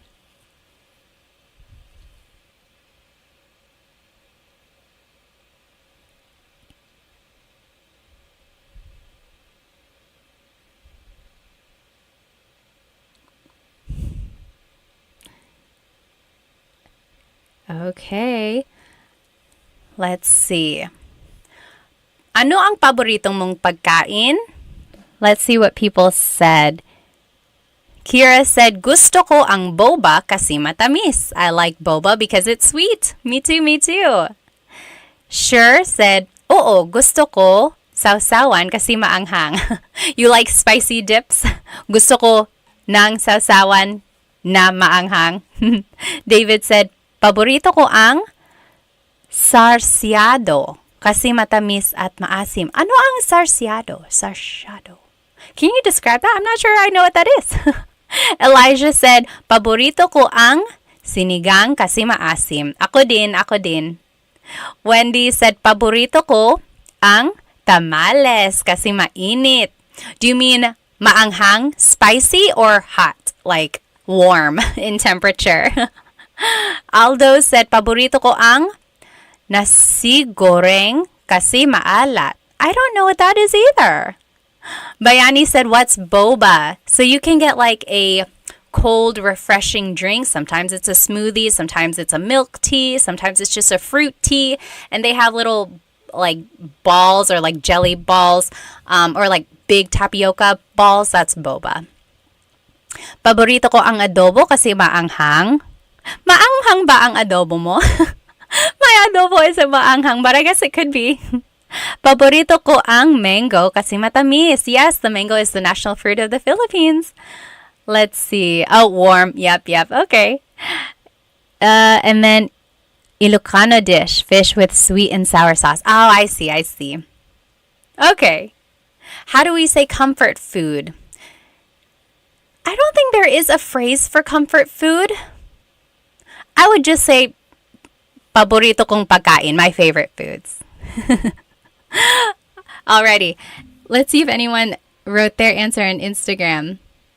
Oh, someone asked a very good question.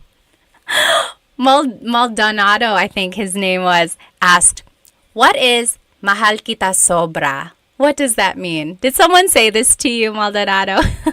Mahal kita sobra means, anyone know what that means? Mahal kita sobra. What does that mean? Someone said this to Maldonado. You're a lucky person if someone said this to you. Mahal kita sobra means I love you a lot. I love you a lot. Mahal kita sobra. Yep, sobra means a lot. Awesome. Okay, let's go ahead and move forward. We have a couple more examples here. So now I want us to practice these phrases some more.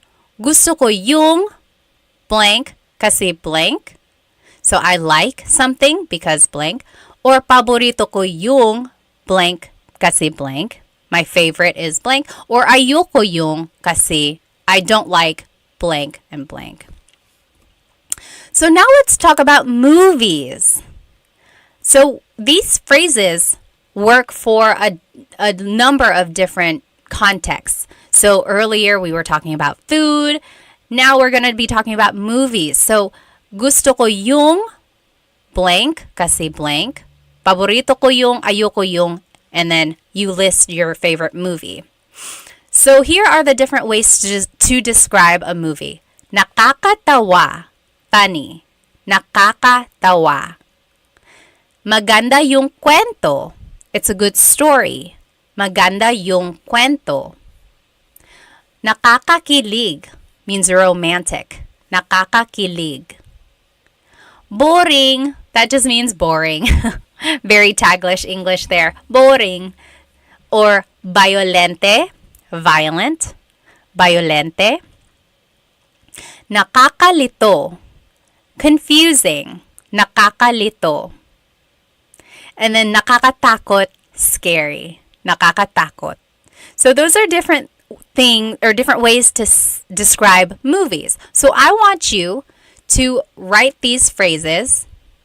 Gusto ko yung, paborito ko yung, and ayoko yung blank. I like something, or I like a movie. My favorite movie is, and I don't like this movie because, and then you choose the adjectives from these examples. So I'll give you an example here. Paborito ko yung Pitch Perfect kasi nakakatawa.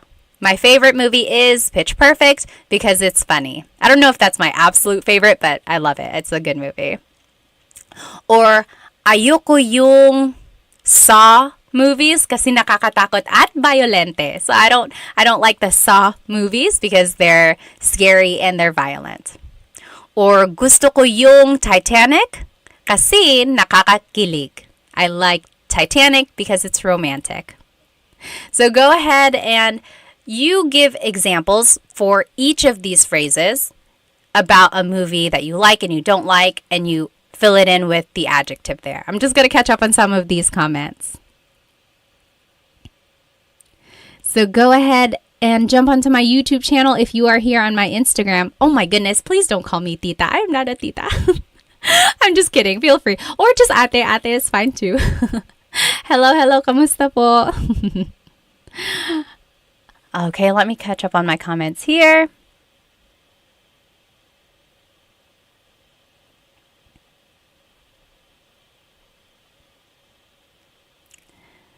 Let's see. Someone asked,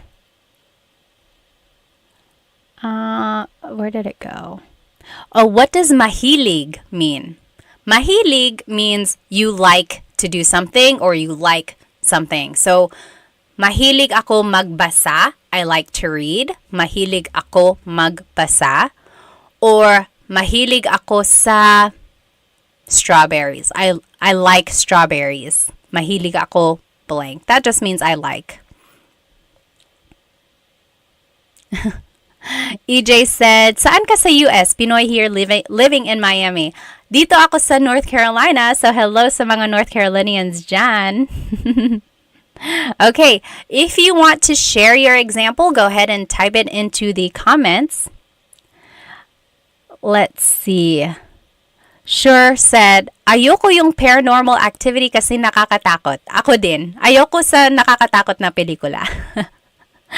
EJ said, ayoko yung Cannibal Holocaust kasi nakakadiri. Yeah, I've never seen that. Nakakadiri means gross.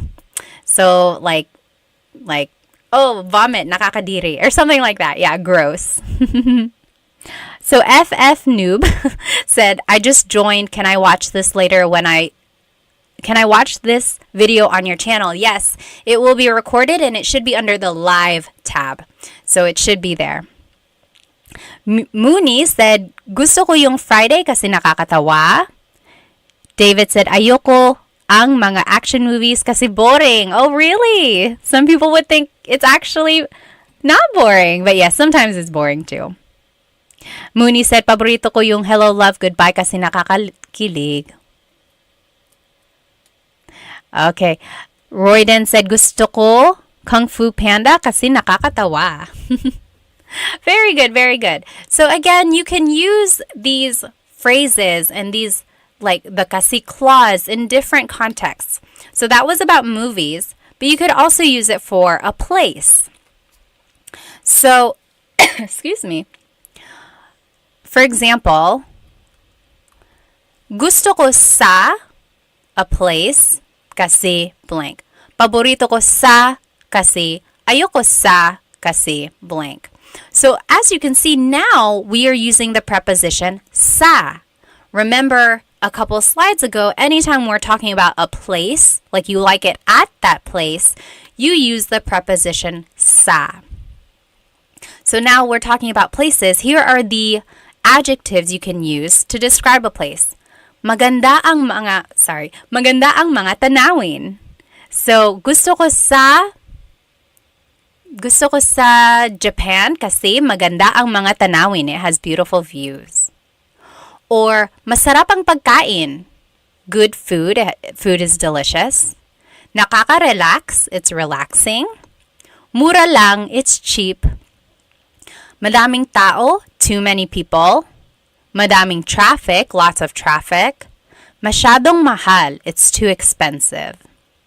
So if I were to give an example, I would say, gusto ko sa Pilipinas kasi mura lang.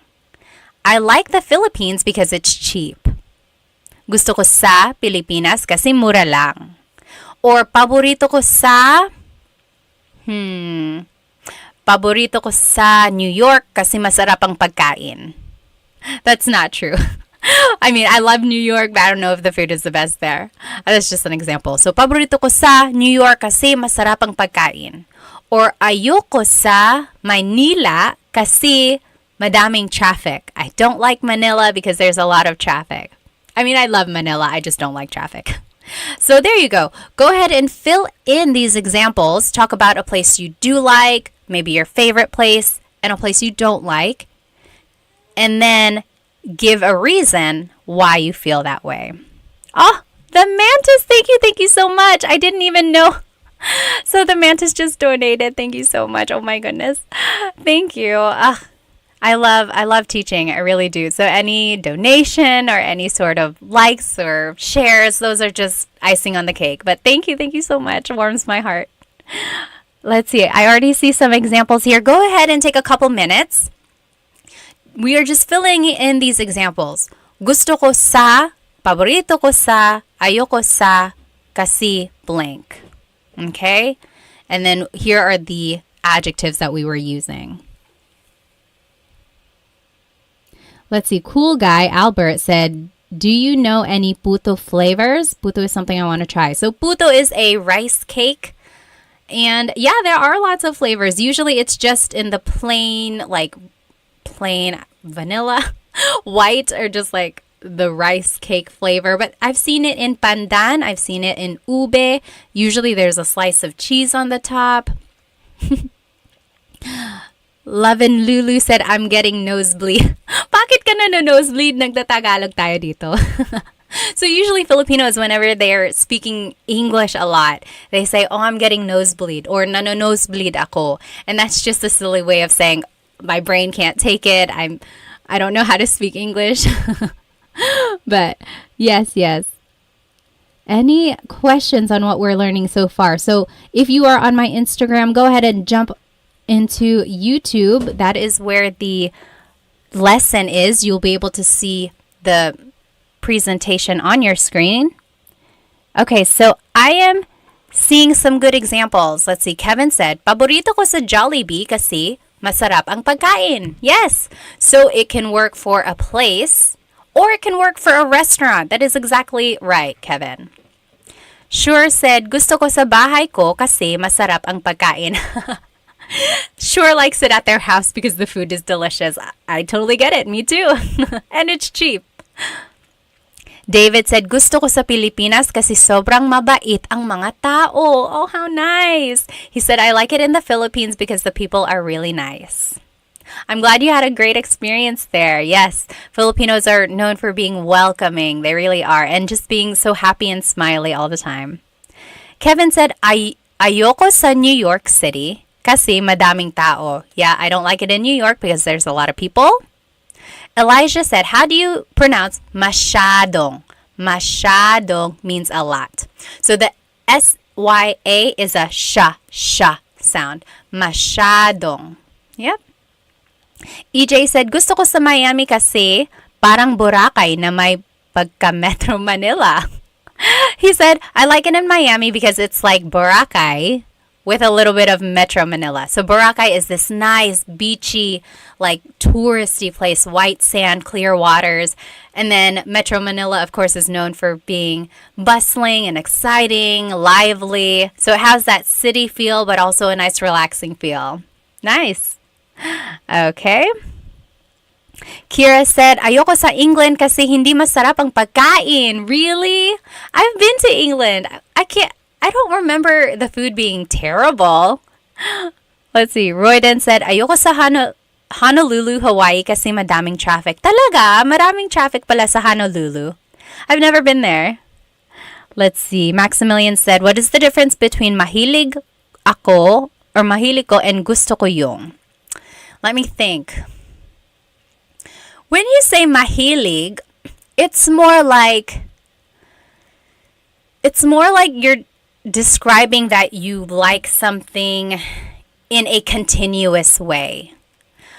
I don't know how else to say that. It's like you could also say it with hobbies. I would say actually they're comparable. Mahilig and gusto ko. Like, mahilig ako mag-swimming. I like to swim. Or you could say gusto ko mag-swimming. I like to swim. So yes, I would actually say they're comparable. They're almost the same. I'm sure there are times when one is more preferred over the other. Or actually gusto ko has more uses. But yes, you could use them interchangeably most of the time. Yeah. Samantha says, gusto ko sa Tagaytay kasi maganda ang mga tanawin. Yes, I like it in Tagaytay because the views are beautiful. So Tagaytay is in the Luzon area and you can see these volcanoes over there. Ah, so nice. Gusto ko sa Minnesota kasi ito ay tagsibol. What is tagsibol? Brandon said, paborito ko sa Japan kasi masarap ang pagkain. Yes, I bet. The only time I've been in Japan was for a layover. I've been there many times, but only for layovers to the Philippines. Hopefully one day I can go see the sights and stuff. Gusto ko sa Korea kasi magaganda ang mga babae. Talaga, EJ, yun talaga. He said, I like it in Korea because the women are beautiful. Wendy said, gusto ko kapag sinabi ng kaibigan ko, na babush dahil nakakatawa. Babush. Ah! Babush. So she likes it when her friend says babush kasi nakakatawa. Paborito ko sa pizza kasi masarap ang tanawin. Sa pizza? Did you... I think you meant to say... I don't know what you meant to say. You said, I like it at pizza because the views are delicious? Let's see. Oh, Leaf said, hi, nako ate. Is there ever any announcement of these live streams? I would definitely love to catch them live and never see them being announced. Sorry, I put them on my story on Instagram, and I put it on my TikTok story, and then I put it on the community post on YouTube, and then I put it on my Facebook story as well. So if you ever see a story, you might want to open it because it might be alive.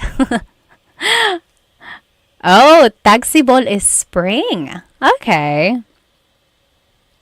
Yes, Bayani said, mahilig means something that you love doing on a daily basis. Again, it's that idea of doing it like at a continuous level. Like you just love doing it or you love doing it a lot. Let's see.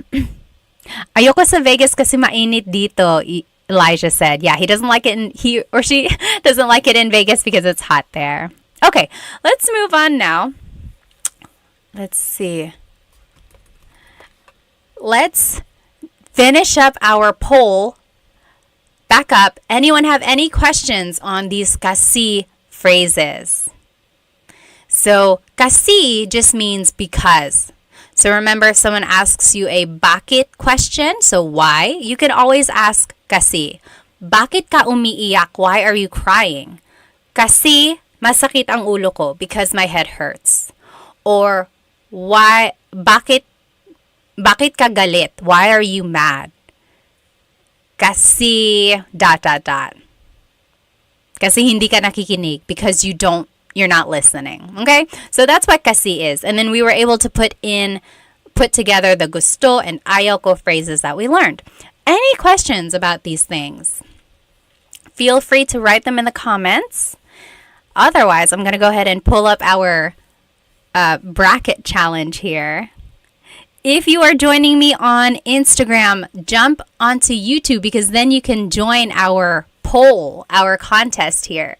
So we are choosing our favorite Filipino American celebrities. And let me show you what we got so far. So first, we were doing Bruno Mars versus Olivia Rodrigo, and Bruno Mars won that. Then we did Vanessa Hudgens versus Shay Mitchell. Vanessa Hudgens won that. Then we did comedians, so Christine Gambino or Happy Slip, and Joe Coy. Joe Coy won that. And then there was her and Nicole Scherzinger. Her won that one. That one was a pretty close one, actually. Let's do Bruno Mars versus Vanessa Hudgens. Let me see. I am starting a poll. So go ahead and sign into your YouTube account and then join our poll if you would like to vote. So Bruno Mars versus Vanessa Hudgens. So this is where it gets a little unfair because they're all different genres now, right? Because Bruno Mars is a singer, Vanessa Hudgens is an actress. But I mean, who's your ultimate favorite Filipino American celebrity? Go ahead and vote Bruno Mars or Vanessa Hudgens. I'm just reading up on some of these comments here.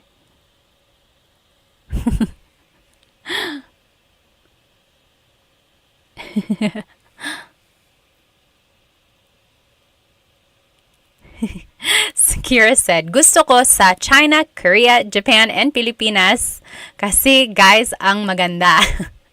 Or you could say kasi guwapo ang mga lalaki because the guys are handsome. Liza on Instagram is voting for Bruno Mars. Jump onto my YouTube so you can cast your vote in. So we are doing a live Tagalog lesson on my YouTube channel here. Actually, now we're not doing a live. We're not doing a lesson. We're actually just doing a contest to see who our favorite Filipino American celebrity is. And it's between Bruno Mars and Vanessa Hudgens right now. Take 10 seconds. Oh, I didn't know that. Sure said the lead guitar player from Metallica is Benoy. He's my fave. I didn't know that. Okay, 3, 2, 1. Bruno Mars. Bruno Mars is the winner. He is going to move forward. I didn't make my bracket right, but you get the idea. There it is. Next is Joe Coy versus her. Who is your ultimate favorite Filipino celebrity? Filipino American celebrity. Favorites. Let's see. Joe Coy or her. Oh, that's hard. I love her. And I love Joe Coy. But you got to choose one. Only one. If you were going to be stuck on an island, who would you choose to be with? Elijah said, I wonder if some of these celebrities speak Tagalog. I know Christine and Joe Coy do. I don't know. Maybe they do, or maybe they can understand. Kirk Hammer is the guitarist. Oh, okay, Jed. Awesome. Bayani said, kind of unfair because Vanessa Hudgens didn't get a lot of opportunities in Hollywood. Yeah, you're right. She was more on like Disney and stuff. Although she has other movies too. Oh, on my Instagram, we have a lot of votes for her. Oh, wow. Even on YouTube. I'm actually kind of surprised. I thought Jo Koy would win. So again, if you're joining me on Instagram, we are on YouTube doing a live Tagalog lesson. We are doing our bracket challenge. And we're choosing between Jo Koy and her for our favorite Filipino-American celebrity. Okay. 5, 4, 3, 2, 1. And her is the winner. I really thought Jo Koy was going to go pretty far in this. Her. Okay. Oh, this is going to be a close one. So this is for all the marbles. Bruno Mars versus her. Bruno Mars versus her. This is really hard. I don't even know if I could choose. Favorite. So Bruno Mars or her. Hello, hello. If you're just joining on Instagram, we are on YouTube and we are doing a poll. Oh, sure said, hindi ko kilala or hindi ko alam her. Her is a hip-hop, R&B pop singer. She plays the guitar. She is half Filipino. Yes, you should definitely check her out. She was on the Super Bowl with Usher this year. She's so talented. Oh, goodness, goodness. She's on a commercial. I think it's State Farm. Is it State Farm? No, Nationwide, I think. It's Nationwide. But she's so good. Brandon said, Tito Mars. He's just Tito now. Wow, Bruno Mars is winning. Let's see here. Take another 30 seconds to vote. In the meantime, I'm going to ask you, what are some things you want to learn in these lives? Go ahead and write it in the comments. What do you want to learn in our next live? I want to know so that I can make a lesson plan for us. Okay, 5, 4, 3, 2, 1. Bruno Mars is the ultimate favorite Filipino-American celebrity. Okay. I'm going to answer some of your questions here. So someone asked here on Instagram, how do you say this? How do you say this in Tagalog? Let me open up my screen again here for our friends on YouTube. Again, this is a live Tagalog lesson on YouTube. Feel free to join us here. Oh, I must have... Okay, so the question was, how do you say this in Tagalog? Oops, let me turn my screen back on. Oh, where is it? There it is. Oh, wrong. Anyway, if you want to say, how do you say this in Tagalog? It would be, ano ang blank sa Tagalog? Ano ang blank sa Tagalog? So, how do you say in Tagalog? So, someone asked that on my Instagram here. How do you say blank in Tagalog? It would be, ano ang blank sa Tagalog? That is a very good phrase to know, because if you're traveling in the Philippines or even if you're just trying to learn more vocabulary, always ask this phrase. So I would say like, ano ang car sa Tagalog? Ano ang car sa Tagalog? Kotse. Kotse, right? So ano ang blank sa Tagalog? Or ano ang Ano ang dog sa Tagalog?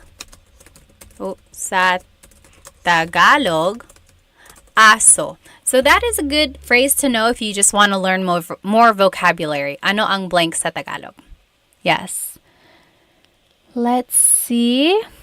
What else? What else? Oh, someone asked, what is the difference between hindi ko alam and ewan ko? Hindi ko alam, ewan ko. Anyone know? What is the difference between hindi ko alam and ewan ko?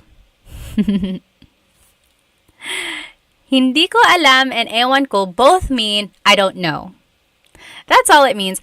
And they're used interchangeably. Ewan is more slang.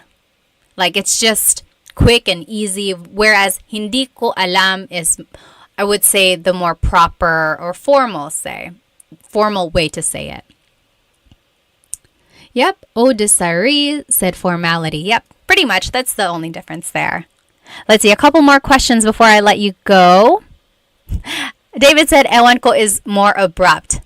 Sometimes, yeah, maybe if you're like a little upset with someone, you're like ewan ko. Yeah, it could be.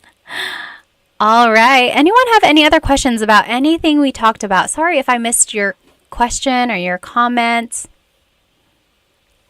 Otherwise, I will see you next time. And let me go ahead and turn my screen back on. I will make sure that this recording is up on my YouTube channel. Hello. And it should be under the live tab. So if you weren't able to join us on YouTube, but you were here on Instagram, then you should be able to see the lesson recording there.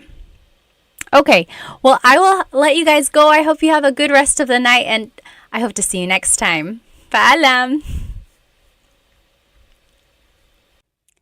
Hello, everybody. Welcome to another live Tagalog lesson. Let me go ahead and start my Instagram as well. You know I like to do a couple different platforms. Hello, everybody. Welcome to another Tagalog Time live lesson.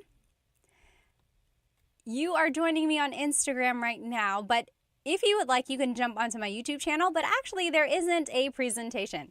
Today, we're actually going to be doing something fun. We're going to be playing Tagalog Bingo. I'm sorry, not Bingo. Jeopardy, Tagalog Jeopardy. So I'll let everyone come in and we will get started by playing Tagalog Jeopardy. I'm so excited for this. In the meantime, go ahead and write where you are currently watching and your age and maybe a fun fact about yourself. Let me know if you need any audio changes or anything like that. My name is Pat. I'm 32. I'm currently here in North Carolina. It is 8:54 over here where I live. What time is it over there?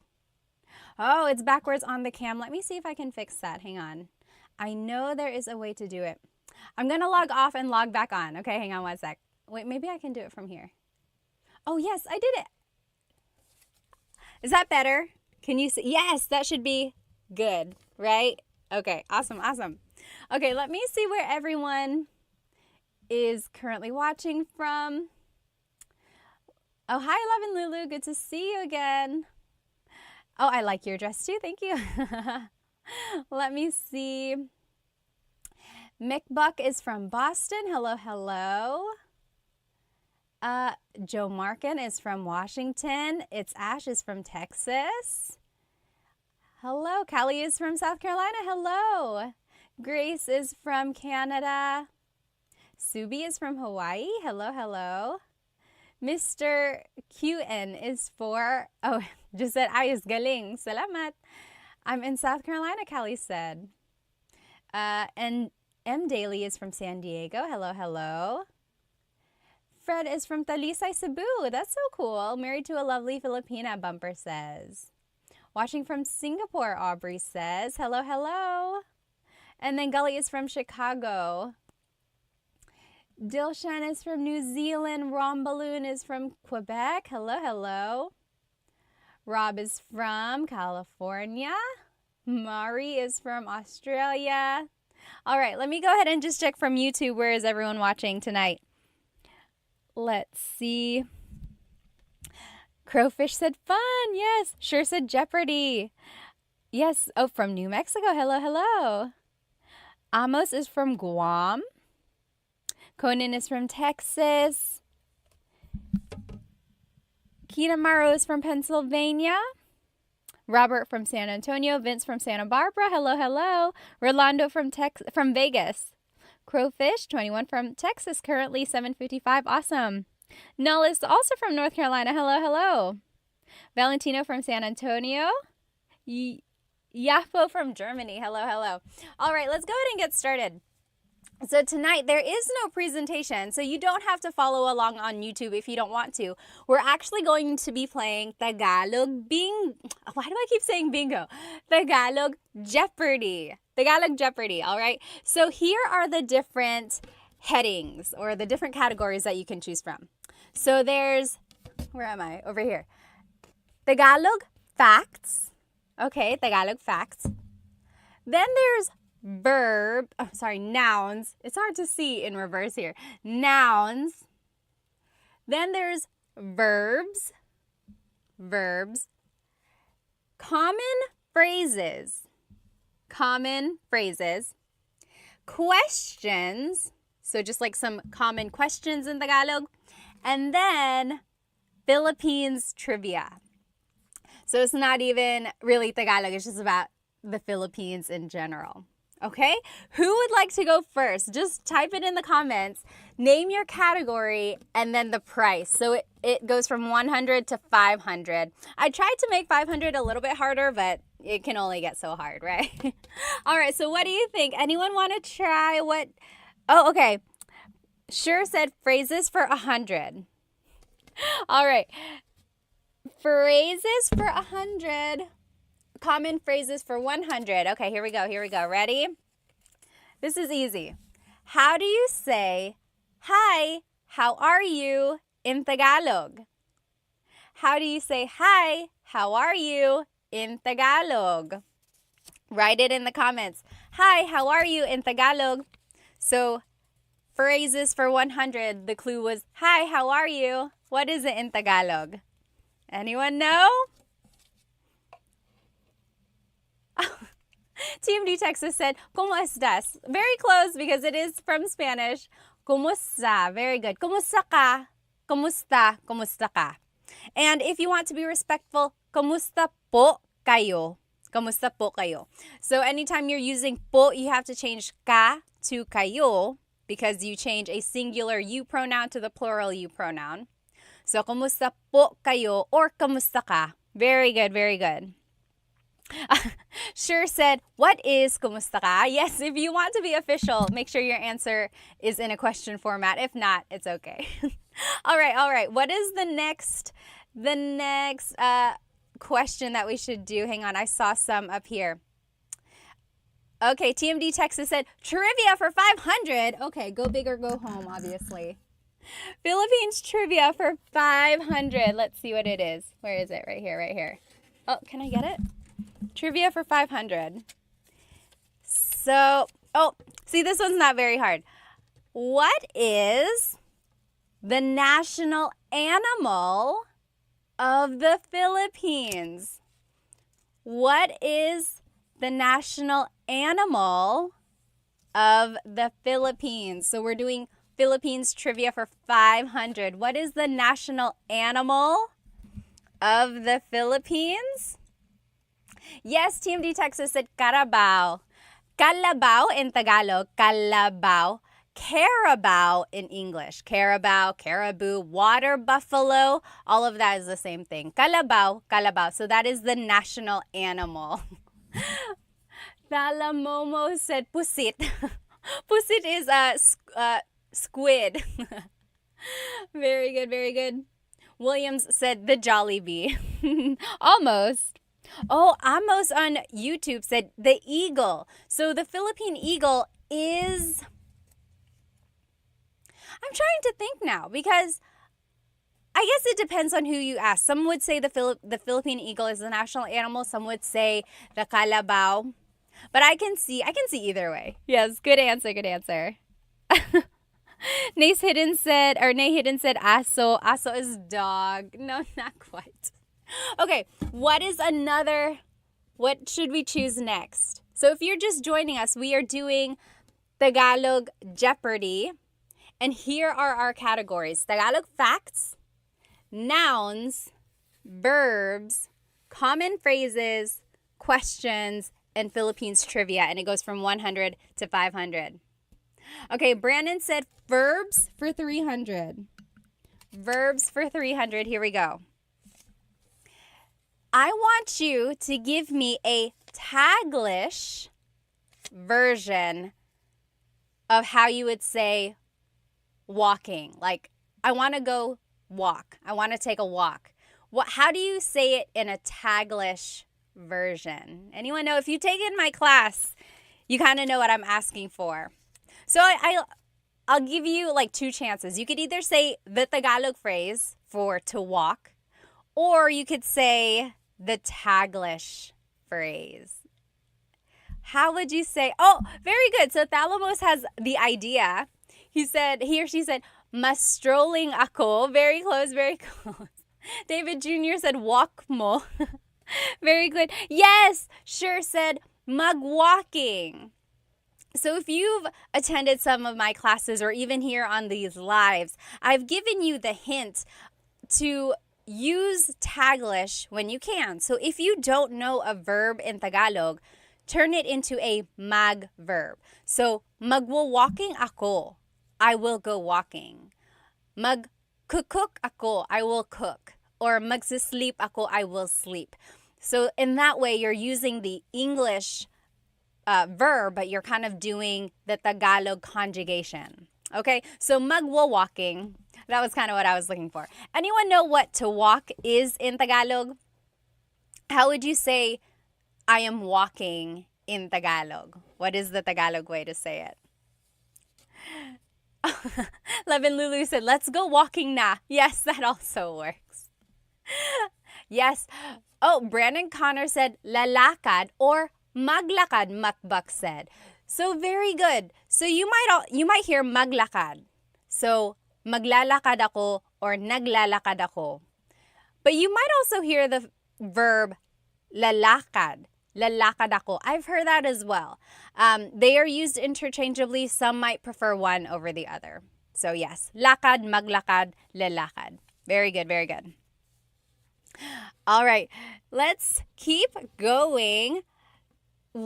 What is our next question? Someone choose. So Tagalog, what is it? Tagalog facts, nouns, verbs, common phrases, or questions. I'm going to scroll up and see what people suggested earlier, just so you don't have to keep writing it in.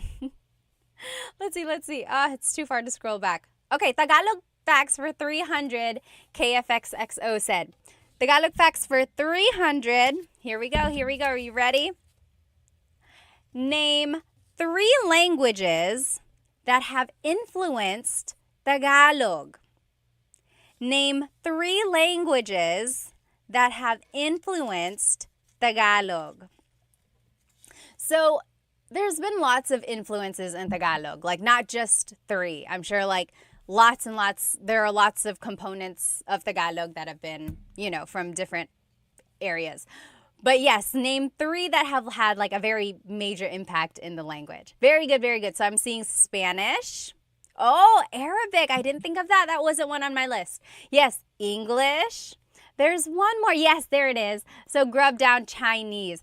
So I'm seeing Japanese in there as well. Yes, my main 3 from what I've kind of looked up is Spanish, then Chinese actually, and then English. So those are 3 main influences in Tagalog. And of course, Tagalog itself is an Austronesian language, as they call it. So there's a lot of overlap in languages in the Southeast Asia region. So there's a lot of like similarities there. Very good, you guys. Okay, next, let's see. What has What has everyone suggested? Question for 200. Question for 200, someone said. Here we go. How would you say, where are you from in Tagalog? So questions for 200, the question was, how would you say, where are you from in Tagalog? Where are you from? Yes, very good. Brandon Connor said, taga saan ka? Taga saan ka? So taga means from, saan means where, ka is referring to you. Taga saan ka? Taga saan ka? Now, how would you reply? Very good, very good. Almost polyglot said on YouTube, taga saan ka? Conan said, saan mo? Not quite, not quite. Yes, taga saan ka? And then how would you reply if you wanted to say, oh, I'm from Manila? Yes, Brandon Connor, you got it right. So, taga California, ako. Makpak said taga Boston. And then you could say, ako. Very good, very good. Ria Rossi, taga Tondo. Talaga, you must be tough. TMD Texas said, taga dito. I'm from here. Very good, very good. And David Jr. just said, San Diego po. You could say that. Very good. So if you want to say, where are you from? It's taga saan ka? Taga saan ka? Where are you from? If you want to reply, it would be taga blank ako. So taga Manila ako, and so on. Okay, very good, very good. Someone suggested verbs for 100. Verbs for 100. Here we go. Easy peasy. How do you say to eat in Tagalog? How do you say to eat in Tagalog? What is to eat? Anyone? Anyone? What is to eat in Tagalog? To eat in Tagalog is kain. Kain, yes. Mari said kain na. Very good. Julia Chu, kumain. KFXXO said kaon. Kaon is actually Bisaya. I hear that a lot from my in-laws. Kaon. Very good, very good. Very close. Mukbak, kumain. Yes, very good. Everyone got it right. Kumain, kain. Yes. Kain, magkain. So, Sean said magkain. So, kain is actually not a mag verb. It's an verb, sometimes an in verb. So, yeah, you wouldn't really use mag with the word kain. But I see where you're coming from. All right, very good, very good. Okay, next, what is our next clue going to be? Let me see if I can scroll up and see what people have suggested. What should our next clue be? Okay, I see Philippine trivia for 200. Philippine trivia for 200. How many islands are in the Philippines? How many islands are in the Philippines, or how many make up the Philippines? This one is tricky, depending on who you ask. Yes, so Ria Rossi says 7,107. So that's a very common number. I think it's in like some songs. It's just like the trivia that everyone knows. 7,107. And then, see, R. Woody said 7,109. Some people are saying 7,000, 7,100. It really depends on whether or not it's high tide or low tide. This is what the internet says, and the internet is never wrong, right? Just kidding. Well, when it's low tide and all of the islands are out, yes, Samantha, you got it right, 7,641. So when it's low tide and all of the possible islands are out, it's 7,641. But the common number that everyone knows is 7,101, right? So it kind of just depends. Just know that there's over 7,000. Crazy, right? Crazy, crazy. Okay. Sure said trick question. It was a trick question. If you got over 7,000, I'm going to call it right, correct. Okay, next, what should we... Oh no, I'm getting a phone call. We'll have to skip that one. Okay, what should our next question happy. So we have Tagalog facts, we have nouns, we have verbs, we have common phrases, questions, and then trivia. I think my nouns is falling down here. Okay. Oh, Kenneth said, how many of the islands are inhabited? That is a very good question. I don't know the exact number, but I know it's not all of them. Like a very large amount are just almost like rocks in the sea, and they count that as an island. Very good question. Okay, let's see here. Tablamo Game said nouns for 100. Nouns for 100. This is going to be easy. Ano ang dog sa Tagalog? Ano ang dog sa Tagalog? Easy, right? Easy 100. Ano ang dog sa Tagalog?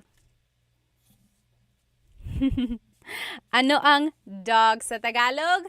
Yes, Going Banana said aso. Mukbuk said aso. Very good. You all got it right. Yes, Adriano, Lainey, Brandon, Connor, you got it right. Very good. Yes, almost polyglot on YouTube. Very good, very good. So dog in Tagalog is aso. Did you hear my question? Ano ang dog sa Tagalog? What is blank in Tagalog? Keep that question in mind the next time you want to say something in Tagalog. Don't get stumped by not knowing a vocabulary word. Just ask, ano ang blank sa Tagalog? And that's a good way to kind of get some vocabulary. Yes, Sure said, what is aso? Every time I see your question, I'm like, oh, are they asking? But no, you're just answering in the Jeopardy format. Yes, very good. Okay, Gatu said, Tagalog facts. Let's just do Tagalog facts for 100. Tagalog facts here. Oh, what is the name of the Tagalog alphabet? What is the name of the Tagalog alphabet? Do you know? I love the Tagalog alphabet because it's very phonetic. Oh, Brandon Connor said, baybayin. So there is a difference between baybayin and the Filipino or the Tagalog alphabet. Yes, Rio Rossi got it. Abacada. So the abacada is the alphabet of Tagalog. Baybayin is the ancient Philippine script. So baybayin is considered like the oldest type of writing in Tagalog, in the Philippines. And that's also why Tagalog is considered to be like the oldest language in the country. And some people say that's why it's the national or one of the national languages, because it's like the oldest documented language in the country. But anyway, so baybayin is like symbols and represents kind of like the old ancient language. And that's what Tagalog is derived from. So that's not technically the alphabet, although it has a lot of influence in the language altogether. But the Tagalog alphabet is called abacada. Abacada. And I think it's very interesting because it's like all the letters are just the sound, like abacada. And then whenever you're saying the word, that's the sound of the letter. I don't know if that made any sense, but I think it's very interesting. Okay, what is our next clue? Are we going to do Tagalog facts again? Nouns, verbs, common phrases, questions, or Philippines trivia? Anyone? How about over here on YouTube? What would you like to do? YouTube. There's a little lag on YouTube here, but we'll let them choose this time. Oh, noun for 100, Amos said. Okay, nouns for 200. Oh, how do you say hands in Tagalog? Hands. How do you say hands in Tagalog? There's something about this that I want to make sure you know. So it might seem easy. Oh, see, Adriano said kamay. Kamay.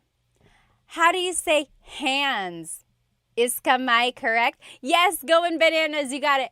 Mga kamay. Mga kamay. So kamay is hand. One hand, kamay. But if I want to say hands, both hands or multiple hands, it's mga kamay. Mga. Don't forget the mga when you want to make something plural. So in English, we always add an S at the end. But in Tagalog, if you want to make something plural, it's mga. Mga kamay, hands. Mga aso, dogs. Mga babae, women. Okay? So mga was the thing I wanted you to get from that. Very good, everybody. Yes, sure got it. Yes, David, very good. And just don't forget the mga. All right, next. All right, let's do, someone up here suggested, let us do common phrases for 200. Common phrases for 200 here. Common phrases, easy. How do you say thank you in Tagalog? How do you say thank you in Tagalog? Thank you in Tagalog is... Kaylin said, thank you for doing this. You are so awesome. Salamat, salamat. Thank you for spending some time with me tonight. Yes, Residue 1830 said, salamat. Yes, Samantha said, salamat po. Very good. Ballroom, yes, you got it. Salamat. Yes, JB said, salamat po. Yes, Conan, Gatu, you guys all got it. Matthew, Sean, everyone. Yes, sure. What is salamat?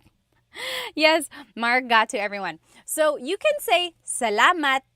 Salamat, that means thank you. If you want to be respectful, it's salamat po.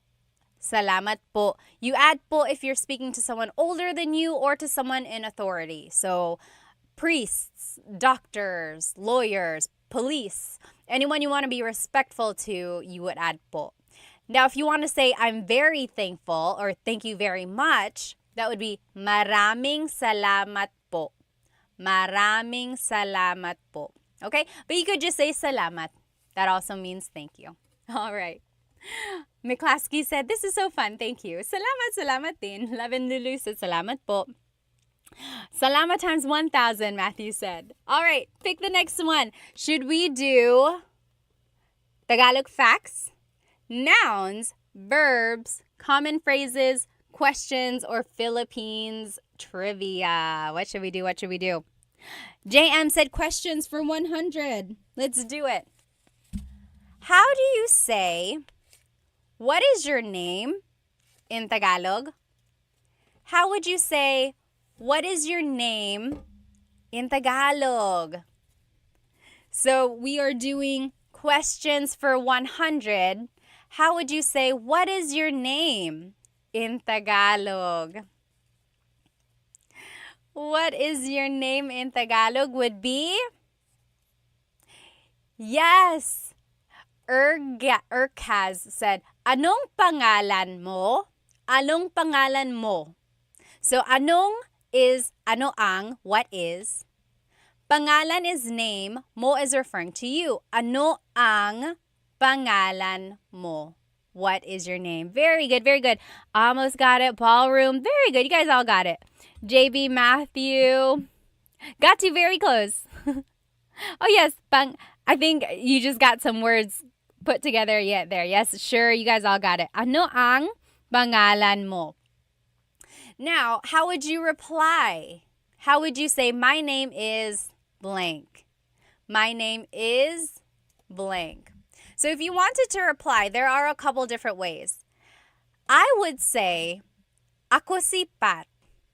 Ako si Pat. I am Pat. Now, if you are looking at like a Tagalog learning book, they would say, ang pangalan ko ay Pat. Ang pangalan ko ay Pat. So that is technically correct, but it's really formal. No one ever really speaks like that. Yes, very good. Methbug got it. Ang pangalan ko ay McKenna. So that is correct. It is absolutely correct. It's just not very natural. If you were to say it in a common conversation, people would be like, it's like Shakespearean almost. So it's easier to just say, ako si Pat. Ako si pat. I am pat. Very good, very good. Okay? Very good. Next, I saw verbs for 100. Oh, we already did 100. Verbs for 200. Let's do that. Verbs for 200.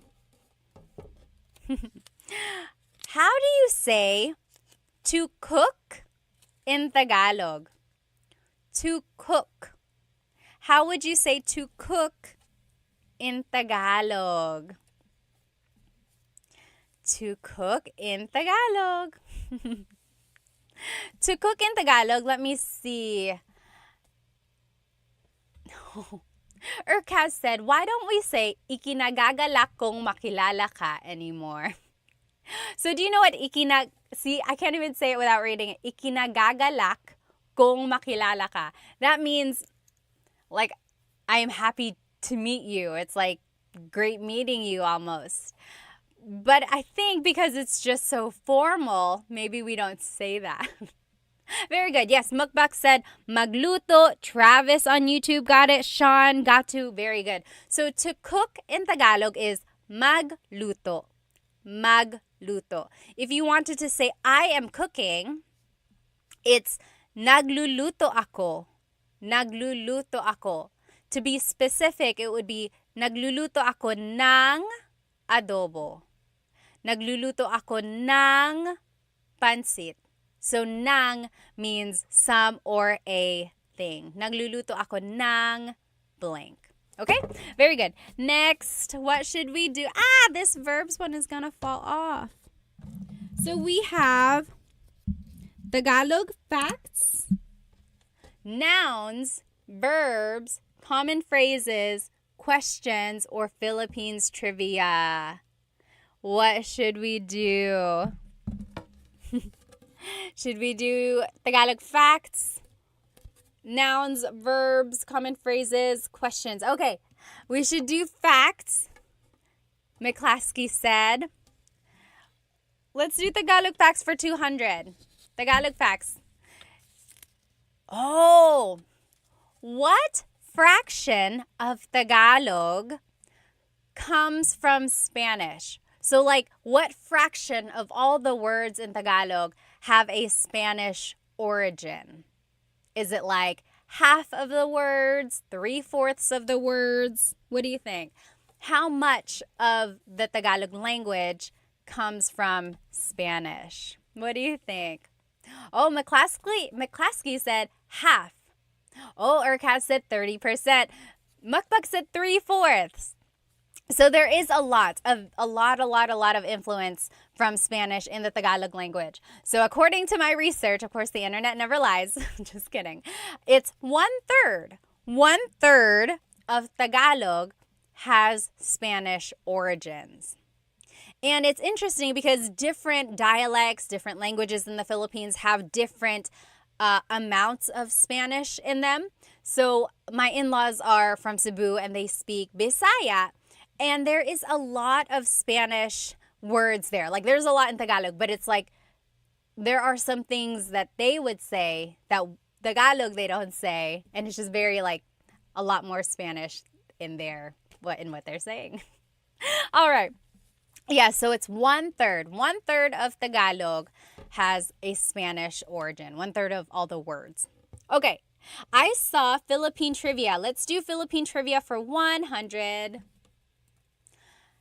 Name 2 countries that colonized the Philippines. Bonus points if you can give a time period. Name 2 countries that colonized the Philippines. Sean said, no way, it's as high as 33%. According to my research, again, the internet never lies. Well, it's 1/3. 1/3. And again, there's some variations because it's like, even though there are Spanish words, sometimes people prefer to use the true authentic Tagalog word for a certain thing. Yes. Oh, very interesting. TMD Texas said Spain and Japan. KFXXO said Spanish and the US. Oh, Japan and Spain. I'm seeing, Spain and India. I've never heard that one before. Yes, I'm seeing a lot here. So Spain, Japan, the US. Oh, Let's see here. So, E. Christ said Spain from 1800 to 1930 is actually way before the 1800s. I'll give you that hint. Yes. JB said Spain for 333 years. U.S. from 1989 to 1946. Sure, Spain for 300 years. U.S. after World War II. Yes, very good, very good. Okay, so Spain colonized the Philippines in the 1500s. And the oldest city in the Philippines is Cebu City. So Magellan and his crew all landed in Cebu.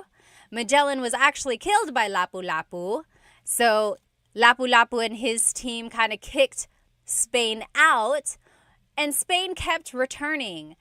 And it wasn't for a while that Spain actually colonized. So like Lapu-Lapu killed Magellan. Their fleet kind of left and tried to keep coming back, but then they just kept getting like attacked by the natives. But then ultimately, maybe like with more and more weaponry and the development of war and everything like that, eventually Spain was able to colonize the Philippines in the 1500s until the early 1900s. Then in the early 1900s, late 1800s, like early 1900s, the U.S. came and colonized the Philippines. The U.S. they bought the Philippines from Spain, and then the U.S. was there until World War II. So now people are saying Japan, right, in the comments. That's because during World War II, Japan occupied the Philippines. It was very, very sad. They were very, very mean. If you talk to people's grandparents or great-grandparents, they have some really, really bad stories of things that the Japanese did to Filipino natives there.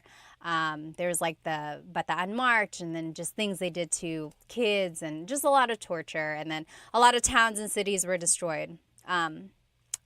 So that's why Japan is being listed here. But technically, they didn't colonize. I don't think it's not really considered. Yes. McClaskey said Japan tried. They tried. They really did a lot of things there. And then after World War II, the Philippines was granted independence. And their Independence Day is actually coming up, June 12th. June 12th is the Philippine independence. What's interesting, actually, June 12th is the Philippine independence from Spain. July 4th is the Philippine independence from the U.S. And what's interesting, we'll get back to our Jeopardy game. I get so sidetracked.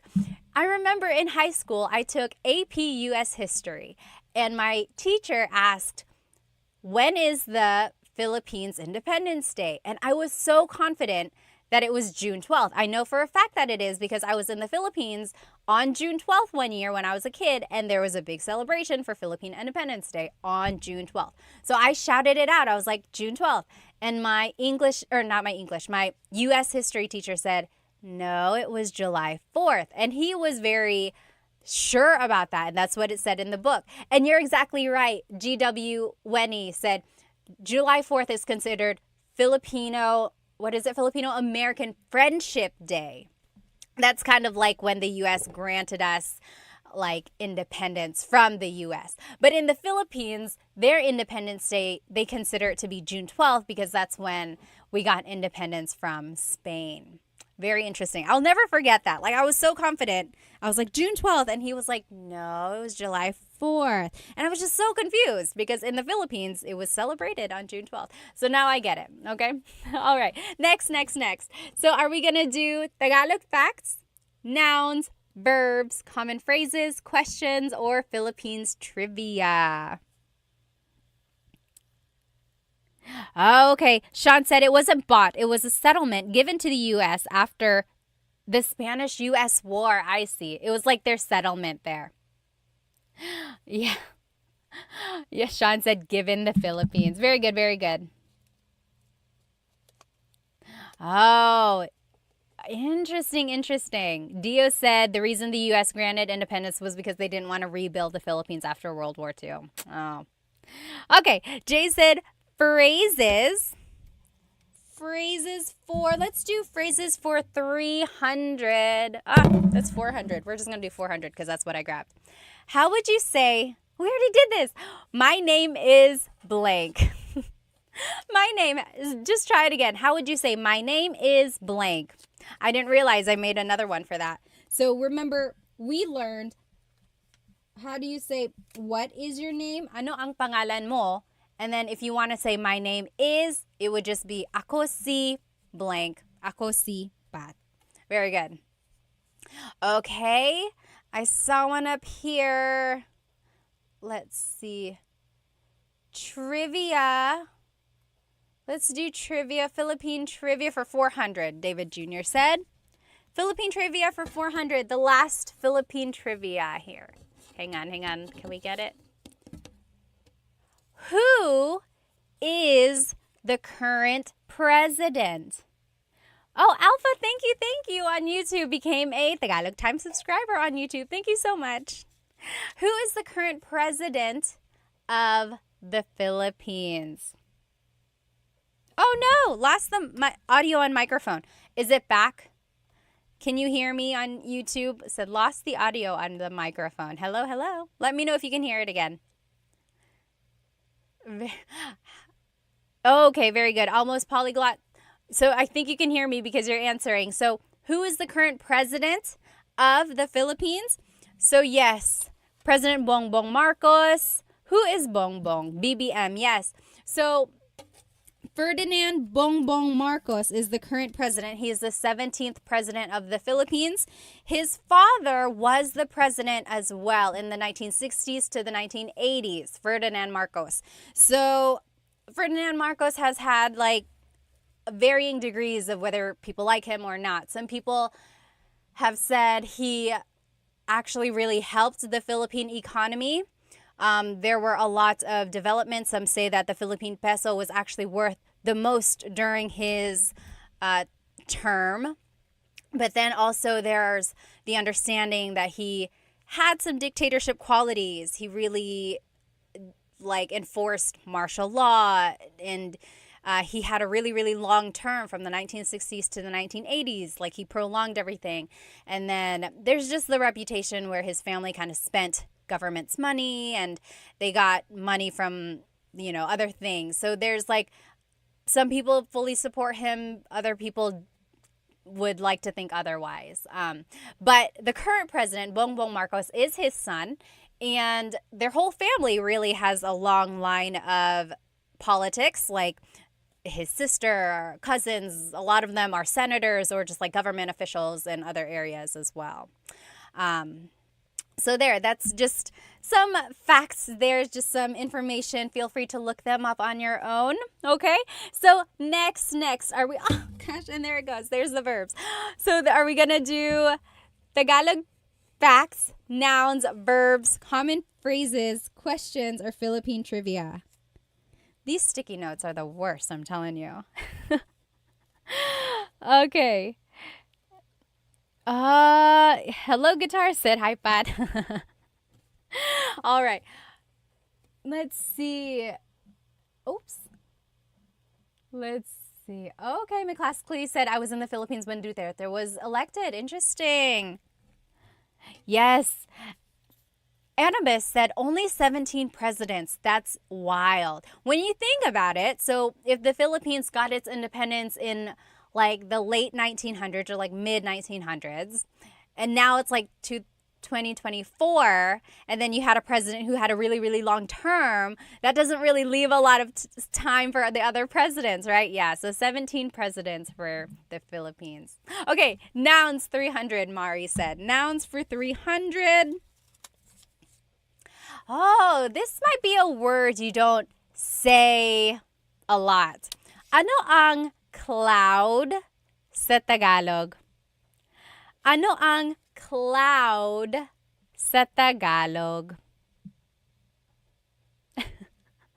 Ano ang cloud sa Tagalog? Do you know? What is cloud in Tagalog? Valentino said, you're doing great even with those stubborn sticky notes. I know. Next time I'm going to tape them or something. I wanted to do it virtual or like on the computer, but then it was hard for me to figure out how to have my camera on and have it big enough to enjoy the actual game. You know what I mean? Oh, remind me to show you the back of this board. It's very interesting. Yes, very good, very good.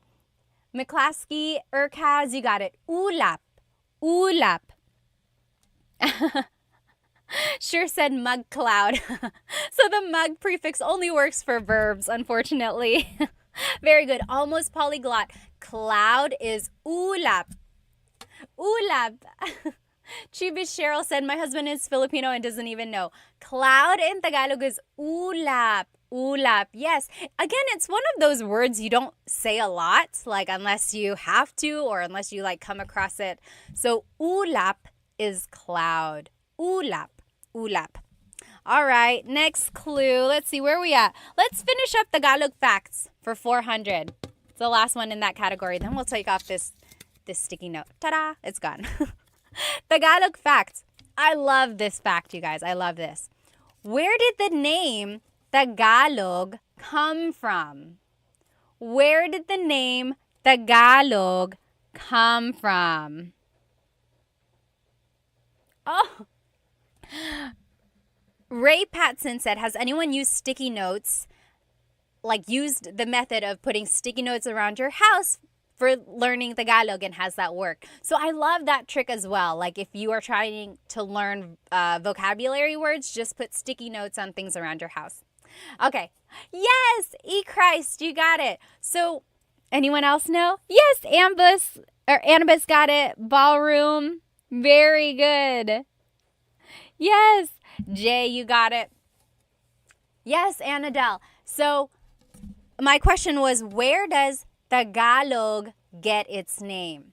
So back in the day when the Spaniards colonized the Philippines, they heard native Tagalog speakers, talking near a river. And they were like, what is this language? Ilog in Tagalog is river. So the Spanish called it Taga-ilog, like the people living there, Taga-ilog, from the river. So like river dwellers. So then the people speaking it were considered Taga-ilog, and they just considered their language Tagalog. So it comes from the phrase Taga-ilog, from the river, and then it just kind of became the name of the language spoken there. Tagalog, Taga-ilog. Very good, very good. Oh, Jonathan said try Kahoot for a Jeopardy game. Yeah, I'll try that. I know Kahoot, they use that in schools. Okay, very good. Now, all we have left are nouns, verbs, common phrases, questions. Oh, we're all out of Philippine trivia, so that's gone. Nouns, verbs, common phrases, and questions. What should we do? Let's do... Anyone? Sure said, what a great lesson. I know, right? I love trivia, and I love learning things. Okay, we're gonna do, anyone? Nouns, they are tough, McClaskey said. Okay, so if you joined me, you might hear some thunder. It's thundering hard now. So nouns for 400. Tell me 2 ways to say bed in Tagalog. 2 ways to say bed in Tagalog. So the past couple weeks I've been doing lives and like repeat lessons, and I did a lesson on vocabulary words about the house. Do you remember what the Tagalog word is for bed? Bed. And there are 2 words or 2 ways to say bed. Yes, Going Bananas said kama. Oh, there are 3 ways. So Christ said tulugan. Tulugan. Tulugan means a place to sleep. Yes, that wasn't included in our lesson. So there's kama, which means bed. Christ said tulugan. Tulugan means a place to sleep. There's one more. Yes, McClaskey, you got it. Higaan. Higaan. Higaan is a place to lie down. Very good, very good. Very good. Yes. Sean, Jay, Claudio, you guys all got it. Conan, yes, higaan. Very good, very good. So those are 3 ways to say bed. Kama, tulugan, and higaan. I like that in Tagalog, you can just kind of turn a verb into a noun. So tulog is to sleep. Tulugan is a place to sleep. Higa is to lie down. Higaan is a place to lie down. Yes, Sir David Sir David R, you got it right. Very good. Let's finish off nouns since there's only one left. What is our last noun clue? Oh, this is kind of similar. How do you say chair in Tagalog? How do you say chair in Tagalog? Chair in Tagalog, 2 ways. 2 ways. I like this second way to say chair. It's not used a lot. Oh, yes. Binyeves said silya. So, okay, we'll say 3. That wasn't on my list. Yes, Mukbak said upuan. Upuan. Christ, you got it right. Oh, Annabis, it's tulog. Tulog means chair. Tulog. Not tulo. Tulog. Very close, very close. Yes. Yes, Mark said upuan. Jay, maupo means, oh, manupo. It's almost like you're saying manupo. It's not quite manupo. Yes, silya, upuan. And then there's another Tagalog word. It's considered like a very deep Tagalog word. What is like a deep Tagalog word for chair? Anyone know? The deep Tagalog word for chair is salumpuet. Salumpuet. Literally, salo means to catch. Salo.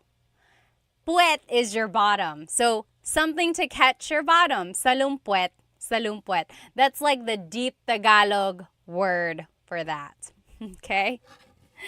Now, do we want to do verbs, common phrases, or questions? Baku said, is that commonly used day to day? No, absolutely not. So not a lot of people say salumpuet. That's just like a deep Tagalog word, almost like a trivia, good thing to know. But upuan or silya, those are what's used a lot. Okay, so Juan Diego said verbs. Let's do, yes, sure, that's correct. Verbs for, let's do 400. Verbs for 400. What is to sweep in Tagalog? What is to sweep in Tagalog? To sweep in Tagalog is the same as the noun of broom. Yes, Mr. Q and Binyebest, walis. Walis. So, nagwawalis ako. Nagwawalis ako. I am sweeping. Listen that I'm saying nagwawalis. Nag. I'm using it as a nag verb. Nagwawalis ako. But I could also say, winawalis ko ang sahig. Winawalis. So I'm using it as an in verb now. So when it's an in verb, it's an object-focused verb. And so, hello? Okay. So when it's an in verb, it's an object-focused verb. And then it's like focused on the floor. Winawalis ko ang sahig. However, when it's a mag verb, nagwawalis ako, it's focused on me. It's an actor-focused verb. Very good. Let's finish off verbs since we only have one left. What is to wink in Tagalog? What is to wink in Tagalog? Do you know? What is to wink? I remember learning this when I was a kid and I was like, wow, because it's not a verb you hear every day. Do you know what is to wink in Tagalog?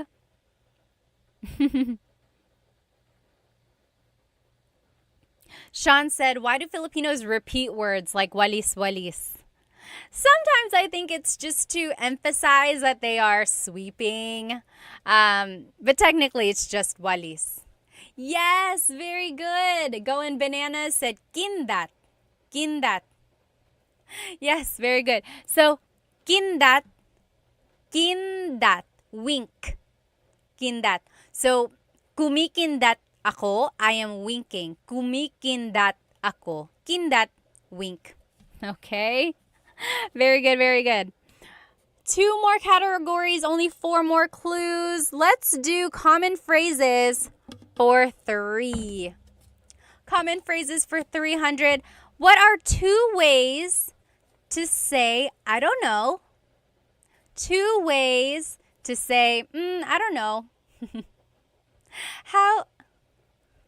How can you say, I don't know, 2 different ways? Yes, Justin Dizon said, hindi ko alam. Hindi ko alam. And then Cosmo Scary said, ewan ko. So those are the 2 ways you can say it. Hindi ko alam means I don't know. Ewan ko means I don't know either. So they are used interchangeably. Hindi ko alam and ewan ko. Very good. Let's finish off common phrases since we only have 1 left. Common phrases. How do you say goodbye in Tagalog? Or like how would you say it in a casual way? So you might hear me say it at the end of my videos, but that's actually not the common way to say goodbye. I just say it at the end of my videos just to kind of close my videos off. Yes, I know everyone is saying paalam, paalam because I say it. That is technically goodbye in Tagalog, but how would you say it like in a casual way? Yes, E-Cry said, kita kits, kita kits. Kita kits means like, see you later, see you soon. Yes, Micah said, ingat, ingat. Sir David, that's what I was looking for. Sige, sige. So, if someone is about to leave, yes, Annabis also said it. David on YouTube. So, a lot of people say, sige, ingat. Okay, take care. Sige. So, it's like, oh, sige, alis na ako. Okay, I'm leaving now. So, there's no real like goodbye. It's almost just like, okay, okay. See you later. Okay, so that's one thing to know there. Okay, we finished off common phrases. 2 more. Let's do questions for 400. How do you say, what are you doing? What are you doing? How do you say, what are you doing in Tagalog? Let's see. What in Tagalog is ano? Yes, Cosmo Scary said it on YouTube. Anong ginagawa mo? Very good. Justin Dizon got it. Anong ginagawa mo? Let's see here. A Amorous Rap Sing said, anong ginawa mo? That's past tense. Anong ginawa mo means, what did you do? Anong ginawa mo? But in the present tense, what are you doing? It's anong ginagawa mo. Okay? Anong ginagawa mo? And then the last clue of the night. Questions for 500. How do you say what happened in Tagalog? What happened in Tagalog? How would you say that? What happened in Tagalog? What happened in Tagalog is... I saw someone write it there. Oh. Sean, I'll answer your question in just a minute. Yes, very close, close, Micah. Yes, Abigail got it. Anong nangyari? Anong nangyari? What happened? Anong nangyari? Anong nangyari? What happened? Very good. Sean said, how do you say to a group of people, what are you doing?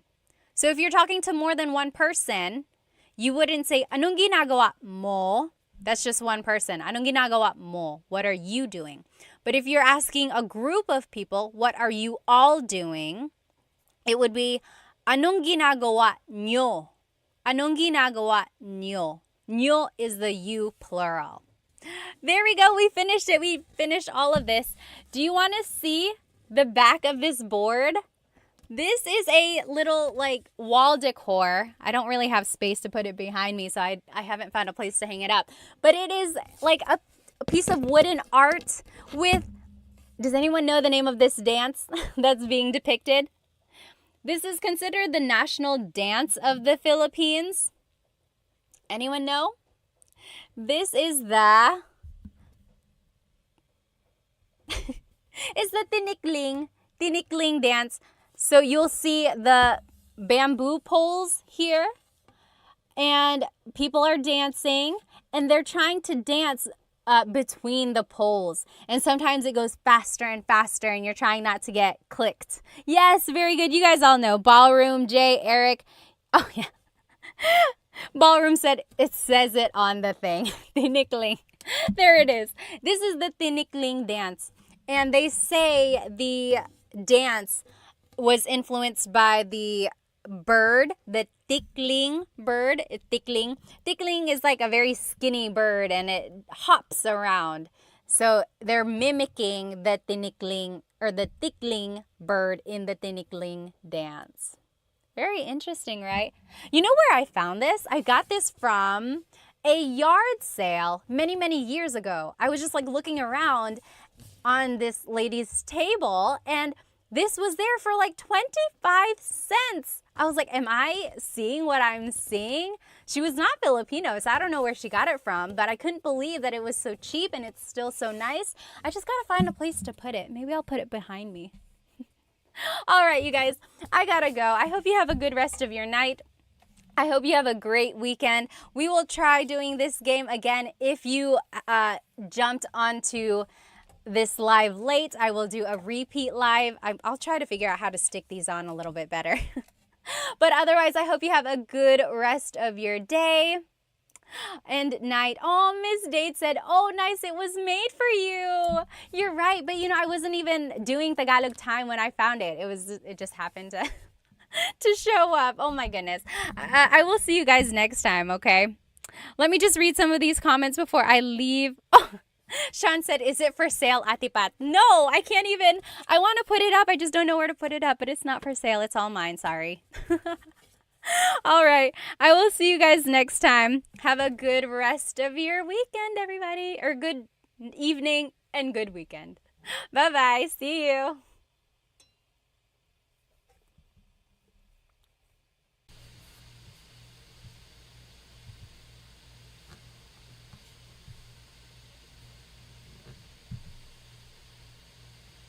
Okay, good. So we are going to go ahead and get started. So sorry for the delay. I have only gone live on Instagram, so I've never gone live on YouTube, but I wanted to give it a try because I know YouTube can make it horizontal versus when I go live on Instagram, it's always vertical. And I wanted to share my screen with you because I have so much information I want to share. And the way I used to do it was that it would just kind of display behind me and then I would cover it and everything. Let's just give everyone another minute to get on here. That's a good question. Why is the video quality 480 versus 1080? That is a very good question. Oh, I think it says on my end, it says the stream's current bit rate is lower than recommended. You know, I'll have to play around with it. Is it really bad, like the quality? Can you not see? Like if I were to show this, can you see it? Can you read it okay? Okay, it looks like it might be bad. Hang on one sec. So, okay, so some people are saying it's clear, it looks good, it's not bad. Okay. Okay, we'll just keep it like this for now. If it goes really bad, then let me know. Alrighty, so today we are going to be learning some possessive pronouns and question formation. Also, how is my audio? Is it okay? Is it fuzzy? Is it too soft? Let me know. And sorry if I'm looking to the side because I have two monitors here. This one is where all of the information is, and over here is where all of the comments are. Okay, good. So it looks like the quality is good. We're going to go ahead and jump right into this. So go ahead and grab yourself a piece of paper and something to write with. Audio sounds good too. Good. We got everything going. We're going to get going here. So I'm going to actually turn off my face just because I'm covering up some of what we need to see. So this is what we're going to be learning today. So we're going to be doing some possessive pronouns. So my, your, his or her. Then we'll learn some adjectives. Then we'll put it all together into a simple sentence structure. And then at the very end, we will learn some question words, how to ask questions in Tagalog. And one of those question words is ba, which I'm sure you've heard many times if you've talked to anyone in Tagalog. Let me just catch up on some of these comments here. There is a delay on my end, so if I'm saying it, you're probably hearing it maybe like 10 seconds later. Okay, alrighty. So let's jump right into it. So here are some possessive pronouns. I will say that there are different types of possessive pronouns. We are going to be learning my, your, his or her, ours. But then there are also other possessive pronouns that are mine, yours, like it's yours, and then theirs. That's a different type of possessive pronoun. These possessive pronouns are the ones that can go in a sentence. If you hear me pause, it's just because I am catching up on some of these comments. I really don't want to miss anyone's questions. Okay, alrighty. So let's just start by going over some of these possessive pronouns. Ko is my, bahay, or I'm sorry, like bahay ko, my house, bahay ko. Mo is your singular. So bahay mo, that's your house, bahay mo. Nya is his or her, nya. And as you can see, it's gender neutral. So this could be talking about a woman or a man. So bahay nya, it's his house or her house.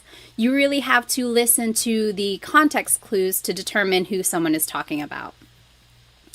And then natin is ours inclusive, namin is ours exclusive. So there are two different types of ours. Natin means you and me, all of us. We are all living in the same house. That's our house. Natin. Everyone is included, so that's inclusive.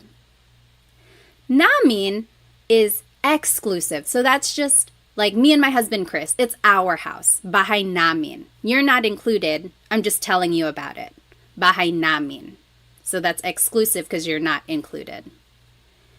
Then there's ninyo and nyo, which is your plural. So maybe you all as a class, you all live in one house.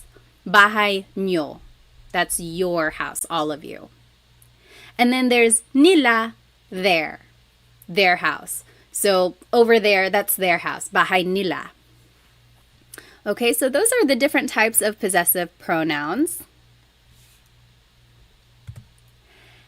And in order to make a sentence, usually we're using it to describe something. So it's like, my house is red. Pula ang bahay ko. So here are just some adjectives. We will start with colors.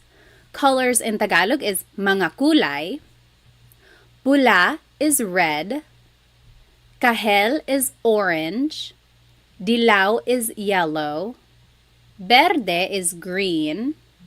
Azul is blue. Lila is purple. Puti is white.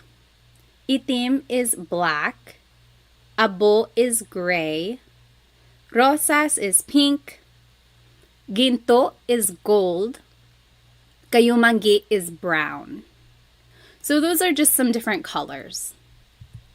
And now let's see how we can put everything together in order to make a sentence. So this is the general sentence structure. So the adjective goes first. Then it's the word ang, which means is or are. Then it's the object. Then it's the possessive pronoun. So if we were going to do this together, can you still see it when I minimize it like that? Or not minimize, make it smaller. So let's take a look at the first one. His pants are blue.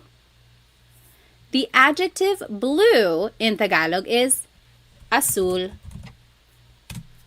So azul. And then it's the word ang. Then it's the object. Pants in Tagalog, I gave you a hint. Pantalon. And then it's the possessive pronoun his. Let's take a look back here. Niya. Azul ang pantalon niya.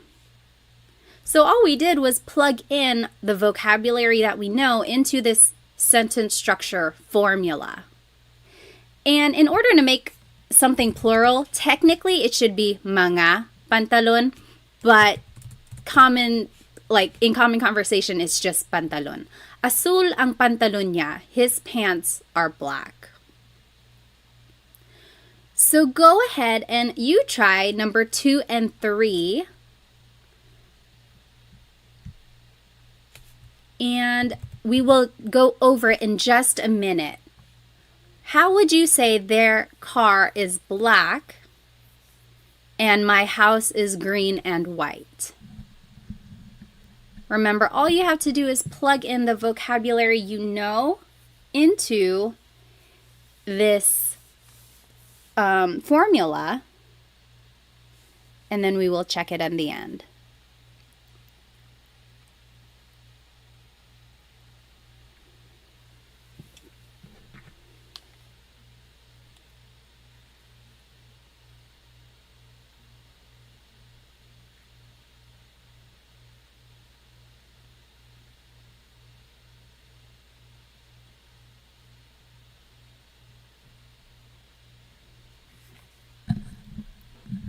Yes, okay, so I am seeing some of the right answers, or one of them is already in the chat. Go ahead and take maybe just another minute or two just to answer or translate what is their car is black and my house is green.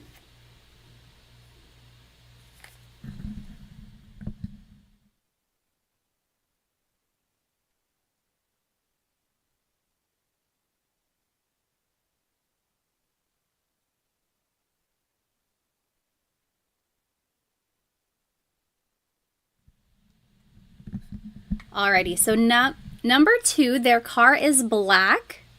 Tenfold for 10. Itim ang kotse nila. That's what they said.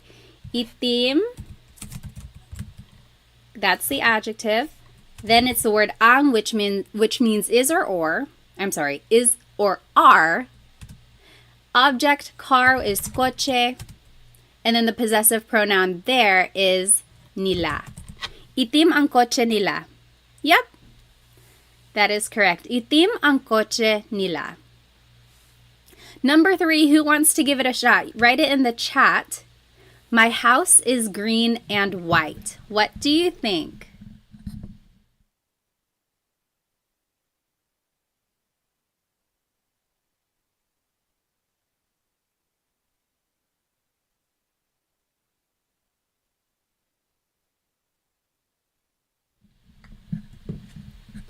Oh, I see some good answers in the chat here.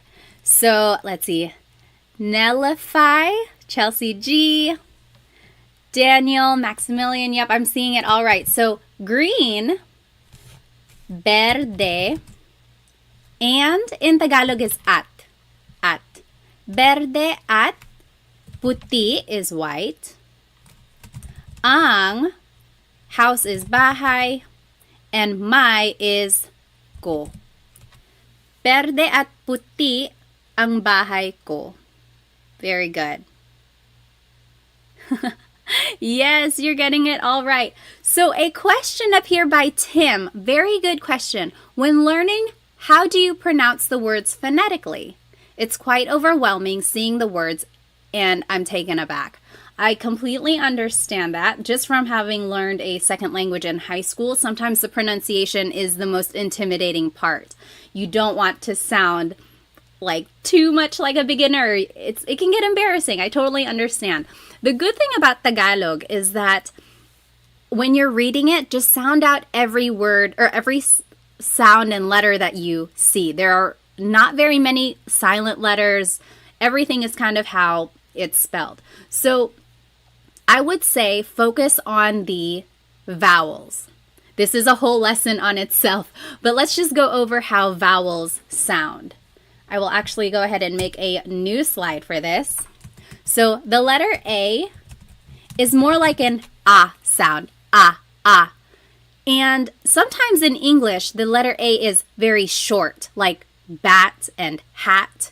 We don't want it flat like that. We want it more open, so ah, ah.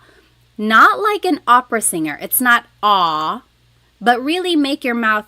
Let me turn on my camera here. I think that might help. Sorry, again, this is my first time coming on YouTube for the live. Yes, okay. So let's talk about pronunciation. So the letter A, ah, ah, ah. Not ah and not ah, just ah, ah. So let's practice saying salamat, salamat, salamat. It's not salamat and it's not salamat. It's really just like in the middle. It's flat. Salamat. Okay? So that's the letter A. Then the letter E is the same as in English. Eskwelahan. Then the letter I is an E sound. E. Isda, fish, or isa, one. E. Sometimes in English, the letter I has a very short I sound, like big or dig. We don't want that sound. We want an E sound. So that's the letter I. Then the letter O is O. Not aw, but more like an O. Sometimes I think of it like having a ball in your mouth. Your tongue gets kind of pushed back and down a little bit, and the inside of your mouth is open and wide. So O, like opo, opo. It's not opo, it's opo. That's the letter O. And then letter U is an U sound, U. So ulan, upuan, rain and chair, U. Not like under or umbrella. The letter U in Tagalog has an U sound. So when you're practicing pronunciation, I would say focus more on the vowels first, and then consonants will come later, and then usually the stress goes on the second syllable. But all of that will come the more you practice Tagalog. Let's get back to our lesson. Very, very good question though. Let me just catch up on some of these comments here. Let's see. So again, we just learned the possessive pronouns. We learned some adjectives, and then we learned how to put everything together into a sentence. Yes, so Ben said, I heard Filipino only has one pronunciation for each vowel. For the most part, yes, all the vowels have a short sound. It's not like A can sound like 8.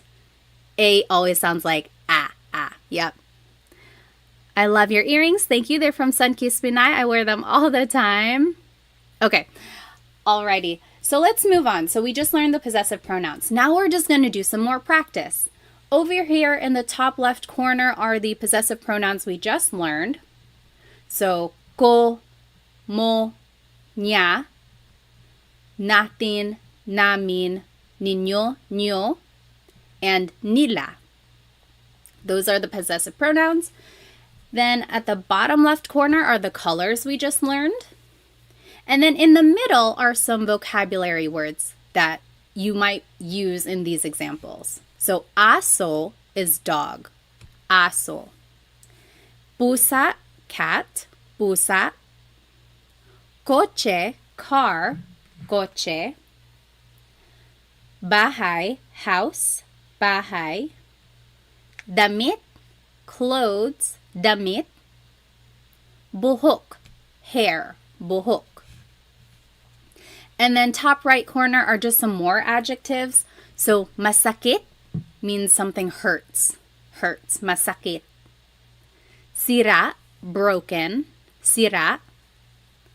Nawawala, missing. Nawawala.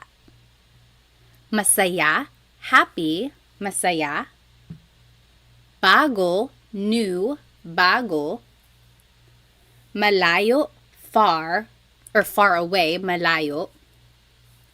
Masarap, delicious. Masarap. And then malamig, cold. Malamig. So that was a lot of adjectives, a lot of vocab there. All of those things you might be able to use in these examples coming up. Then just to review, here is the sentence structure that we just practiced. Adjective goes first. Then it's the word ang, which means is or are. Then it's the object. And then it's the possessive pronoun. The possessive pronoun goes at the end. And then here's the example. His pants are blue. Azul ang pantalon niya. Everything just was plugged into this formula that we learned. So let's do the first one together. Your singular hair is black. So remember the adjective goes first. Black in Tagalog is itim. Then it's the word ang. Then it's the object. Hair is buhok. And then it's the possessive pronoun your, which is mo. Itim ang buhok mo. Any questions on that example or anything we've learned so far? If you have a question, just type it into the comments or in the chat. Otherwise, go ahead and do 1 through 5, and then we'll go over it. So just do half of them first, and then we'll go over it. So 1 through 5. Don't write it in the chat yet, just because I want everyone to be able to do it on their own. So go ahead and do 1 through 5, or I'm sorry, 2 through 5, and then we'll check it.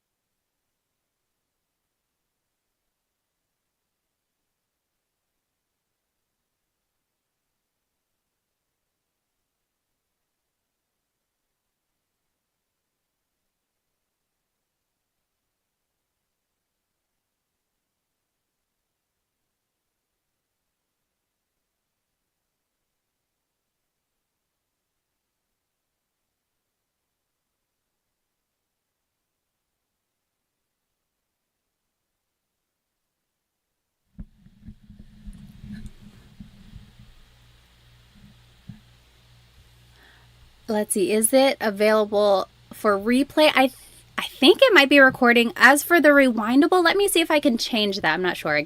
Oh, okay. I think I just need to enable this. Okay, I enabled DVR. We'll see if that helps. If you are just joining us, we are doing these examples. So we learned the possessive pronouns and some adjectives, and then we are using this sentence structure to make a simple sentence. We did the first one together. Your hair is black. Itim ang buhok mo. Then you just plug everything into this formula up here. Take about 1 more minute, maybe 1.5. I'll give you some time.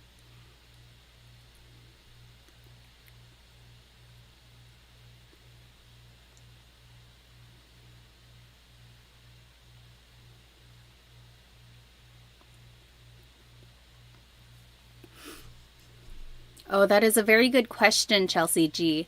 When would you say ma before the color? Like maitim ang buhok ko. Let me think about it. I want to give you a clear and concise answer. I'll think about it, and then after we do the examples, I'll answer your question. Very good question.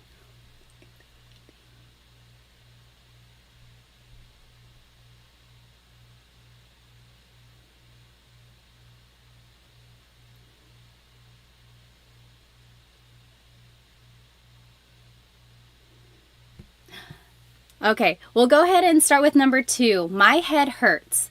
Head is ulo. Oh, Angel, missing in Tagalog in the top right corner, nawawala. Nawawala, missing. Okay, so number 2, you go ahead and write it in the chat. My head hurts. What do you think that is in Tagalog? My head hurts. Whoops, sorry.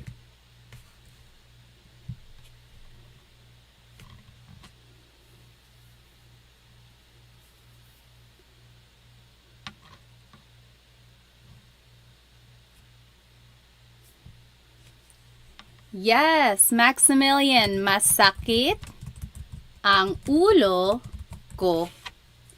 So remember, adjective goes first, masakit. Then it's the word ang. Then it's the object ulo. Then it's the possessive pronoun ko. Masakit ang ulo ko. Yep. Number 3, my hands are cold. Hands in Tagalog is mga kamay. What do you think that is in Tagalog? My hands are cold. Let's see. My hands are cold.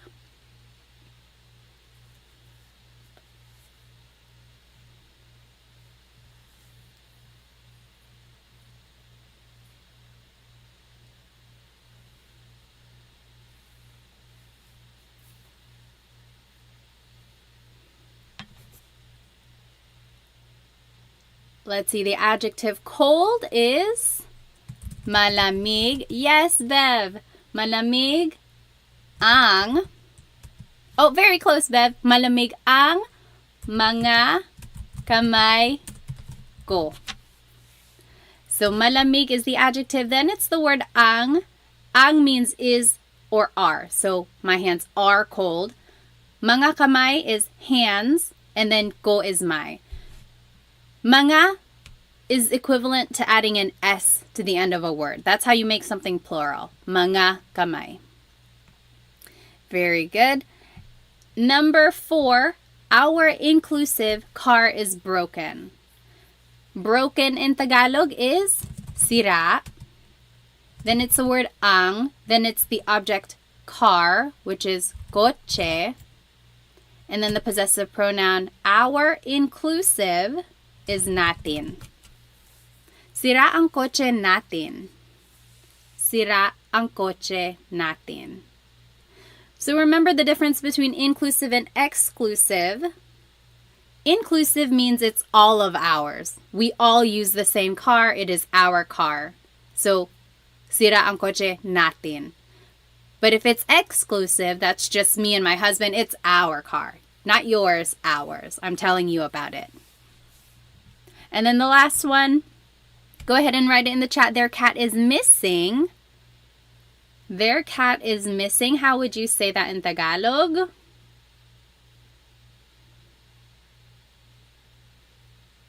Yes. Dean got it. Nawawala. Nawawala, that means missing. Ang pusa nila.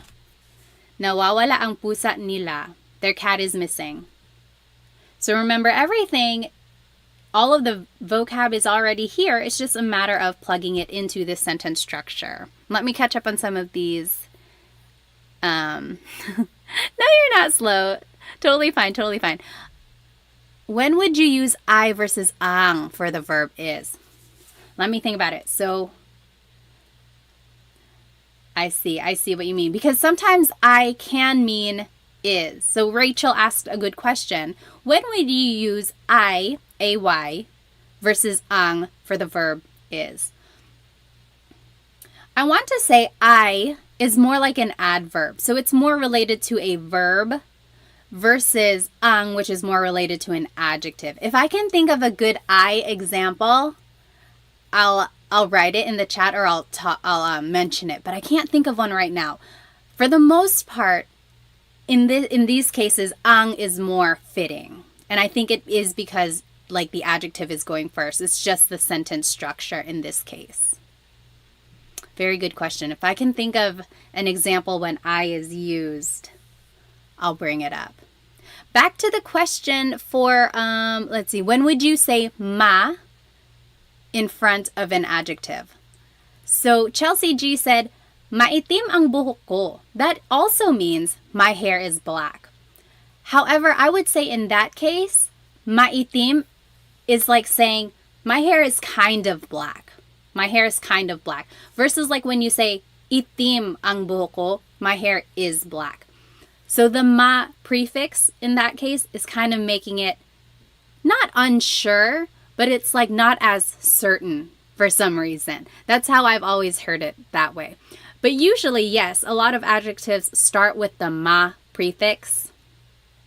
Itim is one of those where it does not. Or like for colors, when you add the ma prefix, it's almost like you're just kind of describing it, but it's not exactly that. I don't know if that's making any sense at all. But it's one of those things where it's like, it's almost right. And if you said it in Tagalog, no one's going to be like, oh my gosh, they don't know what they're talking about. But it's just more correct to use itim without the ma. Very good question. Let's go ahead and finish up these examples. So 6 through 9. And go ahead and write the answers in the chat so that we can go over it a little bit quicker. I will make it a little bit bigger so that we can see it better. Okay, go ahead and take maybe 3 minutes. Just do 6 through 9 and then we'll go over it.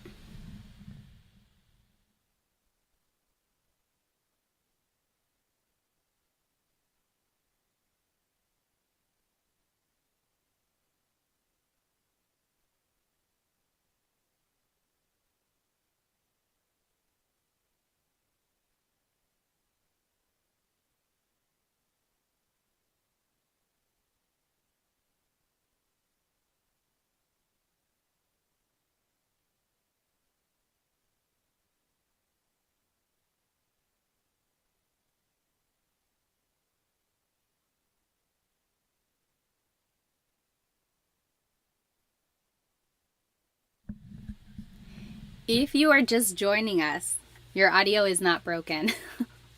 We are all trying to answer number 6, 7, 8, and 9. Oh, sorry. Your audio is not broken. Anyway, yes, we are all trying to answer or translate these phrases, and then we're going over it. I'll give you about maybe 1 more minute.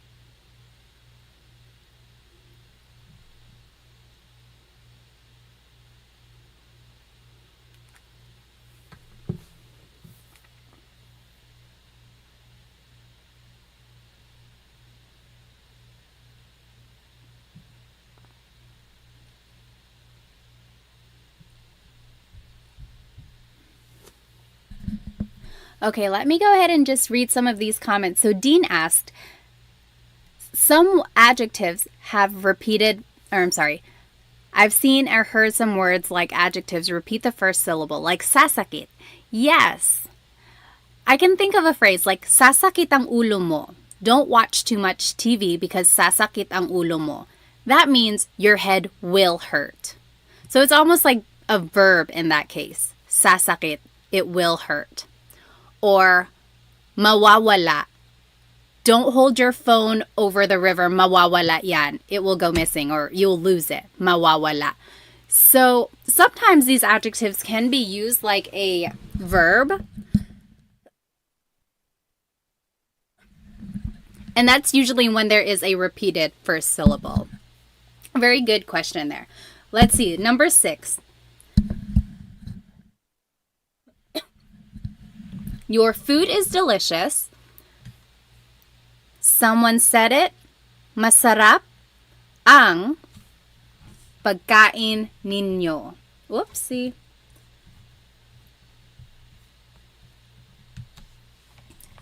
Delicious is masarap. Then it's the word ang. Then pagkain is food. Your, ninyo or nyo.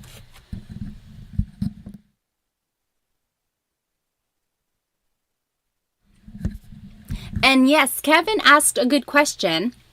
Is there a difference between niño and ño? Or would you use them for different scenarios? Actually, ño is just the shorter form. It's like slang almost. I added it because I hear nyo a lot more than niño. So if you hear nyo, just know that it's the same as niño. But they are exactly the same. Very good question. Next, his clothes are new. What do you think that is? Yes, Angel. Bago ang damit niya. So again, you could add mga because to make something plural, you have to add mga. But damit sometimes is understood as just being plural already. So you can add mga or you don't have to. Doesn't make a difference. Bago ang mga damit niya or bago ang damit niya. My kids are happy. Kids is mga anak. How would you say that in Tagalog?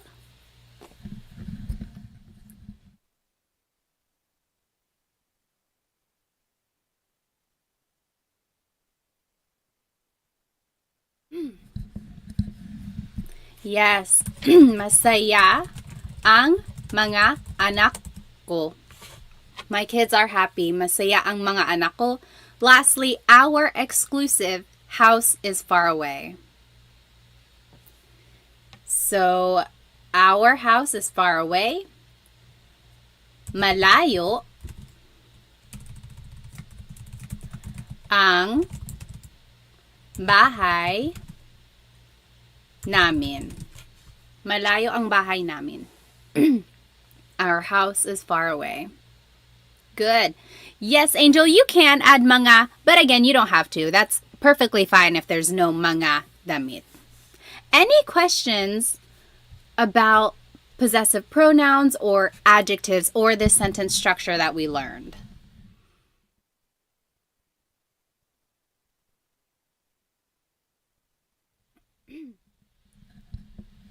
Okay.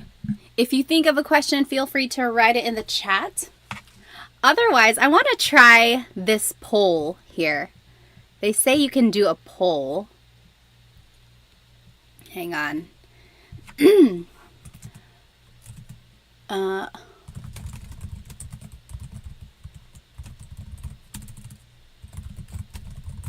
Okay.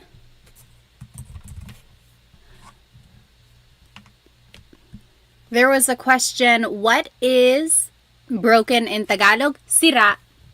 Sira, up here in the top right corner, sira. We are going to do this quick poll. Oops.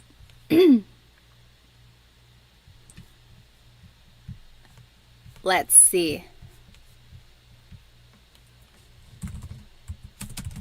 Okay. See if that works.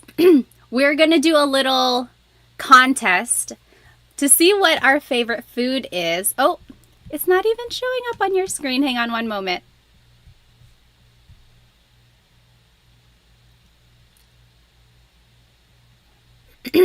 Okay, there we go.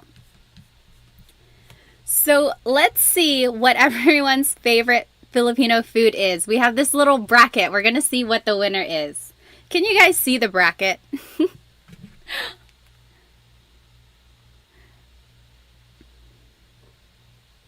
Okay. Oh, I see. It's very small.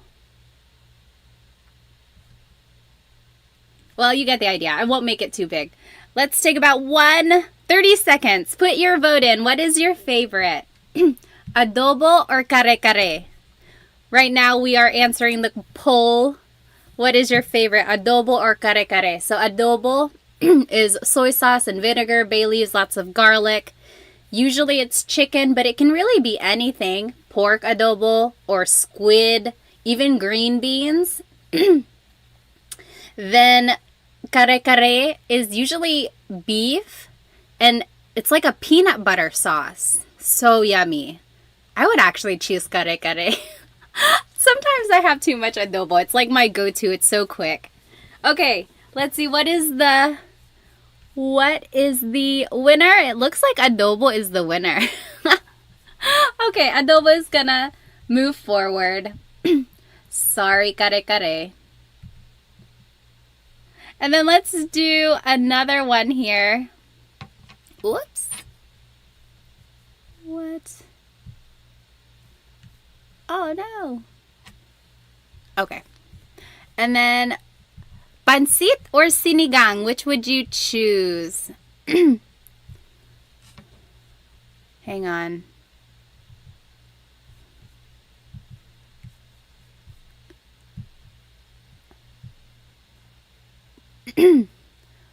Let's see. Now I can't do a poll. Whatever. Which would you choose? Pansit or sinigang? Which would you choose? Oh yeah, adobo 1. So 70% by 30%. Por kare-kare. Favorite food. Sinigang or pansit? Okay, there. I started the poll. Put your vote in. Take 1 minute. And we'll see which one wins. Ooh, it's close.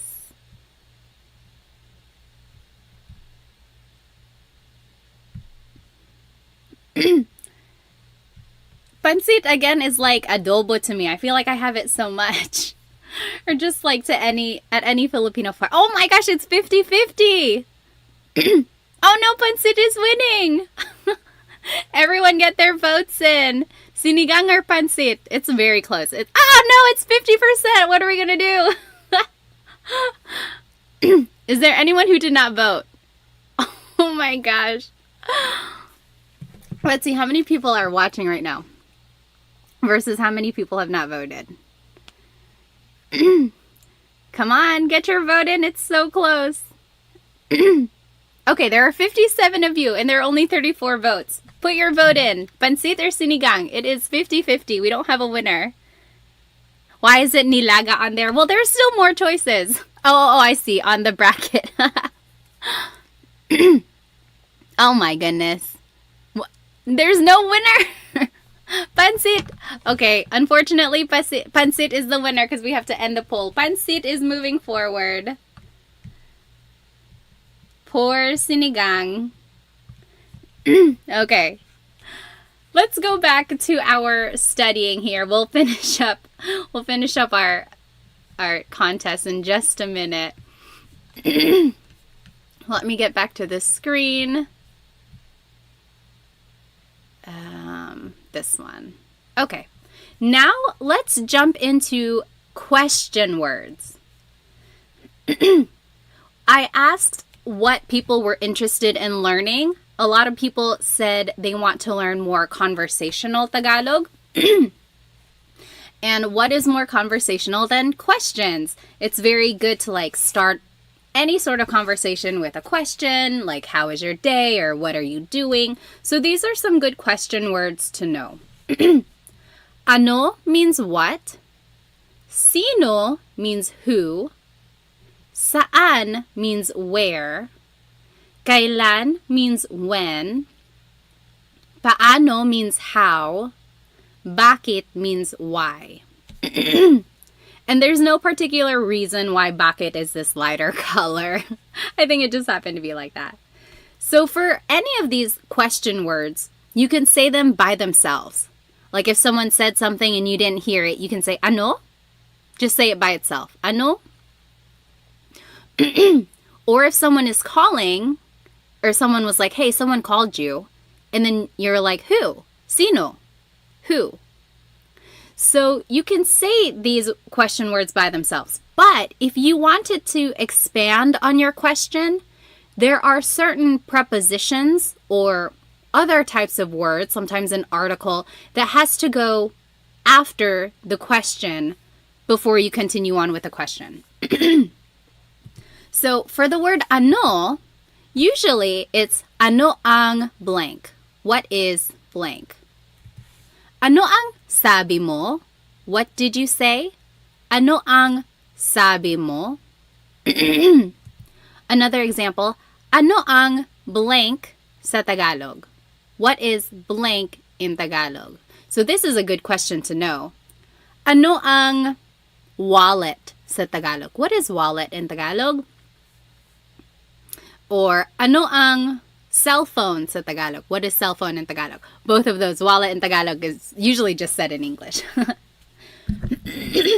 Another question. Ano ang pangalan mo? What is your name? Ano ang pangalan mo? Next, the word sino, who, also uses ang. Ang. Sino ang blank? Sino ang kumakanta? Who is singing? Sino ang kumakanta? Also, sino yun? Who is that? Sino yun? So sometimes you can just use a demonstrative pronoun, this or that. Sino yun? Sino ito? Who is this? Next, saan and nasaan.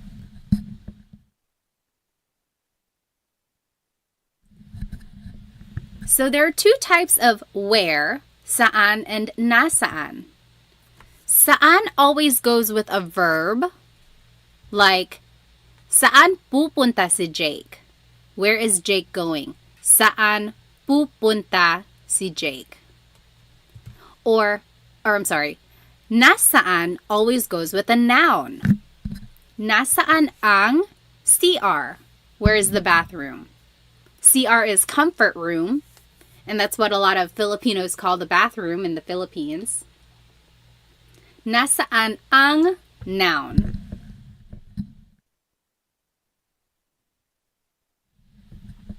And a good way to remember that are nasaan and noun both start with the letter N, so that's kind of helpful. Then the word kailan, when. You might hear some people say kailan. Sounds like an E, but it's technically spelled with an AI. Kailan ang blank. Kailan ang exam mo? When is your exam? Kailan ang exam mo? Next, the word how is paano. Paano mo or paano niya, paano siya. So usually a pronoun comes after paano.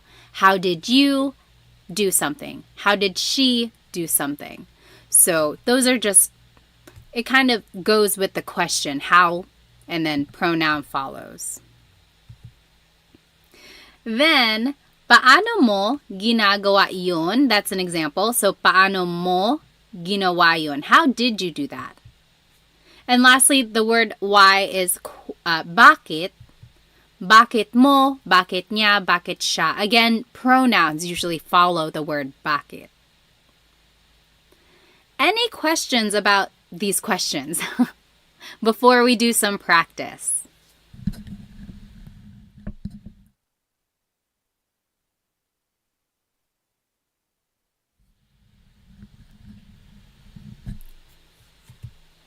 Let's see here. So on this next slide, in the top left corner are the question words we just learned and the usual sentence structure, or the format of the question. Bottom left corner are the possessive pronouns we just learned. And then to the right are the questions that I want you to translate into Tagalog. So let's do the first one together. What is your name? What is your name? So let's take a look at the word ano. Usually it's ano ang blank. And I gave you a hint. Pangalan is name. So what is your name? Ano ang pangalan? Your, take a look at this bottom left corner, mo. Ano ang pangalan mo? Yeah, very good, Dita. Ano ang pangalan mo? You go ahead and do 2 through 6, and we'll go over it.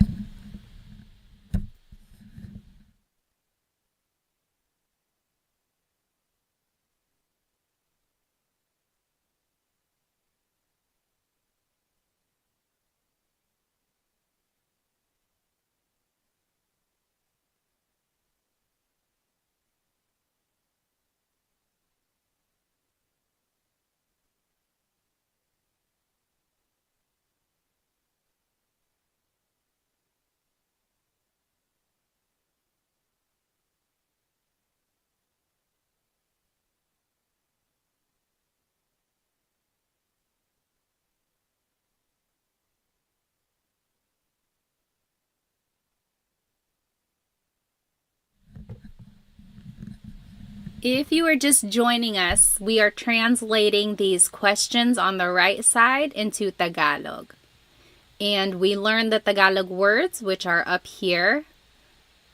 They are the question words, and then the possessive pronouns are down here. Yes, James, good. So if you know the answer, you can start typing it in the chat, and you are welcome to check your answer. I'll give you maybe another minute or two.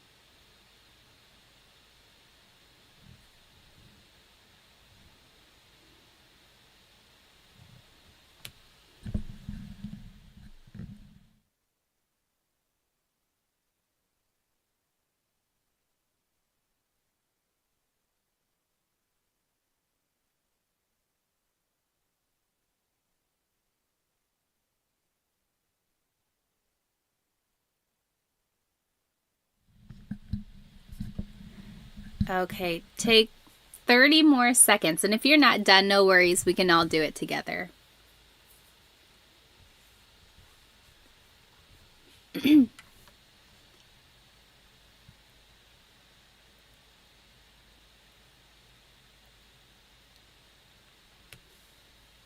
Okay, number 2. Where is Alex going to sleep? Where is Alex going to sleep? So let's take a look at the word where. So we have to choose, is it saan or nasaan? So since it's matutulog, that's a verb. Saan matutulog si Alex. The word si is the linking word before a proper noun. So anytime you're talking about a person, it's si. Saan matutulog si Alex? When is your birthday? Birthday in Tagalog is kaarawan. What do you think that is in Tagalog?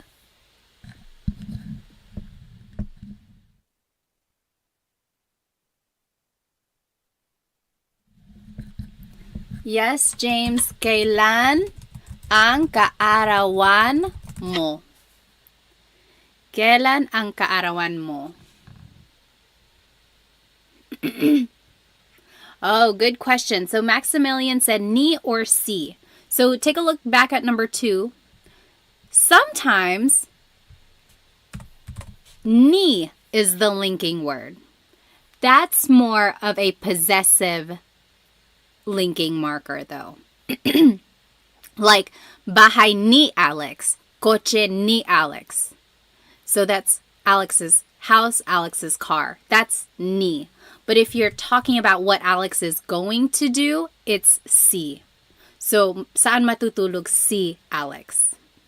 Okay, next. Who is their father? Tatay. Tatay is father. Sino ang tatay? There in Tagalog is nila. Nila.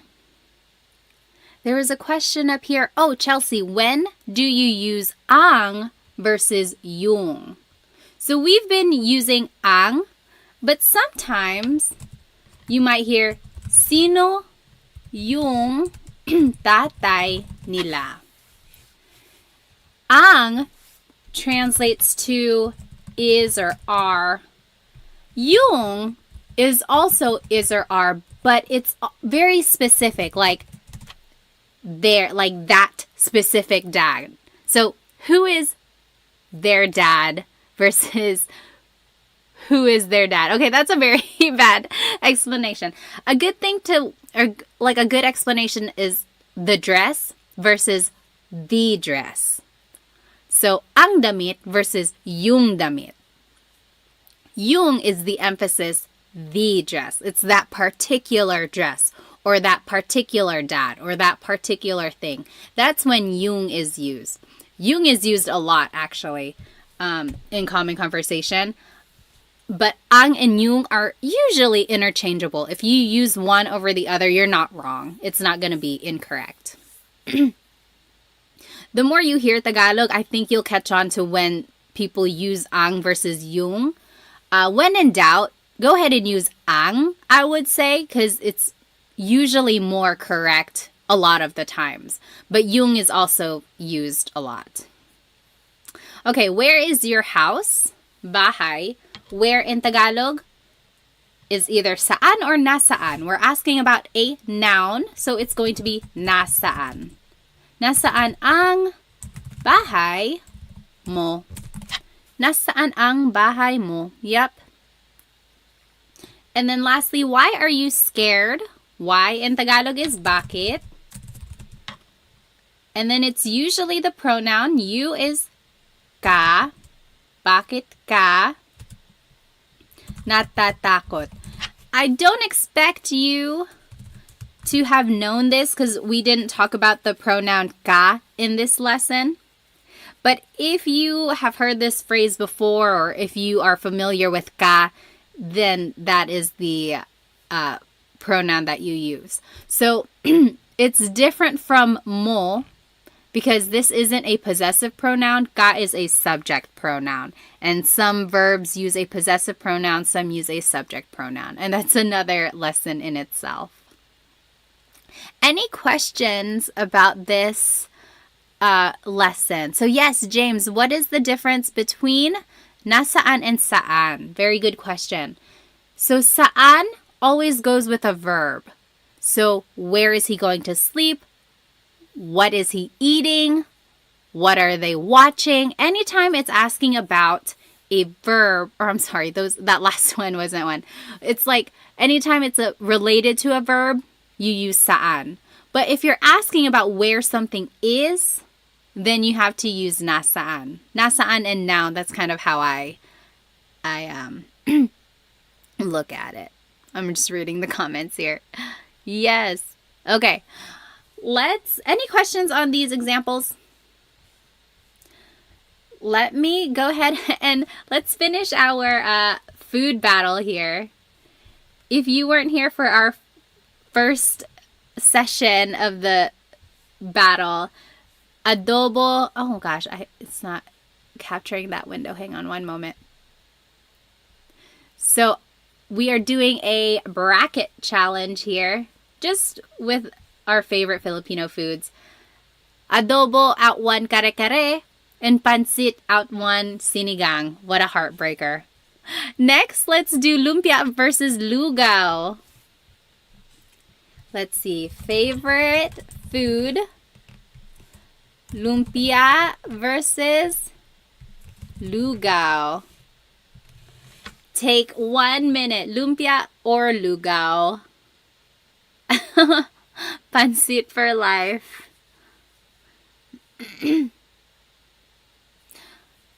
Very good question, Trish. So Trish asked, when would you use asan? So some people say, asan yung susi ko? Where are my keys? Asan yung CR? Where is the bathroom? Asan is short for nasaan. That's all that is. It's just a shortcut way to say it. Okay. Oh, so ano ang lugaw? Lugaw, also known as arroz caldo, depending on where you're from in the Philippines. It's like a rice porridge. It has ginger, chicken. Some people put tripe and rice. The rice is what makes it really thick. It's super yummy. Sometimes it's topped with fried garlic or chicharon. I've seen that too. Yep, also known as arroz caldo. Oh my goodness, lumpia is winning by a landslide. I'm not surprised. I mean, you can't go wrong with fried spring rolls. Okay, so lumpia is the winner there. And then last one, dinugaan versus lechon. Hang on, let me make a new poll here. Poor lugaw. I like lugaw. I guess I have to be in the right place for it. If I'm sick or if it's cold. Dinuguan versus lechon. Rain asked, ano ang dinuguan? Does anyone want to explain what dinuguan is? So dinuguan is a kind of like a stew, usually made with pork, and there's like long green peppers in it, garlic, some ginger too. But the main ingredient is pork blood. So if you look at it, it's like a really dark, almost black color, and that's from the pork blood. And a lot of people will joke and say, oh, it's just chocolate meat. It's a chocolate soup. But it's not chocolate. It's dinuguan. But it's very good. Don't knock it till you try it, I would say. Let's see, who's winning? Oh, lechon. Lechon. You can't go wrong with lechon either, especially when the skin is so crispy. Lechon. Okay. Yeah, chocolate meat. Yeah, I think everyone has heard that, especially if you have someone who's not Filipino at a party. They're going to say, oh yeah, try this. It's just chocolate meat. Okay, let's go back to our lesson here. Now, we are going to be learning about this word ba. Let me switch over. Oops. Let me switch over to the other slide. There we go. So, ba. This is a question word. There is no real translation in English, but it's used when the question is asking for a yes or no answer. So, for example, kumain ka na ba? Yes or no. Have you eaten yet? Yes or no. Or, ready ka na ba? Are you ready yet? Yes or no. So, anytime it's asking for like a yes or no question, it's usually it has a ba in there. But whenever you want to add ba, there are certain placements of it in the question. It's not like the word po, where you can add po at the end of anything you say to make it respectful. Ba, you actually have to add in certain places in the phrase or in the question in order for it to make sense. Okay, so usually, ba goes after the word na, which means already, or after a pronoun like ka, mo, or ko. So if any of those appear in the question or in a phrase, ba would go after that. We will see examples of these. So, nandito na ba si Benji? Is Benji here yet? There's the word na. So ba goes after that. Remember, if na appears in the phrase, that's where ba would go. Or, bumili ka ba ng bigas? Did you buy rice? Bumili ka ba ng bigas? There's the pronoun ka. Remember, it was in the rule. Ba goes after a pronoun. Bumili ka ba ng bigas? Did you buy rice? I want to point out that if you take out ba in any of these questions, then it's just a statement. Nandito na si Benji. Benji is here. Nandito na si Benji. Or, bumili ka ng bigas. Go buy rice. Or, you bought rice. Bumili ka ng bigas. So, when you take out the word ba, then it's just a statement. As soon as you add the word ba, it turns it into a question. I think that's so interesting. One small word has such a big impact on its meaning. And here's just another example. Nakapunta ka na ba sa Pilipinas? This is showing that if there's a pronoun and the word na, ba would go after both of those. So remember in the rule it said if na and a pronoun are in a phrase, ba would go after that. So if both of them are in a phrase, then ba goes after both of them. Nakapunta ka na ba sa Pilipinas? Have you been to the Philippines yet? All right, so that's rule number 1. Next, ba goes after an adjective or a noun. For example, Kotse ba yan ni Sarah? Is that Sarah's car? So there's the noun kotse. Ba is after that. Mabait ba si Tito Boy? Is Tito Boy nice? Mabait is an adjective meaning nice. Ba goes after that. So it goes after an adjective or a noun. Okay? And then ba goes after a verb. Naligo ba yung mga bata? Did the kids take a shower? Naligo ba yung mga bata? And then magtatrabaho ba si Mark bukas? Will Mark go to work tomorrow? So there's the verb magtatrabaho, meaning to go to work, will go to work. Ba goes after that. So for the most part, ba goes after the first word. It's usually the second word. If you see these last 4 examples, it's the second word in the question. However, you have to watch out for na or a pronoun because it would go after that. Let's take a look at some examples. I think it will kind of put everything in make it more sense. So turn these into a question. The first one, kumain ka ng almusal. You ate breakfast. Kumain ka ng almusal. Let's do that one together. Remember our rules.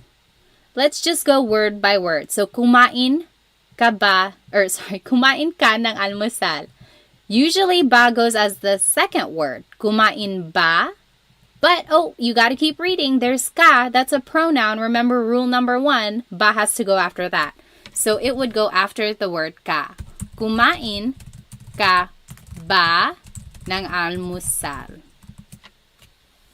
Kumain ka ba ng almusal? Because remember, technically it goes after a verb, like in rule number 3. But you got to keep reading and you'll see that there's a pronoun and it goes after pronouns.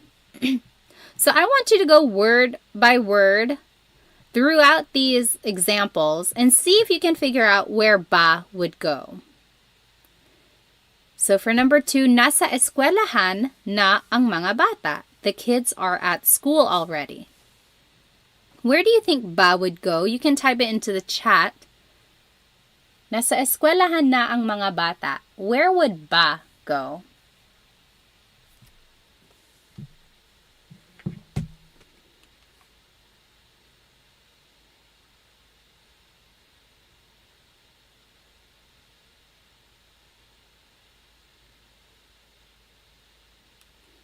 Yes. So after na. So nasa eskwelahan na ba ang mga bata? Are the kids at school already? Nasa eskwelahan na ba ang mga bata? Remember, it goes after the word na.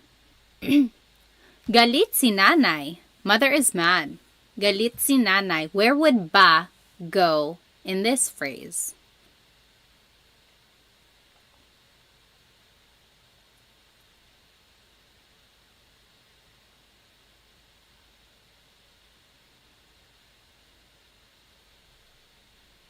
Galit si nanay. Mother is mad. Where would ba go?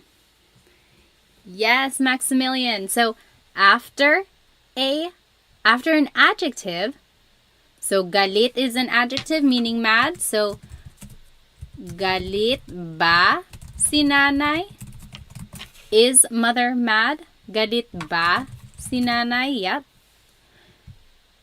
Up here, that should be number 4. Bahay yan ni Ate Mary.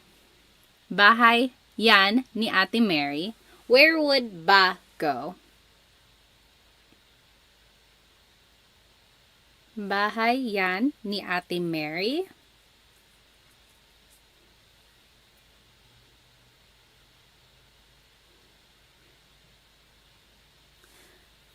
Remember, it goes after a noun. So, bahay ba yan ni Ate Mary. Yeah, very good. Number 4, aso mo yan. That is your dog. Aso mo yan. Where would ba go there?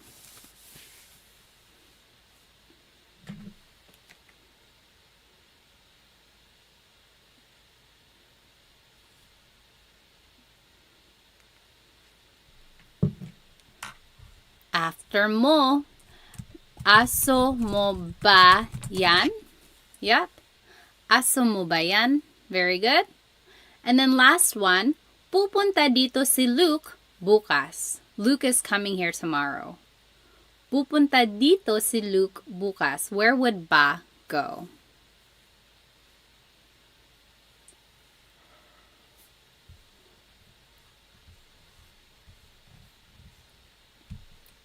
Yep. After pupunta. So, pupunta ba dito si Luke bukas. So, after a verb, that was rule number 3. Pupunta ba dito si Luke bukas. Any questions about ba placement? Usually, it's the second word in the question. You just have to watch out for na or any pronouns because ba would go after that. All right. Last thing here before I let you go. This last slide is an interesting activity because so far I've been having you translate things from English to Tagalog. But now I want you to translate things from Tagalog to English. So here are some common questions in Tagalog. I want to see what you think they mean. For the most part, you could probably figure it out, but towards the end, they're a little bit trickier. So jot it down. What do you think anong oras na? What do you think that means? Do 1, 2, and 3, and then we'll go over it. Translate these questions to English.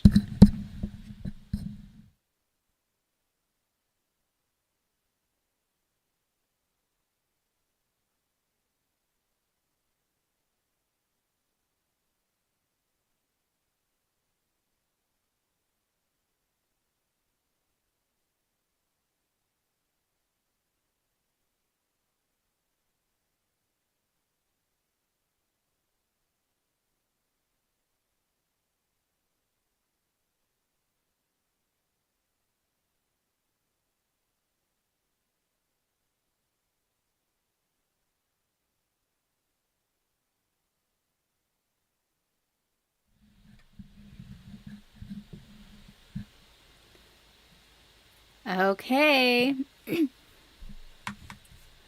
Let's go ahead and do 1, 2, and 3. Anong oras na? Oras means time. What time is it? Yep. What time is it? Saan ka? Yep, John got it. Where are you? Saan ka? Number 3, anong sabi mo? Sabi means to say. Anong sabi mo? Yep, Jimmy got it. What did you say? Let's do the rest together. Sino ka? Sino ka? John got it. Sino ka? Who are you? Remember, sino means who. Saan ka pupunta? Saan ka pupunta? What do you think? Oh, good question. So Max said, why did you add ng to ano? Technically, this is ano ang sabi mo. And then you put it together and it's anong. That's all that is. Saan ka pupunta? Where are you going? Yes, Chelsea G, where are you going? Number 6, kailan ka uuwi? Uwi means to go home. Kailan ka uuwi? John got it. Good. John got them all. When are you going home? This one is interesting because it can mean when are you going home or when are you coming home. So if you're at a party and you're giving your friend a ride, you could say, oh, kailan ka uuwi? Can I ride home with you? When are you going home? Can I get a ride? But if your mom is calling you and she's like, hey, kailan ka uuwi? When are you coming home? It would be the same thing as well. So it's either going or coming. You just got to listen to the context. Sino ang kasama mo? Kasama means to be with. Tony got it. Who are you with? Sino ang kasama mo? Number 8, bakit ka umiiyak? Umiiyak means crying. Yes, Dita, why are you crying? And bakit ganito? These last two are tricky. Bakit ganito? So bakit means why. Ganito means like this. So it's technically asking like, oh, why is it like this? Why is it happening? Why is it happening? Why is it like this? So it's like, oh no, I got a flat tire. Bakit ganito? It's more rhetorical. And then number 10, paano na ngayon? Paano means how. Na means already. Or like an emphasis sometimes. And then ngayon means now. So it doesn't translate directly, but it means like, what am I going to do now? What now? So these last two are just rhetorical. They're not like literal. So if you hear anyone say these last two, that's just what they mean. Bakit ganito? Paano na ngayon? Those are things that you say when things go wrong. You're like, oh no, why is this happening? What now? Alrighty. So those are the questions that you might hear in Tagalog. And then now you know how to use ba. You know some question words as well. Let's see, does anyone have any questions before we finish our food contest? Any questions about anything we learned today? We learned so much. Hopefully you can use some of these questions the next time you are talking to someone. Let's go back to this last contest here. Let's see.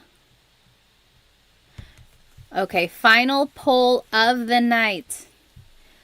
Oh wait, am I missing? Oh, no. Now we got to do adobo versus pancit. Wait, how is that going to work? I think I'm missing like a step. But anyway, favorite food. So adobo versus pancit. What is it? What do you think? Adobo versus pancit. Take 1 minute. Which is your favorite? If you just joined us, welcome. We learned some possessive pronouns and we learned some sentence structures to make some conversational phrases using adjectives. Then we learned some question words and how to use ba in a question. And then we finished off with some common Tagalog questions. I'm pretty sure this video is going to be on my page afterwards. You're welcome to watch it again. There's lots of examples that you can do. Right now we are doing a favorite Filipino food bracket. So go ahead and get your vote in. We are doing adobo versus pancit. What do you think? Take 10 more seconds. All right.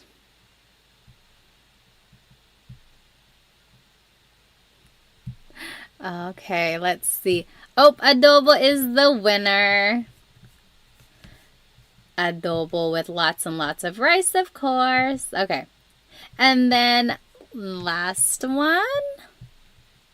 Or I guess we would have another one after this. Let's see. Lumpia versus lechon. Favorite food. Lumpia versus lechon. Oh, that's a hard one. They're both crispy and yummy. Which would you choose? Lumpia versus lechon. Let's see. Lumpia versus lechon. Those are both very popular party foods too. I think I would probably choose lumpia. Oh no, it's 50-50 again. Make sure to get your votes in. Every vote counts. Oh, lechon is winning. Let's see. Get your vote in. Lumpia versus lechon. 10, 9, 8, 7, 6, 5, 4, 3, 2, 1. It is a tie. Oh, lechon won. Oh no, now lumpia won. Okay, 3, 2, 1. And oh, lechon won. Lechon is the winner. And then last one. Now it's between lechon and adobo. Who is going to be the winner here? Lechon or adobo? Adobo has been a crowd favorite tonight. Adobo versus lechon. 1 minute. I'm going to set a timer. Adobo versus lechon. Hang on. The minute is starting now. Get your vote in. Amy said adobo will totally win. Oh, I don't know. Lechon is winning right now. Make sure you get your vote in. Adobo versus lechon. If you're just joining, no, this is not a Tagalog lesson. We just finished our lesson. Now we are just figuring out the ultimate favorite Filipino food. You have 30 seconds to vote. Get your vote in. Every vote counts. This is for the championship. Adobo versus lechon. Who's it gonna be? Oh no! Lechon is winning. Amy, you jinxed it. I'm just joking. Let's see. 10, 9, 8, 7, 6, 5, 4, 3, 2, 1. Lechon is the winner. It does take a long time to make a lechon. It's totally worth all the effort. Lechon is the winner. Okay. When do I do my live Tagalog lessons? I haven't done one until like tonight. I used to do them pretty frequently on Instagram. And then I went to the Philippines and then life got so busy. But now I'm hoping to do these a little bit more. Thank you so much for sticking with me. And sorry I was late. I was trying to figure out this whole technology thing. I usually did them on Instagram.